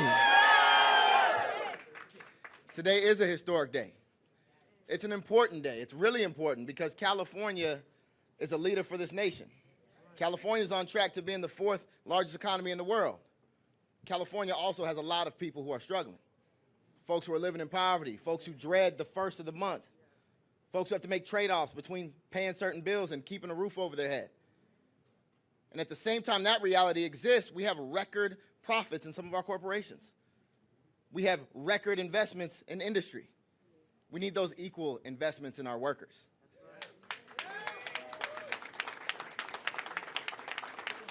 That's what this is about. For all y'all who are not from Los Angeles, we've experienced a hot labor summer, haven't we? And that's because the people who keep our city running, the people who keep our restaurants running, the people who keep our hotels running, the people who keep our country running are calling for what's due. And what's due is dignity, respect, and fair wages. That's why this legislation is so critically important. Because for too long, we've demonized fast food workers. We've dehumanized fast food workers. We've acted like their labor isn't worthy of respect, isn't worthy of recognition, and damn sure isn't worthy of being paid justly. That changes today.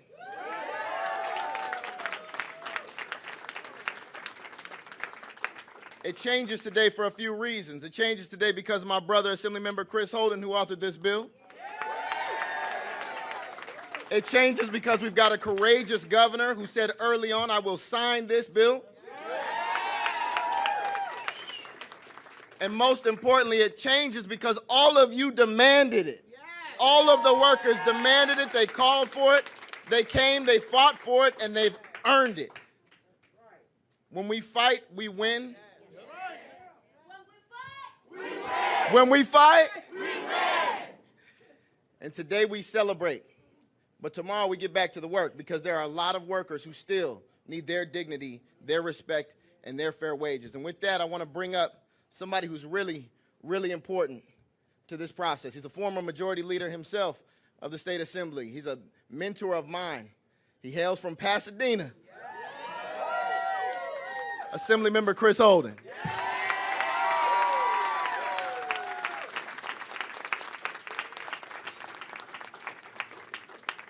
Well, good morning. Good morning. You know, I can tell you that in my 11 years in the legislature, there's not been one piece of legislation that I've had the privilege to author and to see signed into law that had more impact in terms of my feelings, my emotional, visceral feelings than this bill. Because I saw firsthand all of you who gave your blood, sweat, and tears, and quite frankly, you gave it before there was even a concept of a bill called 257 or 1228. Right. You were in here organizing.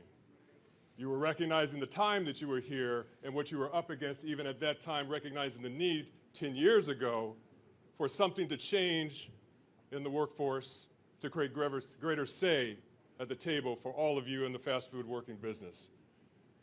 Let me just tell you, we're celebrating 1228, but there was once a time 257.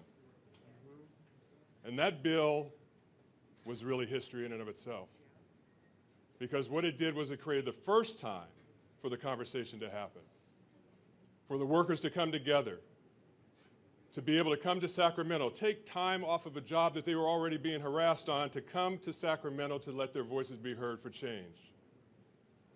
And when we had this opportunity to engage and to be able to advocate for you, to see so many of you here today who were there through the process, knocking on members' doors, sleeping out in the Capitol Park, waking up in the morning with bells and whistles to make sure that all of us were paying attention.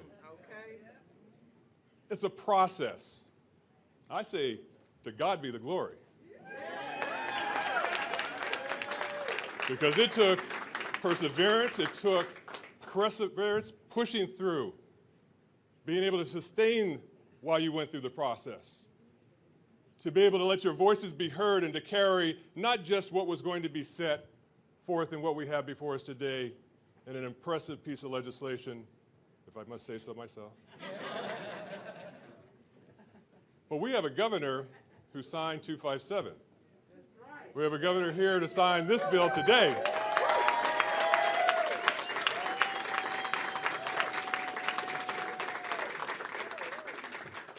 It's not too often in history that you get to sign the same bill twice that does the same thing as the original. But the second one's better.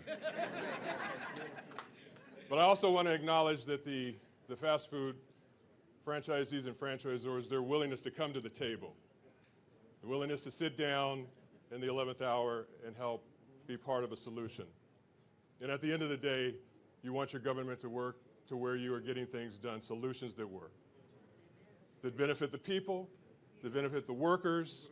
And today, we're here to stand in solidarity once again to say God bless you.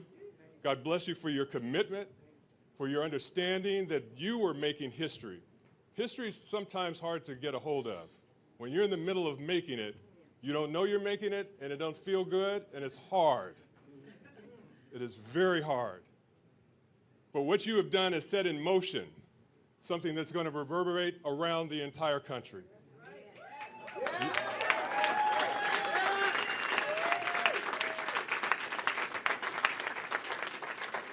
And I'm so proud to be part of this impressive experiment in democracy, and legislating and fighting and hearing the needs of the people, those who are marginalized, whose voices are not always heard. Thank you.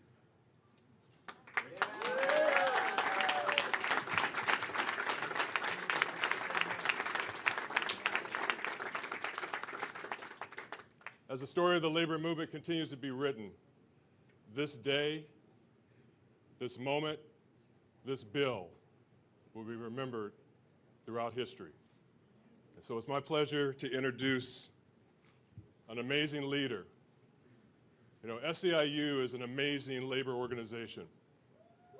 We thank you. We thank 721 for its organizing and getting the ball rolling. We thank you for the state leadership in SEIU. But we also want to recognize the national leadership. Mary Kay Henry is the president of SEIU, and she is an amazing leader. It is my honor to introduce her here to you today. Thank you. Thank you to Assemblyman Holden and your incredible years of championing. I have to tell you, I remember getting a video when all the fast food workers saw you walking down the halls of the Capitol and went berserk, like you were Mr. Rockstar. Isn't that right? Yeah.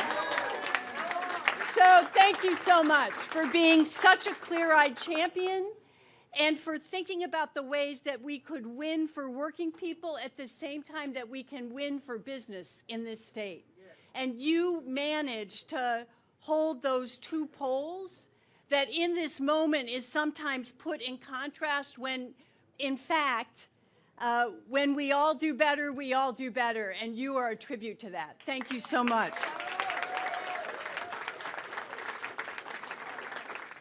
And Assemblyman Holden actually told this story that I had to come today from Washington, D.C., because I needed to stand with the champions that are writing not just national history, I would say, but international history.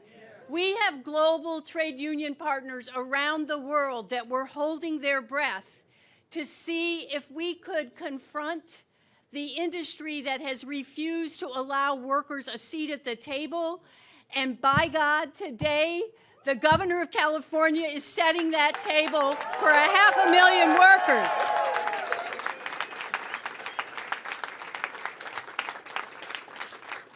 I just want to say that there are fast food movement leaders here from all across the state, and they stand on behalf of 500,000 fast food workers.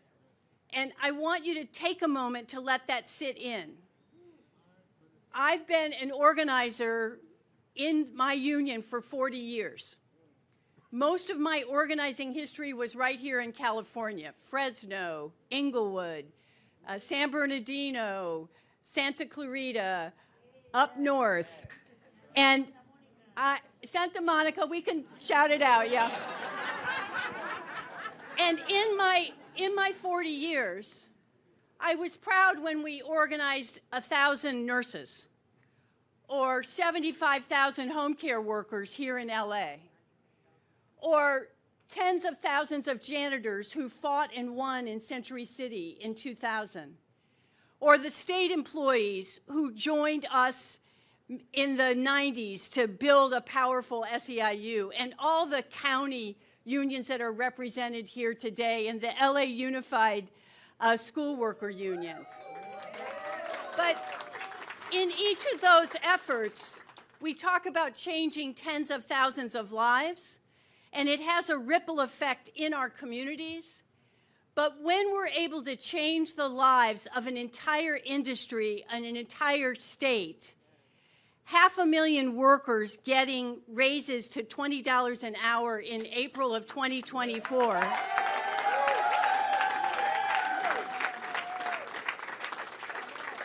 we transform not just that worker's life, but the lives of their children, their grandparents, their neighbors, because I think what this bill represents is one of the biggest manifestations of what Governor Gavin Newsom ran for when he was first elected in California, which is a California for all. Gavin Newsom's vision is being realized by this legislation. And I couldn't be prouder to join the workers here today, along with our legislative champions that made it happen. But the road here was not easy, especially in the COVID pandemic. It raged, and fast food employers failed to respect and protect the workers that kept their businesses running. And for the last decade, California fast food workers, along with workers across the country, have organized and marched and gone on strike to demand a voice on the job. In the last 2 years alone, they have waged 450 strikes across the state, making clear the need,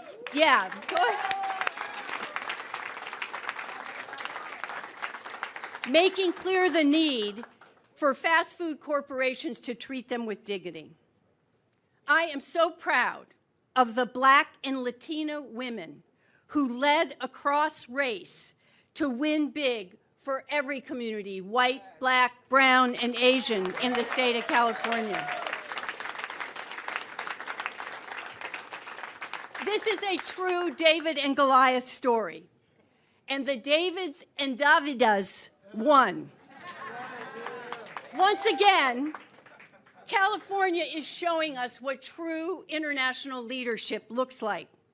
Governor Newsom and the legislators and who supported the fast food workers' fight made history today by establishing the first in the nation fast food council, where workers are finally going to have a say in their wages, hours, and working conditions.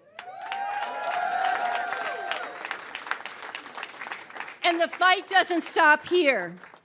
I'm going to introduce a fierce leader who led us to this moment, along with many others. And she told me as we met again this morning, you know, this is just the beginning, Mary Kay. This isn't the end. This is the beginning of our hopes and dreams. And she is a jack-in-the-box worker, born and bred and proud from Inglewood. She is the mother of 6, but she wanted me to say 7, so we include her baby dog. And she is with us today, even as her grandmother is waiting for a room at a hospital. And that's a reflection of her commitment to this movement, but it's also a reflection of her grandmother's support for the first advocate in her family's generation to stand up and to say no more.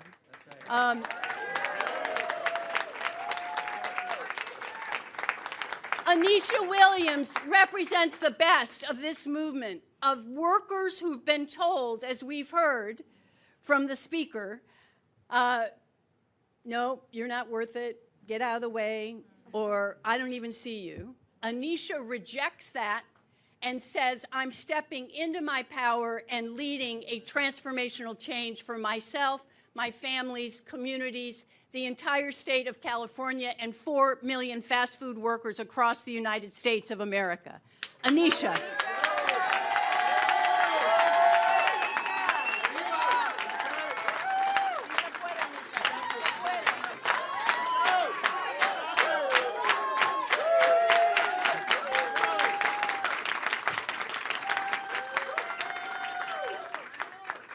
want to say thank you, God, first and foremost, because without him, we as fast food essential workers would not be able to move these mountains that we were able to move.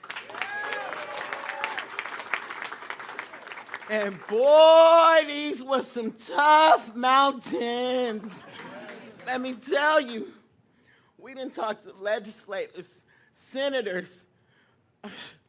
Little old me, Anisha Williams, mother of 6, never thought that I can move mountains with the help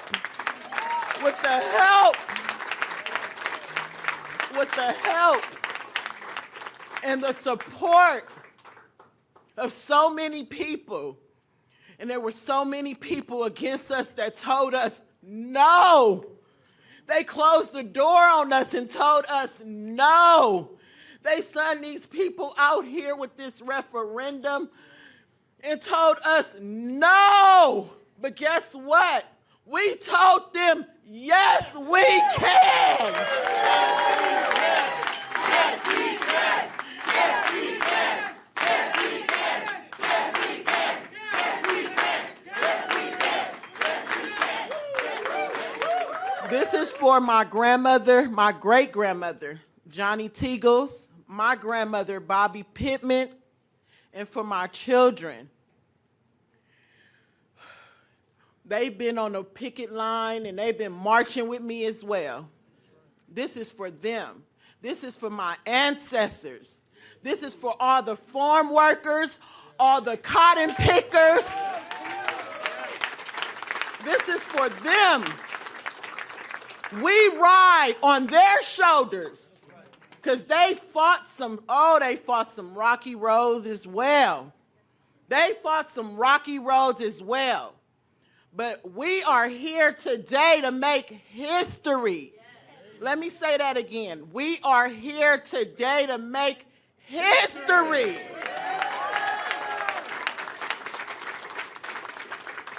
For not only one, but millions of workers, millions of fast food essential workers. They tried to shred us up like a piece of paper. Shame on them. Shame on them. Shame on them. They tried it. But guess what? We told them no. I seen Gavin Newsom on a bike. On a bike. Okay? Making that announcement like, oh, I'm signing this bill. I'm behind them. Okay?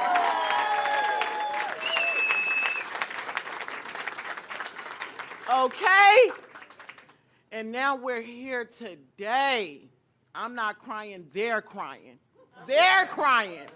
You know why? Because we did this. My workers, we did this. This is our blood. This is our sweat, and this is our tears.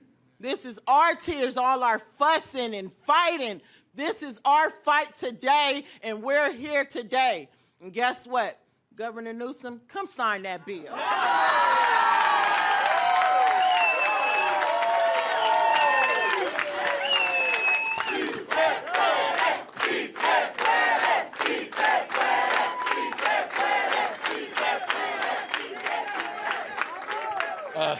For the record, that bike Anisha is referring to was a Harley Davidson. It's obvious. I brought the bill, but I also brought a few thoughts that I want to share. It feels like yesterday I got a call from Mary Kay. I had just been elected governor of California, and she said, I have to come out and visit you. I said, we can talk on the phone. She said, I have to come out and visit you. There's something we need to talk about.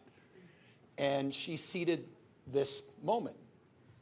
And she also educated me on how long she had been working to advance this cause and this moment. State after state.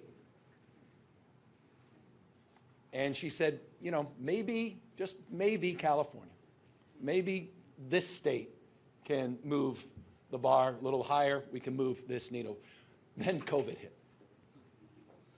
And it sort of set back a little bit of our own expectations, the moment.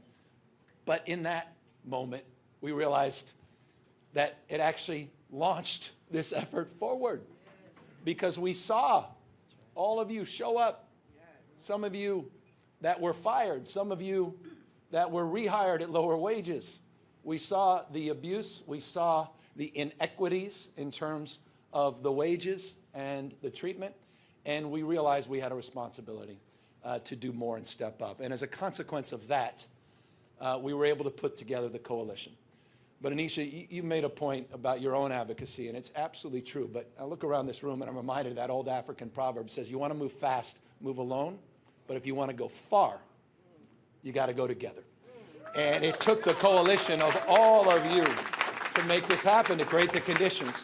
And so I'm really proud. We love to say, and the majority leader made this point, and Mr. Chair, I call him, the Assemblymember Holden, made this point. The future happens here first, California. We're America's coming attraction.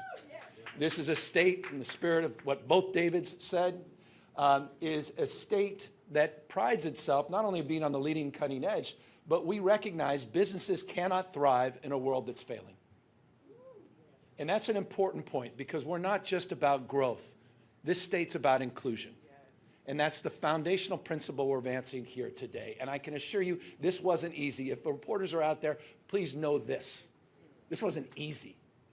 There are 100+ hours in just the last few months negotiating this referendum off the ballot. That was a tectonic plate that had to be moved. It was a profoundly consequential prospect. Tens of millions, hundreds of millions of dollars would have been spent on that ballot to roll back the progress that the Assembly members had made and advanced last year in SEIU. But we were able in good faith to negotiate that off the ballot. Once this signature is affixed to the bill, and we will hold them to that account and advance this cause. And I'll just remind you this cause, and very briefly, 557,000 people. 557,000 people at 30,000 locations. This is a big deal. $20 an hour. 80% of the workforce. There's a lot of mythology about fast food. You know, Johnny used to learn the value of hard work. You know, he'd work a few hours in his first job. That's not the case, folks. That's a romanticized version of a world that doesn't exist.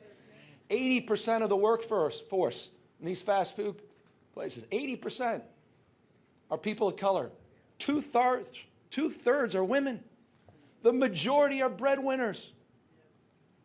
And we have the opportunity to reward that contribution, reward that sacrifice, and stabilize an industry in turn. What a remarkable moment. And so, Nisha, your kids are proud of you. You got me all tearing up over there. I'm glad no one was looking. And I'll just close on that because I think, these are special moments. I just got to bed. I was at the Reagan Library last night. I can assure you, this is different as daylight and darkness. So I needed this morning. I needed this moment. And it reminds me, of the why. Why? What's it all about? And, David, you started out, man, racial justice, social justice, economic justice, making more gentle the life of this world. That's a beautiful thing. And so what a gift that I get to pull this out. And I get to ask all of you to get closer. The authors of this bill, Tia, come on closer. We fight! We win! We fight! We win! We fight! We win! You guys all ready?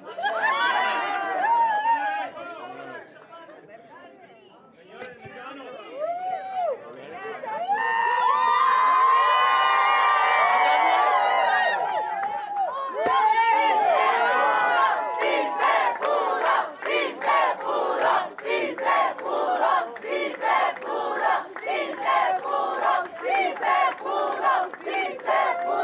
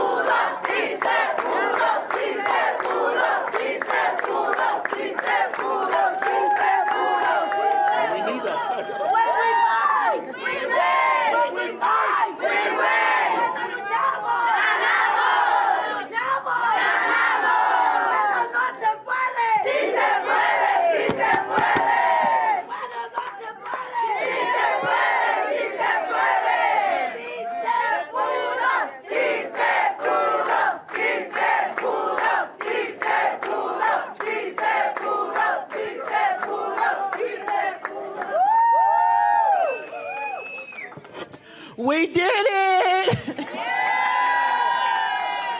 We did it, we did it, we did it. Oh my God.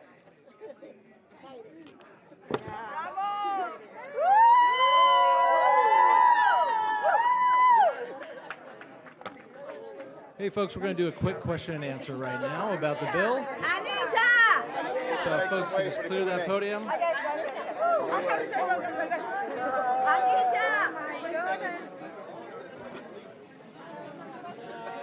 Hey, if we can clear the podium area, we're going to do some question and answer. All right. I've got my press secretary right here. Thank you so much. Thank you. Congratulations. It's the best. Congrats.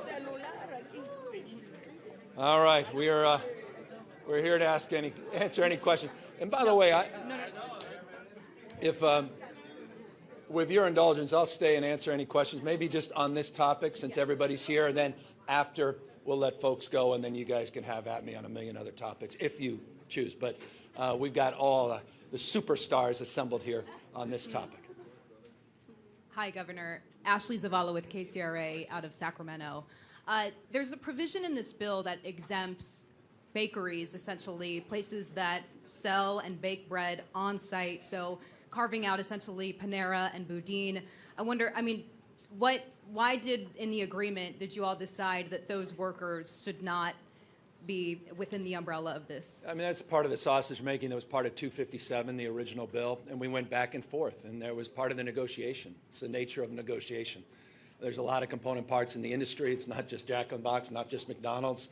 There are a lot of different players. This affects a lot of different franchisees and different models as it relates to that, and different conditions and environments. And so that was all part of the give and take, and that was the collective wisdom of the legislature and ultimately led to my signature last year.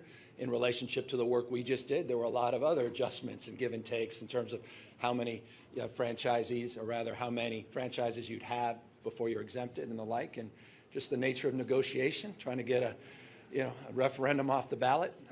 As I said, it's not easy, but we all came together and with purpose and intensity, and that's where we landed. Speaking of the referendum, in that process, the fast food giants were warning, in part, that prices would go up for these food. So can Californians expect the prices of their McDonald's and Starbucks to go up? I'm with Mary Kay Henry. She's next level. The fight for 15, thank you, Mary Kay Henry. Thank you, SCIU. That feels like the black and white movie days. That was 2015, I think, when you got that done. But that was a hell of an accomplishment. And they said the exact same thing. And it didn't happen. So I've heard that rhetoric before. And with respect, the most significant thing, and I know a thing or two about running a business, as you know, I have hundreds and hundreds of employees. What you want is stability. You want a workforce that's productive, that's engaged. And the instability in this field is legendary. And when you're hiring someone, oftentimes you're hiring $2, $3 more an hour, and those inequities are pretty painful. If you've been working 4 or 5 years and someone just comes in and getting paid $2, $3, $4 more an hour. And that leads to workplace issues, and that leads to a little bit of, people not just feeling so good about themselves. So I think this is ultimately going to be extraordinarily beneficial to these franchisors and franchisees, to the economy of the state of California, and certainly to the people working hard every single day that now will be able to come back home and provide more for their families at the same time. That was it for the on-topic questions from back here. Perfect. So, yeah. There's not one other on-topic question? Well, with that, Mary Kay Henry, my hero, thank you for making this happen. And thank you, Tia and David and Mr. Chair and Majority Leader, to all of you. A hell of a job done. Well done, SEIU. First question to Robert. Oh, thanks, Simon. And if folks could say the hour that they're with as well. Governor, Mayor, if we can have you both come to the podium for a second. We were here at the EOC when suddenly, out of a tropical storm, we talked about an earthquake. Curious for your personal reactions. Was it like, you got to be kidding me? We've got dual natural disasters. Governor, you said you didn't feel it. You were deep in the IE, but curious to know your personal reactions as we're live right now on NBC. Well, when we're in the middle of a natural disaster like we are, I think you roll with the punches. And actually, the building we're in is one of the safest buildings that's on rollers. So we felt it. The building rolled a little bit. But, as Angelenos, we rise to the occasion. So it was startling, but I knew that we were prepared to deal with both the rain and the earthquake. I'm from San Francisco. Competing earthquakes. I think we all were sharing in a private conversation that we were all having the private conversation saying everything but ... an earthquake. No sooner did we say that, an earthquake. Look, we've been focused on earthquake preparedness for quite some time. We've invested tens of millions of dollars in new early warning system, the MyShake app. I would encourage anyone that hasn't yet downloaded the MyShake app to do just that. That's how I was actually notified. It's imperfect, but it's getting better all the time. But look, this state, this is what we prepare for, and you'll see the continuity of considerations as it relates to one emergency to the next. There's basic functions that are necessary. There's basic muscle memory that's well advanced. But yeah, as I said, these are interesting times, and when you add a tornado in there and you add lightning strikes, and we're dealing with burn scars that are recent up in El Dorado because of the Apple Fire, you're dealing with massive floods that took more lives than all the wildfires combined in the last few years. The fact that we have mutual aid up in Oregon to deal with wildfires near the Klamath as we speak, and 100+ people in Maui. The fact that we have 2 people that came from Florida. Thank you, Ron DeSantis, for sending 2 hurricane experts into the operations centers at the state. It is one remarkable moment in time. Governor, the status of the California National Guard. I mean, they're best in class. 350+ members are out there. Saw that convoy, as I said, coming out of National City. These are just remarkable young men and women. They coincidentally were all coming back from a training exercise, and we immediately redeployed them for this exercise, and they're already being utilized in terms of evacuation sites. We've got 3 mandatory evacuation sites as of an hour ago, and this changes consistently in San Bernardino area, in Orange and Riverside.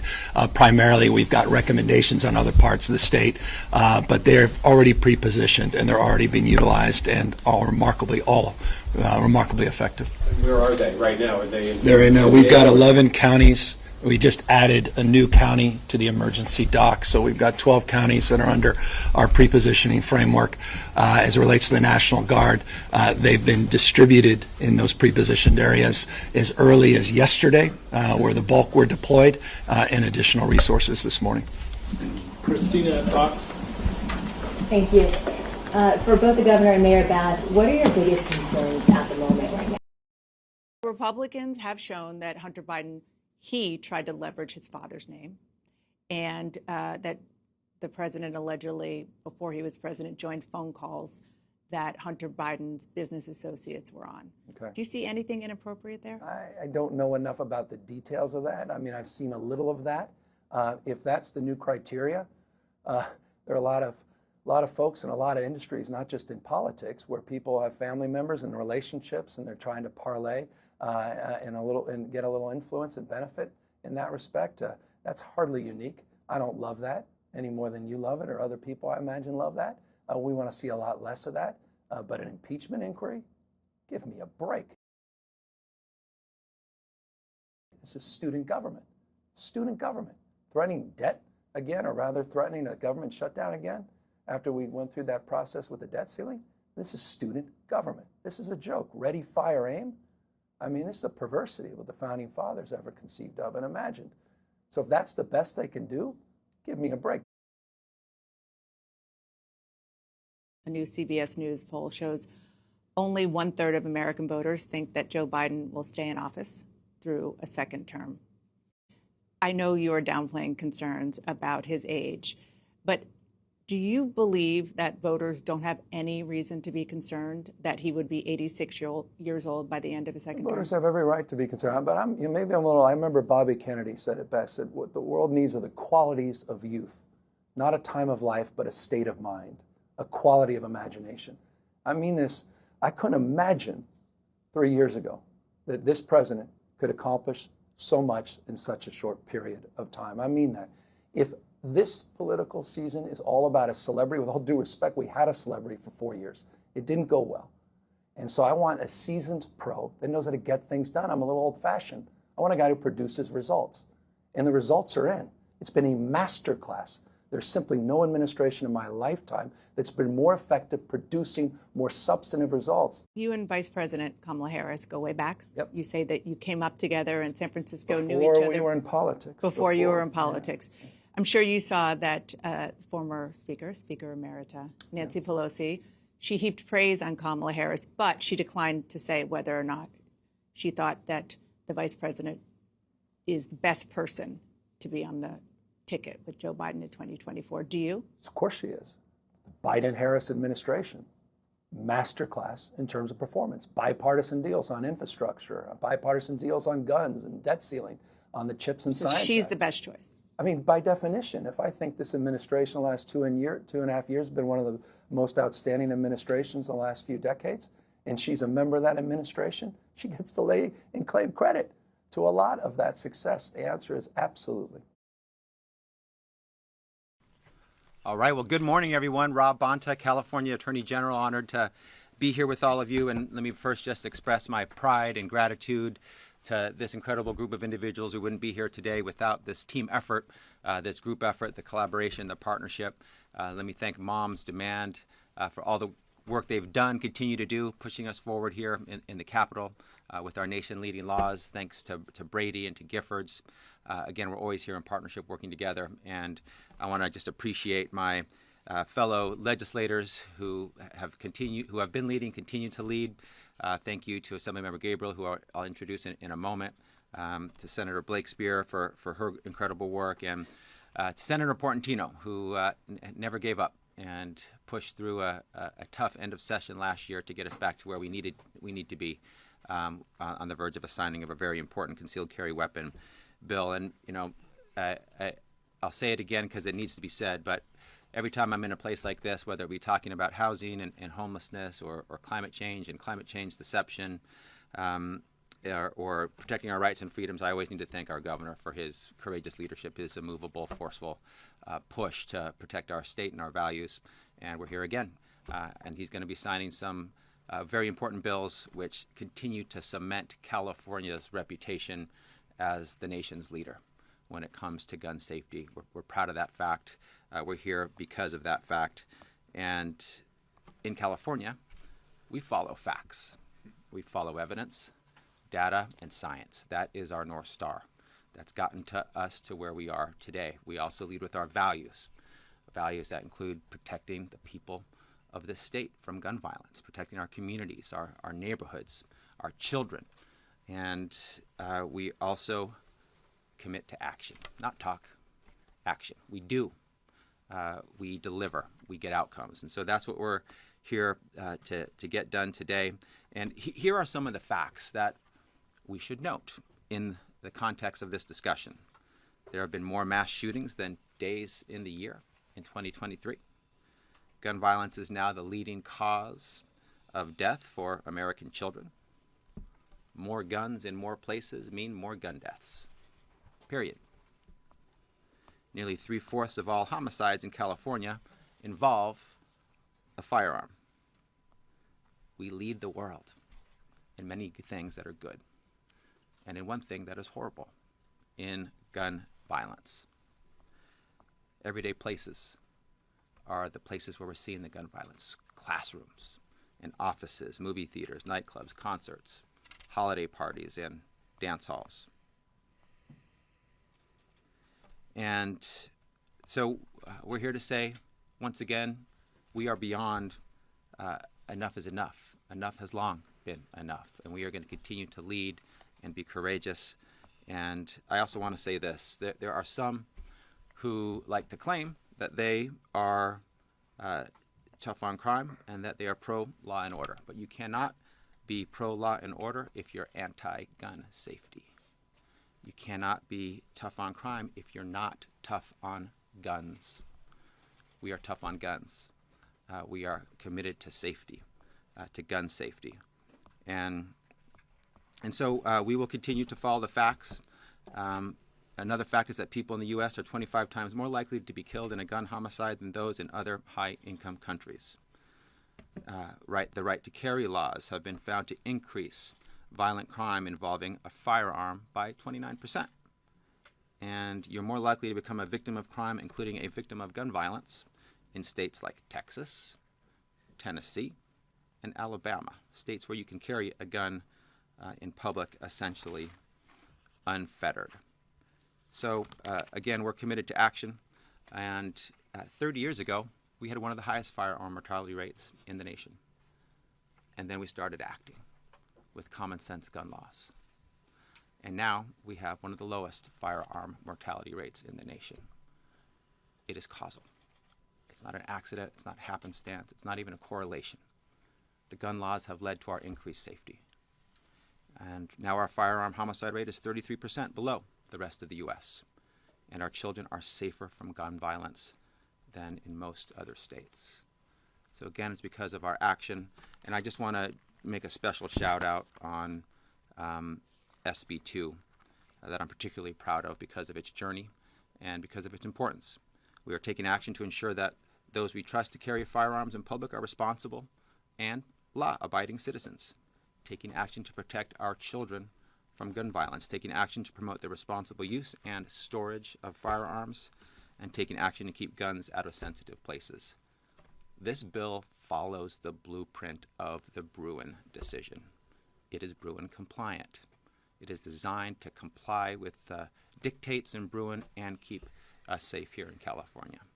So proud of this whole package of bills, proud of my the advocates and activists who are here, the legislators who continue to lead, our incredible governor. Today is a good day. It's a good day for gun safety. It's a good day for California. And again, it cements our leadership here in California as a nation-leading gun safety advocate. So with that, let me turn it over to Assemblymember Jesse Gabriel, my recently former colleague and a great advocate on many things, including gun safety in California. Jesse.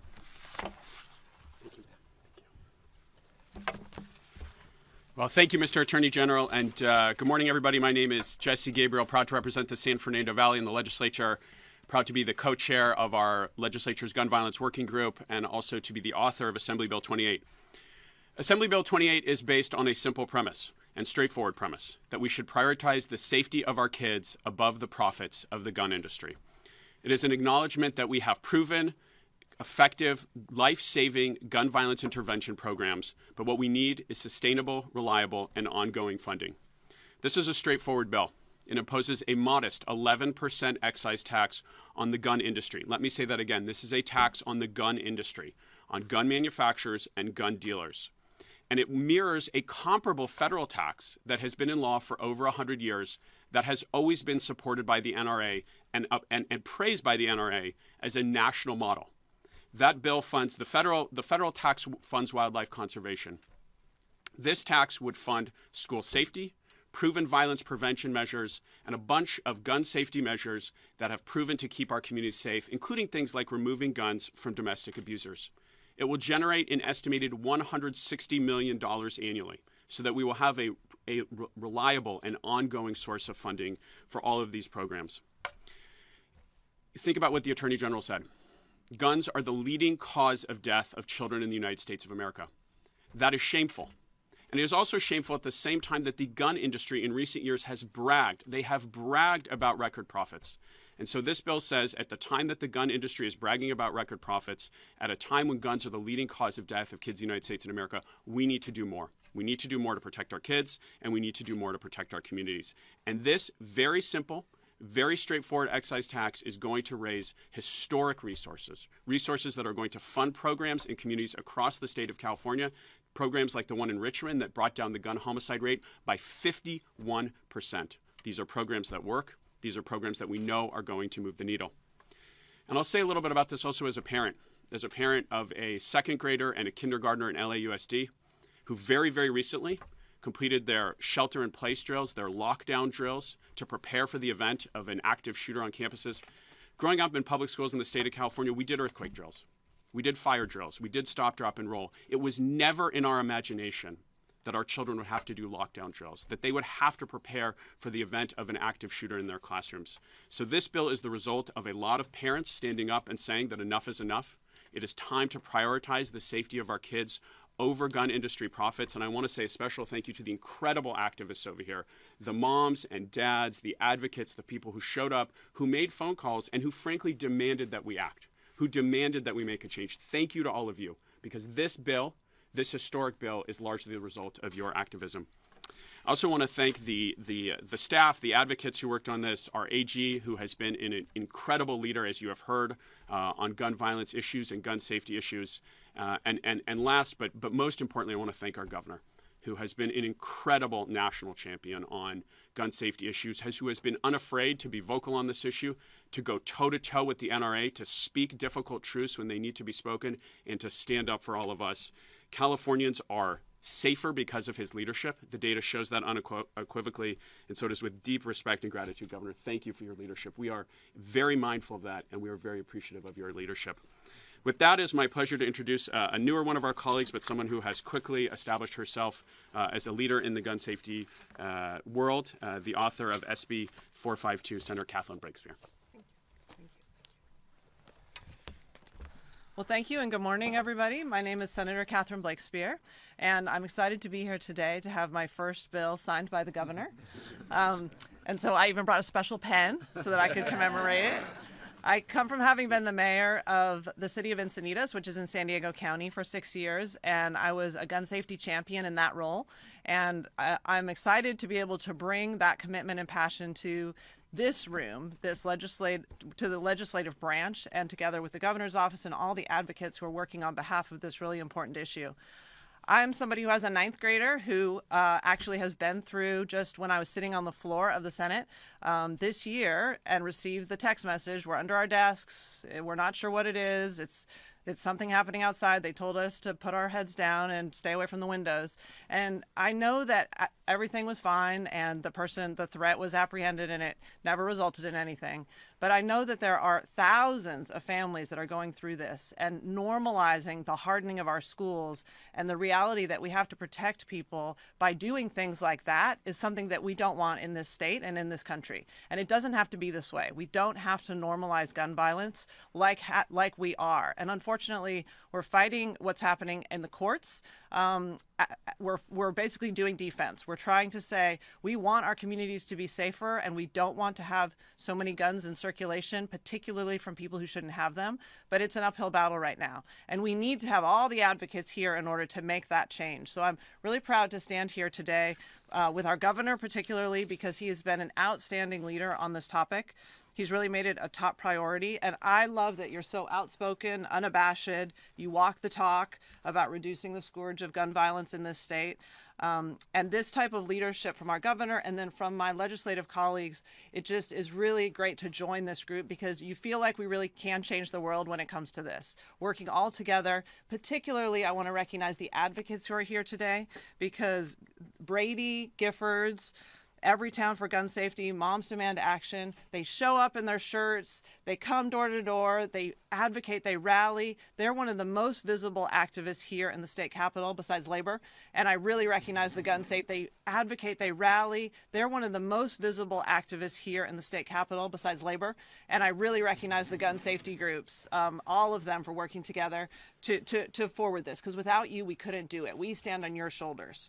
So my bill today that I just am here I'm excited to have signed by the governor is SB 452, and it's co-sponsored by Governor Gavin Newsom as well as by the Attorney General Rob Bonta, as well as Newsom, Brady, and Moms Demand Action. And what it does is it requires, beginning in 2028, that every semi-automatic pistol that is sold or transferred in California be microstamped. So have microstamping technology, which imprints a unique code or a fingerprint on all shell cases that are fired from a gun. So what this does is it allows law enforcement to solve crimes more quickly because it connects the bullet to the gun. And one of the reasons that's so important is that we have some gun stores that have a disproportionate use of guns that are used in crimes. And we are able to trace those guns back when we can tell which guns were used and which bullets were fired from those guns. So in 2021, the percentage of statewide gun crimes that were solved was only 40%, which I think is a shock, really. It was only 55% for homicides. This is gun crimes that are solved, because we all assume that gun crimes are usually solved, but in fact, they're not. And these statistics come from Brady. So I really want to thank all of the work that's done to put together those statistics. So we must do better, and microstamping will help us to do that. So as we continue to fight for this safer state and a safer country for everybody, California is leading the way, and we are once again showing what can be done and what should be done to reduce gun violence and protect our residents. Next, I'd like to introduce Senator Anthony Portantino, who authored a bill that I was proud to support and be a co-author on, and that is SB 2. Thank you. Thank you, Senator Blakespear. Thank you all for being here today. I want to give a big shout out to, obviously, Governor Newsom for his bold leadership on gun safety, and of course the Attorney General's office for being a co-sponsor of SB 2, and to Moms and Giffords and Brady for the activists that just demand that we do better as legislators. Thank you for your tireless advocacy. SB 2 has been a journey, as people have talked about, and to me, why it's not bipartisan really, really strikes me. We're talking about making sure that we define who a law-abiding citizen is. The opposition to this bill say you're going to penalize law-abiding citizens. The fact of the matter is we're defining what it means to be law-abiding. If you have a record of domestic abuse, you shouldn't have a gun. If you're on social media threatening the lives of people, you shouldn't have a gun. If you can't get 3 character witnesses to say you're an upstanding citizen, you shouldn't have a gun. And so I want to give a big shout out to the Attorney General's office, the Governor's office, my staff, because prior to the Bruen decision, they were working on making sure that California was prepared post-Bruen. So this bill didn't just happen. It was a year's worth of work with the Governor's office, the Attorney General's office, and my office, monitoring every single court decision around the state to make sure that what we put into law is constitutional. And as the Attorney General said, Bruen gave us a roadmap. And it said you must have concrete criteria, and that's what SB 2 does. It said you can have prohibited places. So let's think about that. Do you need a gun to go to your daughter's AYSO soccer game? I would say you need a water bottle and orange slices, right? If you go to Dodger Stadium, I would say bring a mitt so your kid can protect themselves from an errant ball, not from an errant bullet, right? When you go to the mall, do you need a weapon to go shopping, or do you need a credit card? You need a credit card. When you go to the supermarket, bring your bags. Don't bring your gun. And so that's what this bill does. As the Attorney General says, the statistics show that our gun rules, in the aggregate, make California safer. And so to stand here with Senator Blakespear and Assemblymember Gabriel with a complement of bills that are going to make California safer, to stand with the activists who, as Assemblymember Gabriel said, want to send their kids to school and know they come home safe. That's what we're here for. The world has changed. We have to make sure that we change with that world. And so that's what this is all about. How do we make Californians safer? And clearly making sure that we use the resources that are generated from AB 28 on gun prevention and violence prevention programs will make us safer. Microstamping bullets to track crimes will make us safer. And making sure that only an upstanding, law-abiding citizen is entrusted with this awesome responsibility of having a gun permit will make us safer. Having a robust list of prohibited places will make us safer. And so I'm proud to stand here with gun sense allies, with wonderful activists who demand that we as a state do better, with an attorney general who gets it and leads on these issues, and with a governor who started his career by recognizing what love meant, right? Recognizing that people who love each other should get married, has then turned his leadership onto peace, right? When we make California safer, we make it more peaceful. And his leadership is making California more peaceful. We're in a society where we have an attack on truth. And the governor is on TV and talking to folks about what it means to be a truthful leader and advocate for the people of California. And so I'm honored to stand on this stage with somebody who has been leading his entire career. And it's my honor and my privilege to introduce Governor Gavin Newsom, who is our conductor in this symphony, who is making California safer. Governor, thank you for your leadership. Practice, that was good. That was, you guys get 2 of those tapes. I want different angles. Thank you, But Governor. you know what? Actually, what I want to do is sign the bill. Rob, don't leave. You got to be in this bill. Let me sign this. He's got to go. So let's sign this real quick. Senator, I'll brag on you in a minute. That was beautiful. But you're not allowed to leave with all your hard work on this. So this is. Do I? That's not the special. Oh, this is okay. Special. This is, and this is on you. We'll start with. I need a special pen. All right, we'll do. Can we do the fake before I start?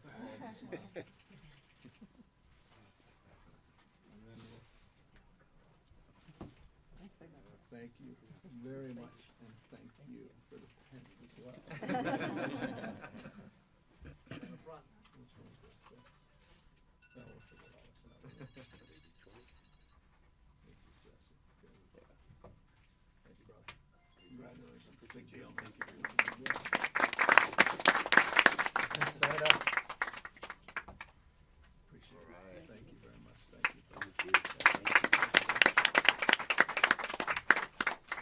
Open up to questions since we did the real work. But let me just get back, and I know Rob has to sneak out, and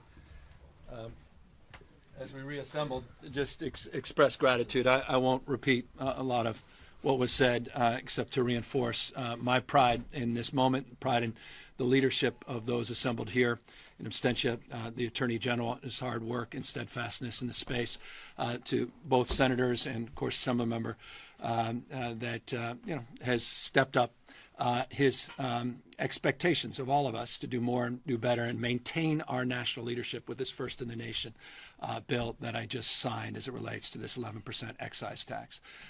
Look, California has led the modern gun rights movement back in 1967 for different and curious reasons that was initiated. California, recognizing its role and responsibility to do more and be better, really accelerated those efforts in the late 80s, 1989, establishing the first assault weapons ban in the nation after the devastation of a shooting that shocked the nation in Stockton, California. It's remarkable to look back on the Stockton incident and consider how routinized now that has become. I said it shocked the nation, and it compelled this state to action in 1989. In fact, it was Ronald Reagan himself. Many of the Republicans may want to look him up before they show up to the Reagan Library, that not only signed that first bill in 1967, but advocated in 1989 for an assault weapons ban.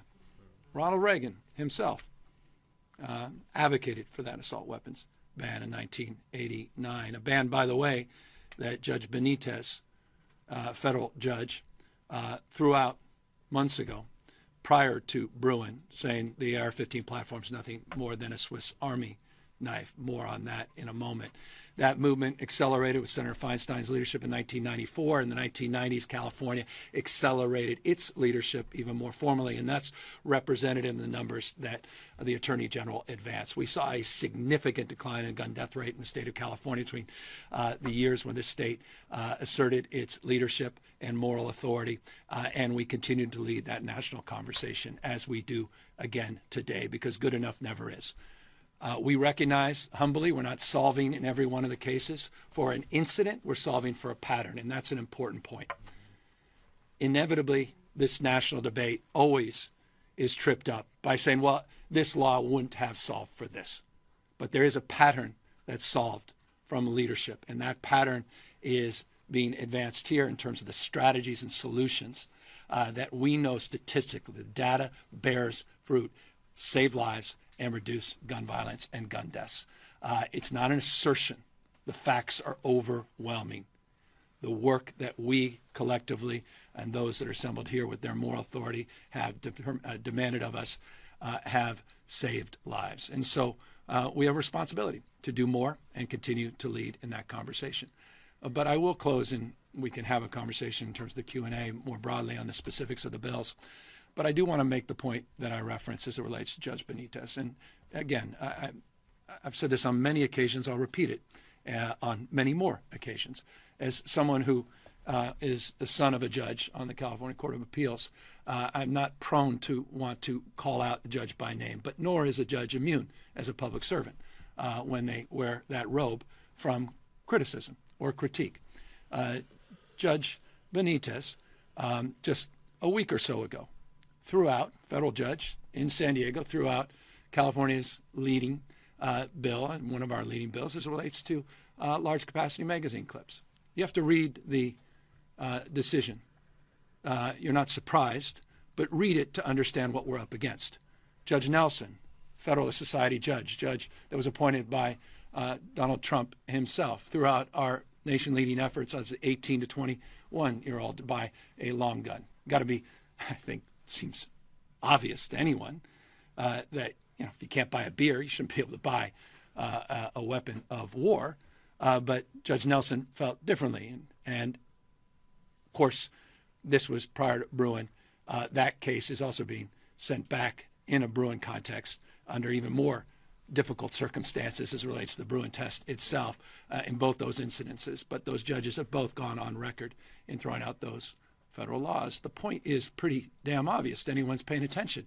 It's great what we're doing, but it may not be enough. I've been talking about the forces of transformation, the forces of restoration, those that want to take us back to a pre-1960s world. You've seen that with rights regression on voting rights, civil rights, LGBTQ rights. You've seen it as it relates to the assault on women freedom, reproductive freedom, and contraception. But they're also trying to roll back nationalized rights or states' rights that have been long afforded in states like California as it relates to gun safety. We're no longer immune from those assaults. You can't just be a blue state and advance a blue state framework. They're coming after these laws, and they're winning in federal courts. And under the Bruin test, which we're very mindful of, and I hope that you heard the Attorney General when we drafted the bill, in Senator Portantino's bill, that it was drafted with Bruin in mind. This is a serious moment, and it requires perhaps a pivot in the way we approach the issue of gun safety in this country. We cannot live with a sense of immunity from what's happening in terms of the rights regression and the nationalization of that diminution of rights with guns and, of course, in all of these other categories. So I continue to make that point because I think it needs to be screamed. I think we need to be screaming louder about this. And you're not seeing it just in the Ninth Circuit. You're seeing the Fifth Circuit. You saw it with open carry, not just on the concealed carry. You're seeing it across the spectrum. A few years ago, you saw it on background checks. You're seeing it in Oregon. You're seeing it all across this country. Hard-fought rights, even in a blue state, doesn't mean those rights will be enshrined. They're being rolled back in real time. And this was happening even before Bruin. My gosh, what's going to happen post-Bruin? So I'm sober here. I'm celebratory because I'm proud that we were able to sign these bills. I'm so proud of these guys.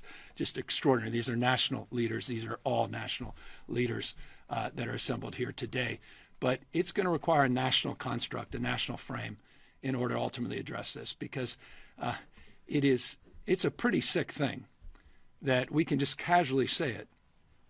And we do casually say that the number one killer of our kids is guns, and it's sort of just accepted, and not everybody's sort of stopping saying, well, hold on, can you repeat that? Or wait a second, what more can I don't want to talk about anything else. We need to solve for that. That it's just somehow so normalized. It's a profound moment. And so I am grateful for this moment. I'm grateful for the many moments that we've had on this stage together in terms of advancing gun safety.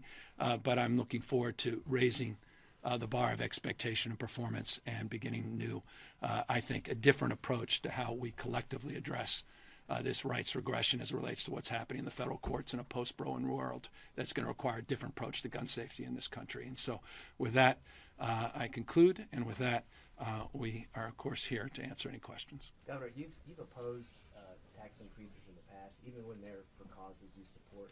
So why did you sign this one? Well, this is, for me, a little different. This is an excise tax related to gun safety that funds mental health services, funds school safety programs, funds our Cal VIP program, which Jesse and his team advanced a number of years ago. I see this a little bit differently in that context.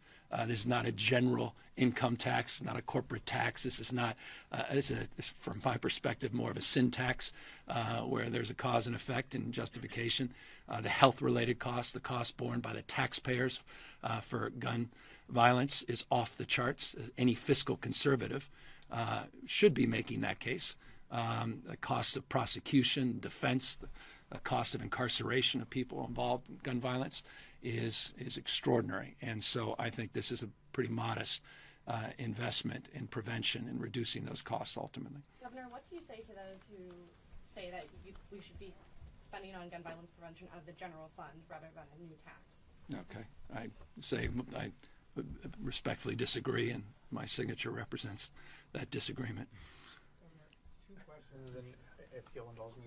The first might actually be for Senator Blakespeare, I'm not sure, but I will happily step aside. It's not my first press conference. Senator. We've had a micro stamping requirement in California for a long time. It was obviously tossed in court earlier this year as being unworkable, and the state chose not to defend that. So what's the rationale in coming back now with another attempt 5 years down the line? Is the hope that eventually the technology will catch up, or what was your thinking behind this? Well, we believe the technology is there, and we just need to do it. So, and I think that's largely undisputed. And so we'll be proceeding as a state with making sure that happens. And if the market doesn't provide it, then the state will. So, and that's a difference here as well. I mean, I think, though, that the court sort of disputes the notion that the technology is there, and that's why they tossed that requirement, because look, I mean, we phase this in. There's a 2025 date. There's a 2028 date. With respect to the court, I think they're wrong on this. The technology is there. I completely dispute that. And so with respect to that decision, prospectively, this legislation is sound in the context of how we've phased this process in and our expectations as it relates to the details and the dates. Okay, and then the other question, sorry, just a little bit on a different note, I talked to some gun manufacturers, gun dealers in the state, about some of these forthcoming proposals like the tax. They're starting to feel as though they're being targeted, and that leaders in the state are essentially trying to push them out of California. Is that the intent? No. Is your goal to make it so hard to No. do business here that they No. have to leave? How about a little damn accountability? If you're selling a product that's a leading product, purveyor of death for our kids, but a little humility and grace and accountability. Come on. I mean, this is serious stuff. This is a business. Yeah, I understand it sells self-defense, but also is, selling weapons of war.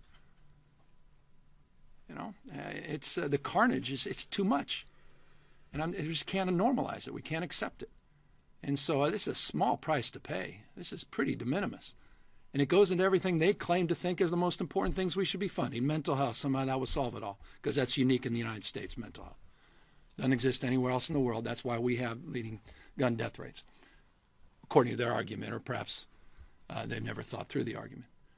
It includes gun safety, I guess, hardening classrooms, which apparently is another strategy that's well established. You'll be hearing more about that, I'm sure, at the Reagan Library tomorrow night.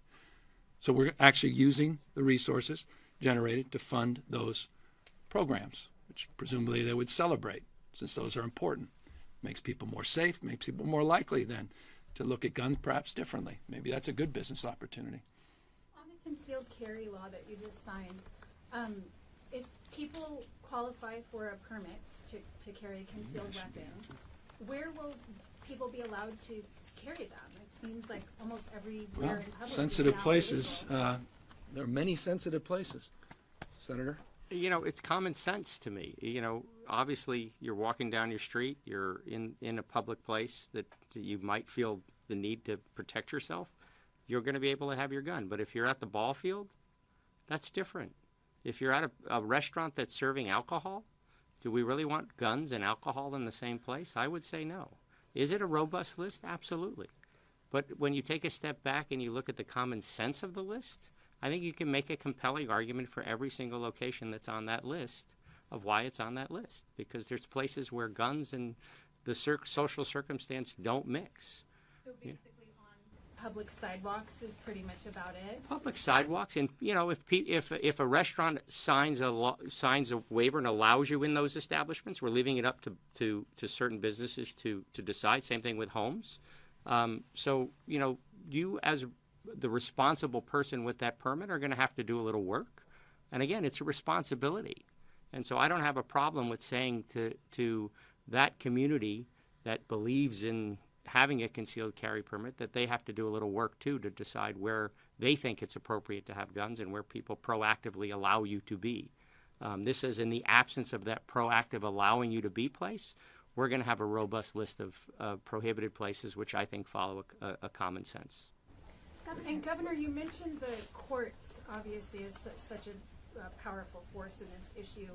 SB 2 is already being preemptively challenged. Where do you see things going from here? You sign it, and I mean, does it take? We know what we're up against. We know what we're up against. We just need to be more clear of what we're up against. We need to talk about it a little bit more. I don't think people fully understand what's going on.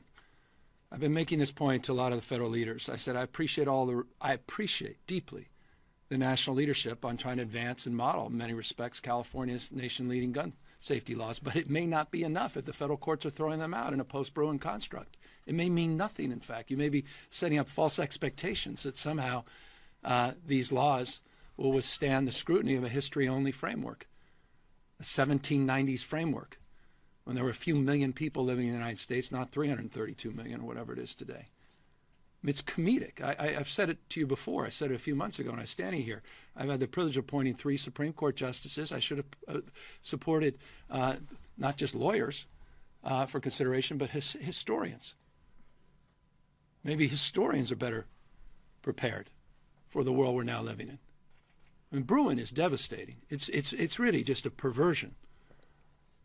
It was serious stuff. Don't get me started about how corrupt the Supreme Court of the United States is as it relates to what's going on the Roberts courts. And it's every other day you hear more information coming out in terms of the conflicts of interest of people like Judge Roberts and others. Or excuse me, Judge Tom. Well, many of them. But in terms of the laws you're signing today, do you anticipate them taking effect? I anticipate, come on. We anticipate all of them to take effect because we think they're sound and we think they will pass scrutiny. The Attorney General, who began his comments saying, absolutely, we feel very strongly that these bills meet the Bruin test, and they were drafted accordingly. So absolutely. But I'm not naive about the recklessness of the federal courts and the ideological agenda. And this is not hyperbolic rhetoric coming from a Democratic governor on the West Coast of the United States. These are judges that were handpicked through a process of vetting through the Federalist Society. They're very honest about it. They're very open about it. mean, these decisions are pre-baked. They're not even interesting. I mean, feign objectivity is all I ask, Judge Benitez. Can you give us an update on your efforts to call a constitutional convention and, you know, the role that you see that sort of route playing? Well, California led in that respect. The leaders assembled here led in that respect. And they moved very quickly. Became the first state. Now we're working with other states. We're working with leaders in other states, not just governors. This is a legislative process after all. It didn't even require my signature. And working with mayors. Mayors have been on the front lines of this. Democrat and Republican and independently minded mayors as well. They've had it. And so that's a coalition we're building, and we're advancing. We needed that proof point. Last week we got it as it relates, or about 10 days ago, as it relates to the work of the legislature at the end of session. And we're looking forward to that being a template for the rest of the country and other states. Mr. Governor, thank you for taking the time. You mentioned former Governor Ronald Reagan. As all these Republican candidates come to the Reagan Library tomorrow night, and specifically ahead of the California GOP convention in Anaheim on Friday through Sunday, what are your expectations from these candidates? What are you going to be looking out for? And what is your message to those speaking at the convention, former President Trump, Governor Ron DeSantis, and Tim Scott? I don't know if I have a message for anyone, but I think we'll be watching a vice presidential debate tomorrow night. Governor, you said a couple weeks back that you were going to meet with the leaders of California Forever regarding the Solano County land grab. Did you meet with any of them? Unfortunately, the meeting was canceled because I went to Climate Week and extended the week, so I haven't had the opportunity to follow up on that. But yeah, to learn more about the details, which I literally have not any additional details since the last time we talked. Feelings or thoughts on the I have lots of feelings, thoughts about a lot of issues.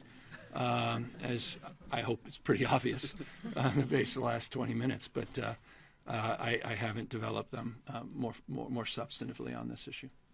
Governor, as I mentioned, California has some of the best, most gun laws in the country. Yet there are parts of California, like Oakland, that has some of the highest gun rates in the country, or gun deaths in the country. I'm wondering, do gun safety laws like this, can you bring those rates down in a place like Oakland, or is more needed? Yeah, well, I'm going to, just because the Assembly member is shaking his head, I'm going to let him speak, and then I'll talk specifically about Oakland. Yeah, it's a great question, and let me just for 1 second jump back to the question about the 11% tax, because I want to clear that up. So I want to make sure, if I didn't emphasize it enough, this is a tax on the gun industry. Is a tax on gun manufacturers and dealers and vendors. Is a tax on people who are making record profits by selling guns. And it's interesting, Alexi mentioned the 11% number. That is not an arbitrary number. That is a number that we came up with because it exactly mirrors the federal excise tax that the gun industry has always supported, that the NRA has called a national model, something that sports shooting federations have held up and said, this is something we should be doing more of. We support and applaud this. And so if we can have an 11% excise tax to protect wildlife, to promote wildlife conservation, we sure as hell can have an 11% excise tax to protect kids in our schools in communities like Oakland that are disproportionately impacted by gun violence. And it was interesting, as we were talking about that number in the Assembly Public Safety Committee, one of the committee members noted that is lower than the excise tax on cannabis in the state of California. So there are a lot of excise taxes out there that are much, much higher in the state of California. We view this as a very modest tax that is going to help recoup some of the costs that the gun industry has imposed on our state. Nowhere near all of them, a very, very small amount, but it's going to go a long way to protecting communities disproportionately impacted by gun violence, to protecting kids in schools, to taking guns away from domestic abusers. So we feel that that 11% number is very much something that is safe and justifiable and something that is appropriate. On the point about Oakland, I just want to note, we have one of the reasons we ran this bill is because we saw the evidence from the violence intervention programs, which treat gun violence not just as a public safety issue, but also as a public health issue, and recognize that we may hear about mass shootings when they happen in certain communities, when they make the national news, but there's a lot of communities here in the state of California that every day, disproportionately low-income communities and communities of color, that every day are feeling the impacts of gun violence and these cycles of gun violence. And there are proven programs with violence interrupters, folks like we have here, who are going into these communities, interrupting those cycles of violence and bringing down homicide rates, bringing down gun death rates, bringing down gun violence rates. We saw the city of Richmond, as I mentioned, had a 51% decline from 2015 to 2019 when it implemented its Office of Neighborhood Safety. So we saw how these folks who are going into communities, working with folks, interrupting those cycles of violence are making us safer. In Oakland, the network of violence intervention programs that were funded by CalVIP reduced homicides and shootings nearly 50% from 2012 to 2018. So part of this program is we have tremendous evidence that there are programs out there that are going to protect communities, that are going to stop cycles of violence, that are going to enhance public safety, and we need resources because those programs are expensive and they cost money. And we, as you know, have budgetary challenges in the state, and this is an ongoing, stable, reliable source that says to the gun industry, you're making record profits from selling products that kill people. We would like you to share some of those profits to invest in these programs that are going to save lives, and we have incredible data to support that. And incredible leaders like the Assembly member that helped establish the fund. Now we formalized the fund. I think it was a few years ago we just had about $7 million of state funding in that.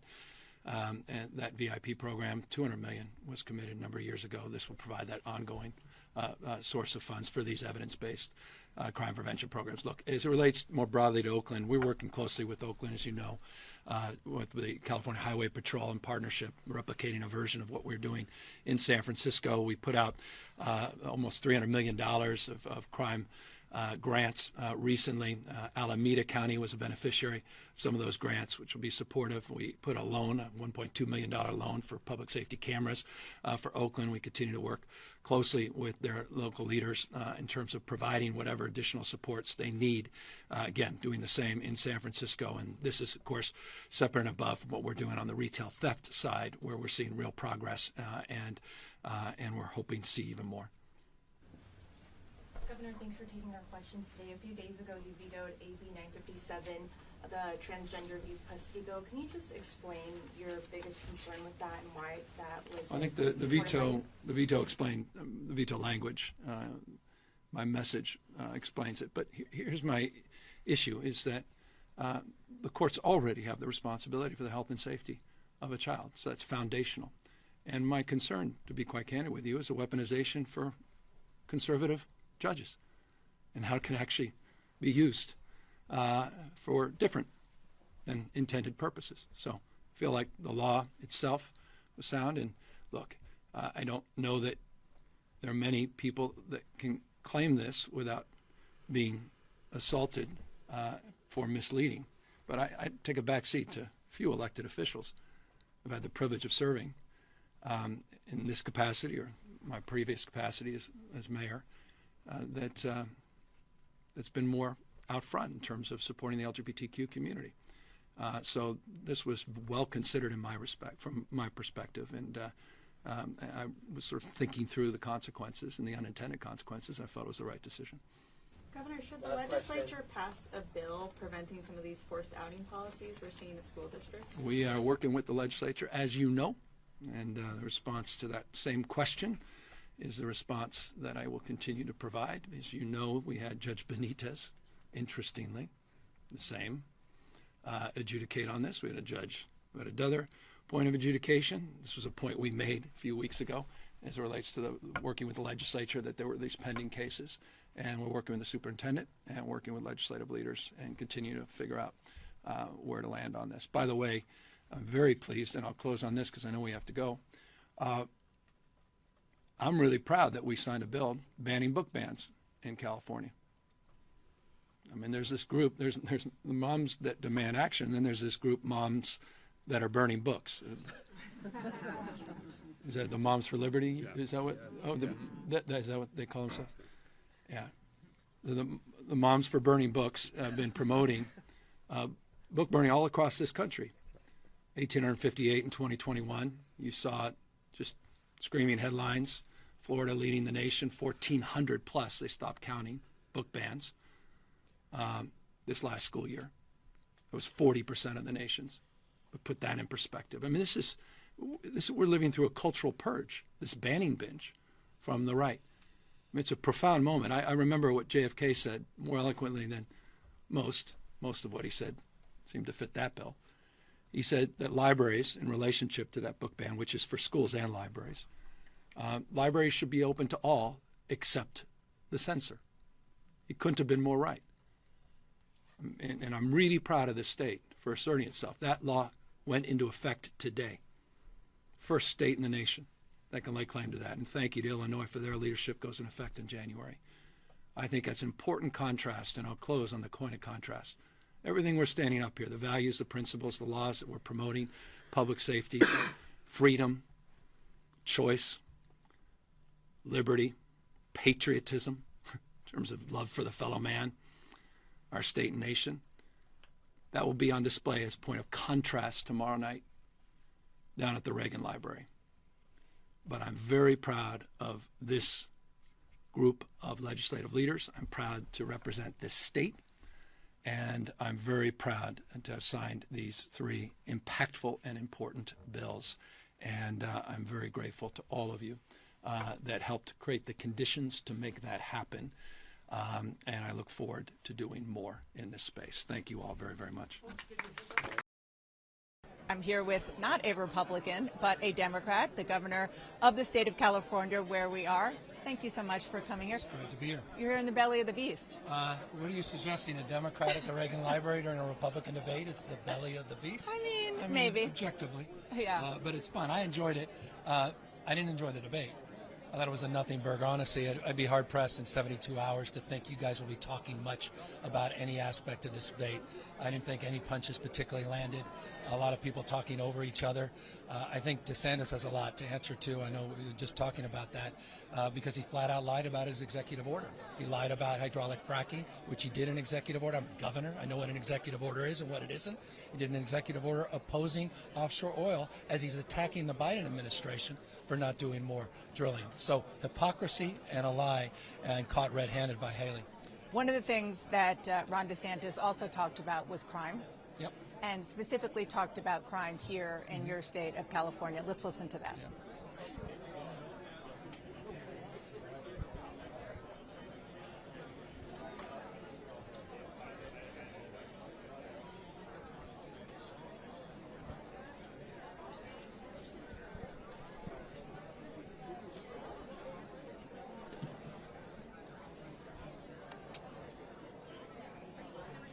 Well, I want him, and this may be an opportunity I appreciate, to look up Jacksonville, Florida, and he may want to familiarize himself with Miami, Florida, and his homicide rates, which are 100% higher than San Francisco. Crime rates in his own backyard. He has a higher homicide rate statewide, 16% higher than the state of California.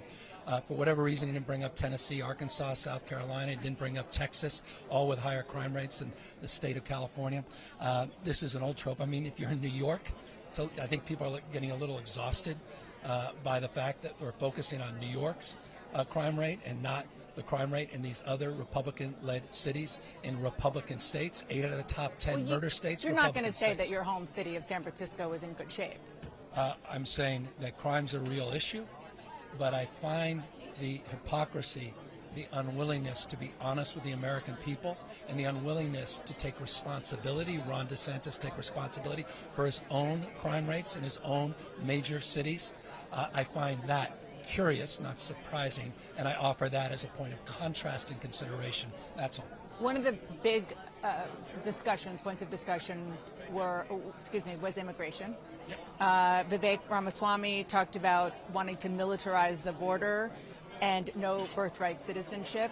Nikki Haley talking about defunding sanctuary cities and states like yours. And it went on and on. Let's just first take those point by point. I'm just curious about the birthright citizenship. The point that he made, and others on the stage made, that if you're a diplomat, your kids are not American citizens, so why should an illegal, undocumented immigrant? Yeah, I completely disagree with him. We have a different point of view. This is a golden oldie. This comes up in Republican debates over and over and over again. Nothing's going to happen in this space. I remember Trump talking about mass deportations. He wasn't able to achieve that in 4 years as president. They're doubling down on that, including Vivek, who talked about removing family units. These guys are not just talking about militarizing the border. They're talking about invading one of our critical trading partners and allies in Mexico by launching attacks and strikes I mean, that's a hell of a thing. You care about energy imbalance and prices, consider the amount of energy we import from places like Mexico. So this is serious stuff. You got DeSantis talking about ready, fire, aim, shooting people with backpacks, even though 89% of the fentanyl and those that are convicted of fentanyl are American citizens, and the vast that was majority, pointed out tonight. yes, coming through our border crossings, including San Ysidro right here, where I put the National Guard helping support Border Patrol. And of course, all that the backdrop, not one of them said anything about the fact they want to defund the Border Patrol. They want to defund the military. And we're going to walk off another cliff as it relates to a government shutdown. And that's their party, and that wasn't even brought up tonight. You mentioned that you have had to send your National Guard troops to the border. Yeah. So it is a real problem. Fentanyl is a serious issue. I've invested over $1 billion in it. The day I got into office, I kept the National Guard. I've added to the National Guard. Does more need to happen on a federal level? Absolutely. I mean, I know Congress is immigration system's broken in the United States. The asylum system is broken in the United States. Biden put out a plan, 8-year pathway to citizenship. He talked about TPS, farm workers. He talked about H-1B visas. He talked about clearing out the backlogs in the court. It was a starting point. The Republican Party's not even debating it.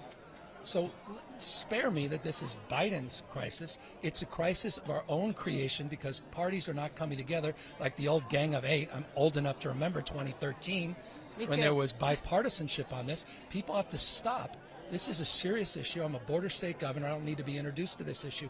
I intimately involve it. I go down to the border all the time. It's a real issue, and we all have responsibility to own it, just like Ronald Reagan himself did in 1986. You mentioned Washington. There's a shutdown looming, three days. One of the things that Republicans are pushing for to keep the government running is additional federal dollars for border security. Does that sound like a good idea to you as a governor who could use it? In broad strokes, I mean, I'm all for supporting our men and women in uniform at the border. They're having a difficult time recruiting, retaining workforce. A lot of folks aren't getting through the background checks. That's why I've helped supplement with some of the National Guard. I'm not one of those open border Democrats. I was never a defund police Democrat either. This is a real issue. We have a dynamic two-way border in terms of trade. It's a profound model because it's the largest port of entry in the Western Hemisphere in the state of California. You haven't seen the front, but you guys aren't down here every week.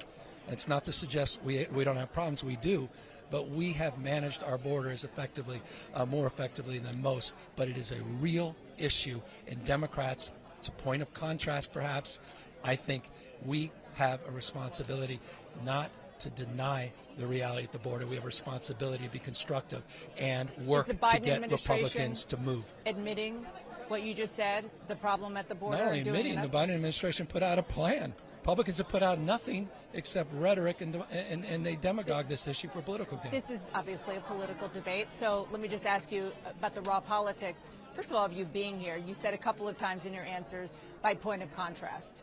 How important is it for the Democrats to step up and make that contrast, particularly when you look at poll after poll? I know what you're going to say about polls, but let me know that there's an overall feeling of concern in this country. How important is it for people like you to continue to do what you're doing, where you're doing it? Let me give you just a proof point tonight. Yeah. These guys continue to say Pence needs to look this up. 5.94 quads. I've lost everybody, but it's worth Googling. And PolitiFact, we're more energy independent than we've ever been in our history under the Biden administration, currently, by a margin of 5.94 quads. It's the highest margin in history. We're the lowest unemployment rate in my lifetime. We're the lowest unemployment rate for women and for blacks and Hispanics. We have the lowest poverty rate for African Americans in our history. We have the lowest insurance. Meaning Why lowest aren't people out rate there of feeling uninsured the in our statistics nation's history. that you're citing? Because we don't talk about it, we don't communicate it. We tend to play in this frame. We're talking about DEI, CRT, anything with 3 letters, DOJ, FBI. I mean, we're just prone to distraction when we got a record of accomplishment. Who's we? Democrats? all of us are distracted, and we need to be more forceful. 13.5 million jobs, almost 7 times more than the last 3 Republican presidents combined. Joe Biden administration, 47 million jobs created since Ronald Reagan left office in 1989. 47 out of 49 million done by Democratic administrations. That's 96%. This jobs debate is not even interesting. The only thing that's interesting is the last 3 Republican presidents have one thing in common: recessions. I mean, we dominate on the facts, but not the narrative. And we've got to shift that narrative, and we've got to be more forceful. That's why I'm here at the Reagan Library. Governor of California, 5th largest economy in the world, with a very obvious side hustle as being a top spokesperson for the Biden Humbled to campaign. be asked. Humbled to be asked. I mean it. Governor, thank you so much. Wonderful to be with you.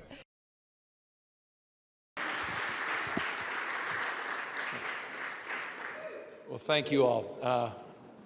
This is a hell of a crowd, by the way. I snuck in a little late, though I was here early. I had the privilege and opportunity to have a roundtable just downstairs, and as I said to the group at the end of our discussion, to distill the essence of why we're here and rediscover the why. Because we're answering not just the why today, we're answering the what and how. And I think today marks a powerful and important milestone, that we are moving beyond identifying issues, but to a paradigm shift to begin the process of being accountable to solve them. And I want to underscore the issue of accountability, because I imagine folks at home watching folks like us, podiums like this, they're a little exhausted. They've kind of had it. They've given up.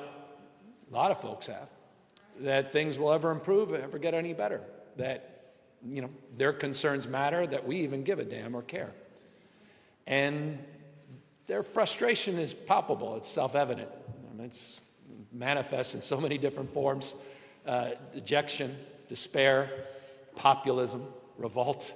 But at the end of the day, they're right to be frustrated, because the results we haven't proved that we are capable of meeting their concerns and anxieties. The results aren't there.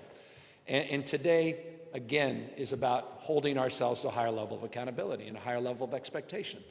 And it's about creating a framework where we actually can deliver, recognizing we all have a fundamental role to play. This is not Washington, D.C.'s issue. It's not Sacramento's issue. It's not L.A. County or city's issue. All of us have a role and responsibility to play. Society becomes how we behave. We are our behaviors. The last half century, where we can lament about what went wrong as it relates to the issue of deinstitutionalization, what went wrong with the Elijah and Petra Short Act. By the way, the year of my birth, 1967, that happened on my watch. That happened on many of your watch. Again, society becomes how we behave. We have a responsibility to shift this paradigm. And so, again, I'm here mindful of this moment, sober in the reality, as the senator said, that this is the beginning of a process. I say this all the time: program passing is not problem solving. Signing a bill doesn't change the world. It's all the work that has to be done. It's the application of our ideals. It's the manifestation of our ideals. And so we are here with a sense of hopefulness and possibility. I heard that when I walked in. You feel that. It's palpable. And all of you that are assembled here today. A recognition that in this nation, we screwed this up. For all the goodwill and good intentions, and I know we cast aspersions. I'm a partisan Democrat at times. I thought it was just all Ronald Reagan's fault. But then I started to learn about the O'Connor versus Donaldson decision in '75, and I think, well, that wasn't Reagan. The Supreme Court decision around deinstitutionalization, mental illness can't be the exclusive reason we incarcerate someone. I started to learn about what happened in the 50s and 60s and psychotropics and lithium and thorazine, and all of a sudden the ability now to medicate people at home and in the community and the need not to have a locked facility. I recognized that these facilities, you walk downstairs with me. You need to have 2 or 3 people there. It could be scary, some of these places. And so there was a righteousness in the 60s. There was. Democrats and Republicans saying, we got to move away from these locked institutions, these beds. But the vision was never fulfilled. Again, lack of accountability. The implementation wasn't there after LPS. They made all these promises. We had 22,000 locked beds in the state of California in 1967. And we were supposed to replicate that at community-based care. But there was no accountability, ultimately. There was no obligations either way. And that's what we're trying to reconcile. That said, we're also building on the back of some giants that tried to do the right thing and did the right thing. One of them was current mayor of Sacramento. I mean, talk about a damn hero on this issue, Darrell Steinberg. One of these two bills, there'd be no bill to sign today because there would have been no Mental Health Services Act to reform. But the fact that the author of the legislation in 2004 acknowledges the world that existed in 2004 is not the world that existed today, and he's willing to take it upon himself to say, we were right in terms of how we laid out a vision, but we were wrong not to own up to the fact that things had shifted and things had changed. And this wouldn't have happened unless he asserted himself in his moral leadership in this process and said, as the author of the Mental Health Services Act, we need to reform this. We need to include substance abuse. We need to include housing as a foundational component. We need to advance a workforce where we have ongoing funding to address the crisis of workforce. There is no vision realized unless we have visionaries that are willing to sacrifice and help lift other people up. And that's a workforce that will be benefited, $2.4 billion just in the next 5 years, specifically with the signature that I will attach to this piece of legislation, just in that one fundamental component of the Mental Health Services Act reform. That's a big damn deal. The Senator Eggman, you heard it. This has been a cause and a passion of our life. What a gift it was just last week. I mean, just the conservatorship reform we did last week, which didn't seem to get that much attention, hell, that would have been the biggest accomplishment of the last decade.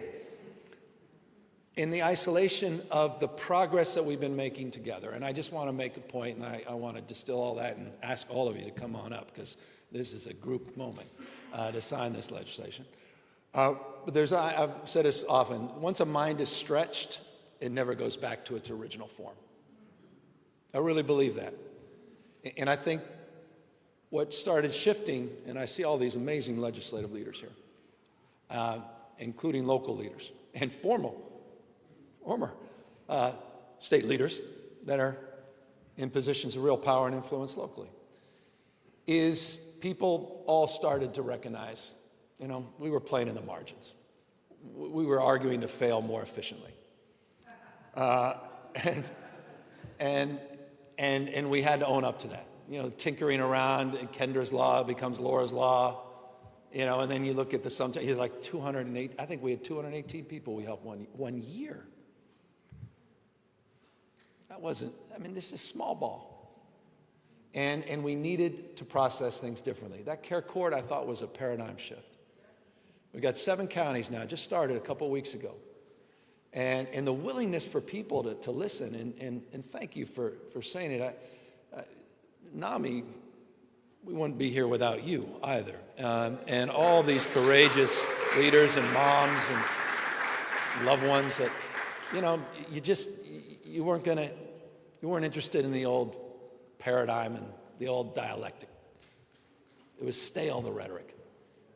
And in your lived reality, talk about moral authority, it was a force to be reckoned with. And people just started to flip. And so I thank you for that. I was saying it to many downstairs.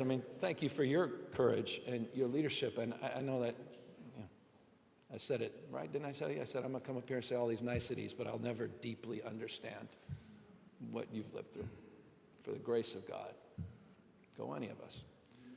And so, with humility and gratitude and the grace that you've displayed as an organization, thank you. Kennedy had the Community Mental Health Service Act in '63. Carter had good intentions in the '80s. Reagan does those block grants and flips that back. We start raising SROs and, redevelopment. We walk away from these issues. Keeps getting manifested. Worse and worse, stacking up. Reforms here, reforms there. But here we are, that final key link. And this is to Assemblywoman Irwin's point. We need the infrastructure as well. I hear it all the time. This is great, but where do we go? We were with a young man who was out there doing incredible work at Phoenix House, and he says 60 to 90 days. And then he's just silent. Oh, yeah, I got it. He goes, then what? Where do they go? Where do they go? What's the step down? What's the alternative? What's the opportunity? And that's what we're fulfilling. Rand put out, final thoughts. Rand put out a survey a couple years ago. It was an important survey. They deep dive analysis of what is needed in the state of California in terms of infrastructure, beds, boarding care, community-based, the whole panel. 6,000 or so units short. That gave us the ability to say, that's it? Feels like 600,000, but 6,000. And that became the process to which we developed and sized the bond, building off the extraordinary work and by the efficacy and outcomes of the veterans' work that's been done in the state. And we took that billion and we built it to $6.38 billion, $6.4 billion, which is the equivalent now of over 11,000 new units and beds. In addition, 27,000 new treatment slots for outpatient care that will also benefit from this bond. We're going big. This is big. So those are the two bills. That's the bookmark. That's the opportunity today. Building on all the incredible work that Mark Galley, can you just give a big round of applause to Mark Galley has been doing? Secretary Galley, Lindsay Lourdes, this CalAIM, this $11 billion 5-year effort to integrate brain health and physical health, to focus on whole person care at scale statewide, to focus on treating brain health early before we punish it later, to provide opportunities through 1115 waiver to begin the process of getting rental subsidies and to have the opportunity to create stability as it relates to now incorporating housing through those federal funds and federal waivers, the work we're doing on IMD with $600 million, the recognition across the spectrum of the importance of our youth, $4.6 billion, a new master plan for our youth of new money that was just passed a couple of years ago. All of that integrating into this moment. So if I am not coming off as proud, I'm not doing my job, but also deeply humble. And I'll close by saying this in its final words. I said it downstairs. Everyone's expression is unique. Life is challenging, and I don't know what more evidence we need than turning on the morning news. Everything that's going on. And I just want to close. You guys, all of you, you said there's two kinds of people. People have been diagnosed, people that have been undiagnosed. But I also, before I sign, I just want to say this to all of you. I hope you're taking care of yourselves. I don't care, especially you fancy people. You put on your little uniform every day and act like you're all that. But everybody, what we went through the last few years, if you paused and really thought about it, social unrest, not just a pandemic, loss of loved ones. You may have literally lost a loved one, suicide. Your own thoughts in that space, social isolation, disconnection, family, friends, relationships, sense of normalcy, just torn asunder in the last few years to a degree few generations have ever had to experience. I hope you reflect on that. The fact that you're here, man, that's testament to you and your remarkable capacity. But I hope you take care of yourself. And I hope you're not too hard on yourself. Don't judge yourself, and don't compare yourself. Someone said to me, powerful words, the thief of all happiness is comparison. and in West, but also across party lines. And I think a point that needs to be emphasized that wasn't emphasized in the room is this was bipartisan legislation that we signed today. Democrats, Republicans, all of us impacted by the issue of mental health, mental illness, and recognize the enormity of the task, the enormity of our obligations to do more and better. And so we're very excited about the prospects of our success in March. And moreover, the prospects that we're promoting of real fundamental change across the spectrum, the seen and unseen, not just those that are on the streets and sidewalks, but those that are suffering alone and suffering the consequences of neglect and isolation. And so this is a big day for all of us. I think it's a big day for not only the state, but I think this is a model for the nation as well. We're happy to, of course, answer any questions. Governor, last time you and I talked, was it a week ago? Yeah. We're all friends now. Yeah, we are. Yes. We were talking gas back then. That's right, we were. Yeah. So when you look at this, every Californian, I think, looks at the $10.9 billion and goes, wow, that's a lot of money. How do people know this is going to make a dent in a problem that many people feel like they've spent a lot of money on and haven't seen enough results? No, I mean, what distinguishes this is there's an acknowledgement in the reform that we need to be more accountable to what's really going on, and notably what's happening on the streets and sidewalks.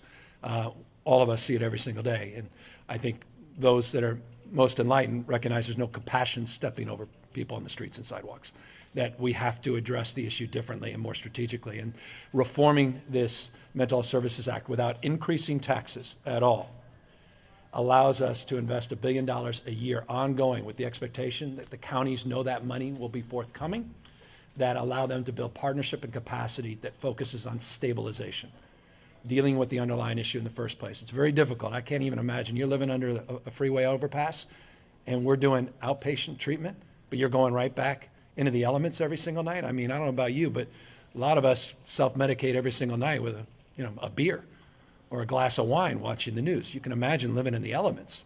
You can't moralize that. People with drug or alcohol addictions, with bipolar disorder, schizophrenia, paranoia, but they don't have that housing stability. You need that housing stability. It's foundational. And then the ability to have people that are duly diagnosed now with substance abuse disorders, not just those with mental health or mental illness, isolated, is the foundational shift, and it's all around accountability. It's all about results.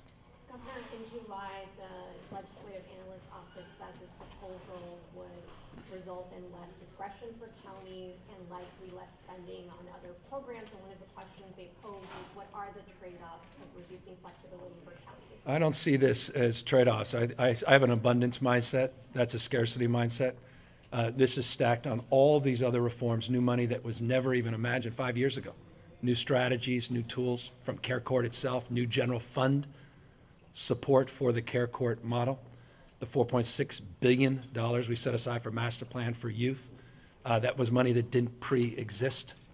The reforms with our 1115 waivers as it relates to what we're trying to do with IMD, the money we put up in the space, the opportunities with CalAIM, all of those are stacking of additional resources that didn't exist.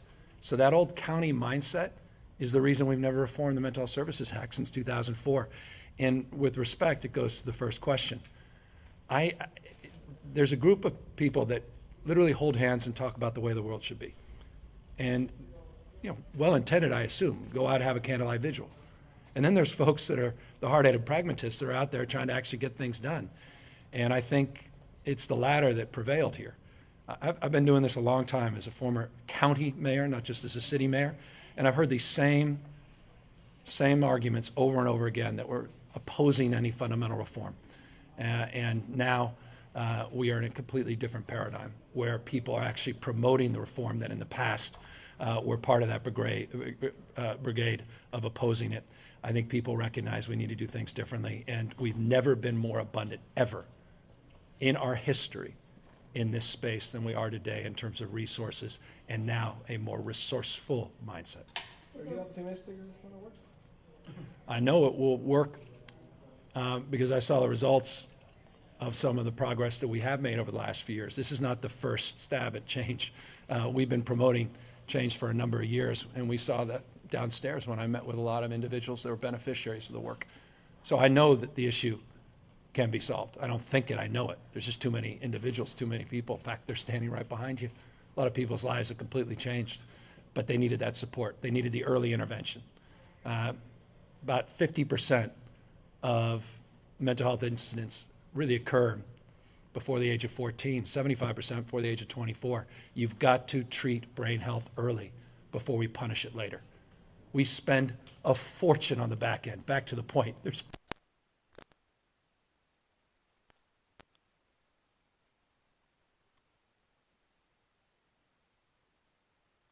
Will take time, but at the same time, the voters have the opportunity in March to begin the process anew with different level of accountability and expectations. So absolutely, I know it will work. Well, Governor, in March, what will be the sales pitch to voters? Like, what will be the elevator pitch to vote? Well, if you care about the status quo, then vote no.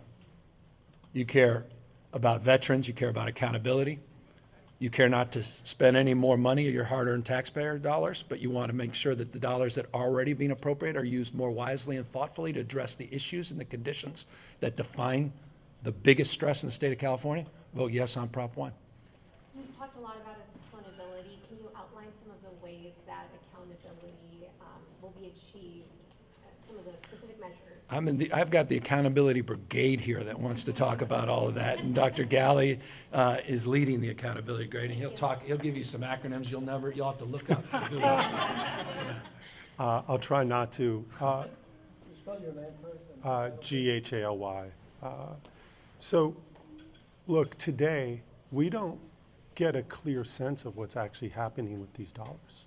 We don't have the data systems for counties to report up what they're doing. We don't even have the data systems at the state level to digest what they're doing. We don't know if the outpatient services that are funded through the Mental Health Services Act are making the kind of difference in the lives of people that it was intended to make a difference for. We don't know if it's co-occurring disorders or bipolar or depression. We don't know if people are cycling in and out of jail or not. That changes with this. We get to establish statewide measures that matter for Californians to see that difference. The question that said, how do you know that you're going to see a difference? It's because we're going to track the information, not just at the statewide level. We know that we don't live at the statewide level. We're going to live county by county and understand what's happening with that data. So we're going to resource the counties, make sure they have what it takes to deliver that information to us. We're going to post it publicly. We're going to work with county by county to make sure they have the tools to make a difference when we're seeing problems with the data. And we're going to set goals collectively that matter to Californians. And that alone, it's not what you expect, it's what you inspect sometimes. And we're going to increase our ability to do that hand in hand with our county partners. So every taxpayer in California can say, I understand where this is going, it's making a difference, and when it isn't, we're changing our ways and making it a little better. So that's how we're going to do it. It's not that complicated, it's just something we've never done before. And 20 years into the Mental Health Services Act, this is a key feature. Talk about all the other changes, substance use disorder, prioritization, a focus on housing, really, really important. But without the accountability, we'll never know if we're actually delivering on that promise. And by the way, just accountability sometimes often comes in different forms. And one of the great frustrations a lot of us have is the inability to cite programs, to cite and construct new facilities, even board and care, even rehabbing existing spaces. What we're doing is we're building off a lot of the reforms the last few years that we did during COVID as it relates to our home key model that allows for as-of-right zoning, et cetera, and then building off that in terms of the infrastructure dollars. Remember, 11,000+ new units that build off those reforms through COVID that allow us actually to cite these things. And there are different types of units. We're not interested, I can assure you this with respect, I have zero interest as a taxpayer, as a governor, to see $900,000 per key costs associated with a unit. We want cost-efficient units to be built and rehabbed, and we want alternatives across the spectrum. And so we've designed this very strategically with speed in mind to actually produce the results. I don't want to see this in 20, 30 years. You don't want to either. We don't want to wait for an audit 5 years from now and you all rolling your eyes going, what the hell is going on? And why am I back doing the same story I did on prop this, on prop that? We've learned those lessons and we've built all of that into this new strategy. Governor, if I may, I don't mean to sound redundant here, but I want to come back to the money. So assume voters pass this in March on the ballot. How quickly does the money begin moving to the communities that apply for what I assume will be the grants? And then secondarily, 10.9 billion, right? It does. That's the total. That's the total. Yeah, if you include the 6.38 billion plus the existing funding that we're providing, and and I'm going to make this very confusing for you. You look at our totality of investment in this space over the next 3 to 5 years, and this is an actual number, $28 billion. This is next level investments. And so the 10.9 is just a component part. So that goes to the point of just, money's not the issue if this initiative passes. Money's the excuse. It's now about accountability, holding me accountable, but holding locals. I say it all the time, localism's determinative. The state doesn't fulfill the vision. That's realized at the local level. And that's why we had to get aggressive with the counties, with all due respect. As a former county mayor, I know that's hard, but it's remarkable how many county leaders were willing to accept that responsibility and helped advance and support it. And I know Hilda Solis, among others, is here, that said, we support the change. We recognize we have obligations as well. We want more flexibility and we want more housing in return, and that's what they got.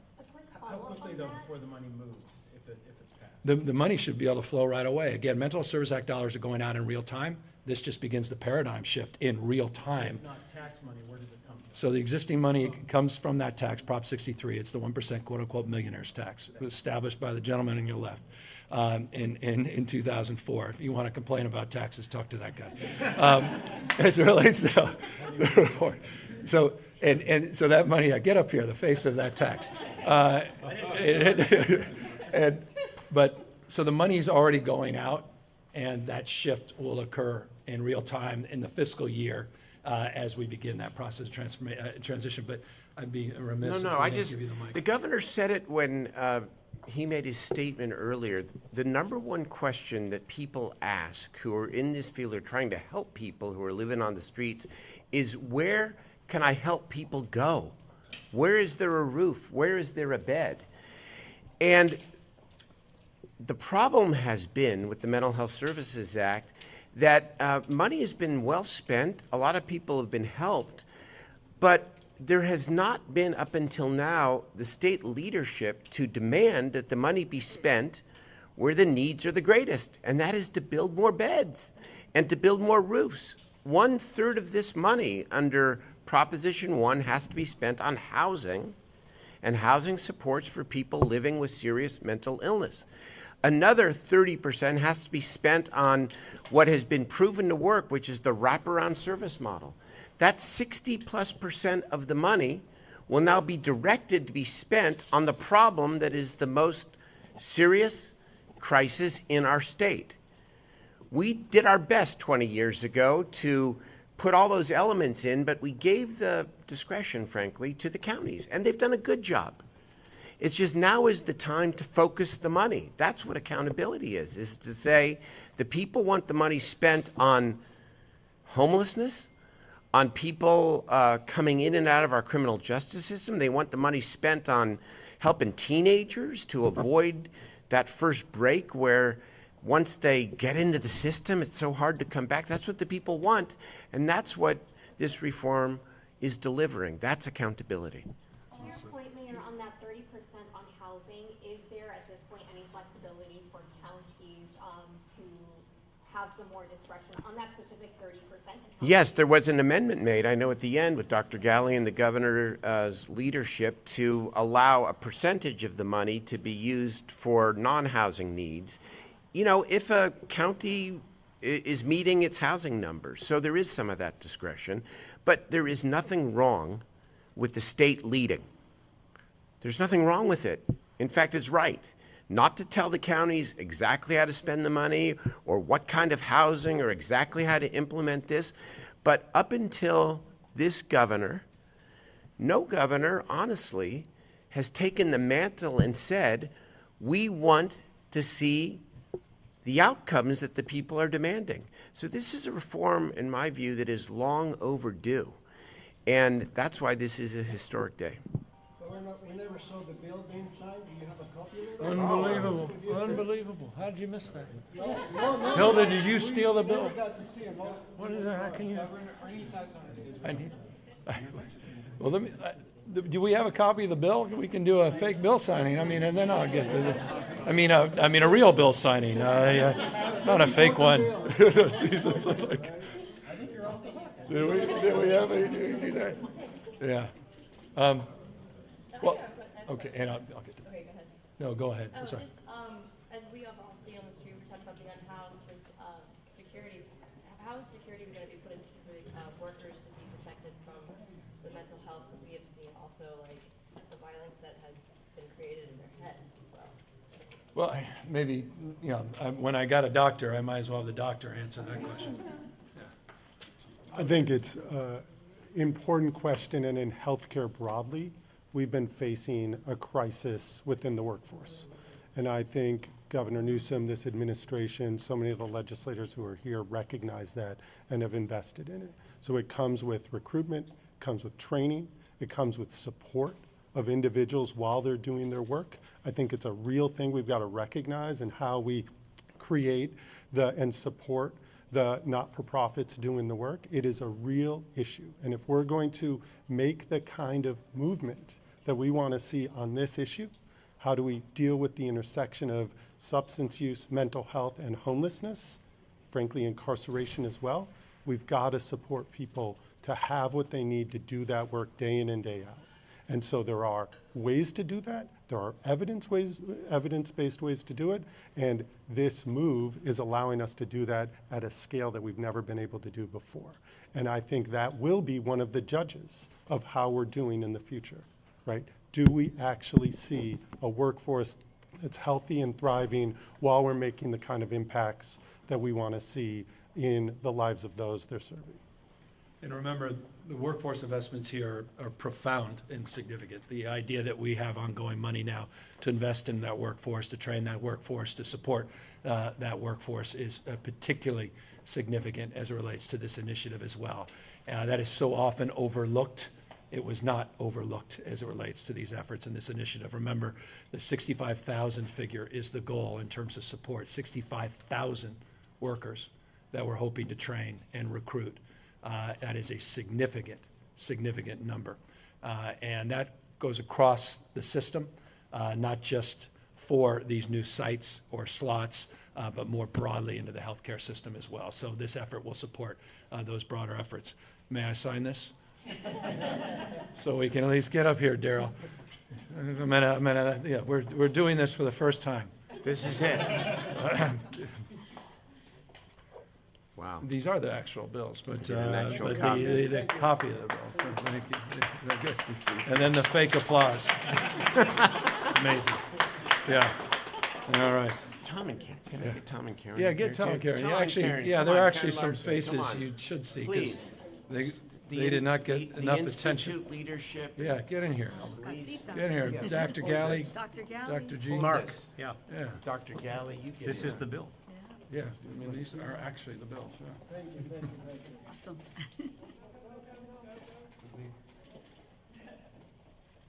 One more comment. Yeah, get in here, Loris and Lindsay, good. Our agency directors. All right, thanks, folks. Thanks, guys. Thanks all. Thanks. Oh, I'll grab you.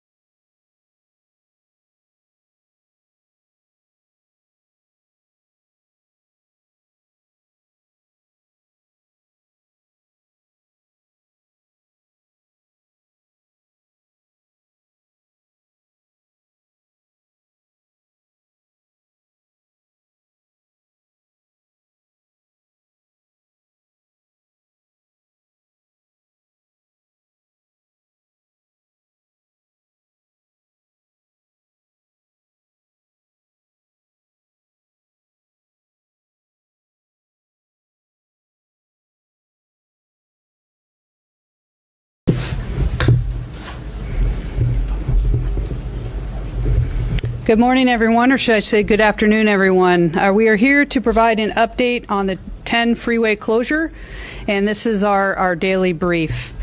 I'd like to introduce myself. My name is Kristen Crowley. I'm the fire chief of the Los Angeles City Fire Department. I'll be providing the update of what the LAFD did during this incident. At 12:22 a.m. on November 11th, 2023, the Los Angeles City Fire Department responded to a reported rubbish fire in the 1700 block of East 14th Street in downtown Los Angeles. The first arriving fire companies found a large 200 by 200 foot storage yard with pallets, trailers, and vehicles well involved in fire with buildings that were exposed. The incident was immediately upgraded to a structure fire response with additional resources requested. As firefighters established their hose lines in heavy streams, wind pushed the heat and the flames under the freeway and across the street, igniting a secondary storage yard. The span of the incident covered nearly 8 acres, requiring us to transition into a major emergency structure fire or incident with 26 additional fire resources. Over the next several hours, our LAFD firefighters battled on multiple fronts. Due to the volume of fire under the freeway, they had limited access and faced many challenges so that we could effectively hit the blaze. Meanwhile, our crew simultaneously defended 3 different commercial occupancies that were threatened by fire. Our LAFD firefighters also had to work around downed high-tension wires when they fell across the street from 14th Street, potentially energizing the water flowing into the gutter. The large quantities of fire being pulled from all of the surrounding fire hydrants affected the supply. We thank the Los Angeles Department of Water and Power, who responded and assisted both by increasing the pressure to ensure adequate water supply was available, and they also assisted us with de-energizing the downed power lines. Our LAFD heavy equipment operators also responded to this incident, and we utilized our Thermite RS3 robotic firefighting vehicle, and we used excavators as well. The RS3 is used to extinguish and to assist us with moving fire debris around, and this also reduces risk to our firefighters. It made entry into an area under the freeway and flowed heavy streams of water onto the remaining flare-ups. Once it was safe to do so, we moved our excavator in. Our heavy equipment operators moved our debris around in that area to open it up and to allow us then to use additional water streams to penetrate the fire. Less than 3 hours into the incident, the bulk of the fire was extinguished, and however, there were still pockets of fire that required extensive operations in dangerous conditions. The LAFD, LA County Health Hazmat, and Caltrans worked together to safely navigate the hazards and the concerns regarding the structural integrity of the Caltrans area. The engineers began their damage assessment of the freeway overpass superstructure. Ultimately, over 164 of your LAFD firefighters worked very hard. They worked through the night to extinguish the fire and successfully defended those 3 additional commercial occupancies that I spoke about earlier. Due to the intense fire conditions, one of our fire engines sustained severe damage during the course of the firefight. However, I'm very thankful to say that none of our firefighters were injured, and there was no injuries to civilians as well. Saturday night at 11 p.m., the LAFD and other local city government partners, including the LAPD, transitioned control of the incident to Caltrans District 7 for the investigation into the stability of the freeway. The LAFD is now in a supportive role as an agency where we will continue to support the incident with 1 engine on fire watch, as well as we are going to assist with the fire determination. Our arson section is supporting the state arson investigation as we speak. Next, I would like to introduce Firefighter Ortiz from the LAFD to provide remarks in Spanish. Thank you.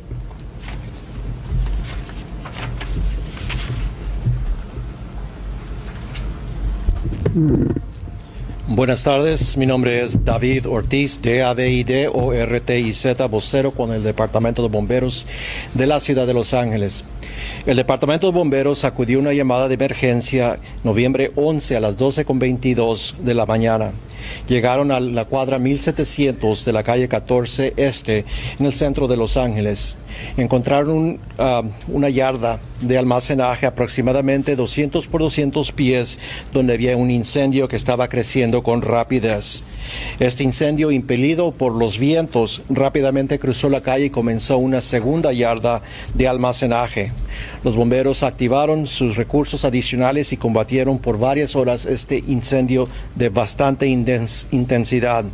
Tenían limitado acceso debido a que eran áreas aseguradas con cercado y se les dificultó el poder poner agua y penetrar a las zonas donde se estaban quemando debido a la alta cantidad de almacenaje que había. Lo que sí pudieron hacer los bomberos fue defender 3 edificios comerciales en proximidad a este incendio, y esos bomberos combatieron este gigantesco incendio de aproximadamente 8 acres con bastante agua y cantidades de mangueras de alta presión y alto galonaje. El agua que estaban usando fue a una capacidad que el sistema de hidrantes que usamos fue usado toda la capacidad que tenía, y tuvimos que pedir la asistencia del Departamento de Agua y Poder para aumentar la cantidad de agua disponible.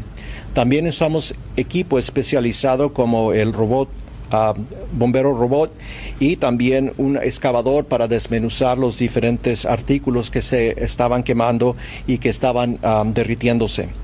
Esta operación continuó por varias horas y tomó más de 3 horas para controlar el incendio, pero el combate del incendio duró toda la noche entera, que los bomberos valientemente trabajaron duro y pudieron extinguir y controlar este incendio.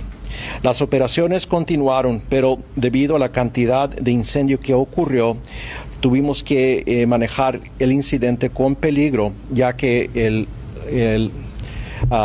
la estructura de la autopista estaba en cuestión si había un peligro para personas trabajar debajo del puente. Por esa razón, el Departamento de Bomberos con el Departamento de Salubridad y Sustancias Peligrosas y la Agencia Estatal de Transporte, Caltrans, trabajaron en conjunto para navegar estos peligros, y trajimos ingenieros del estado de Caltrans para hacer un asesoramiento de las columnas que hay debajo de los puentes. Más de 164 bomberos trabajaron toda la noche para extinguir este incendio y, como dije, pudieron defender 3 edificios salvándolos. No se reportaron lesiones a bomberos, pero sí hubo daños extensos a una de nuestra bombera. El sábado a las 10 de la noche, el Departamento de Bomberos transicionó el manejo de este incidente al Estado, la agencia Caltrans, y nosotros los apoyamos manteniendo una bombera para patrullar el área y asegurar que no habían nuevos incendios. La investigación en cuanto a lo que ocurrió está siendo manejado por el Estado, y el Departamento de Bomberos de Los Ángeles está apoyándolos con personal. Ahora me gustaría introducir al asistente jefe Doug Young de la Policía de Patrulla de Caminos. Good afternoon, everyone. My name is Doug Young. I'm an Assistant Chief with the California Highway Patrol. I want to just take a few minutes to acknowledge the Los Angeles Fire Department and the Los Angeles Police Department for their heroic work in the initial hours of this incident. I want to take a few minutes to discuss with you the traffic impact that this is going to have.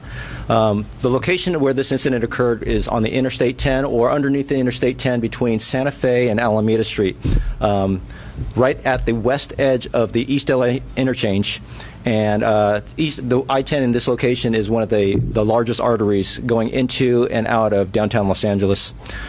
This incident is going to immediately affect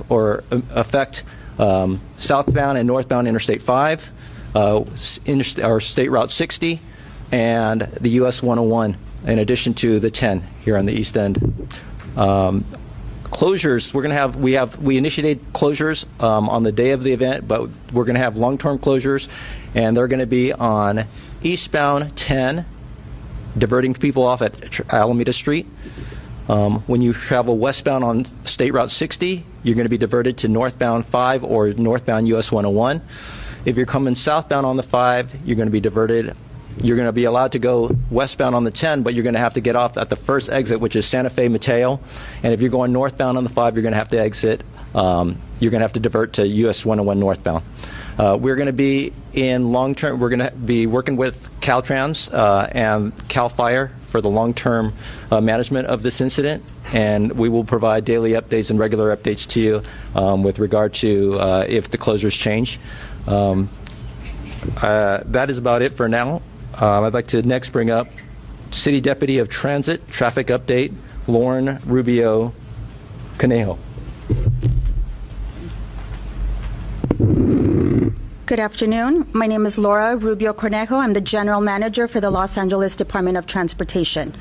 In the immediate aftermath of the fire, LADOT deployed resources to address and alleviate what we are expecting to be a significant traffic impact to our region. Traffic officers have been on location in the affected area since yesterday morning to provide real-time response and guidance to drivers. It is critical that drivers in the area exercise patience and heed traffic officer instructions. LADOT engineers with our Advanced Transportation Systems and Coordination Center, otherwise known as ATSAC, are making real-time adjustment to signals on surface streets in an effort to minimize congestion in the affected area and to keep traffic moving. Our Special Traffic Operations personnel are working in close coordination with ATSAC and Caltrans to establish dedicated detours on surface streets. These detours may shift as conditions change, but here are the primary instructions for drivers. If you are driving on the freeway through downtown, we ask that you do not exit the freeway onto surface streets to bypass the affected area. Instead, drivers on the 10 are advised to transfer between the 110, 101, and 5 freeways if going eastbound, and the reverse from the 5, the 101, the 110 if going westbound to avoid the affected area. If your destination is within downtown Los Angeles, I strongly encourage Angelinos to consider taking transit options, particularly Metro Rail, as a way to avoid any of the closures and traffic impacts. You can plan a trip using Metro's Trip Planner at metro.net or simply searching Metro Trip Planner on your web browser. If you must drive into downtown, the primary exit and entrance to downtown Los Angeles from and to the east will be on 7th Street.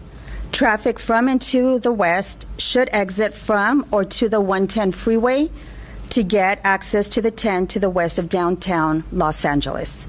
Once on surface streets, please heed signs and traffic officer instructions, plan ahead, and please keep posted as we expect to have a more detailed local street detour plan. Our primary goal in this effort is to ensure that the continued operation and safe movement of our streets, Angelinos businesses, and people traveling through the area. We appreciate everyone's cooperation as teams work to address the damage, make repairs, and keep Los Angeles moving. I will now share these comments in Spanish.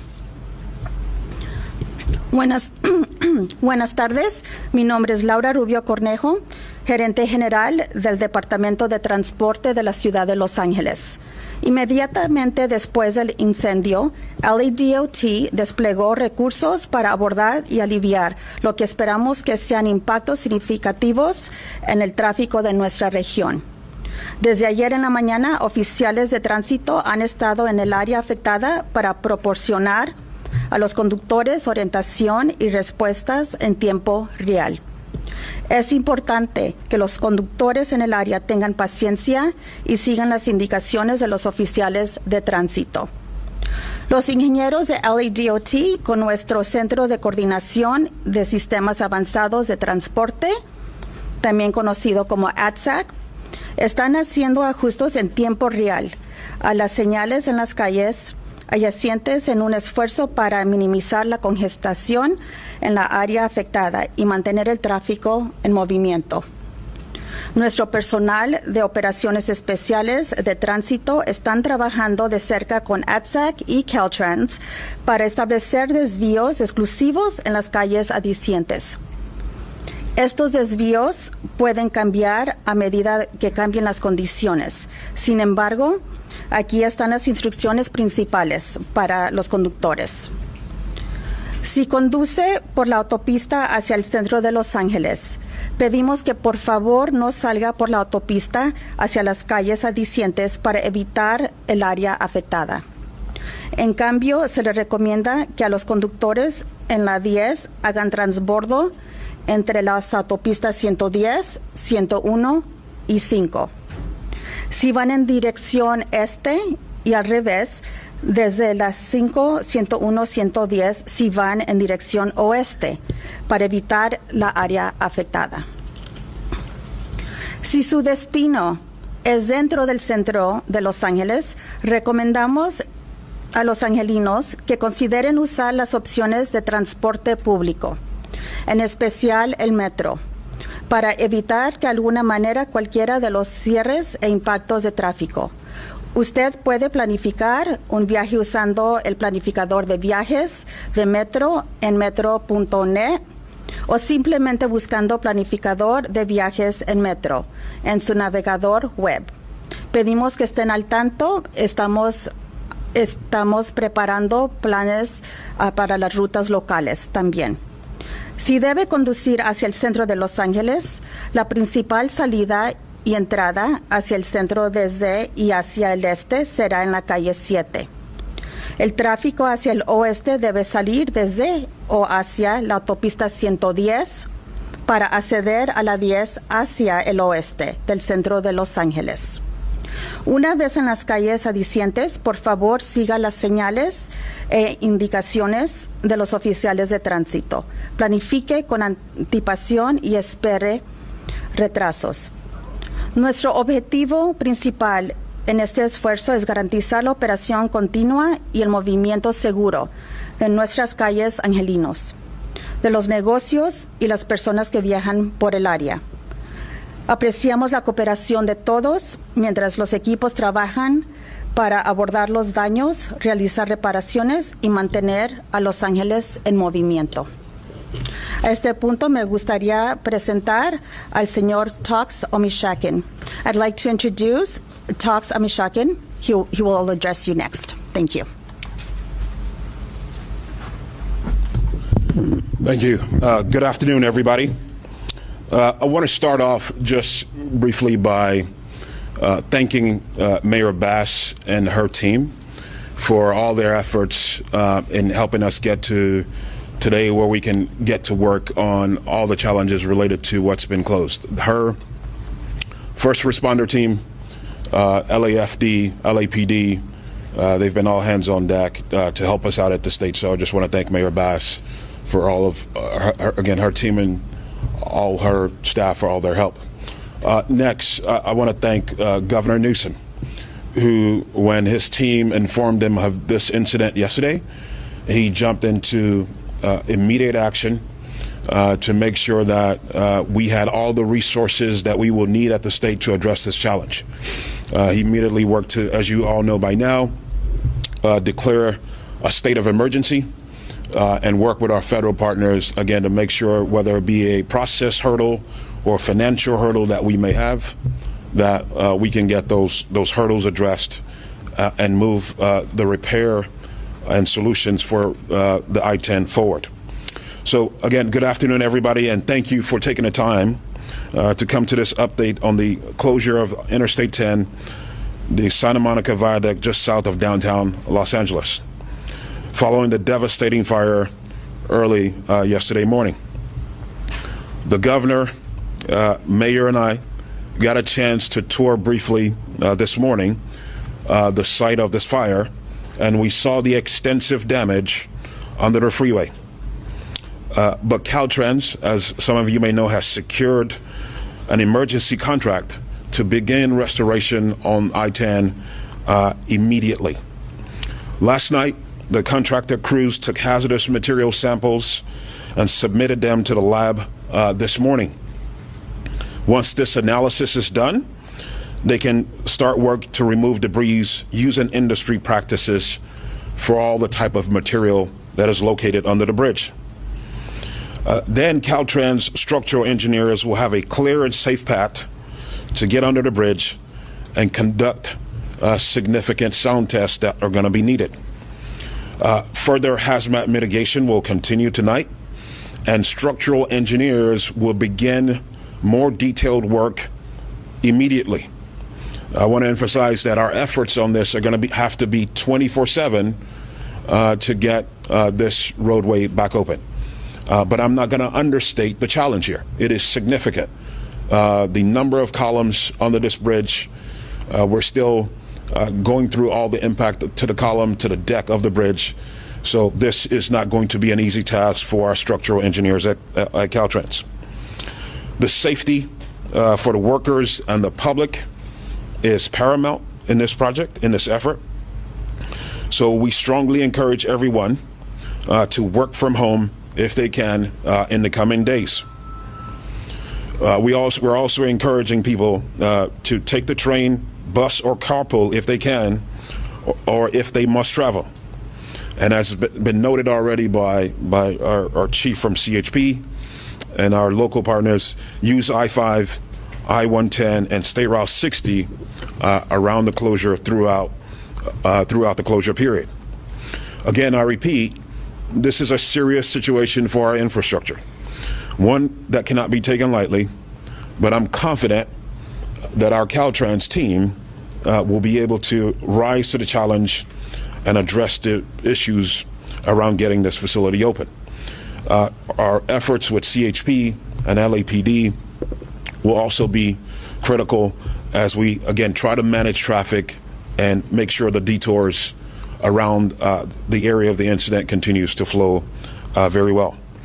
I'll close with, again, I want to thank the women and men who have worked tirelessly since this incident happened in the wee hours of the early morning yesterday. They've worked tirelessly around the clock since 12:30 a.m. yesterday. These women and men, first responders, Caltrans, CHP, LAFD, LAPD, all of these folks are heroes in this effort. And I look forward to seeing us being able to deliver a successful outcome in this significant challenge that we have. Up next, a very important partner in opening up this state facility and getting things back flowing. And she's been on the ground as well, again, as I noted already with us early today. Please welcome Mayor Bass. Mayor. Thank you. Thank you. Good afternoon, everyone. Thank you for being here today. To Governor Newsom, let me thank you for your leadership, responding immediately, declaring the state of emergency, and then being with us here today. We're also joined by our state partners, Assemblymember Santiago, State Senator Smallwood Cuevas, and Joan Sawyer are here with us today. And to all of our city departments for recognizing the urgency behind this disaster and working to accelerate the progress in order to repair the 10 freeway. Last evening, Secretary Buttigieg called and wanted me to assure the people of Los Angeles that the White House stands with us as we work to rebuild, and they have committed to ensure us that there will be no obstacle that stands in our way. So our strategy is three-pronged. Number one, ensuring that there is a plan for Angelenos who commute or live by this incident. Number two, working to get the 10 freeway up and running again as fast as possible. Number three, providing as much information as possible to ensure that our communities and commuters are well informed every step of the way. I want to thank Chief Crowley and the hundreds of firefighters that really risk their lives and safety and who battled the blaze for hours. Fortunately, there were no injuries or deaths, but we know the impact that this fire will have on the surrounding communities as people need to drive to work, school, and other activities. After the fire broke, I activated our Emergency Operations Center to attack this issue with urgency. On Saturday, I directed all city departments to immediately plan for how to address increased traffic due to this closure, to best mitigate the impact on Angelenos, and we will continue to urgently coordinate with our state partners to resolve this issue for not only the millions who use this freeway and the adjacent freeways, but also to those who live and work in the surrounding areas. I want to ensure Angelenos that we are working day and night to make the repairs necessary to restore the freeway. For those of you that remember the 1994 Northridge earthquake, Caltrans worked around the clock to complete emergency repairs to the freeways, and this structural damage calls for the same level of urgency and effort. We will continue to provide updates as they come. We plan to have a press conference later today. Our general manager from the Department of Transportation verbally gave the routes, but later we will have charts and more up-to-date information. You can stay informed at emergency.lacity.gov/updates. Please plan for delays and check for alternative routes. Traffic officers are on location to alleviate traffic impacts. Please heed their instructions. Let me just say, Angelenos, a few months ago, we came together in a disaster, in an emergency. And around the city, everyone cooperated, and we were able to go through that what was potentially a disaster, the hurricane, and there were no traffic deaths because everyone in the city cooperated. Angelenos, we need to have the same level of involvement and discipline that we did several months ago. Unfortunately, there's no reason to think that this is going to be over in a couple of days. We cannot give you an estimate of time right now, but as much as traffic is a challenge for all of us in our city, there will be no time like this when we will need to come together and all cooperate until the freeway is rebuilt.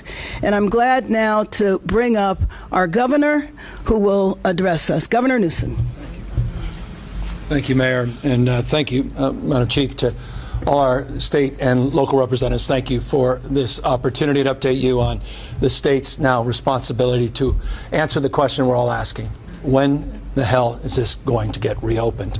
That is being assessed in real time. When I say real time, we quite literally just left an hour or so ago the site. As we walked out, our teams walked in, hazmat teams, as well as the investigation teams led by CAL FIRE to determine the cause. Remember, this is an investigation as to the cause of how this fire occurred, as well as a hazmat and structural engineering question. Those are the primary responsibilities now that Caltrans and our team face as we move to address the immediate questions.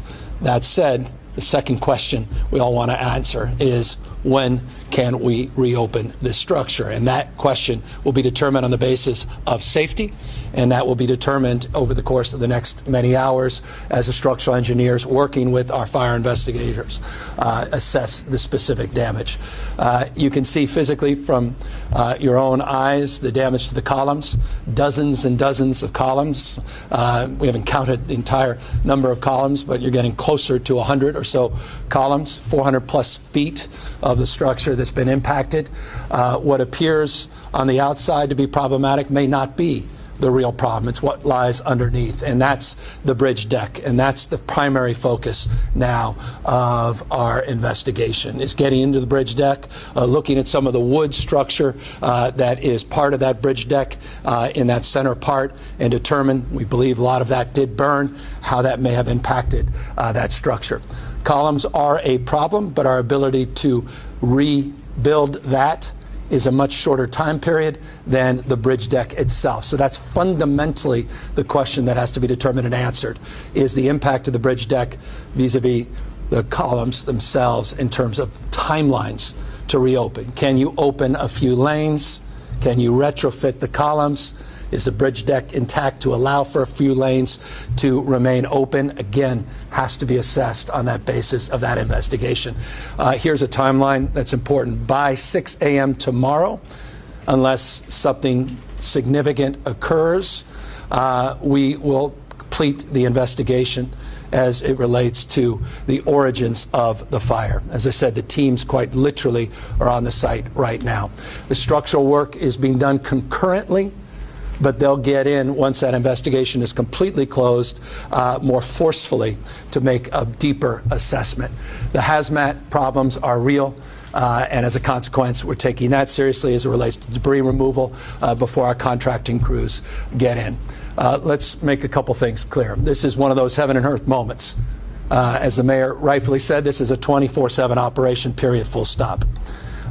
We are deeply mindful of Northridge in 1994, deeply mindful of the contracting strategies there. Invariably, you'll ask, will you consider contracts that provide incentives? That's being determined in real time. What will those incentives be? That's being determined in real time. What are the economic consequences of this, the impacts? That's being determined in real time. You'll recall the bonuses that were assessed in Northridge were on the basis day in and day out of the daily economic costs to the region.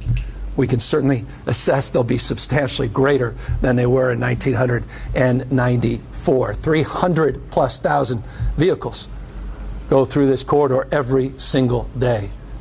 It's of significant consequence to the economy, to the health and safety of Angelenos, the impact to our schools, to vulnerable communities. All of that we take very seriously. And we're sober and mindful of the urgency to get this open. It's safety first, it's speed second. The contracting issues are not an issue any longer. That state of emergency waives any consideration in that space for the short run. We already have a contract secured. They're on site, the hazmat contract. It also includes some security. It also includes some traffic mitigation. They're already contracted. They're already on site. The ability now with the state of emergency to work hand in glove with the Federal Highway Administration also is been advanced. And I want to thank, as the mayor did, Secretary Buttigieg, the White House, for reaching out. As you know, the President of the United States will be in California within 48 hours. That's encouraging as well. The White House has appropriately taken this as seriously as it needs to be taken because of the economic consequences and the size and scope and scale of this incident. As it relates to size, scope, and scale, we're also not naive. A more contemporary example of the I-95 in Philadelphia, the great work that was done by my friend Governor Shapiro and the building constructions unions and others that were hand in glove in that operation. Again, another 24/7 operation. We're mindful of the best practices that were advanced in that effort, and we will be advancing similar best practices as it relates to our efforts here, informed by their experience. But I will say this, that is different, I won't say as daylight and darkness, but don't compare the two. The scale of this is substantially greater. The question is the damage substantially more problematic, again being assessed in real time.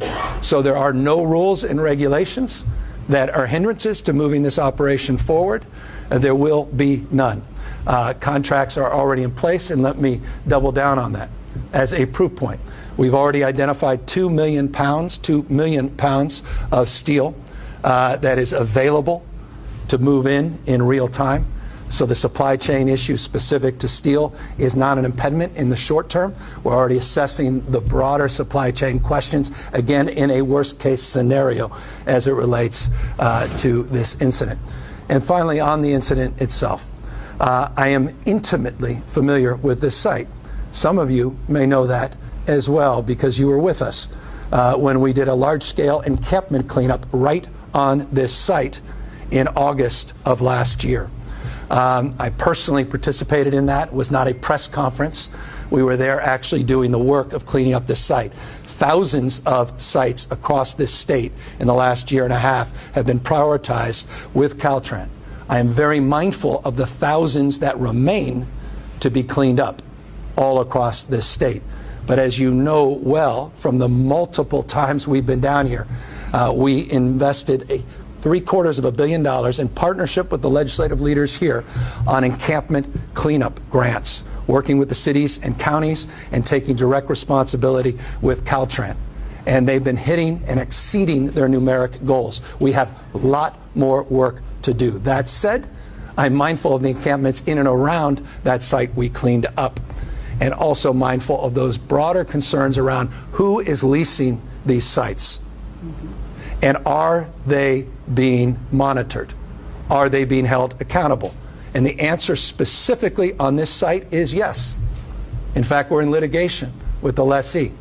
In fact, our inspectors have been out there on a consistent basis with citations. Their lease is expired. They're in arrears. We believe they've been subleasing the space. And we actually have a court date an early part of the new calendar year. More on that, because I imagine you'll be drawing down with more interest in that. More on that, and we will make it available in real time. But again, in a litigation posture, I want to be careful. But this is a site we're aware of, and this was a lessee that we're aware of that was in violation. The issues around encampments in this area, again, for over a year have been focused of a priority, recognizing there's still a lot of work in and around that area to address other encampments, large and small. So again, across the spectrum, top priority, all of government approach, nothing more important, period, full stop. Let me make this crystal clear. Nothing more important for our administration, our collective administrations, and nothing, no daylight whatsoever is separating Mayor Bass and her team from our team. The answer is yes. I don't even care what the question is. The answer is yes, in terms of what her needs are, what the county needs are, and I have all the confidence in the world, because this is not our first challenge, as the mayor rightfully posed, that the White House approach will be consistent with that as well. So 24/7, 7 days a week until this gets done. But please, please give us the opportunity to get this investigation done, which will be done by 6 a.m. tomorrow morning, potentially earlier. As soon as is, we will announce whatever appropriately can be announced under the circumstances. We will provide you in real time more information on the lessee and the investigations and the litigation posture, and we will let you know more about the emergency contracts and let you know more about the contracting provisions that we will advance in the medium and long term. And yes, you'll be told on a consistent basis by a team of experts the routes and the rerouting and the logistical challenges in this city and around the region. But again, I couldn't be more pleased to be here again with you, Madam Mayor, and our confidence is high in our capacity to deliver on the expectation and address the anxiety of millions and millions that live in this region. With that, we're here to answer any questions. Governor Jackson, ABC News, is this bridge on the verge of total collapse? We're going to determine that. There's a reason we didn't spend a lot of time underneath it. I flew over it earlier in the morning. We walked underneath it a few hours ago. It's being assessed in that respect. I mean, physically, you see what you see, and you've seen the photos. They're right behind us. But again, it's what lies underneath that really matters. You could be misled by some of the cosmetic side of this, and we're just crossing our fingers. But I'm not naive that we have good news soon as opposed to more difficult news. But even the good news is going to be difficult logistically for all of you. Emily Valdez, KNX. Why is something as flammable as pallets being allowed to be stored underneath these bridges? That's all being assessed, and as I said, they're in violation of their lease. We're in litigation. Their lease is expired, and we have been aggressive in addressing concerns as it relates to the lease itself. And I can assure you, already underway, as of yesterday, is a much deeper dive on all other Caltrans sites throughout the state of California, the current posture of the leases, the current litigation posture, the current enforcement posture, questions around increasing enforcement if necessary, and issues that continue to be top of mind. I say continue to be, as it relates to encampments that may or may not have anything to do with this, but as it relates to air rights and leases, absolutely. That's the one question the mayor and I asked each other right when we met within moments visiting this site. Exactly. Let me, before we take another question, also recognize the CEO of Metro, Stephanie Wiggins, LAPD Chief Michael Moore, and the Office of Supervisor Hilda Solis is here. I also mentioned earlier that our next press update will be at 4 o'clock here in this building, and we will at that point in time go through with charts traffic routes. Hopefully we'll also have the Superintendent of Schools, Cavallo, who I've spoken with this morning, so he knows the situation and is going to have to relate the information to LAUSD family. Governor, and I don't know if this question is for you or whomever. Coattail on my colleague's question, Steve Gregory, KFI, by the way. I'm curious then, you were talking about you've had issues with the people leasing this property for a year. Can you talk about which agency issues the citations and what are the consequences? I mean, how far do you let... Well, we're in litigation. We're going to court on this. So the consequences are profound. There's fines. There's legal consequences. So no, we'll get you the details of the posture of where we are as it relates to the enforcement actions. Caltrans is the one agency that's responsible for oversight and for making that assessment. But again, we're in a litigation posture with this lessee. The lease has expired, and we believe they've subleased the space to multiple sublease. With multiple subleases. That's part of the litigation posture. We're familiar with it, and I want to just clarify something. We were out there separately on encampment cleanups a year ago. As it relates to the details of the first enforcement actions, we will provide that to you once we get those details. We're getting all of that information, and we want to put it out once so we get it right and nothing is misreported. Who's the lessee? The lessee, yeah, that's all part of it. We're going to provide all that information for you in real time. The lessee, the details of litigation posture, the enforcement actions, when they took the original lease. More detail will be provided as quickly as we get it. I want to put it out together, including the name of the lessee. Just to clarify, the pallets were being stored there illegally? Not suggesting that. We'll let you know what those are exactly. There's been violations, and we will provide the details of what those violations are on the basis of the litigation and basis of the fines. Again, the whole purpose of that was to give you a sense of what we know, and then we'll get the details and provide that and make it public to the extent it's appropriate. And I want to be clear, because we are in a litigation posture, and there will be certain legal constraints in that space. And I understand that. Hal Osby, Fox 11. I understand that, and I appreciate the fact you're going to provide more information. But aren't there policies that have to deal with flammable materials in these airspace rentals? Of course. Yeah, absolutely. Yes. And so these would have been the violations? Correct. Okay. Or other violations as it relates to subleasing or other violations that we will provide more information to you in a very short period. Again, please, I know the need to speculate. Told us. Well, I think it's more important to be transparent about this, and I think you have a right to know. All of us do as taxpayers, but I appreciate, nonetheless, your comment. What's up with all the cars in one of those pictures? It looks like there's a lot of cars were stored there, many vehicles. Excuse me. Yeah, no, I mean, there was, you name it. We saw it stored on this site, including large amount of oranges and other agricultural products, cars. I mean, again, all of that is being assessed, part of the investigation. Folks are in the real time. They're not going to start the bulldozing outside of what the firefighters heroically had to do. And again, thank you, Chief, for what an extraordinary job they did, losing an engine. That's not easy, and thank you to Engine 17 and their crew for their heroism on Veterans Day, nonetheless. Mindful of that, and also mindful that we are aware of no lives, at this moment, no lives were lost in this incident. At the time of the fire, do you know if anyone was living under the overpass? All that's being determined, certainly next to it and near it. That's not even in question. Again, that's based on intimate familiarity with this site, not just on the basis of the mayor and I walking around and seeing other encampments in and around this site. Is there any plan to clean up the encampments surrounding the site? Well, needless to say, the people evacuated.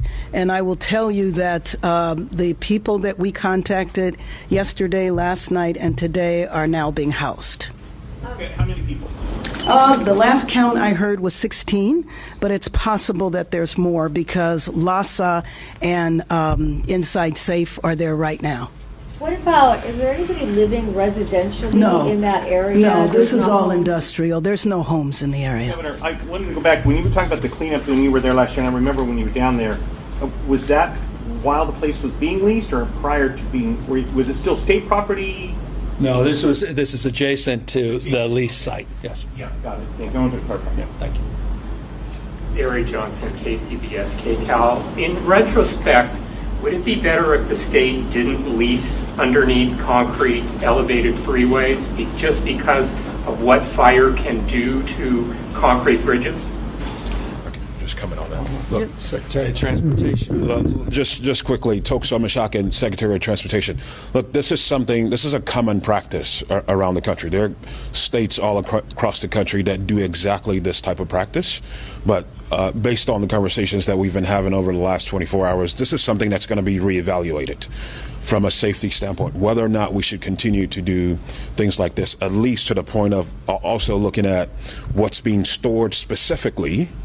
You know, vehicles with gasoline under it or wooden pallets, things like that we're going to look at to make sure that whatever agreements we have address whether or not those types of items should be allowed on site. But I'll assure you, this is common practice around the country as far as state DOTs using that right-of-way for storage.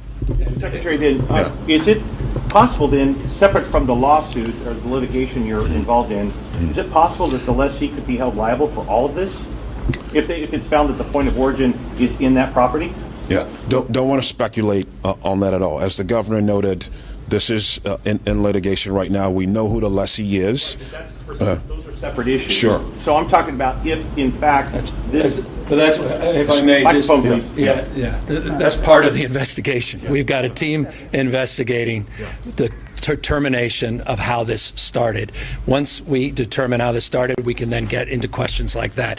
I just don't want to speculate on a hypothetical. We will determine who's responsible. That's why we have a team of people that's on site as we speak.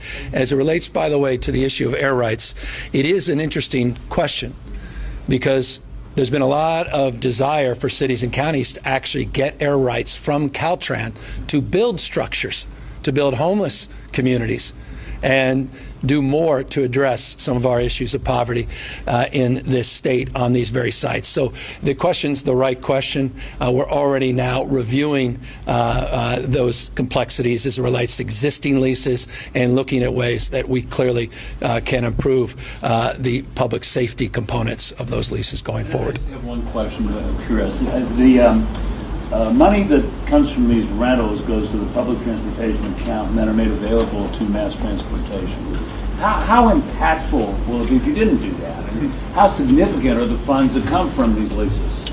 Again, that's all things that we'll be assessing over the next several days, like how much revenue we actually get from all this airspace lease that we do, what it goes into, the impact that it will have if we were to happen to say we're going to stop doing these leases. So that's all going to be under assessment over the next several.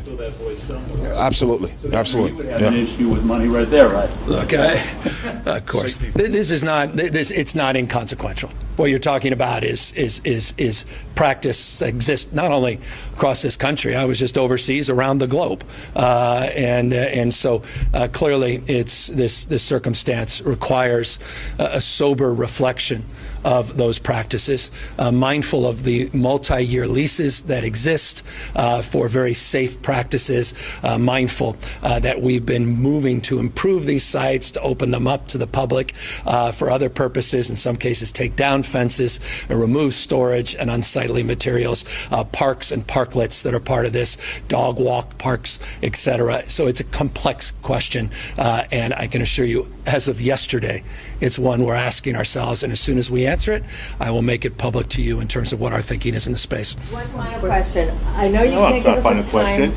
Okay, wait. I know you can't give us a timeline, but are we talking months or years before this is fixed? Well, I like what you just said. What was the first thing you said? I know you can't give us a timeline. Thank you for that. Question asked, question answered. Yes. The Final question. Final question. The reconstruction of this round-the-clock working, is there any plan can you, based on these photos behind you, you say that the damage is significant, right? It is significant. What's the odds that the thing's going to have to be redesigned altogether, or are you just going to repair what you have? See, again, it's being assessed right now, and it's too early to say. We can't speculate because they have to assess to see how deep the damage is, how damaged the structure is or not. That'll be last question. Can Mr. Secretary clarify something? Sure. I thought you mentioned that the results of the hazmat materials need to be analyzed, and those results need to be known before repairs can take place. Correct. So is there a timeline on when you're going to know when the results of the materials? We believe, the governor actually mentioned this, 6 o'clock tomorrow, the investigation will be fully complete. Hazmat will continue to occur. Hazmat's already started. Hazmat work has already started.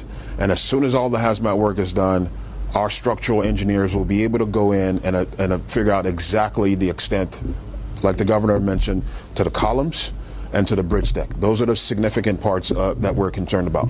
The bridge deck itself and the columns, and that can happen within the next 24 hours, we believe. Yeah. Let me just caution. Yeah.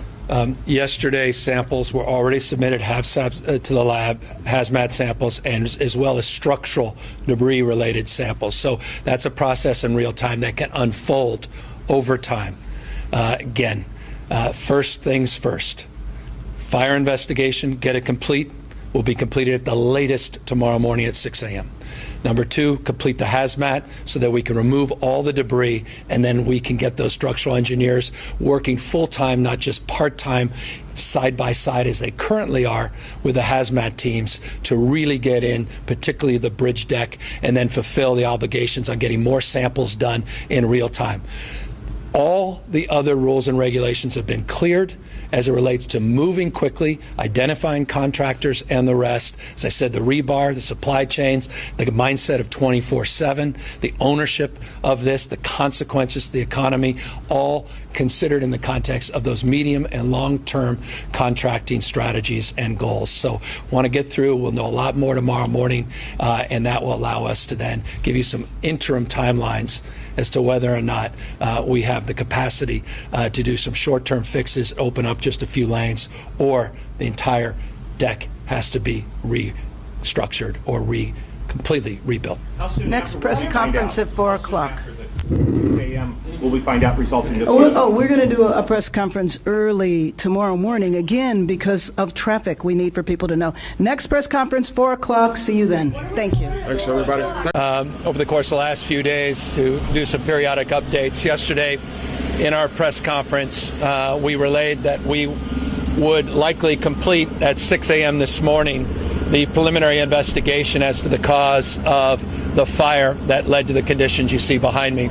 The fire marshal, who will speak in a moment after the mayor and a number of other speakers, they finished that investigation up about 12 hours early, and they made a preliminary determination there was malice intent, that this fire occurred within the fence line of the facility you see behind me, that it was arson, and that it was done and set intentionally.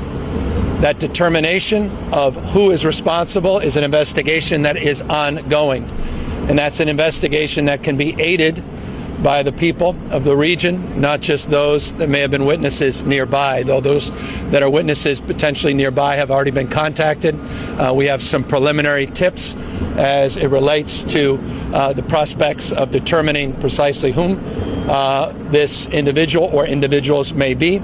But we encourage the public more broadly to call a confidential line, 1-800-468-4408, 1-800-468-4408. If you have any tips, any information confidentially that can lead to the determination of exactly who is responsible. Arson appears to be the likely ignition for this fire. That ignition was determined with precision by the Fire Marshal, CAL FIRE, and their teams, and it allowed us to turn this site back over earlier than anticipated to Caltrans to continue the work on the structural analysis. Number two, the structural analysis is ongoing. The core samples we referenced yesterday, the original core samples, have determined on the basis of the preliminary sampling that the structural integrity of the deck appears to be much stronger than originally assessed. That does not mean that we are moving forward without consideration of a demo. Quite the contrary. We are assessing additional samples, but the preliminary samples showed more positive results than were originally anticipated, again, for the bridge deck structure. That's the larger bridge deck structure. More specifically on that in a moment, but let me remind you, over 100 columns were damaged, 9 or 10 quite severely. You're seeing bracing already being conducted as we speak, and we'll continue the bracing work as we conduct subsequent sample testing. That subsequent sample testing should be back first thing tomorrow morning, and will allow us to make a subsequent announcement of whether or not we're tearing this down and replacing it, or we're continuing the retrofit and repairs and the bracing. It goes without saying that the bracing work would allow us to open up this structure much sooner than a complete demo and repair. Invariably and inevitably, you're going to ask, well, how quickly can that work be done? We're assessing both and. We are working in parallel. We've identified contractors. Those contractors, many of them are actually working on site as we speak, and contracts.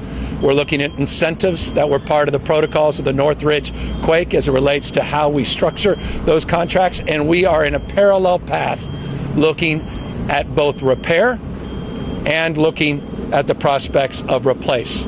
Once those samples come back, again, by first thing tomorrow morning, we will make that determination, but we don't want to lose an hour in moving forward with whatever outcome is the most appropriate. And remember, that outcome will be determined on one basis, on one principle. That's safety, not just speed. Safety, not just speed.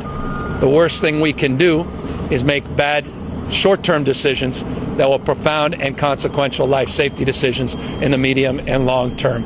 So the good news is preliminary samples looked more positive than we anticipated. Moving forward with the structural integrity underneath, and we'll continue to look at the prospects of a complete demo and replacement until we determine on the basis of the last samples that will be coming in that may not be necessary. As it relates to yesterday's press conference, we made it clear that we would provide more information about the lessee. Apex Development, Inc. is the owner, or rather the corpus of the lessee. It's the entity that holds the lease to the property you see behind me. As I mentioned yesterday, we assigned an unlawful detainer in September of just a few months ago, and we are heading to court in January. The court date may be pushed to early February, but January, February is the court date. This guy and this organization, however the members of that particular corporation have been bad actors. We've been in a litigious posture for some time. They stopped paying their rent. They're out of compliance. And as was stated yesterday, and we could stay with more clarity and conviction today, they have been subleasing this site to at least 5, maybe as many as 6 tenants without authorization from Caltrans, without authorization from our federal partners. And I'll remind you that authorization legally is required from both the state and federal partners. There is a review committee that includes the state fire marshal. Questions that were asked yesterday as it relates to the oversight of what is stored and what is allowable to be stored. That goes through a review process and determination, and the federal partners ultimately sign off. We had our federal partners on site earlier this morning. Administrator Batt was here from the Federal Highway Administration. We thank them for moving quickly. We're doing the preliminary assessment. It has to reach a threshold of about $25 million before we can draw down federal support and federal aid. While that's important, it's not necessary for the preliminary work. On the basis of the state of emergency that we advanced and on the basis of the director of Caltrans' ability to order through an emergency fund and draw down money, that allows for the work you're seeing on site 24/7, 7 days a week, rain or shine, atmospheric, river, or sprinkles. Doesn't matter. We'll continue to move as quickly as it can, safety first and timeliness second, with all the creativity that is required of this moment and the recognition of best practices that we have experienced across this country, and of course with our own experience on contracting and own experience on incentivizing the speed and security and safety that is required on the basis of what happened here in Northridge. Our teams, legal teams, have been working overtime, including assessing what other leases Apex Development Inc. may be holding. A preliminary analysis determined they have 4 additional leases in and around the area, 5 total. We're assessing whether or not they're in compliance of those leases. Likely not, on the basis of the issues that we've had for years and years on this site that has led to litigation and unlawful detainer and is moving us into court. It's a Calabasas-based company. Beyond that, I don't want to get into any more details as it relates to the lawsuits and the litigation, but as I assured you yesterday, as more information is appropriately brought to my attention, I'll appropriately share it with you in real time. We are also, and I'll extend this, and I'll ask the mayor to speak next, we're also extending a deep dive analysis, not just of leases that may be held by Apex Development Inc., but all of our Caltrans leases, making sure the inspection protocols are being met, making sure those annual inspections are actually being advanced, making sure we have adequate number of inspectors, making sure that all of us are being held to a higher level of accountability. Again, all of us includes not just Caltrans, but our federal partners that also have oversight and ultimate jurisdiction. There's an actual manual as it relates to what's appropriate and inappropriate to store on these facilities. What was legally afforded this lessee, and recall, they have an unlawful detainer for a reason, was the storage, open storage, broadly defined, of non-flammable materials, non-explosive materials, and vehicles, operating vehicles. We saw those vehicles, and we certainly saw a lot of pallets and a lot of open storage. But again, there were multiple subleases, and they were out of compliance. They did not get permission from the state. Again, part of the unlawful detainer and the reason we are going to court in January and February. But across the board, we're looking at all of these other airspace leases, and you can imagine they're plentiful. You asked yesterday, where does the money go? It goes to public transit. All the money that comes in goes to public transit accounts, goes back into the communities being served.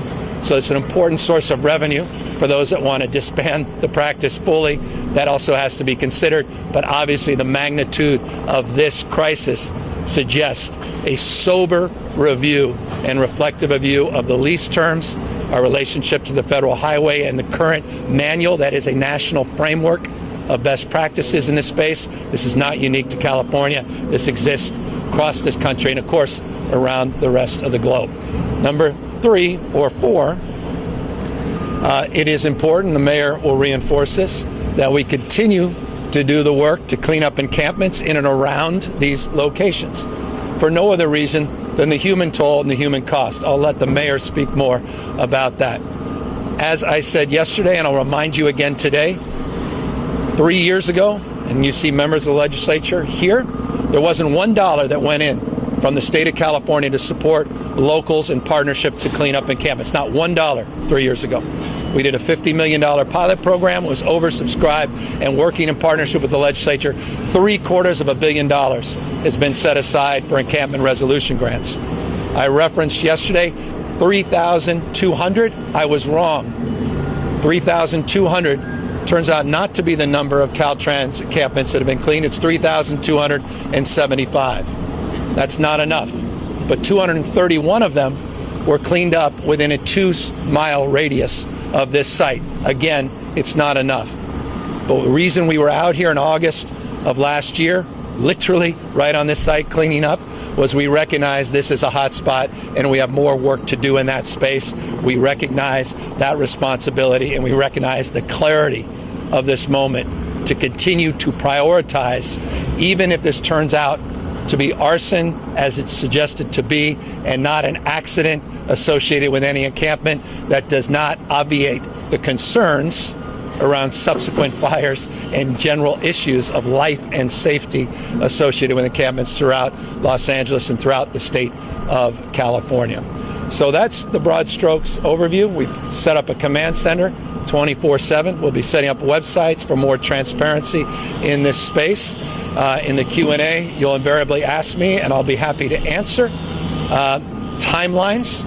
But until then, let me invite up the most important person up here with respect to myself and others, and that's your mayor, who's been doing an outstanding job starting at 6 a.m. this morning as people were waking up to make sure that we're addressing the immediacy of concern, and that's logistics and traffic and challenges that all Angelenos are facing in real time.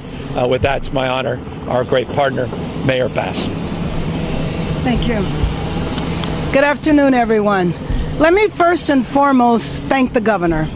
The governor and his team have been with us side by side. We have been joined together through this crisis, and I know and I have full confidence with his leadership and the support of our state legislators who are here, Senator Maria Elena Durazo, Assemblymember Joan Sawyer, and in a minute I'll introduce our supervisor, that we are joined at the hip and we will make sure that we get through this crisis.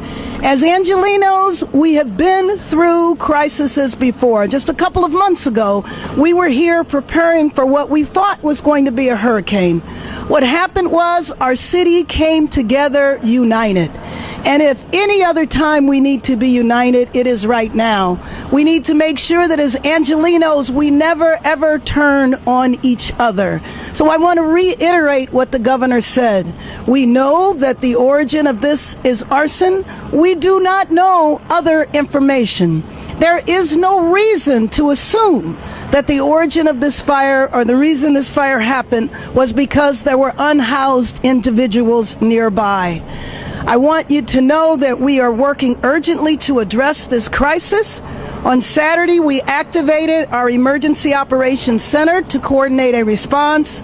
I've been in touch with our federal and, of course, our state partners. I want you to know that the White House, Secretary Buttigieg called immediately. As the governor said, the Federal Highway Administration was here.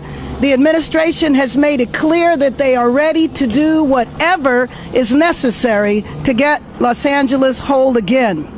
We're making sure that Angelenos are informed. Last night, we sent a wireless emergency alert to ensure that all Angelenos would be able to plan ahead and mitigate risk on their commutes. Over 300,000 people travel through this freeway every single day.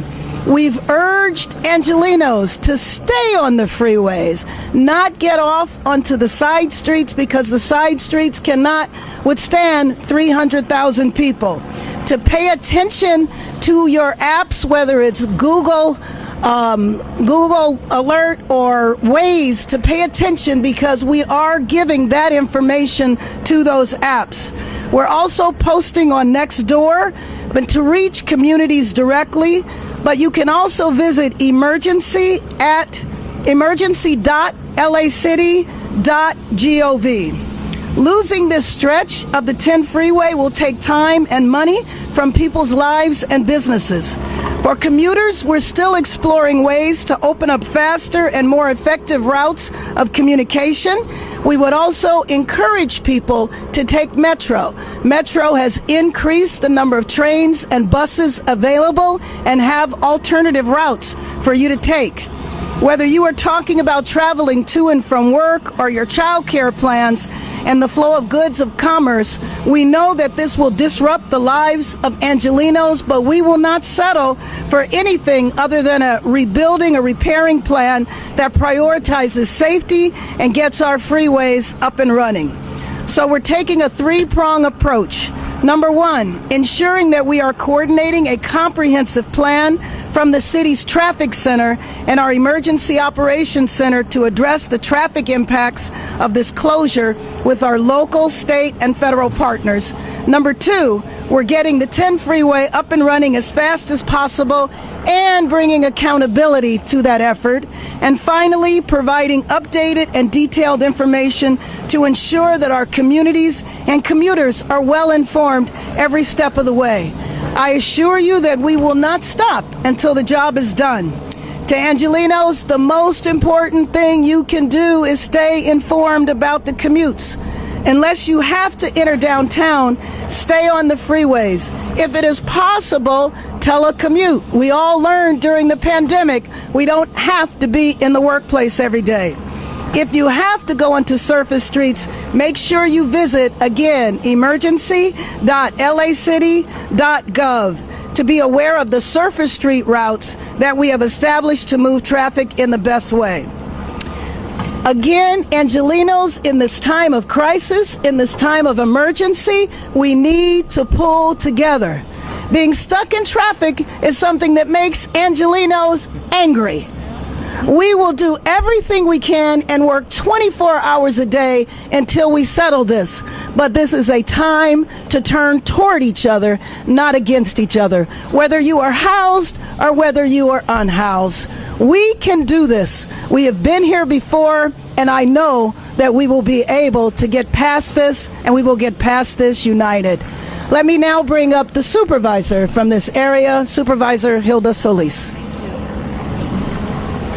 Thank you, Mayor Bass, and thank you to our governor and to the elected officials, and especially to our public safety and firefighters that were really the ones that we need to consider because they put their lives out there every single day, and this was no different. I happen to represent this area, but I am working in partnership, arm in arm, hand in hand, mano a mano, with the governor, with the city, with our mayor, and also with our elected officials here.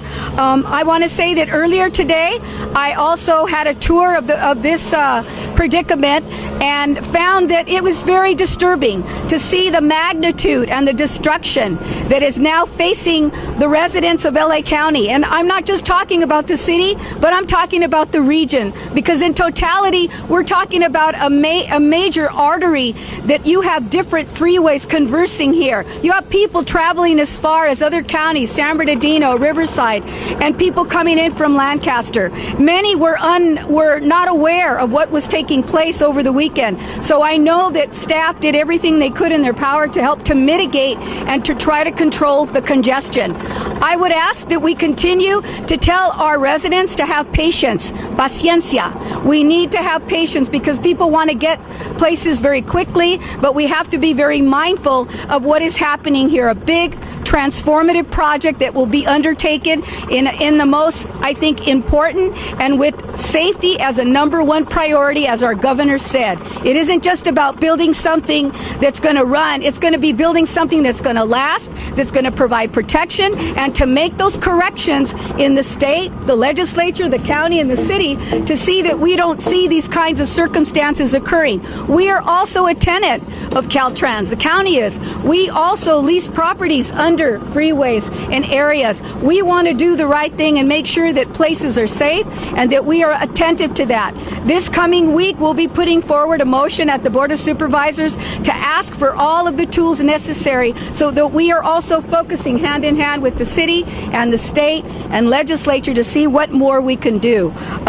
Briefly, I just want to say a few words, if I might, in Spanish for those that may be interested, because the area, if you think about it, is heavily populated by Spanish speakers. You have people coming in and out of this area 24 hours, 7 days a week, and it hasn't stopped. Not necessarily, because people need to get to work. and many still need to understand the consequences of that.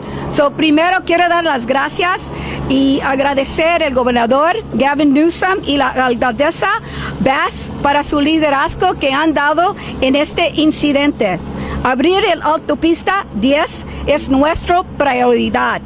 Me anima que el presidente Biden ha enviado a Shalon Batt, administrador de la Administración Federal de Carreteras, a Los Ángeles hoy para transmitir el apoyo del gobierno federal para reabrir la autopista lo más rápido posible. Cuando supe de la situación, solicité a LASA y la Iniciativa para Personas Sin Hogar para que nuestros equipos de extensión financiados por el condado interactúen con las personas sin hogar para llevarlos a un lugar más seguro. También hice el Departamento de Salud Pública del condado investigar la calidad del aire en estas comunidades afectadas para garantizar que la salud de los residentes no se vea comprometido tanto por el incendio y la condición del tráfico. Yo visité este lugar hoy día en la mañana. El condado está coordinando activamente con Caltrans, la Patrulla de Caminos de California, el Departamento de Transporte y la ciudad de Los Ángeles para mitigar los impactos en las carreteras no incorporados, por ejemplo, en el este de Los Ángeles. Tenemos que trabajar juntos para ayudar a la ciudad de Los Ángeles y del estado de California con las reparaciones necesarias a la carretera. Nuestras empresas y trabajadores locales dependen de nuestra ruta de viaje que tienen un volumen de hasta 300,000 conductores al diario. El condado sigue listo para ayudar y ofrecer nuestros recursos para apoyar a los afectados en este área. Nos animamos a todos y a explorar alternativas como viajar en trenes y autobuses de Metro, Metrolink y Foothill Transit, ayudando a aliviar el tráfico por viajar en transporte público. Now it's my pleasure to introduce State Fire Marshal Daniel Berlant. Thank you. Thank you very much, Supervisor. Again, Chief Daniel Berlant, California's State Fire Marshal. I want to reiterate what Governor Newsom said. Our investigators, after being assigned here for just about 48 hours, have been able to confidently determine that the fire was caused by arson. Now, I have no doubt that you all want additional details on how we got there, but I have to stress, while we have determined what started the fire, we are still working to determine who multiple people may have started the fire. And so our work is not done. In fact, investigators today, while we were able to conclude our work of sifting through the rubble in search of valuable evidence, our investigators have been paired up with the Los Angeles Fire Department. Thank you to Chief Crowley, with the Los Angeles Police Department, canvassing the area, talking to potential witnesses, talking to local business owners that are open today, trying to get access to footage, working to try to get additional information that will corroborate what we already believe to be, again, malicious and willful intent of starting a fire. That is what separates arson from any other type of accidental or negligent start of a wildfire. But it's really important, and again, I have no doubt that there will be questions on that. We have to keep the integrity of this investigation strong, and so our ability to give additional details right now beyond the cause, we have to wait. But as the governor stressed, we need the public's help. In order for us to track down who may have started this fire, we need valuable information. The governor did a much better job of remembering the arson tip line, so thank you, Governor. The number he said, if anybody has any information, as small as it is and as maybe meaningless that you think it is, you can stay anonymous, but we need that information. That will help us track down the person or persons who we believe started this fire, and then more importantly, get a conviction in court. Again, I have to stress the work of the Los Angeles Police Department and Fire Department and our arson and bomb investigators will continue, potentially for several more weeks, but that will really, timeline-wise, be dependent on how quickly we get additional information from the public or from witnesses who may have seen or heard any valuable information over the past 48 hours. And then lastly, As the governor said, we have committed as well to assist Caltrans in their assessment of additional lessors underneath our freeways, and we will continue to assist Caltrans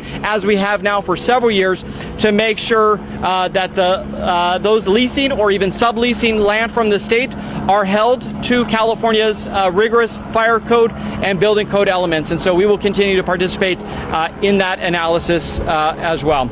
I'll now turn it over to our Secretary of Transportation to conclude. Good afternoon, everybody. And I want to start off by thanking the State Fire Marshal. As the governor mentioned, he and his team, they got the work done on this investigation. They got it done 12 hours ahead of schedule. They initially predicted 6 a.m. this morning. They got it done by 6 p.m. last night. So thank you to you and your team for all the hard work. Also want to thank all the elected officials who are present, state and local. Thank you as well for your support. Mayor Bass has been, as the governor mentioned, she's been key in all of this, her partnership. So thank you, Mayor, for all your support. And to Governor Newsom, he's been all over this issue from day one. He's stressed to me that this is the #1 priority for the state and for him. So that means no choice for me. #1 priority, undoubtedly, for me and the entire team that works for the transportation agency. Before I get into some prepared remarks, I just want to share with you a new website that is now online. Fixthe10.ca.gov. Fixthe10.ca.gov. FIXTHE 10 as in number 10.ca.gov. It's where you can go for updates on this project, alternate routes, additional information about everything that's going on related to getting this roadway behind us back open. So, as you heard from the governor, Caltrans is working 24/7. There are 12-hour shifts happening right now to get this roadway repaired or whichever path we go down to determine the engineering impact of this vital structure in Los Angeles that carries nearly 300,000 vehicles every single day. The contractors will be clearing hazardous material. They're doing that as we speak. They'll be doing it as safely as they can. And they're shoring up the deck so that engineers could continue to collect coring samples to give us a clearer determination of the path forward. We've been able to take concrete and rebar samples from the bridge, and engineers are analyzing those samples as we speak to determine the structural integrity of the bridge. They should have more recommendations and possible scenarios and options within the coming days. So you will have more information from us in these briefings on a potential path forward. A lot of that information will be coming directly, potentially from the governor. Please know that we're determining the best course of action for getting this roadway back open as quickly and as safely as possible. As the governor mentioned, we were fortunate to have the administrator of the Federal Highway Administration, Shailen Bhatt, present with us this morning to tour the damage on this roadway. He promised support from the financial, environmental, and policy side. And that's wonderful news from our federal partners. Caltrans and the city of Los Angeles are also fortunate to have the full support, as I mentioned, of the governor's office and his team. We also appreciate the partnership of several other state agencies. As I mentioned before, CAL FIRE has been critical to this. The CHP have been very important partners. Captain, thanks for being here right now throughout the day. We've also had the great partnership and support of some of Mayor Bass's teams. The Transportation Department, Local Transportation Department, LA DOT, Metro Link, and LA Metro have been key partners in making sure that transit service is online and transit service is increased to help get people around the region. So to everybody, all Angelenos, please continue to use alternate routes. Take public transit, plan extra time for your trip, and telework if possible until we can again get this roadway back safely open. With that, I want to jump to Q&As. Anybody here, the governor, the mayor, to take questions, any of us up here. Questions? It's all about you. We have multiple points of ignition here, and we have accelerants and or vapor that is the result of the start of this fire.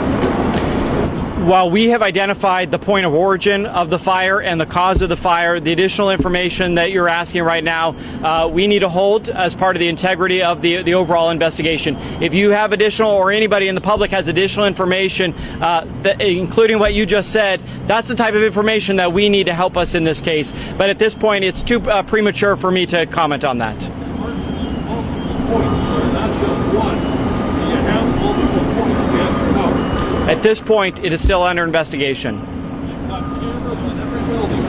You've got about 100 homeless people in the building. Have you talked with them? Have they given you indication? Who started this thing? Yeah, so as I mentioned earlier, not only has the team been working to dig through the rubble to look for evidence, but they have been canvassing the neighborhood, talking to witnesses, including those that are unhoused, that are in the approximate area, talking to business owners, asking for footage of this area. And so to your latter part of your question, yes, we have been talking to potential witnesses as well as business owners that might have footage. And anybody who maybe we have not made contact with, who has a business in this area or knows somebody who may have been here during the time of the fire, those are the people that we need the information from to help us in this investigation. Thank you. Let me just clarify. In terms of the unhoused individuals, there were 16, and they have all been housed now, including one woman who is expecting a child in a few weeks.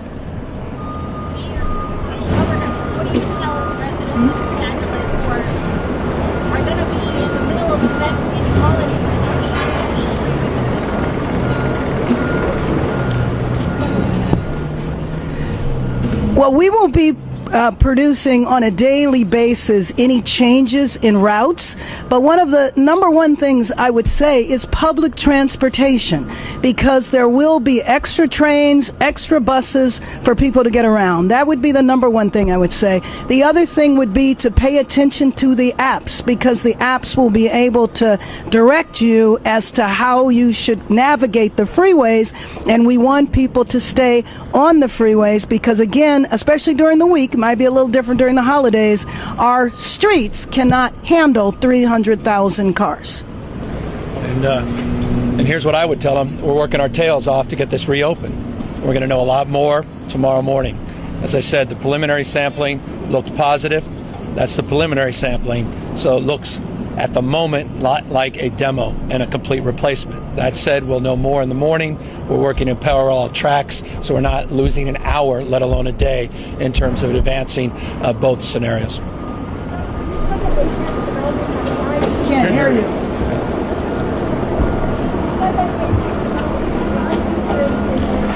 Correct. We're assessing that entire number. There are thousands and thousands of them, and they're held private sector as well as public sector. So across the spectrum, we're having that information crunched, and we'll provide that right when we get it. I'm sorry. I've got 4 kids, and they're a little bit quieter than the 4 helicopters.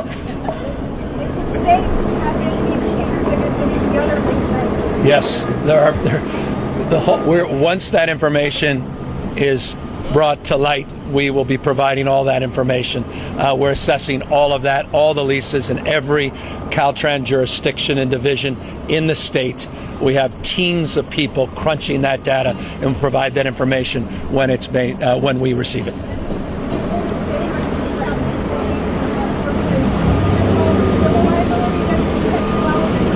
Yeah, look, I'm not going to get. We already are in a litigious posture with Apex Development Inc. Have been for some time. There have been lawsuits going back and forth for some time. There was a recent unlawful detainer in September of this year. We're going to court in January. Maybe it's being pushed back to February, early next year. We're looking at all of the other Apex Development Inc. leases. We're looking to see whether they're in violation. We'll provide that to you in real time. We know what we know today in the context of the 5 or 6 subleases that were not approved by the state or the federal government. Thousands and thousands of other leases, not Apex Development Inc., exist all across the state of California. And that protocol in terms of getting you that information is being advanced in terms of that information being collected. And as soon as we have it, I'll make it available to you. Anybody else? Well, what we know is being stored. I'll just, because I don't know if you can hear me. What we know is being stored, just from what we saw, were cars, pallets, fruits and vegetables, determination in real time of other materials through the hazmat teams is being made as we speak as part of this criminal investigation, now that we know it was arson. All that being assessed and determined in real time. Again, there's no lease that is afforded anyone in the state of California for explosive materials or hazardous materials. That said, they've been out of compliance for some time. That's why we're going to court. We're determining exactly what materials led to this catastrophic event, and that's part of the ongoing investigation, as the fire marshal said, ongoing investigation. And I'll remind you, those that want to assist, that may know anything, large and small, please call that 1-800-468-4408 tip line. It's completely confidential.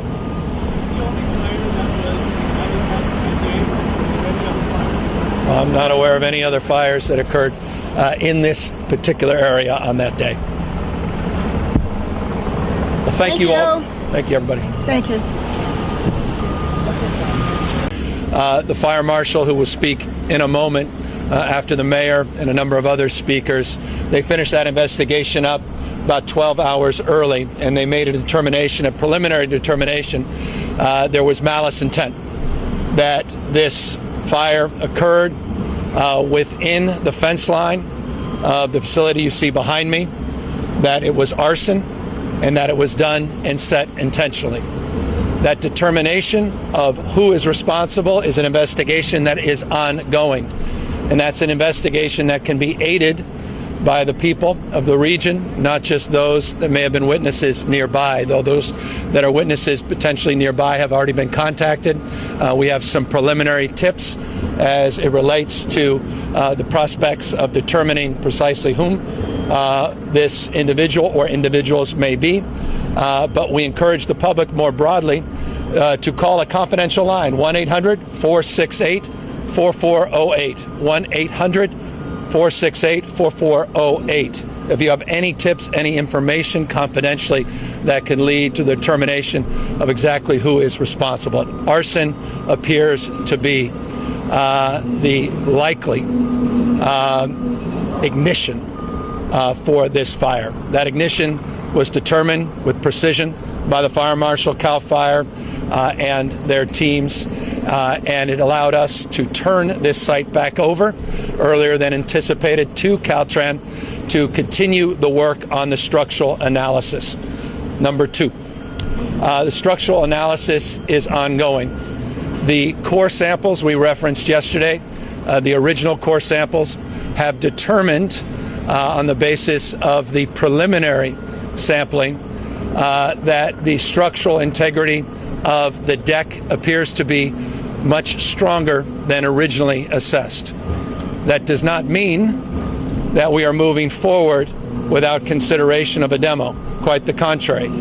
We are assessing additional samples, but the preliminary samples showed more positive results than were originally anticipated, again, for the bridge deck structure. That's the larger bridge deck structure. More specifically on that in a moment, but let me remind you, over 100 columns were damaged, 9 or 10 quite severely.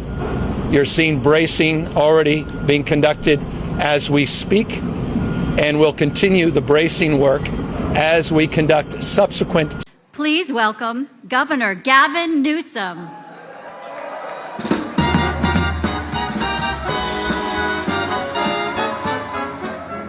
Just stole my speech, so but I want to pick up on a few things she said. She talked about a city of dreamers, She talked about entrepreneurialism. I'll just say this on behalf of a grateful state.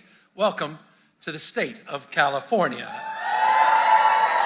A state, not just a city of dreamers, of doers, of entrepreneurs, of innovators. A state like our city, San Francisco, that prides itself on being on the leading and cutting edge of new ideas. We love to say about California, respectfully, the future happens here first. We are America's coming attraction. And let me just say this. One of the things I love about being from California, we talk about the American dream. There's only one other state in this nation that attaches itself to a dream.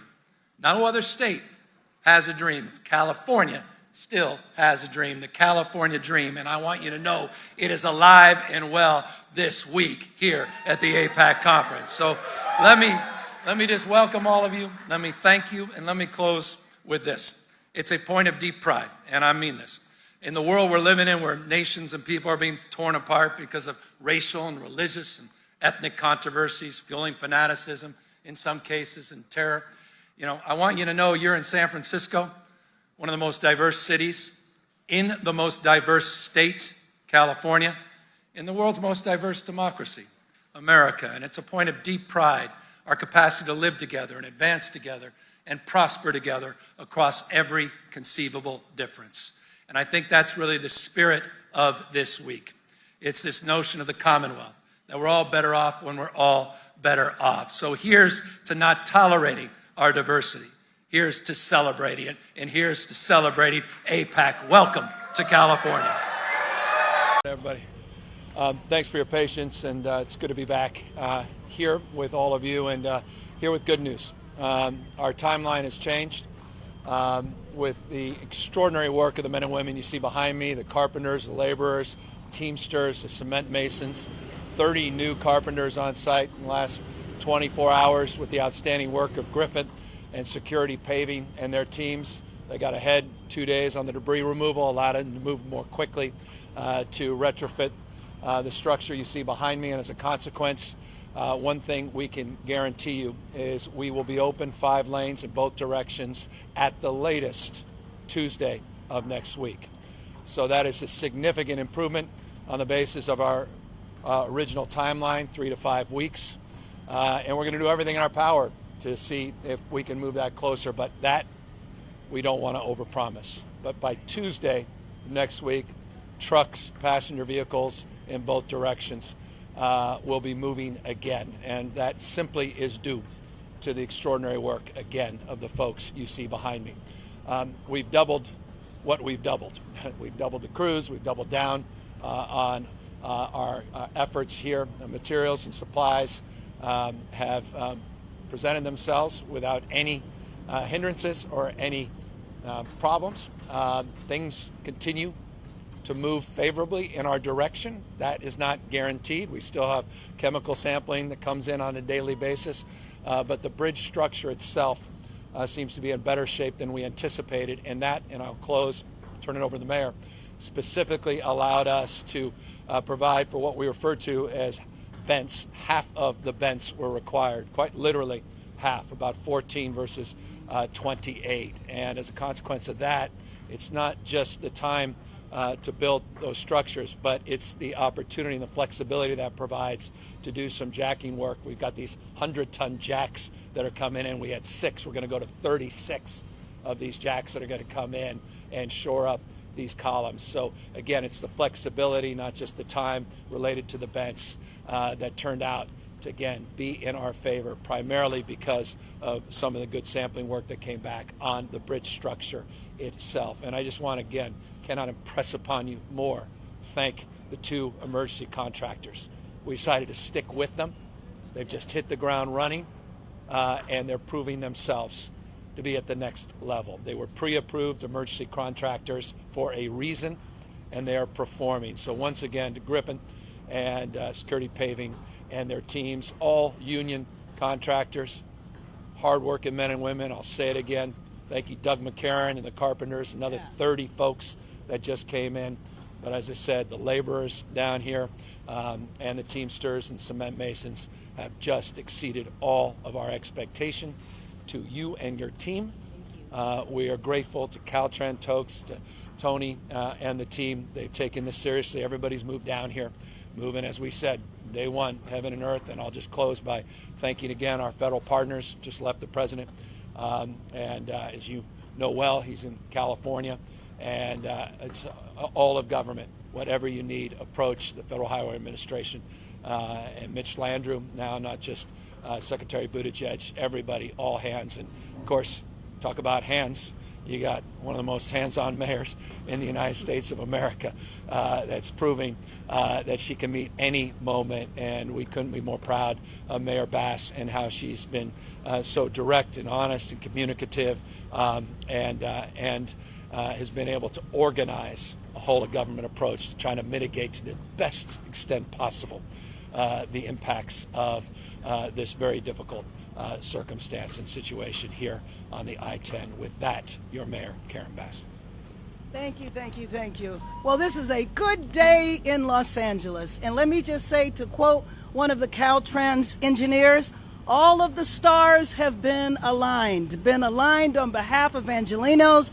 Let me first and foremost thank Angelenos for paying attention to what we were saying, staying informed, using public transportation, telecommuting if you can, and staying on the freeways and off the surface streets, and staying peaceful. The last few days have been difficult, but everybody has cooperated, and I want to thank you, thank you, thank you. And now, let me just say, it's because of leadership and leadership coming together.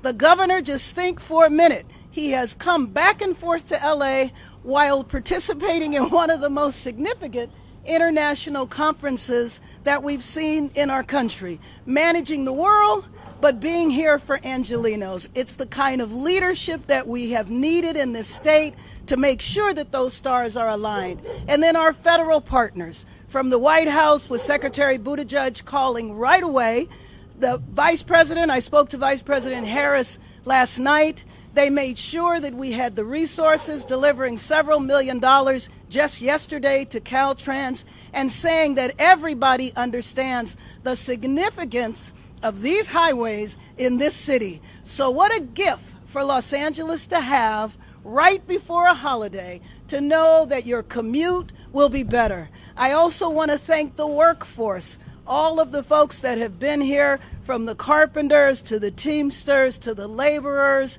Security Paving, Griffin, their experience from 1994, being there when we needed them.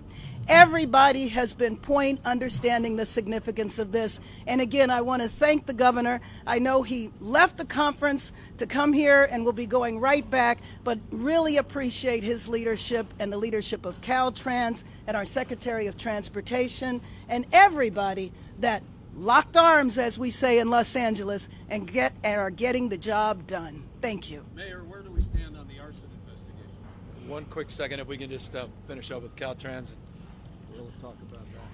Hi, good evening. I'm Gloria Roberts, District 7 Director for Caltrans. I would like to start off by echoing the governor and the mayor's sentiments for the great thanks and appreciation that we have for Griffith Company and Security Paving and all their laborers who have been working around the clock to make this happen. Secondly, I want to thank Angelenos for their patience. Just a few more days following the detours, so we continue to urge that everybody exercise patience and caution as we continue to follow the detours. But lastly, my heartfelt thanks goes to Caltrans District 7 and the Caltrans team from headquarters, who have been here every single day, responsive on site to anything that was needed so that we can reopen the roadway as soon as safely possible. But we can't do this without the wonderful leadership of our governor, who exemplifies what it is that we can do when we have cross-governmental collaboration at all levels. And we thank you, Mayor Bass. And I thank everybody for their patience and for all the workers and for our wonderful Caltrans team. We are so proud to bleed orange. Thank you very much. And now we will be sharing this information in Spanish. Buenas noches. Mi nombre es Eric Menivar, soy vocero para Caltrans Distrito número 7. Queremos dar gracias a todos los trabajadores que pusieron todo su esfuerzo atrás de esta emergencia. Nuestros trabajadores están reportando día y noche cada día. Ellos han mostrado un progreso notable en los últimos días. Estamos muy agradecidos por su trabajo. Nuestro objetivo continúa. Estamos dedicados a abrir a lo más pronto posible. También quiero dar las gracias a los contratistas, Griffith Company y Security Paving, por todo su excelente trabajo estos días pasados. A nuestros trabajadores de Caltrans, de cada nivel y división de nuestra agencia, estamos orgullosos por su dedicación para este gran trabajo. Esto es un ejemplo de qué se puede lograr cuando todos trabajan juntos. Finalmente, queremos compartir un mensaje importante para nuestros conductores, especialmente los que conducen en la ruta alternativa. Por favor, conduce baja velocidad. Tu seguridad es nuestra prioridad. También muchas gracias al gobernador y la alcaldesa Bass por todo su apoyo en esto. Now I will open it up to questions and answers. Thank you.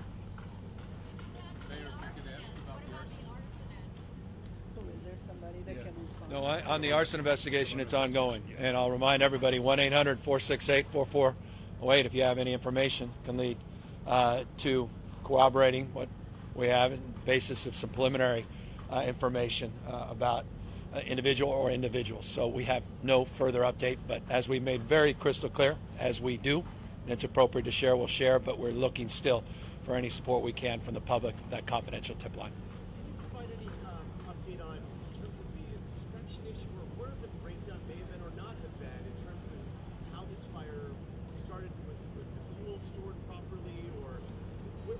I mean, it's an arson investigation, so it was a crime. It was an act of malice. But let me go more broadly.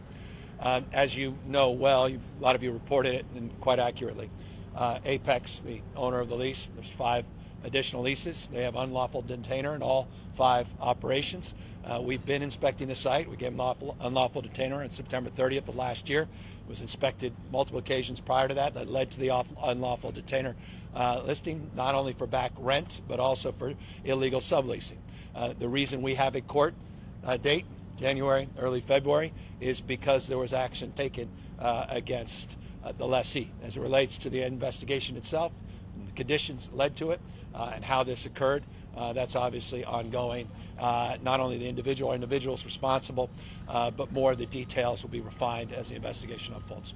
How much is this costing, and how many people are actively working on it? So on the cost, that's still being assessed, and it will be on the basis of what we need to do over the course of the next number of days to get this done. So we have no new cost estimates to provide you at this time. As you know, we're working with the Federal Highway Administration, the $3 million that Mayor Bass just referred to, with some emergency money that comes in. We have a very formalized protocol, Caltrans with the Federal Highway Administration in terms of costs, a reimbursement schedule before that works about 100% reimbursement, after about 91.57, not about specifically after the project is reopened. But all those costs are being assessed in real time. This is a cost plus material plus 21% contingency contract on the basis of these pre-approved contracts with the 2 contractors. All that information will be making public as time unfolds, but no direct cost estimate at this time. We have about 250 people, and I would expect that number to go up, not down. It certainly went up last night. Yeah, and I think one of the things that's been so impressive is the way people came to the work site. In other words, the work site didn't have that many people, but additional staff came because they understood the significance of getting this finished as quick as possible.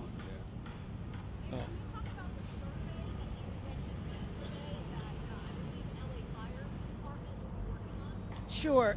LA Fire is looking at the freeway underpasses around the city. But let me just say that LA City wants to make sure our house is in order. So we have a number of leases under the freeway as well. So we are looking at those to make sure that what we're doing is appropriate as well. And just if I could just add on that, in partnership with the mayor's office, working with the state fire marshal, we are reviewing, as I noted 3 or 4 days ago, we already initiated an investigation with our state marshal of high prone areas or high areas of concern. That is ongoing, and the latest on that is by, well, hopefully, in fact, I can say this, I didn't even consider the date. Let's get this thing open, and then shortly thereafter, somewhere in the middle of next week, we'll have an update on the preliminary findings on the basis of our investigation in partnership with the city as well on all these sites. Timing should be about the same. Yeah. More questions? Thank We you. have good news to Thank you. report. It's a good day in LA.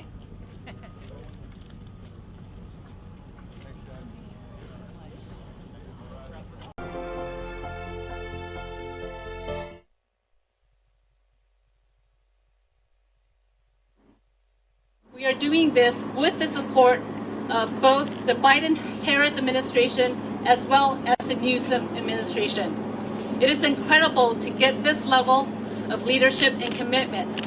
And so I thank Vice President Harris and also Governor Newsom. But our greatest thanks really goes to the contractors and their laborers who have been working so hard and around the clock.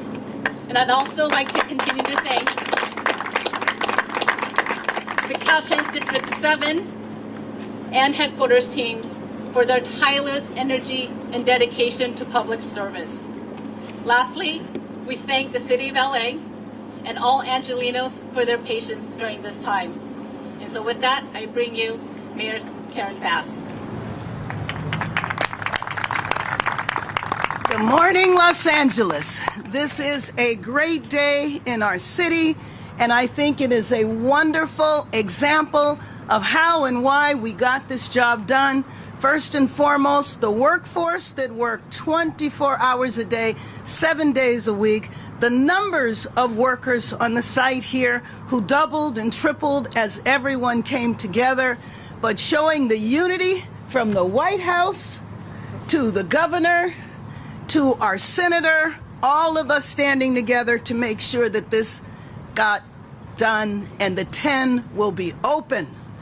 There are other leaders here I want to acknowledge: our CEO of Metro, Stephanie Wiggins, our General Manager of the Department of Transportation, Laura Rubio Conejo, and our Fire Chief, Kristen Crowley, and the over 100 firefighters that put the fire out.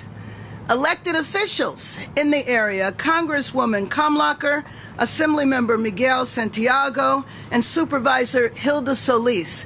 Everyone came together with the urgency, knowing what it means to have a freeway where 300,000 Angelenos pass every single day, and the disruption that that caused in our city.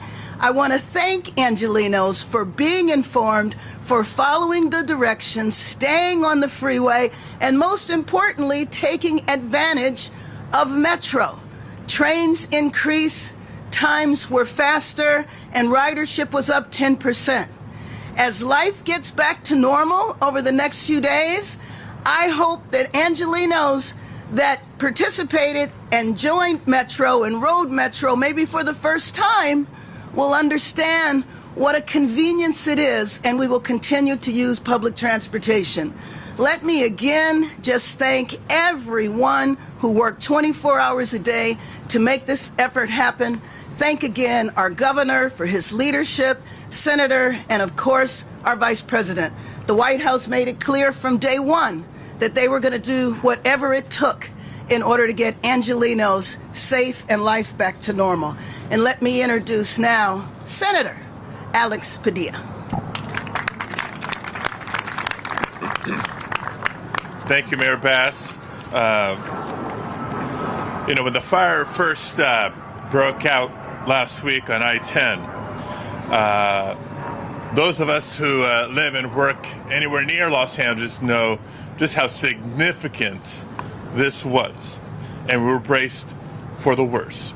But I'm happy to be here today. It's Sunday before Thanksgiving, but we don't have to wait till Thursday to give thanks. To give thanks for the opening before the Thanksgiving holiday of the I-10 freeway for folks who are working this week, folks who will be traveling for the Thanksgiving holiday, and to give thanks to all the workers who made this possible. We can't thank them enough. Workers at Caltrans, the contractors, workers at the different transportation agencies, the fire agencies, Cal Fire, LA Fire, others who tackled the fire last Sunday. But really a big thanks for the true cooperation and collaboration that happened to make this announcement possible. From the local level, Mayor Bass and her team, the state level, Governor Newsom, legislative leaders, departments and agencies, and of course at the federal level, the Biden-Harris administration, the Federal Highway Administration, and others. It took all of us coming together to make sure that this announcement would come in a matter of days, not in a matter of weeks or months. You know, we don't have the specific final price tag on this, maybe a little bit more, maybe a little bit less than $3 million, but the bottom line is this will be covered by federal funds, thanks to the bipartisan infrastructure law that was passed and signed a couple of years ago. The emergency funds are a result of this law, which is in and of itself a once-in-a-generation investment in our nation's infrastructure. And to piggyback on Mayor Bass's announcement, that law is not just responsible for funding the repair and reopening of I-10. The bipartisan infrastructure law is also a significant investment in public transit, which many commuters first experienced this last week. And we hope that they had such a good experience that it becomes a norm. It becomes a regular way to get to and from work. So again, to everybody involved, just a big thank you, thank you, thank you. And to Angelenos, welcome back to I-10. Now, just briefly, a few words in Spanish. Aunque hoy es domingo y esta semana celebramos el Día de Acción de Gracias, no tenemos que esperar hasta el jueves para dar las gracias a todos los trabajadores que han hecho este anuncio posible. Vamos a reabrir la carretera 10 aquí en Los Ángeles antes de lo que primero se esperaba. Estamos reabriendo no después de meses de construcción, no solo después de semanas de trabajo, sino días. En una semana se pudo reparar esta carretera en una manera segura para reabrir para todos los angelinos que trabajan, que utilizan esta carretera para llegar a donde van y que van a utilizar esta carretera para visitar a familiares y amistades este jueves para celebrar el Día de Acción de Gracias. Y solo fue posible por el liderazgo y colaboración de todas los líderes y las agencias involucradas a nivel federal, inclusive el apoyo de la administración Biden-Harris a nivel estatal, especialmente la oficina del gobernador Newsom, y a nivel local, gracias al apoyo y participación del alcalde Karen Bass. And with that, let me introduce our quarterback this last week, our governor, Gavin Newsom. Thank you, Senator. Thank you, Senator. Thank you is the operative word. I'll be expressing a great deal of thanks. But first, let me just thank all of you, and I mean all the Angelenos out there that have had to suffer through the last week or so. You know, it was a week or so ago that we were here, not knowing if we would be here at this moment announcing the reopening for 6 more months. We were talking about replacing the structure. We were talking about this historic fire that took out roughly 100 columns, 4 or 5 particularly severely. We were talking about replacing a large portion of this freeway. Fortunately, after the test came back, we were in a position to make a subsequent announcement that it would be a 3 to 5 week period where we would retrofit and we'd shore this up. The good news is there was more good news. And as a consequence, we were able to double down on what we doubled down on previously, working with Griffith, who did an amazing job on the debris removal. They got us 2 or 3 days ahead of schedule, working with security crews and working with our partners locally. We were able to secure the kind of equipment that we needed to get on site to make sure that we were able to complement that with the man hours and woman hours, the labor hours, 10,000 labor hours, all told, to get us to this point ahead of schedule, 8 days to get this thing open and operational. And that means, if you're doing the math, that this thing opens tonight. It will be fully operational tomorrow. So, ready for the commute. Look, thanks to the team. Gloria and the D7 team, Tokes and our Secretary of Transportation, Tony, the head of Caltrans, Tom, engineers, and Ramon, our chief construction steward, to the incredible crew at Caltrans that worked overtime to make sure this worked, to building constructions unions, to the laborers, to the operating engineers, to the pile drivers, to the teamsters, to the electricians, and yes, to the carpenters that stepped up in every way, shape, or form. This was a union job, and they came in weeks and weeks ahead of schedule. And so you can be assured of one thing: safety first, quality, foundational in this effort. It wasn't just speed that we were after. We wanted to make sure this thing was safe. And after those safety inspections late last night and early this morning, we'll need about 8 or so hours once we all clear off, and we'll get this thing back and operational. The question, of course, for many of you will be, when will we see those permanent fixes secured? That will be over the course of many weeks, maybe a few months, but that won't significantly impact the commute or impact the 5 lanes that are now open in both directions. We will be able to do that with some episodic closures, likely at night, and they'll be for very short periods of time. We'll get that Alameda ramp open as quickly as possible. It's currently closed. It will not be open tomorrow. Lawrence between 10th and 14th Street will need a little bit more time to open up as well. We're mindful of the importance, the imperative of opening up those corridors, particularly for local businesses in the area. But this is a significant and a big day. And what was also significant and big in every way was the support of the federal administration. And I want to, before I introduce the Vice President, brag a little bit on Secretary of Transportation, Pete Buttigieg, who was on the phone within hours of this original incident, to Mitch Landrieu, who was on the phone again this morning, checking in on this announcement, to Administrator Bott, who is once again here with us, who's been on the scene from the early days of this incident, who's been outstanding, to the President, who was in town talking about this just a few days ago and was on the phone well over a week ago checking in on this, and the Vice President, who's been checking in on a consistent and daily basis. You've heard that from Mayor Bass in their conversations, and we're just honored and privileged to have her here at this critical moment as well. Before, again, briefly introduce the Vice President, let me again brag on your mayor. It's all about partnership. It's all about making sure there's seamlessness in terms of the communication and the engagement. That's the only way these things work.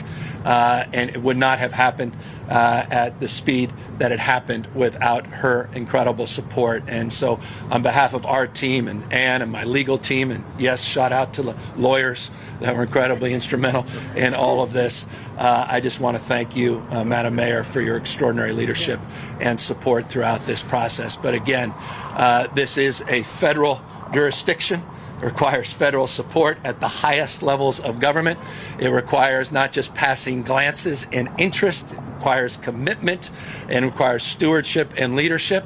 And that is a good way to describe our partner at the federal level, one of our own. And that makes it a little bit easier for us.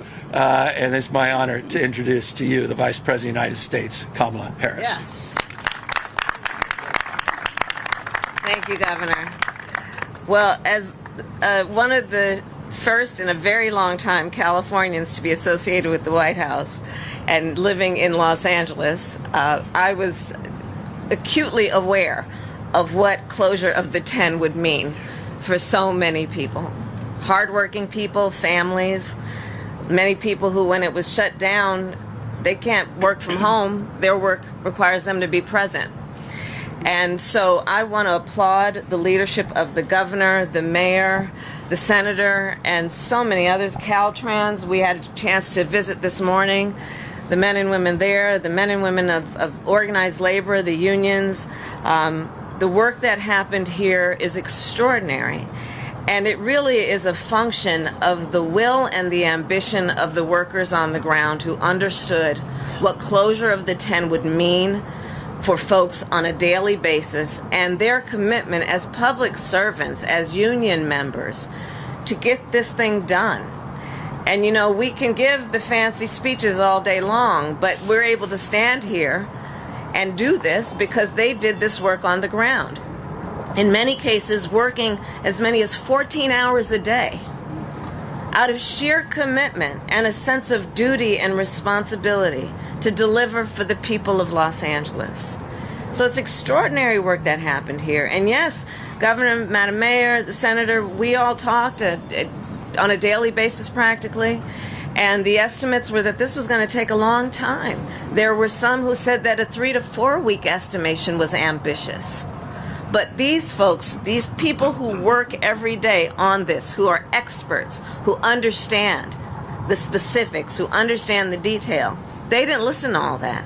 They just did the work and they saw it through. And on behalf of President Biden and myself and our administration, we applaud this work. And this is the kind of work, frankly, that is happening around the country, where hardworking men and women, carpenters, laborers, city workers, county workers, government workers are rebuilding America.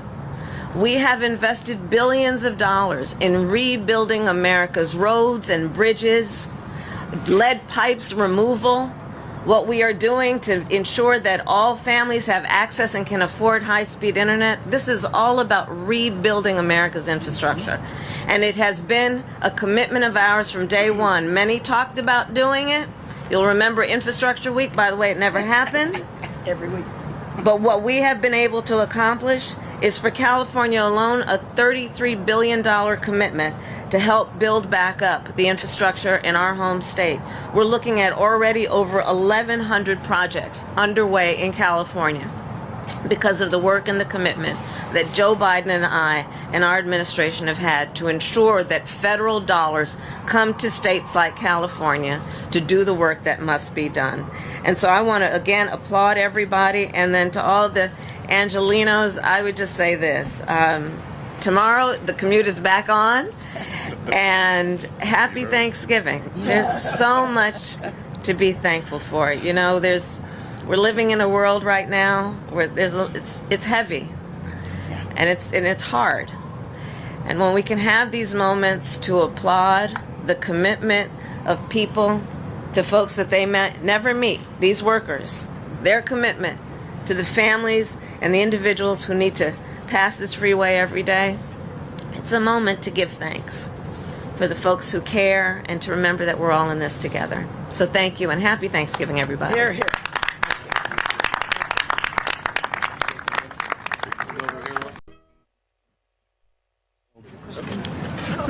As we said a moment ago, as soon as everything gets cleared off, they'll finish a little bit more of their safety inspections, clear everything up, and we should get cars rolling later this evening. Again, fully open, 5 lanes, both directions, by commute tomorrow morning. Happy to answer any questions. Yeah, Governor, can you give us an update on the arson investigation, as well as the push to make sure that other overpass areas where there is storage happening are safe? Yeah, as we mentioned a week ago and a few days ago, we updated you on the investigation on airspace leases throughout the state. High priority airspace leases. That investigation, in partnership with LA Fire Department, with the State Fire Marshal, Caltrans, has been ongoing, and we'll release the results of that as early as Wednesday. We want to get this open first, but we'll have a preliminary analysis of that.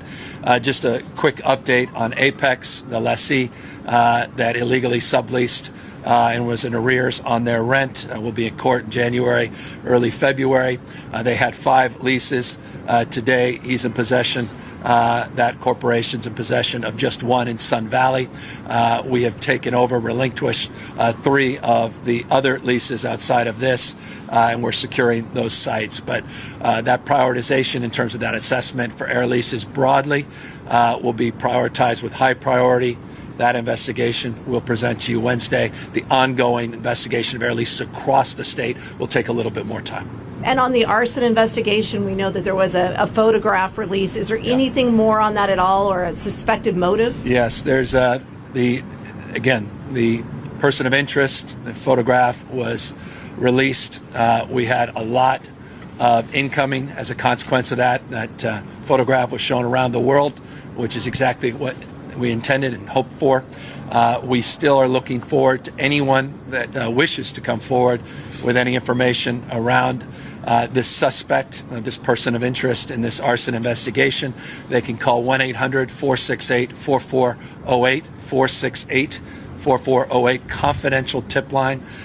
We encourage people to do that. Lots have, but I have no more to add beyond the fact that we released that photo and had a lot of interest and a lot of good incoming. Hi, Governor. Alex Michelson from Fox 11 Los Angeles. Obviously, there was a lot of urgency to get this done. Yes. And this is an example of government working in terms of getting it open. What is the lesson learned on this urgency that may be applied to other things like homelessness or other things where we see the entire government come together and say, we're going to do this now? No, I mean, it's intentionality at the end of the day. It's focus, it's commitment and resolve. And it's about dropping everything else and just prioritizing a middle, beginning, and an end. We had a date with destiny in terms of our internal timelines and those that we transparently made public, and we wanted to exceed them. We wanted to beat our own best estimates. And so there was an internal competition of sorts between ourselves and agencies. There's pride in work, pride in product. That pride was reflected in Security Paving and their team and the contract. To your question, the contract that provided time and materials and 21% contingency bonus. We have partnerships, we have federal reimbursements. There are a lot of conditions that are unique and distinctive in an emergency like this, but absolutely those things can be applied more broadly. And this can-do attitude, moving heaven and earth, as we reflected and stated over a week ago, should be brought to bear on a lot of other things. So to me, this is directional. It's a flywheel effect. I think it only bodes well for subsequent work across the spectrum of issues here in this state. But do you understand that frustration why some people say, look, if you can do this for this, why can't we do this for other things? Absolutely. 3,275 encampments have been cleaned up at Caltrans since we announced Clean California.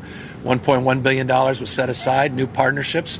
I mean, these are exponentials compared to what we've seen in the past. It's a large state, size of 21 state populations combined. A lot of great things are happening all across the state. You heard the Vice President make that point, all across America.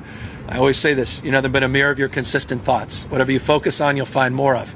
I hope folks focus on the success of this, and they'll find more successes. The mayor's successes locally, the supervisor's successes in her districts, Assembly members and senators, and congressmen and women that are doing good work everywhere and also should be recognized. Not just the things we fall short of expectation, but the things where we exceed expectation. Good morning, Eric Resendiz with ABC7. Good news today for drivers that come through here on the I-10. What is the message y'all would like to share for these business owners who were impacted by this historic fire? Many of them are from different countries. They face many obstacles. We do know that even, there's a language barrier. What is the message? They're looking for a sign of hope because they depended on their business for their family's livelihood. Well, a top priority for us. That's why getting this exit that you see behind me open is foundational. That's why I mentioned that in my remarks up top. Getting Lawrence between 10th and 14th open, getting this exit open, so more ease of access to these businesses. But I'm going to do one better. We were literally just having, this reinforces a message. Not only is it top of mind, it was part of the conversation we were having as we walked to this microphone. And I want to just ask Supervisor Solis to come up, who specifically wanted to reinforce this point about the imperative of getting emergency grants and support for these small businessmen and women. Thank you, Governor. Yes, the County of Los Angeles is working with the Mayor's office and with the state. We know that there are approximately 600 or more businesses that have been impacted. They've either had closure or they lost income during this 8-day period. So we know that we have to gather survey information to see who's suffering what issues and then get verification and then go back out and create that systemic plan that's going to help address those issues, especially to the immigrant and those that don't speak English. Queremos a decir que sí, vamos a estar aquí para ustedes, para dar información si necesitan ayuda financiera de su negocio. Estamos trabajando con el alcalde Karen Bass y con el estado, con Governor Newsom y también agencias de los pequeños negocios. SBA, for example, they do have loans available for these kinds of emergencies and disasters. So we're going to be collectively working on that. That's our role as the county. So we are here as a partner with all of you here. And thank you so much, Governor, to the Biden administration, to all the electeds, and to our firefighters, and especially our workers, the carpinteros, todos los que estaban trabajando tan duro 8 días para hacer este milagro. Thank you very much. And let me join with the supervisor because we work hand in hand together. Yesterday, I met with several of the businesses right around in this area who were severely impacted. One business told me that their traffic was down 40 to 50%. We told them that we believe we can provide resources at emergency.lacity.gov. Yesterday, I also spoke to our state insurance commissioner, Ricardo Lara. He is going to be meeting with the businesses soon, but he also talked about that there were possible resources with the Business Interruption Fund. So we know how this has impacted our area. We've surveyed all the businesses, and we will continue working with them until they are whole.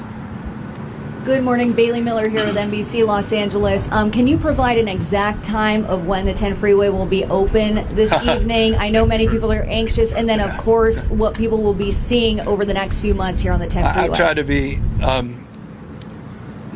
we've been very transparent and I've been very cautious in that transparency. It'll be open fully for the commute tomorrow morning. It will be open later this evening. I don't want to have you feel misled when you come by and you go, wait, they've opened it tonight.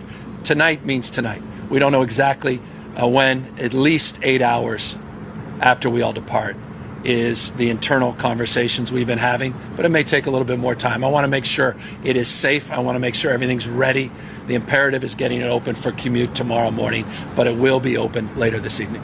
And what people will be expecting to see over the next few months here on the 10 freeway? You're going to see a lot more work being done underneath. You're going to be seeing this temporary shoring change to permanent shoring. You're going to be seeing a lot of concrete work that's being done. Some of that concrete work will require episodically during the evening, try to mitigate any impacts to traffic.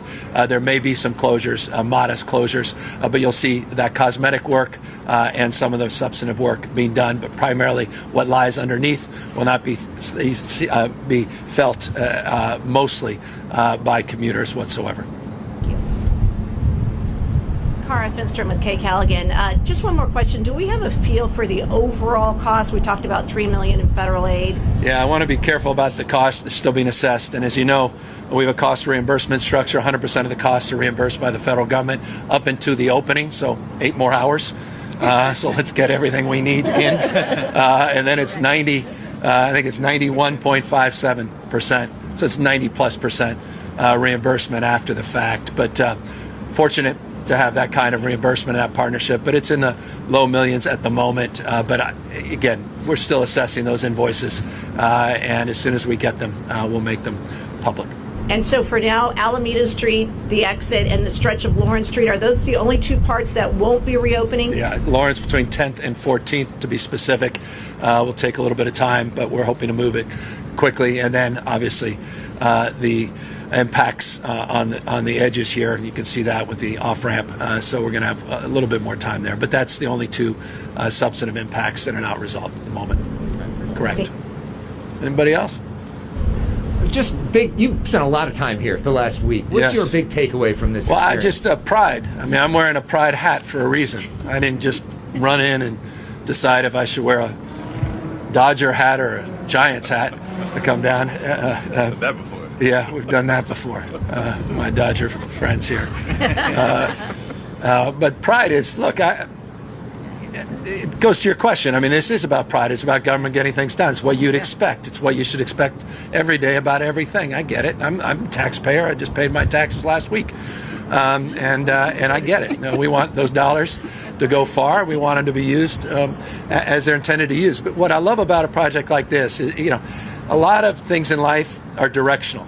There is no having made it, so to speak. Success is hard to define. It's not a place. It's a direction. When it comes to a project like this, success has a timeline. You can feel it. You can see it. You can, you understand it. It's visceral, and that's why it's an imperative that we over-deliver in times like this. I mean, this was 8 days. We were talking about 6 months. Yes. Those weren't just public conversations. I can assure you they were private ones. You recall 8 days ago, we were very public, and the mayor and I made the point that we were running in parallel an operation to literally secure a prefab freeway that would be constructed off-site to be brought on-site. And we didn't know until that chemical sampling came back 48 hours later that we were not going to be placed in that burden or that position, and that we can retrofit it. But that 3 weeks was very real, 3 to 5 weeks. And then everything went our way. We had updates over the course of the last week on some of that shoring work. We were able to use half of the bents that we expected, and we were able to go from 6 to 36 jacks, and we were able to increase by another 30 number of carpenters on site. So the materials and supplies, they all came in. But again, I cannot impress upon you. I know we keep saying it, and don't think it's rote, don't think it's cliched. It's just a damn fact. It was the pride of the workers behind me. And the vice president made a comment that was an important comment, and it may seem as an aside to you, but it was a comment and reflection of a conversation she was having with some of these folks. And they're saying, we did 12-hour shift, but it was really 14 hours. And they expressed pride that this was important to them and their community, the quality of the work. There was a sense of urgency. And I love that. So for me, spirit and pride, you can't legislate spirit and pride. It just shows up, and it shows up at times like this. And everybody you see in front of me, behind me, side of me, they showed up as well. And I couldn't be more proud of each and every one of them. Thank you all very, very much. Enjoy your commute tomorrow.